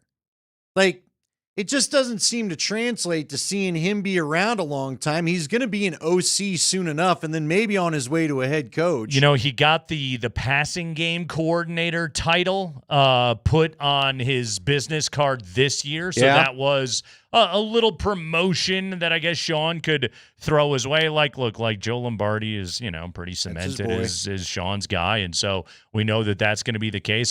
Andy, I ultimately do think that that's going to be the next step is does somebody want to make Davis Webb a full-time play caller? And if so, that's the jump. And then, I mean, honestly, Andy, that's a guy that within 4 or 5 years, if he does well at that opportunity, you start talking about as a hot head coaching candidate. All right, is there any chance? Because I wonder about this. I ask you because I think it could play out this way. And I'm not sure it's after this season, but it could be in the next 2. is he the new Sean McVay, where he gets hired earlier than you'd expect in the cycle, but is just the right guy for the job? I could see Webb being that. Well, Former quarterback. Does he not got have a great demeanor? The profile, too, of a guy that an owner would just love? Yeah. Just offensive guy. Slick-looking guy at the podium. Play caller, quarterback.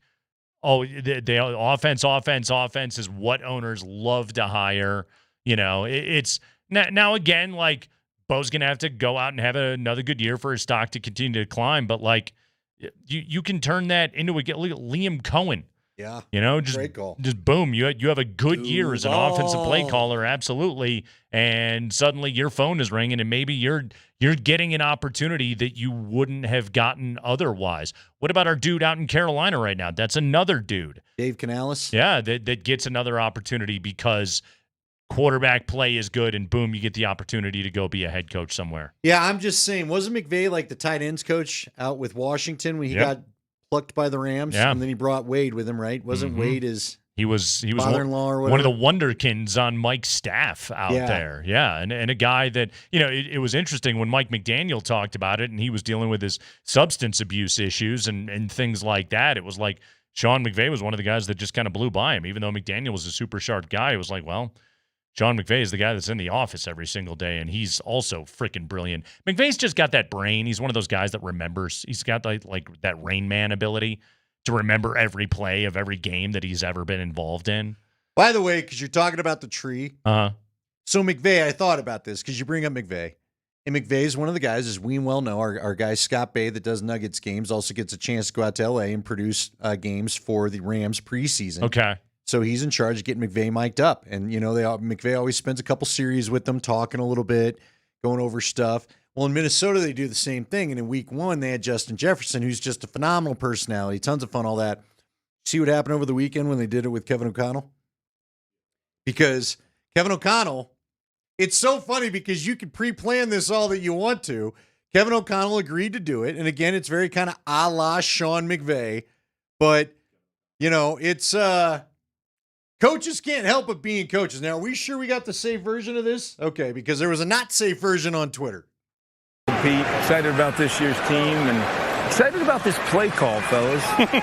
What do we got? What do we have? A fast motion. Oh, no. Brosmer, flag, play action, right, Price, coming back. Well, we don't have to lay on, Coach. Sorry. Can't have you lobbing the old bomb there. Friday night, Altitude TV. Yeah. Valor Christian, Pine Creek. Our own Mike will be mic'd. Mike Sanford is going to be mic'd up on the broadcast. Now, do we need to play that for him Thursday so he knows what not to do? So he claims. Yeah. Claims. He claims. That he has not dropped an F-bomb. Well, good for him. In any team or coach-only setting since he has taken over. Now, these are, these are good biblical kids. So I think Sandman's trying to check himself a little bit, but he claims, and he's confident, that he can get through this without having an F-bomb. Yeah, I went 12 years at a biblical school. Yeah? That doesn't guarantee anything about what your coach has got to say to you. Now, I did have one coach. We did have a baseball coach one time who was awesome. I finally figured out years later what he was trying to avoid saying. He went bologna sauce instead of the other BS. So he would scream bologna sauce, especially at refs. So he did a good job with that. When you, by the way, when you said 12 years, what did you think of Josh Allen's joke on Hard Knocks the other night?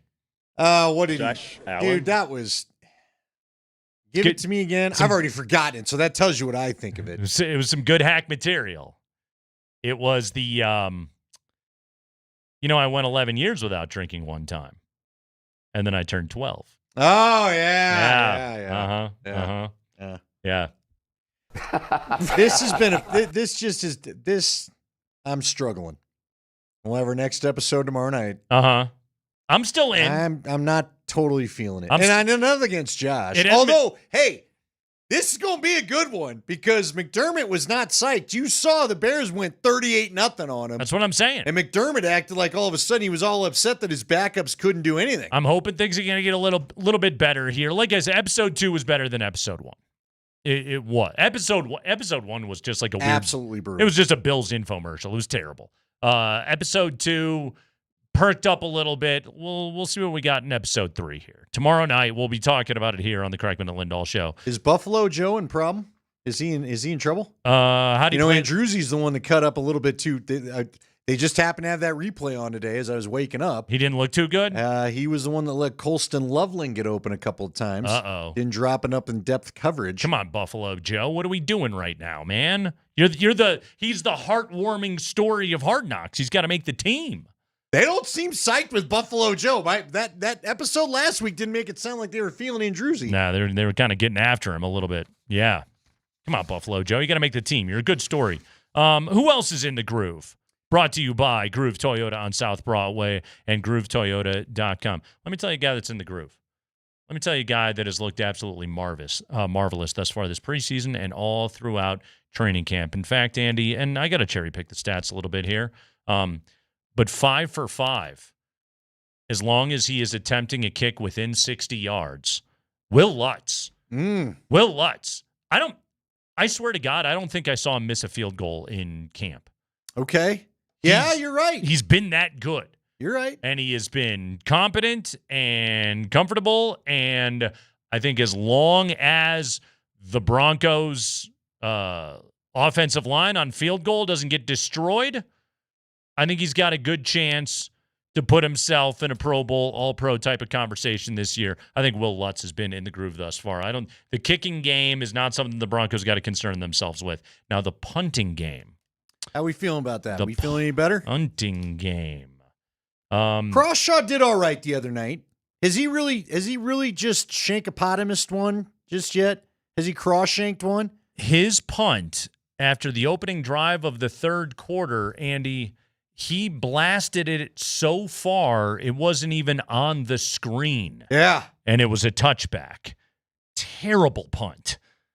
I mean, no touch whatsoever. That was my one critique of Crawshaw. And again, I had to rewind it to be like, where the hell did that ball land?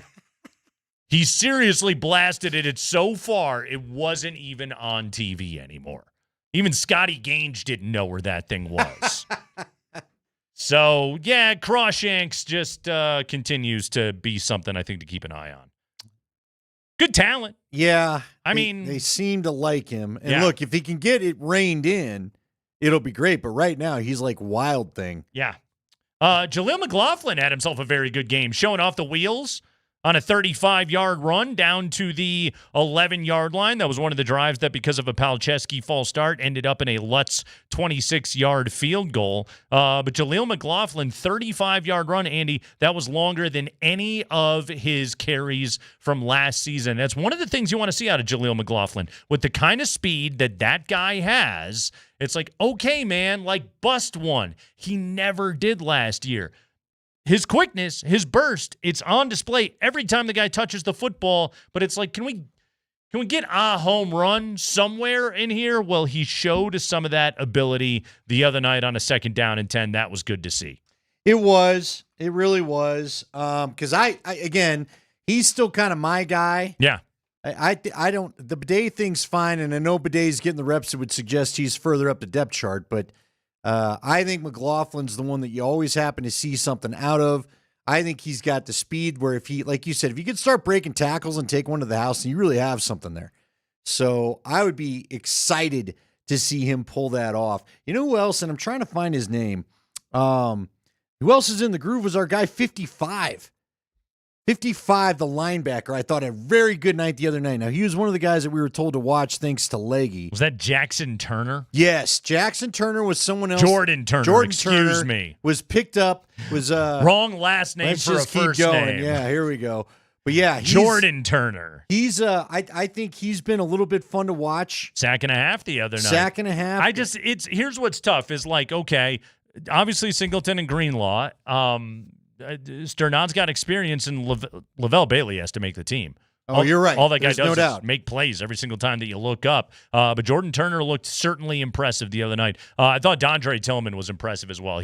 I know Tillman's going to make the team. That's a guy that had 5 sacks last year. I thought he played very well the other night. Yeah, it's amazing what depth they appear to have at some of these positions. Now, again, everybody seemed to agree. Sean wasn't kidding when he said it at the podium the other day. He and Gannon really did agree to we'll go basic stuff. We showed our stuff in practice. That'll be it. I don't think anybody got too exotic with anything that they did the other night. And so I thought that was good. But they look like they've got a bunch of linebackers, honestly. And I don't know where all this depth necessarily at linebacker came from. What'd you also think of the secondary? I mean, again, what was Clayton Tune? I can't get enough of Chris Abrams' drain, man. What a good player. Clayton Tune was not in the groove. No. Clayton Tune doesn't get a swing by Groove Toyota and get a test drive because he was not in tune at all. I kind of think that's just like isn't some of this just what the Broncos secondary does to these guys? Well, yeah, because they not only the secondary, but that pass rush. They've got a lot going on. You got J.L. Skinner coming out and knocking out Michael Carter short of the sticks. Like, again, that's another dude. And I think J.L. Skinner he's a bubble guy on this team. And yet you look at him and you go, well, I noticed him. He's out there making plays. He's hitting somebody right now. They did it. Really, the thing that I noticed, and I wrote this in my notes several times, was just Broncos secondary swarming to the ball. And they look like a group that is a Vance Joseph coached group out there. This isn't just a bunch of all-world talents, which the Broncos have with their ones, but they've certainly got it with the depth guys as well. This group is very, very good. That was In the Groove, brought to you by Groove Toyota. Start here, go anywhere. Groove Toyota on South Broadway and GrooveToyota.com. We'll take a break. When we come back, we had our preseason fantasy draft. Oh, how'd we do? Friday. How did we do? The commissioner, the scorekeeper, Mark Springer, tells us how everything ended up. As I got to tell you, Andy, I was locked in deep into that fourth quarter, sort of, and I needed it. How was my guy Michael Bandy looking out there? He got more touches than I thought. Sure that did. Looked like a savvy pick for you, but how savvy? We'll find out next on Altitude Sports Radio 92.5.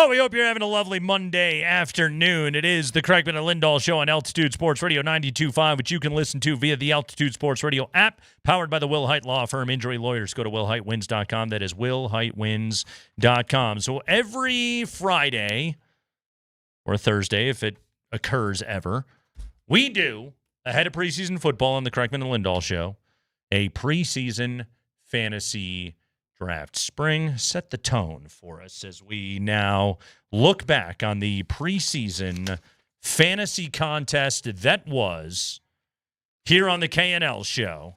Wow. Big deal. He's got the big deal music out. I mean, it's That's the Hard Knocks theme right there. It's as big a deal as it mean. gets. I mean, this is not only is it preseason, but it's preseason fantasy. Yeah. Deals don't get much bigger than this. Okay? When you... Yeah. He stocks. Who needs it? I mean, either one of those words conjures the image of big deal. You put them together, the bigliest deal. Let me tell you. Preseason fantasy draft, Kreckman and Lindahl style. So we did the draft the other day. The teams were my club, Tyler Bidet,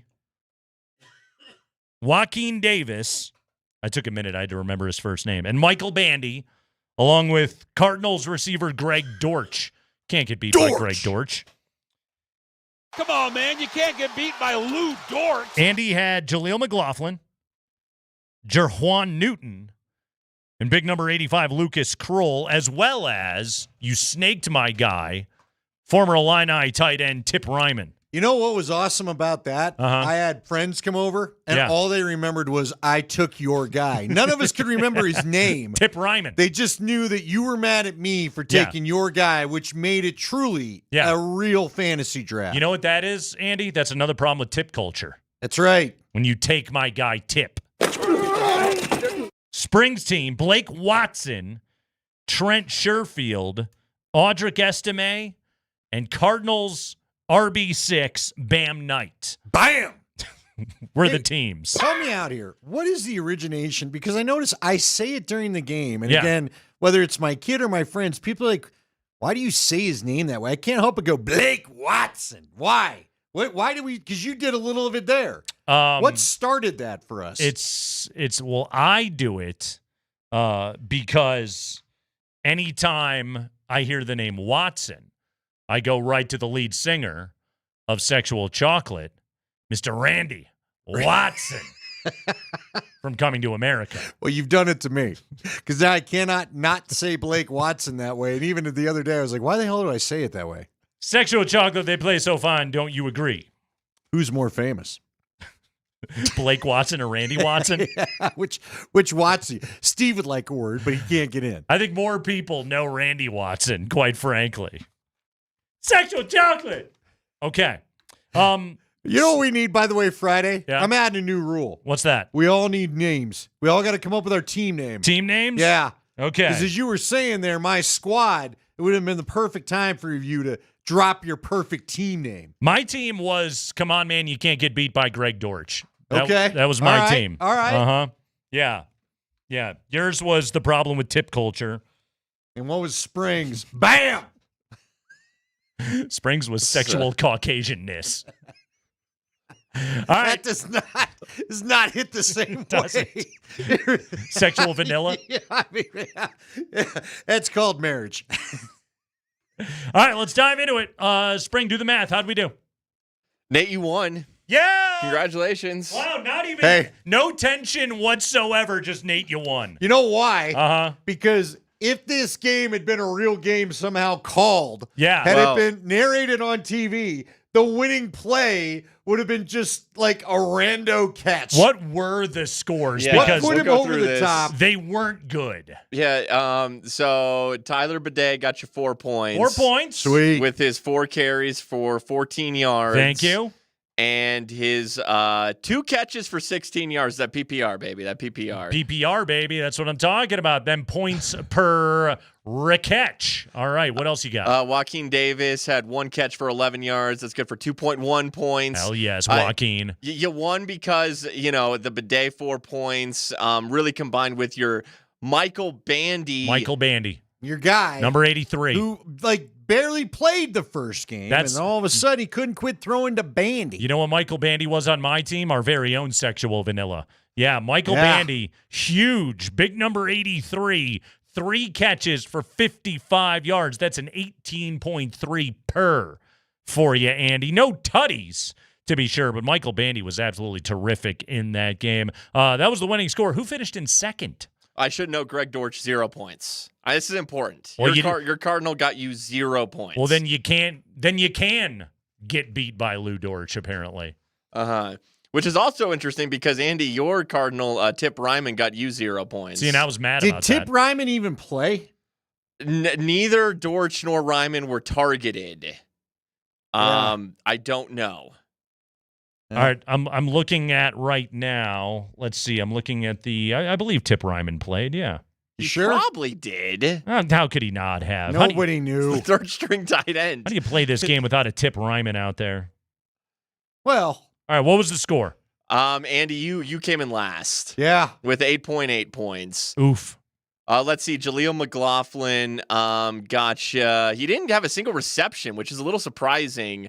But 3 carries for 48 yards. I was going to say, he had the 35-yarder. He took my dang touchdown away at the end. Yeah, you got jobbed. So 4.8 points for Jaleel.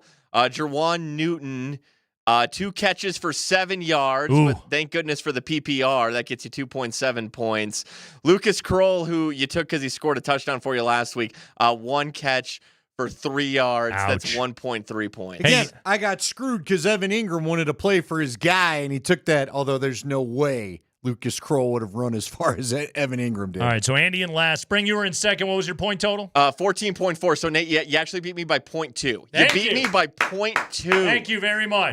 That's one where Yahoo's going to re-add that thing up in the week, and you'll find out you lost. And nobody had Caden Prescorn on their team. Well, thank God. Man, thankfully. I thought about going with Courtney Jackson instead of Audric Estime. But since Estime was still on the board, I took him like a chump. 9 carries for 20 yards. That's a 2.2 per. But see, this is what burned us this week. We all went with guys we thought would play more than R.J. Harvey and Pat Bryant.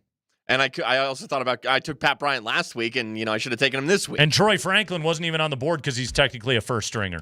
Right. Yeah. So you couldn't even take Troy Franklin, who went out there and had 2 tutties. But Mr. Blake Watson did get me 9.4 points because he had 4 catches. Strong outing. 4 catches for 20 yards. Catching the ball in the backfield. 6 points right there. There you go. And then he got an extra 3 points. Also, nobody could take Evan Ingram either, who had a 58-yard reception. Well, nor would we have. We didn't think he was going to play. Yeah. I thought he was the surefire starter. Sean talked about not playing. He even saw the field again after that big play. I was a little surprised by that. He was on the play when Troy Franklin caught his touchdown. He ran the in route that drew some attention. Nice job. By the way. Yeah. Ghosts of preseason past. Okay, what do you got for me? Because you keep talking about Dortch. Guess who caught him a touchdown for the New York Football Giants? Did Lil Jordan get another one? No. Ooh, who was it this time? It's going to be a revenge game coming your way in New York. Okay. And Russell Wilson may not even have to play. The long flowing locks of Greg Dulcich went running through the secondary of the Jets. Caught a pass. I did see this. And went flying into the end zone. I did see this. Looked all right. Yep. Our guy. See, this is why this is your lesson. Don't get too worked up about preseason football, good or bad. Because we've had these guys. We've stressed about the guy you shouldn't cut. See, I would disagree. I would say get all the way worked up over preseason you like football. That? That's what we do right get in here. Your feels? On the Kreckman and Lindahl show. Yes, just get angry about things that happened. How many former Broncos are playing when the Broncos and Giants get together near mid-season? Is Russell Wilson the quarterback? Is Dulcich the tight end? Does Dulcich make that team? Is Lil Jordan Humphrey still making action? I don't know. They were also saying after he made the catch, they got a weird broadcast. You got Bob Papa trying to do like the broadcast. Phil Simms has seemed to have forgotten all the cues of when he's allowed to talk from the games that he did on CBS, in the first team. And then they got Carl Banks down on the sideline, and you can tell because he and Phil just don't – like they both start talking and no one's going to quit talking for the other. Andy, are these takes that you have typed out and put online on Reddit.com/NFL preseason? Should I come up with a Reddit name and go in there? A broadcaster ranking. What's with Phil Simms? But anyway, they had said in their ramblings, and I don't remember who said it because they also were both talking at the same time, that team has a lot of tight ends. So I don't know if Dulcich makes it or not, but he's got a highlight. Okay. Which, frankly, is something more than he had in Denver. Remember that he had that opening drive of the season. Did he? He did. I remember he had like one big catch in London with Russ back against the Jaguars. He had like 2 catches on like the opening drive of the season a couple of years ago, and then we never heard from him again. By the way, your guy, again, it's preseason. Take it for what it's worth. Justin Lawrence. Trevor Lawrence looks like Joey Lawrence. I can't help it. Trevor Lawrence. Whoa! Trevor Lawrence looks like he might have remembered how to play football. I would hope he would. They pay him $55 million a year. But again, if you're a Bronco fan, I'd monitor that situation because with as tough as this AFC West could be, if Houston and Jacksonville are the only two really battling. Yeah. By the way, Anthony Richardson looks like he wants to try to be a QB. He made a great throw the other night. He did. I mean, flick of the wrist, 36 yards. But that's his skill. Like the question on Anthony Richardson is, can you actually stand in the pocket and figure out what the defense is doing to you and then find an open receiver? They were saying on ESPN that they've almost got to go with Daniel Jones to start the year because Richardson can be the savior. Would you agree with that? I mean, Richardson's the guy you drafted. Also, hasn't Daniel Jones looked mediocre as can be? Well, if you're a veteran like Daniel Jones and you've played that much NFL football, shouldn't you automatically blow the doors off of somebody that's just like a real toolsy kind of prospect like Anthony Richardson? Yeah. You like, especially this time. This is the time of year guys like that really, really shine. That's the. I mean, I can't believe I'm saying this, but like that's why Trevor Siemian looked so much better than Paxton. That's why Teddy Bridgewater looked so much better than Drew Lock, because when it's the time of year of you just to be able to drop back, figure out what a defense is doing to you, and then find somebody open, you typically can look great in a competition against somebody that has no freaking clue what they're doing. Yeah, Daniel Jones should have had the Joe Flacco camp where they never really talked about. They're only talking about who gets to stay on the roster. We've got the 5 biggest stories of the day from around the NFL. We're going to do that when we come back, talking about Sean Payton's reaction to preseason game number 2. A former Bronco is getting a phone call, and what's going to end up happening with Trey Hendrickson? We'll tell you next on Altitude Sports Radio 92.5.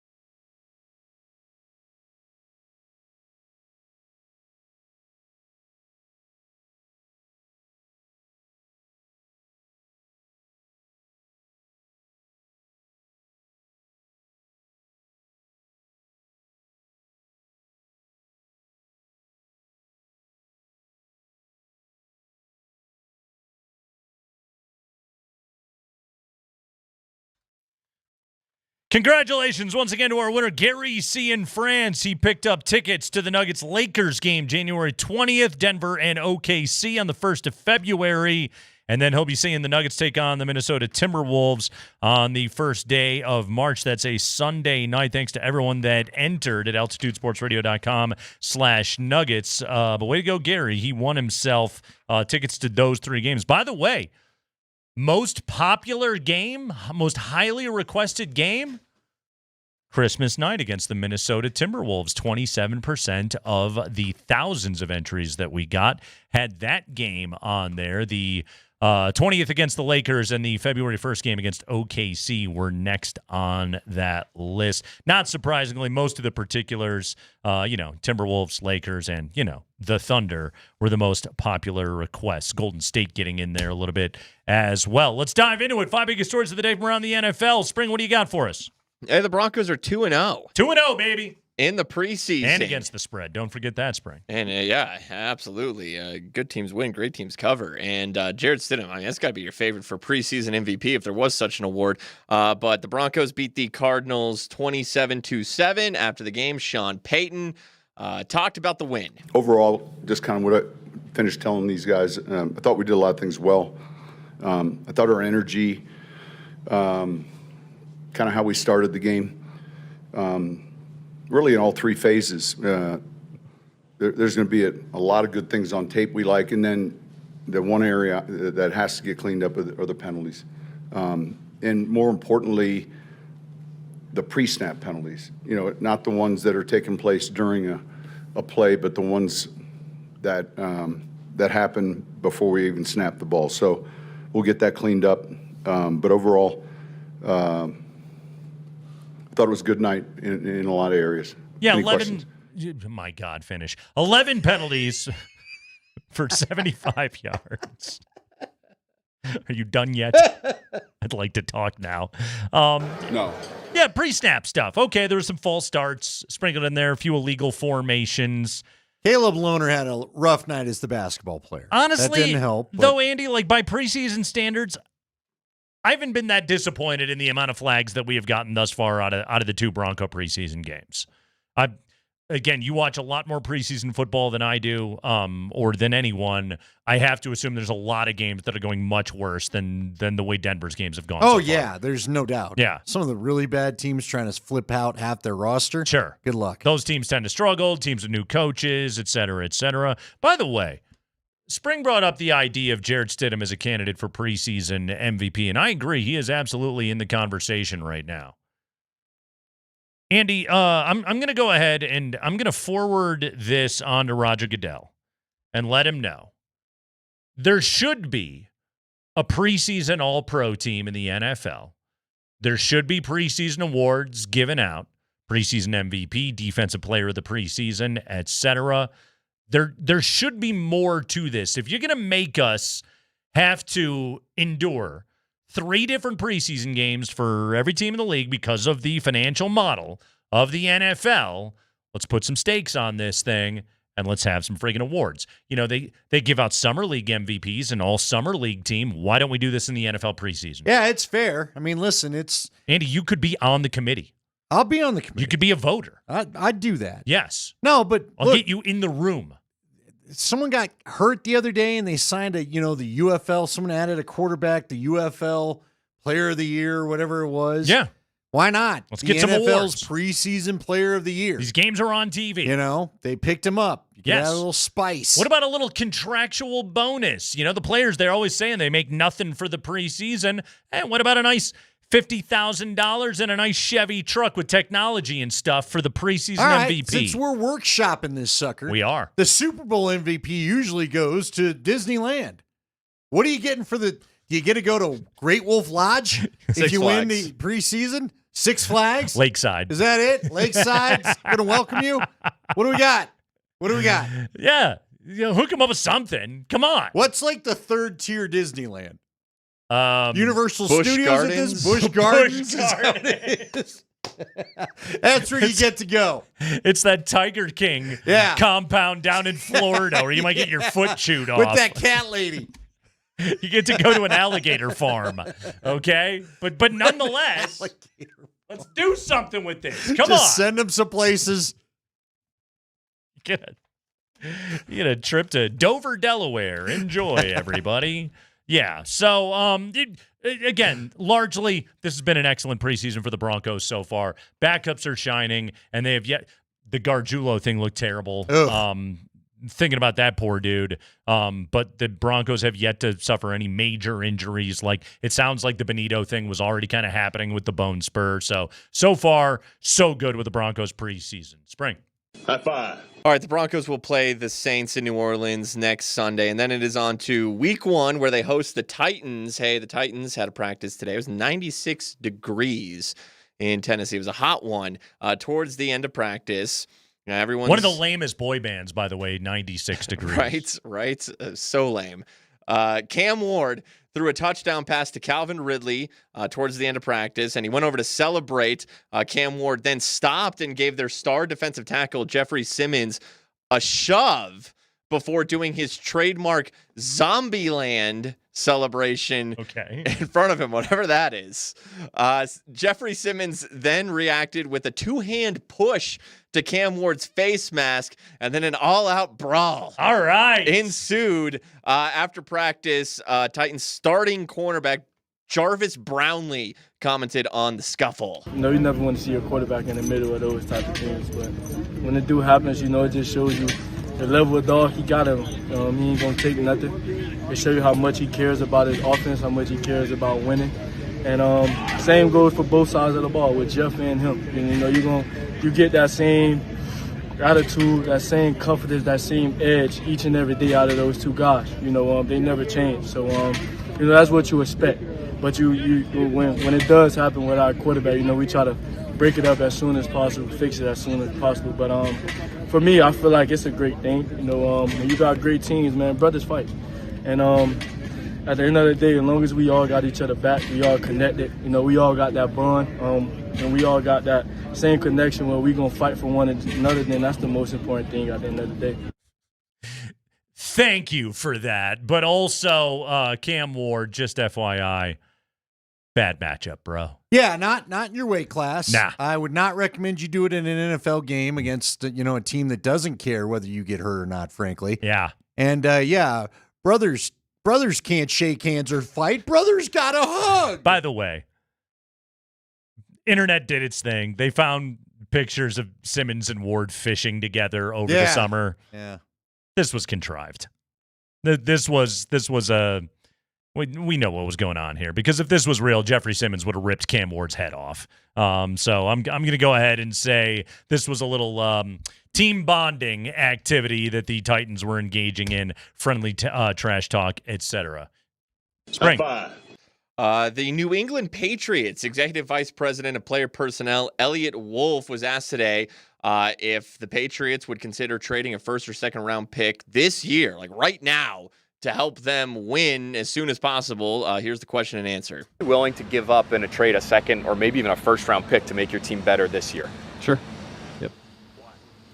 Just doing what's best for the team. If there's a player out there that we feel like can help us, then, and it costs that, then we would consider doing that. Kind of like the why. It's good journalism. You know what I mean? Can you roll that play back? That? Roll that back just for listen Spring. to the why. Sure. Yep. And then, what are you thinking? Yeah. You're going to win 5 games. What are you doing, you moron? It's a smart answer by Wolf. It is. Because it conveys a belief in his current team, while in his head he can think to himself, I'm never bleeping doing that. So he's in the clear no matter what happens right there. So it's a super smart answer from him, and also shout out to the reporter who threw out the follow-up question. By the way, did you happen to hear or read any of the clips, Andy, of Vrabel's interview that he did with Diana Rossini on her podcast last week? No. Okay, so Vrabel, they got to talking about, like, what did you do with your year off? Yeah. Vrabel starts talking about how he spent a lot of time yelling at people in parking lot, over the carts. grocery store parking lots over not returning their carts, and also if he was at a Starbucks and somebody would park in the handicapped parking spot, he would wait for them to come out. He would check to see if they had the tag. And then if they didn't, he would sit and wait for them to come out and then berate them for parking in the handicapped spot, admitting that sometimes he was waiting 15 minutes or more to get in this gripe session and following it up with, I didn't have a job last year. I had nothing better to do.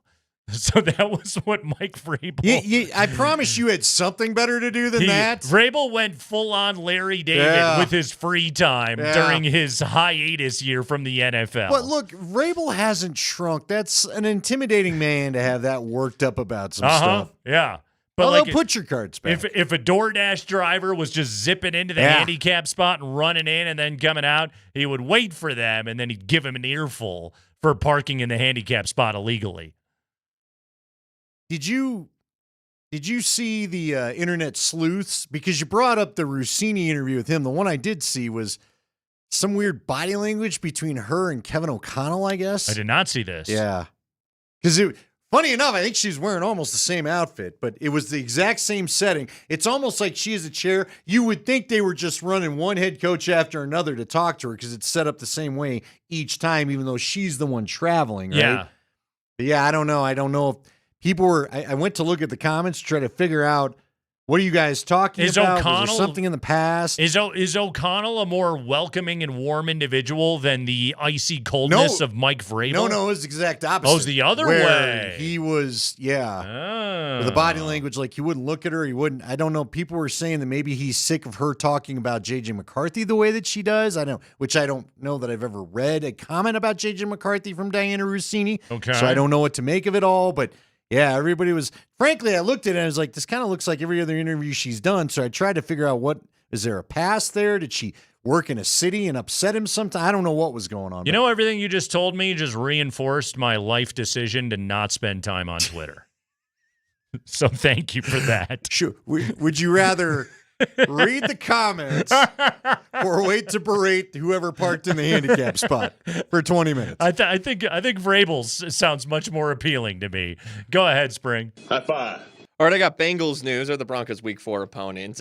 Free agent, 30-year-old guard, former Bronco, Dalton Reisner. Hey! Is visiting with the Bengals tomorrow. In other Bengals news, there were reports this weekend that the Bengals have been taking calls about trading defensive end Trey Hendrickson. Per multiple reports, the Bengals are looking for both draft pick compensation and a defensive player in return for moving Hendrickson. Diana Rossini reports that the player does not have to be an edge rusher and that they have asked for a 2026 first-round pick in conversations with other teams. That being said, Mike Florio of Pro Football Talk relayed some odds from DraftKings. They have the Bengals as big -450 favorites to still be the team that Hendrickson plays for this season. Well, the issue here, the big old holdup is if you trade for him, you have to pay him. Right. And it is very late in the game to be rejiggering your salary cap to be able to make this all work.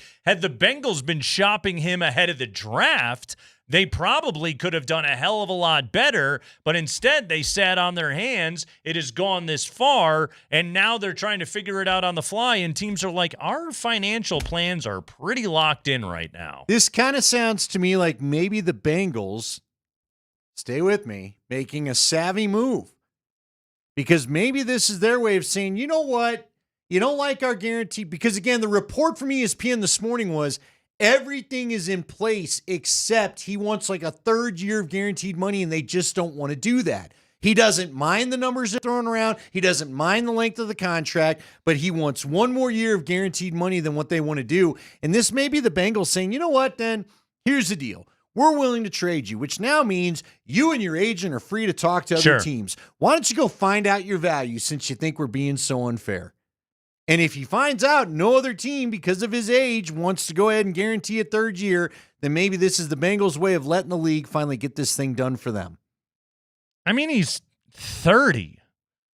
There's been a lot of productive pass rushers well into their 30s before. And that's his point. I've given you no reason. See, this again falls back. Remember when we had the super weird comments from Mike Brown about not wanting to pay Shamar Stewart because what he basically suggested, what if he commits domestic violence, which I don't believe there's any of that in Shamar Stewart's past. So why would you throw it out there as I don't want to pay him if that happens? Because you're Mike Brown. And so it feels like that with he's saying, well, he's 30, he might fall off. And again, to your point, Hendrickson's going, I've had 2 marvelous sack seasons. What is the suggestion? Why would you think that all of a sudden or suggest I'm about to fall off the cliff? You know, the Raiders do have $34 million in effective cap space for this year. I'm sure Pete Carroll wouldn't mind. Here's the thing, though. How high a pick are they asking? Right. See, again, are they pulling a Colorado Rockies where they value the asset too much, therefore ask for too much? Sure. Yeah. Supposedly they want a pick and a player. We shall see. Kreckman and Lindahl. We'll take a break. When we come back, Andy, I've got some Nikola Jokic news that you will want to hear. And I'm not sure. The reason why I want to share this with you is because I'm not sure what we're supposed to do with this news going forward regarding Nikola Jokic. I'll explain what I'm talking about next.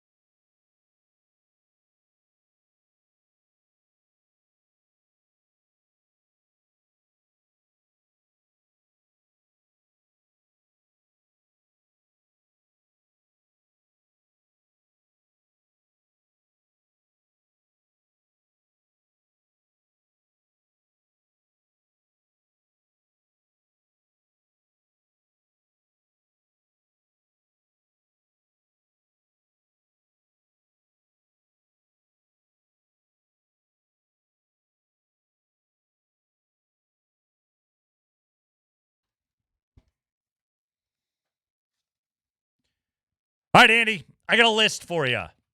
List it. It's rare this time of year. It's a non-football list. But it is the year of our Lord 2025, which means that every website is giving us the all-quarter century lists, 2000 to 2025. And today, CBS Sports gives us your NBA all-quarter. I'm not doing nothing with CBS. Next question. Thank you, Dion. Your NBA all-quarter century team. All-quarter century team in the NBA. So, Andy, I tease this as I don't know what we're supposed to do with this. And I mean it this way. Here's your NBA all-quarter century first team. At point guard, Steph Curry. Shooting guard, Kobe Bean Bryant. Small forward, maybe you've heard of him, LeBron James. At the 4, Tim Duncan. Ooh. And your big man, out of Sombor, Serbia, Nikola Jokic. As it should be. As it should be. You're absolutely right about that. As it should be. All right, Andy. It's got 3 MVPs. It's finished top 2 5 consecutive years. No player in the history of the NBA has ever done that.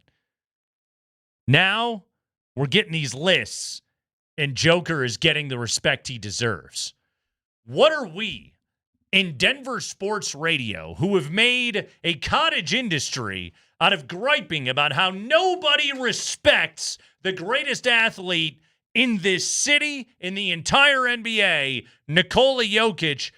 What are we supposed to do with the world where Joker is actually getting the admiration, respect, and recognition he deserves? Yeah, it's like when the Boston Red Sox fans won the series finally and they couldn't hold on to their old friend. Right. They never won the World Series badge, and now it's gone. Yeah. And now they've won a few more. You take the curse away? You What took fun is it anymore? Now you know what you are? Just another good baseball team. There's nothing unique about you. Oh, you're just a run-of-the-mill all-time NBA great. What are we supposed to do with that? Yeah. Uh-huh.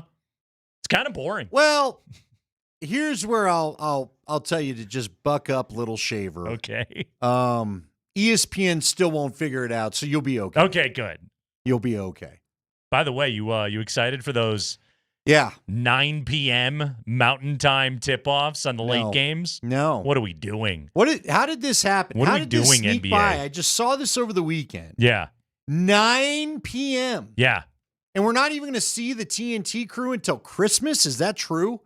They're not even going to debut on ESPN until Christmas? Really? That was one of... Now, again, I don't know that I trust Twitter all the time. By the way, correcting an earlier, right now the Broncos have $5.6 million in salary cap room. Okay. Not $24 million. So NBC. Yeah. Coast to Coast Tuesday. The second leg of an NBA doubleheader will be at 9 o'clock Mountain Time. That will be 11 o'clock for you East Coasters. Yep. And let's be honest about it. If this is going to be a true national start for everybody, have they said anything? Are they going to play it no matter what? Are we going to get is this going to be where the tip time moves to 9:15 all of a sudden? Western Conference basketball is turning into Hawaii football. Get yourself ready for a nice 11:30 p.m. kickoff, everybody. That's basically what we're dealing with now. So thank you very much for that, NBA. Yes, Nikola Jokic, first team all-quarter century, according to our friends over at CBS Sports. Your all-quarter century second team was Chris Paul, Dwayne Wade, KD, Giannis, and Shaq. So Joker got the nod over Shaq. Now, I think Shaq won a title in 2000 and 2001 with the Lakers. He got one more with the Heat in 06, but really, like, you saw a sizable fall off in his play. He was rookie in 92? So we're talking about taking 8-9 years out of his NBA career. So that's substantial. Like, Joker has done all of it in this quarter century. So, but I think they got it right. He's got 3 MVPs in this quarter century. Your third team: Steve Nash, James Harden, Kawhi, Dirk, and Dwight Howard, according to CBSSports.com. But Nikola Jokic, first team all quarter century. Again, as well he should be. What prevents him? People always get fired up about this. Okay. But what prevents him from being the best sports athlete we've ever seen in Denver? I don't think anything. I think he is. And again, I know everybody, obviously the first battle cry is always for John Elway. For John and I completely understand that. I grew up watching the man. Of course. But I don't think John Elway. Now, the NFL doesn't normally do didn't they do like a 50th anniversary team or a 75th anniversary team or something like that? They do these as well. But Elway was not the quarterback. He was not. I mean, I guess I bring that up. We're talking about a 25-year stretch where your guy is considered the best at the position. You know, it just is one of those things where I don't know that any Denver athlete has received the national accolades and really less debate about his stature in the game than anybody else we've seen here before. Like Larry Walker had an MVP. There's no denying it with Joker anymore. No, and nobody in the basketball world is even trying to anymore. It feels like, for the most part. Right. I'm sure when the hot take shows fire up again, they'll find a reason to if they need to. But by the way, on the NFL's all-time team, the 100th anniversary team, which they did back in 2019, Elway is on it, but there's like 9 quarterbacks on the list. Okay, so you're Tom Brady, Otto Graham, Joe Montana, Johnny Unitas, the unanimous selections that were on there. Manning and Elway were not unanimous. But again, that's a lot of quarterbacks. It's not like you just named a team. This was just the 100th anniversary all-time team, and there's a ton of dudes on And if they'd have done the normal NFL depth chart from the way you just read them in order, it John would have been Elway Brady. would not have made that. Yeah, it would have been Brady. We know that for a fact. You know, Jokic is, again, back in the conversation, or has worked his way into the conversation of the greatest big man to ever live. And he absolutely should be. You know, people are going to make arguments, and there's strong arguments for John Elway because he had an all-time career. He dragged, some less than championship-worthy rosters to the precipice of being able to win the Super Bowl. Now, it didn't go great when they got it was there. ugly in most of them. Exactly, but he was able to get them there and then was able to have a long enough career that and longevity is a massive feather in the cap of an NFL player to have the longevity for the second go-around, and he actually got a good coach and a better roster around him, and boom, he rides off in the sunset with 2 rings.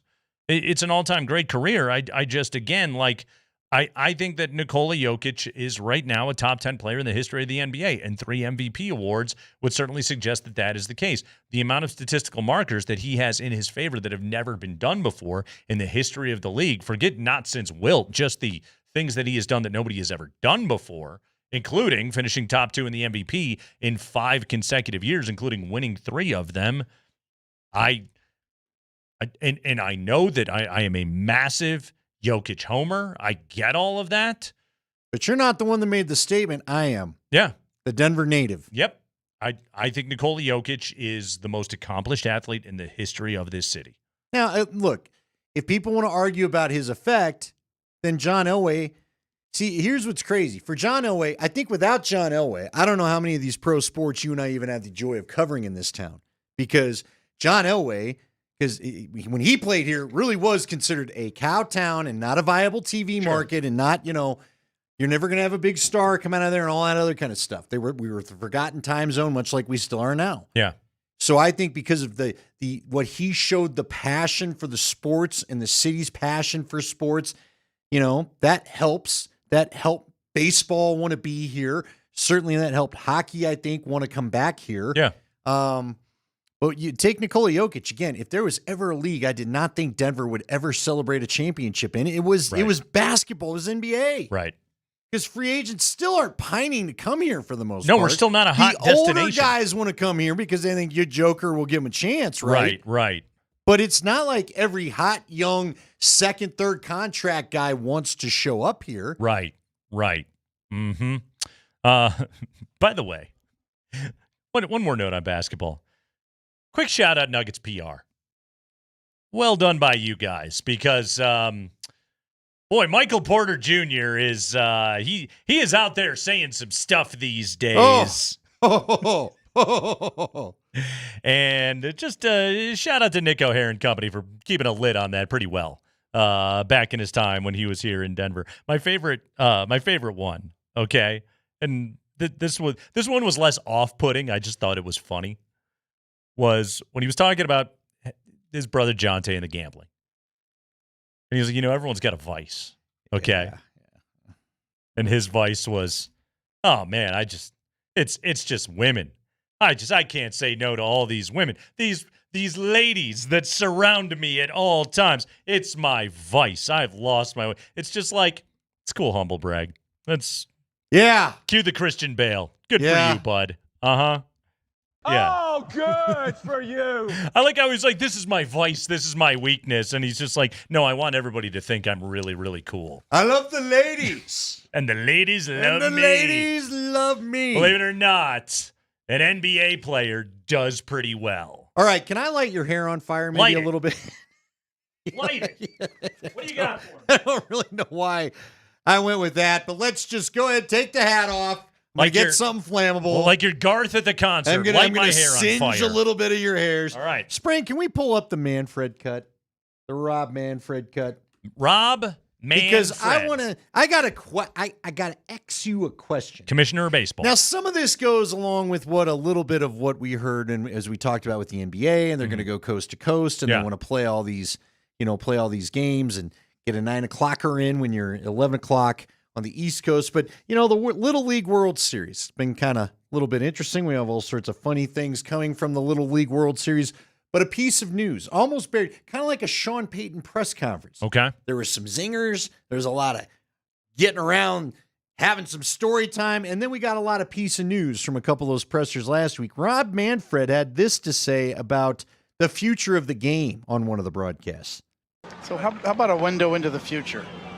Expansion, realignment, expanded playoffs. I mean, can you see that down the road? I can. I think the first two topics are related in my mind. I think if we expand, it provides us with an opportunity to geographically realign. I think we could save a lot of wear and tear on our players in terms of travel. And I think our postseason format would be even more appealing for, entities like ESPN, because you'd be playing up out of the East, out of the West, and that 10 o'clock time slot where we, sometimes get Boston, Anaheim, would be two West Coast teams, and that 10 o'clock slot that's a problem for us sometimes becomes a real opportunity for our West Coast audience. So I think, I think the owners realize that there's demand for Major League Baseball in a lot of great cities, and that we have an opportunity to do something good around that expansion process. Okay, so he's talking about going to an Eastern and Western Conference sort of alignment and doing away with the arcane National and American leagues. Yeah, I'm into it. What do you need them for? I don't need the two leagues. I don't need divisions. I mean, look, especially with the way baseball's doing it right now. Yeah. Now, listen, in football, I think it does come down to where I guess I still stick with the divisions. Maybe it's because I grew up with that, and maybe that's some of what baseball. Although, look, you growing up, there was an NL East and an NL West. That was it, right? Or isn't that how it was? It was, yeah. It was just two divisions. It was just two divisions, and then we eventually went to the 3 per.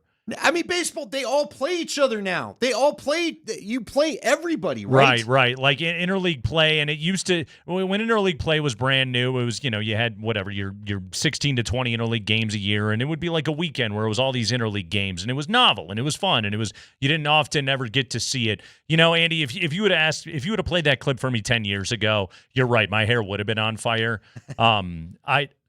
I can't get worked up over it anymore. First off, there's no difference in the rules between the National and the American League. So it's not like you're introducing a DH to one league or the other, and that so you've done away with that. And again, the way that they've done it with interleague play, it's bastardized it all so much. I can't really get all that mad at it. And I'm this about me, Andy. I'm a complete baseball dork. I don't think I qualify as a purist at all. In fact, I've been massively in favor of most of the rule changes that have come in recent years because I think they've made the game better. This is one of those where, like, again, I think if you would have asked me 10 years ago, I would have lost my mind. I don't care anymore. I really don't. It's just we've done away with anything that resembled any kind of tradition or adherence to the two different leagues in our lifetime. So at this stage, it's what's the difference? Really, what's the difference? Again, like I think it's fine right now. That's a part of it is I think it's fine. But if you wanted to present data to me as a baseball fan and say, cross-country travel negatively impacts the players, and here's an exact detailed breakdown of how it does, I'd listen to it. Sure, I'm fine with it. Well, and look, it's what he's getting at there. What good does it do baseball to have the Yankees playing the West Sacramento A's? No one in New York is staying up for that game when it's a late slot. Or even just when the West Coast teams are, it's 4:00 in the afternoon, and it's like the Padres game is on, the Dodgers game is on. It's 3:00 there. We get the 4:00 ones here. I gotta go to, like, I'm at work. I'm not sitting down and watching a baseball game. So yeah, I think that there is an element to it. I don't want to do away with it completely. I still like some, but if you want to again reemphasize the schedule, it's fine with me. Okay. I can't get that mad about it. First off, help me out. They do play. You literally play everybody now, don't you? Yeah. They're not specializing division against division like football does anymore, right? I'm trying to remember. No, they still do. Like, you have your year that you play another team, but again, it's just like that you play another division or whatever it is. But the games are just all the time, so they can be whenever. Yeah, It's all just baked into the schedule now. Would you? See, here's the thing. If you're a Rockies fan, why not? Hey, they took 3 or 4 this weekend. Well, they did. But if you're a Rockies fan, Good yes, weekend. please. Can we get out of the Dodgers, way? Can we not be with Dodgers? Yeah, what division would the Rockies are? So they're going to be would with you create a Midwest? The Diamondbacks, the Rangers, the Astros. Or would it make more sense for the Rockies to occupy like a Milwaukee? I don't know. I mean, there's so many teams. I guess you're going an hour forward, hour back. What does it matter? I'm just trying to think of. I mean, that's just it. It's Kansas City's always. They've always wanted the Twins, Rockies the and Brewers, Kansas City's to have a little something. 2 Chicago teams. Yeah, I suppose Kansas City would go into that division then. Do we see where sports try to align the natural division? Like, you want to, again, it's the rest of the country. I don't feel like maybe in California they have it, but it feels like no matter what, the New York and the Boston team, they always hate each other.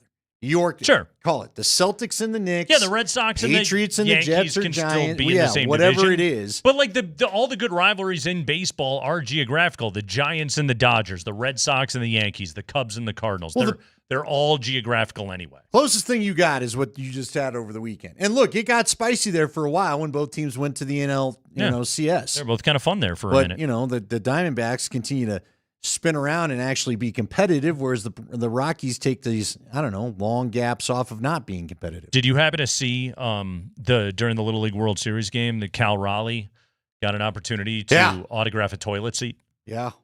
Big Dumper was signing a toilet seat. Yeah. I like that. That was good. That's creative stuff right there. Well done. One more note from the Little League Classic that was played over the weekend. ESPN was out there. They were interviewing some kids. Excited to see the Mets and the Mariners live and in person. So they're interviewing an Australian kid and a Canadian kid that were at the Little League World Series. And are you excited to see the Mariners and the Mets? Listen to this kid getting spicy on the mic. Autographs or pictures you want to get of any players in specific? I want to get Juan Soto. Okay, all right. Juan Soto's a popular one. Misha, what about you? Juan Soto on your list as well? He's kind of overrated. Kind of overrated? He's all right. He's all right. Cal Raleigh. Okay, all right. You take an autograph from anybody there, right? He's pretty good. Juan Soto's overrated. I love that the kid just spewed the take. He's still like top 15 in baseball and WAR, but hey, you know what? Guess we're saving that. He's got 30 bombs, but sure. If you're unhappy with what his average annual salary that he is pulling down, guess what? Steve Cohen can afford it. It's going to be just fine. It's kind of overrated. Nice job, kid. Well done. Hey, you made him. And by the way, the reporter tried to save it. I'm like, but you would take anyone's interview. No, not Juan Soto. That guy sucks. Why don't you go eat it, Juan Soto? I don't want your autograph. Has anyone turned out? Now, look, if the kid's not a fan of the team, then I guess respect. Sure, but, sure. Would you ever have turned down a Cardinals or a White Sox autograph, little Nate Kreckman? I don't. Would you give them? I do remember this. Okay, I do remember when I was a kid. They used to hold an event at our high school. okay? And it was this event where the Chicago Bears would come in and they would play a basketball game against people from our town. Right. So they'd have like a game against like the student council for one quarter, and then they'd play the teachers in another quarter, and then like dudes from the fire department or whatever. And it was always like this big deal of like, man, the Bears are coming to Wakanda. This is going to be unbelievable. And then they would roll in, and it was a bunch of practice squatters. It was like we didn't know who these dudes were.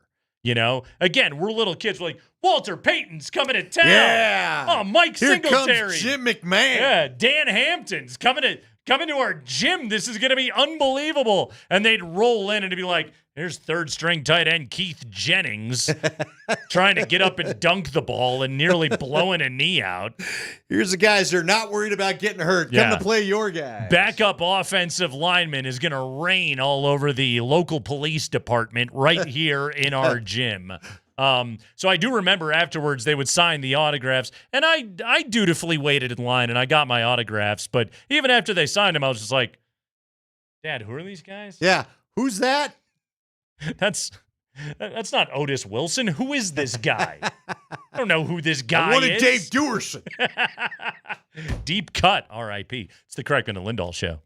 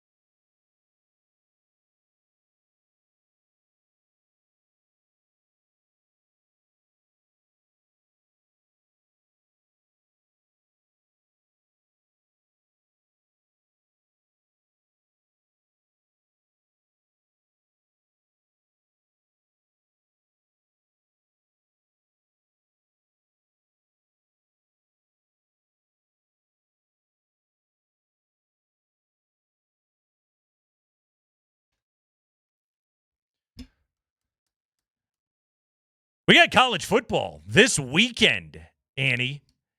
Get your week 0 in your life. It's here, man. We got high school football Friday night on Altitude Television, a little Valor Christian Pine Creek action.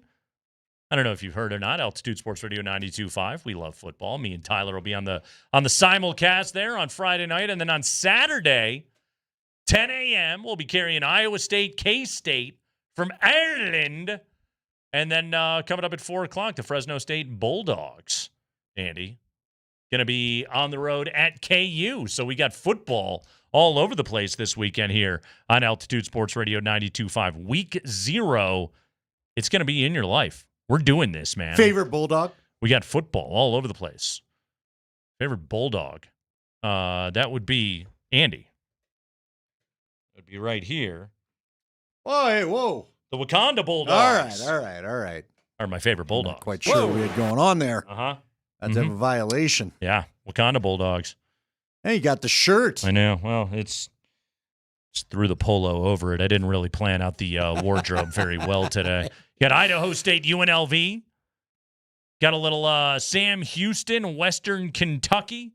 Stanford, Hawaii at 5:30 on CBS. So we have actual football in our lives this weekend. Very much looking forward to that. By the way, did you happen to see, speaking of Fresno State, they're going to be playing Kansas. Kurt Warner's son, E.J. Warner, is going to be the starting quarterback. The transfer from Temple is going to be starting this year for Fresno State. I had read that. Yeah. So good luck to him. Well, good luck to E.J. Hopefully E.J. can find his way to the NFL quicker if it's meant to be than his dad did. There you go. Although his dad did all right once he got there. Matt Entz, North Dakota State guy, new Fresno State coach. That's Mountain West knowledge I'm dropping on you. Speaking of college football, so August 29th, okay, that is a week from this Friday, so about 2 weeks. Buffs open up at home on a Friday night against Georgia Tech. You'll hear our own Andy Lindahl reporting from the sidelines. So the head coach at Georgia Tech is Brent Key, okay? Son of Blue Jays legend Jimmy Key. Not related to I don't think that's true. Devin actually. Key. No. Current Broncos safety. So Brent Key, his team has just gotten done with a scrimmage, okay? And Brent Key is not terribly pleased with what he has seen. And so now he's holding a press conference with the local press there at Georgia Tech afterwards. And, you know, I think oftentimes in this situation, coaches, while they may reserve, I would say, some of their harshest criticism for, you know, in the meeting room and in the locker room with their players, this dude, Brent Key, just goes nuclear with the media about his dissatisfaction about what he saw. In fact, we got a few installments of this. It's so good.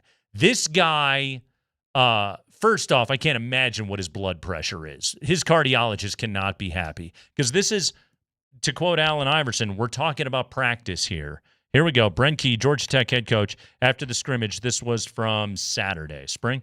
I appreciate y'all being here. Not the only people that showed up today. All right, had our final scrimmage of preseason camp. You know, went 125 plays. I was planning to go about 100, but the first 100 looked like dog crap. So, you know, everybody got a chance to get in there and play, see what they can do, how they can help this football team.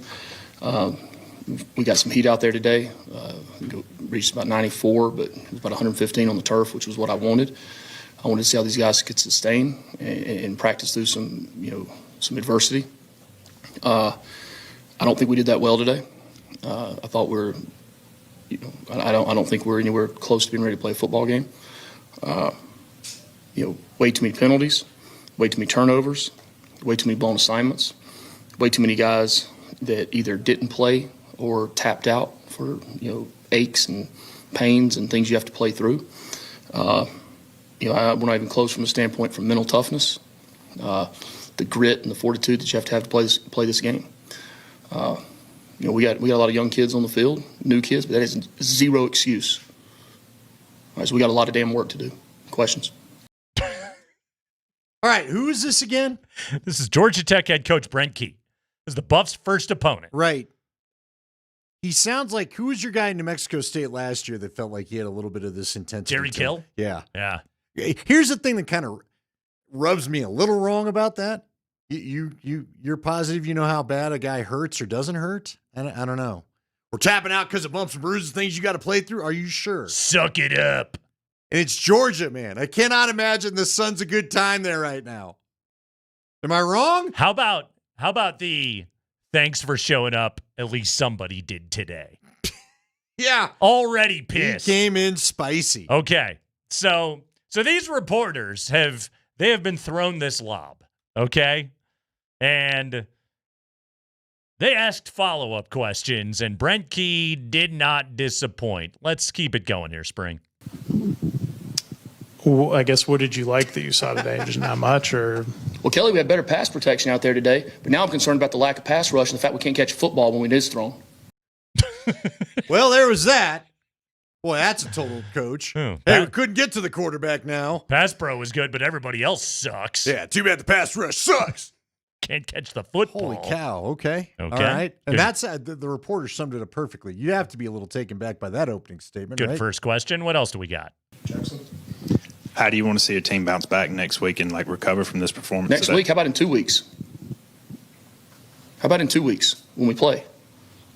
The only thing good about today is the fact we have time to correct it. All right. Are you mad at me or your team? Once you get the timeline correct. Well, okay. Still mad? All right. Now he's yelling at reporters. Continue, sir. Along those lines, then what's the timeline moving forward? 13 days. When do you start Colorado prep? When do you start wrap up preseason? Just Okay. Yeah. That's a better explanation of the question. So we'll come in tomorrow as a staff, and hopefully it's being done as we speak. We'll evaluate the football team, evaluate the roster, evaluate where we're at from. And look, I don't care if we go into the first game, we run 2 offensive plays and 2 defensive calls. We're going to play what we can execute with the best players on the field to do it. We'll meet all day tomorrow as a staff. School starts on Mondays. The players are off then. We'll come back Tuesday and Wednesday, and there'll be camp practices. They will be camp practices. We got to find out who wants to play football. Sound really concerned about them making those classes on that's Tuesday what and I thought Wednesday. was funny. They're going to go to class, so they get that day off, and then I'm going to absolutely run them through the ring.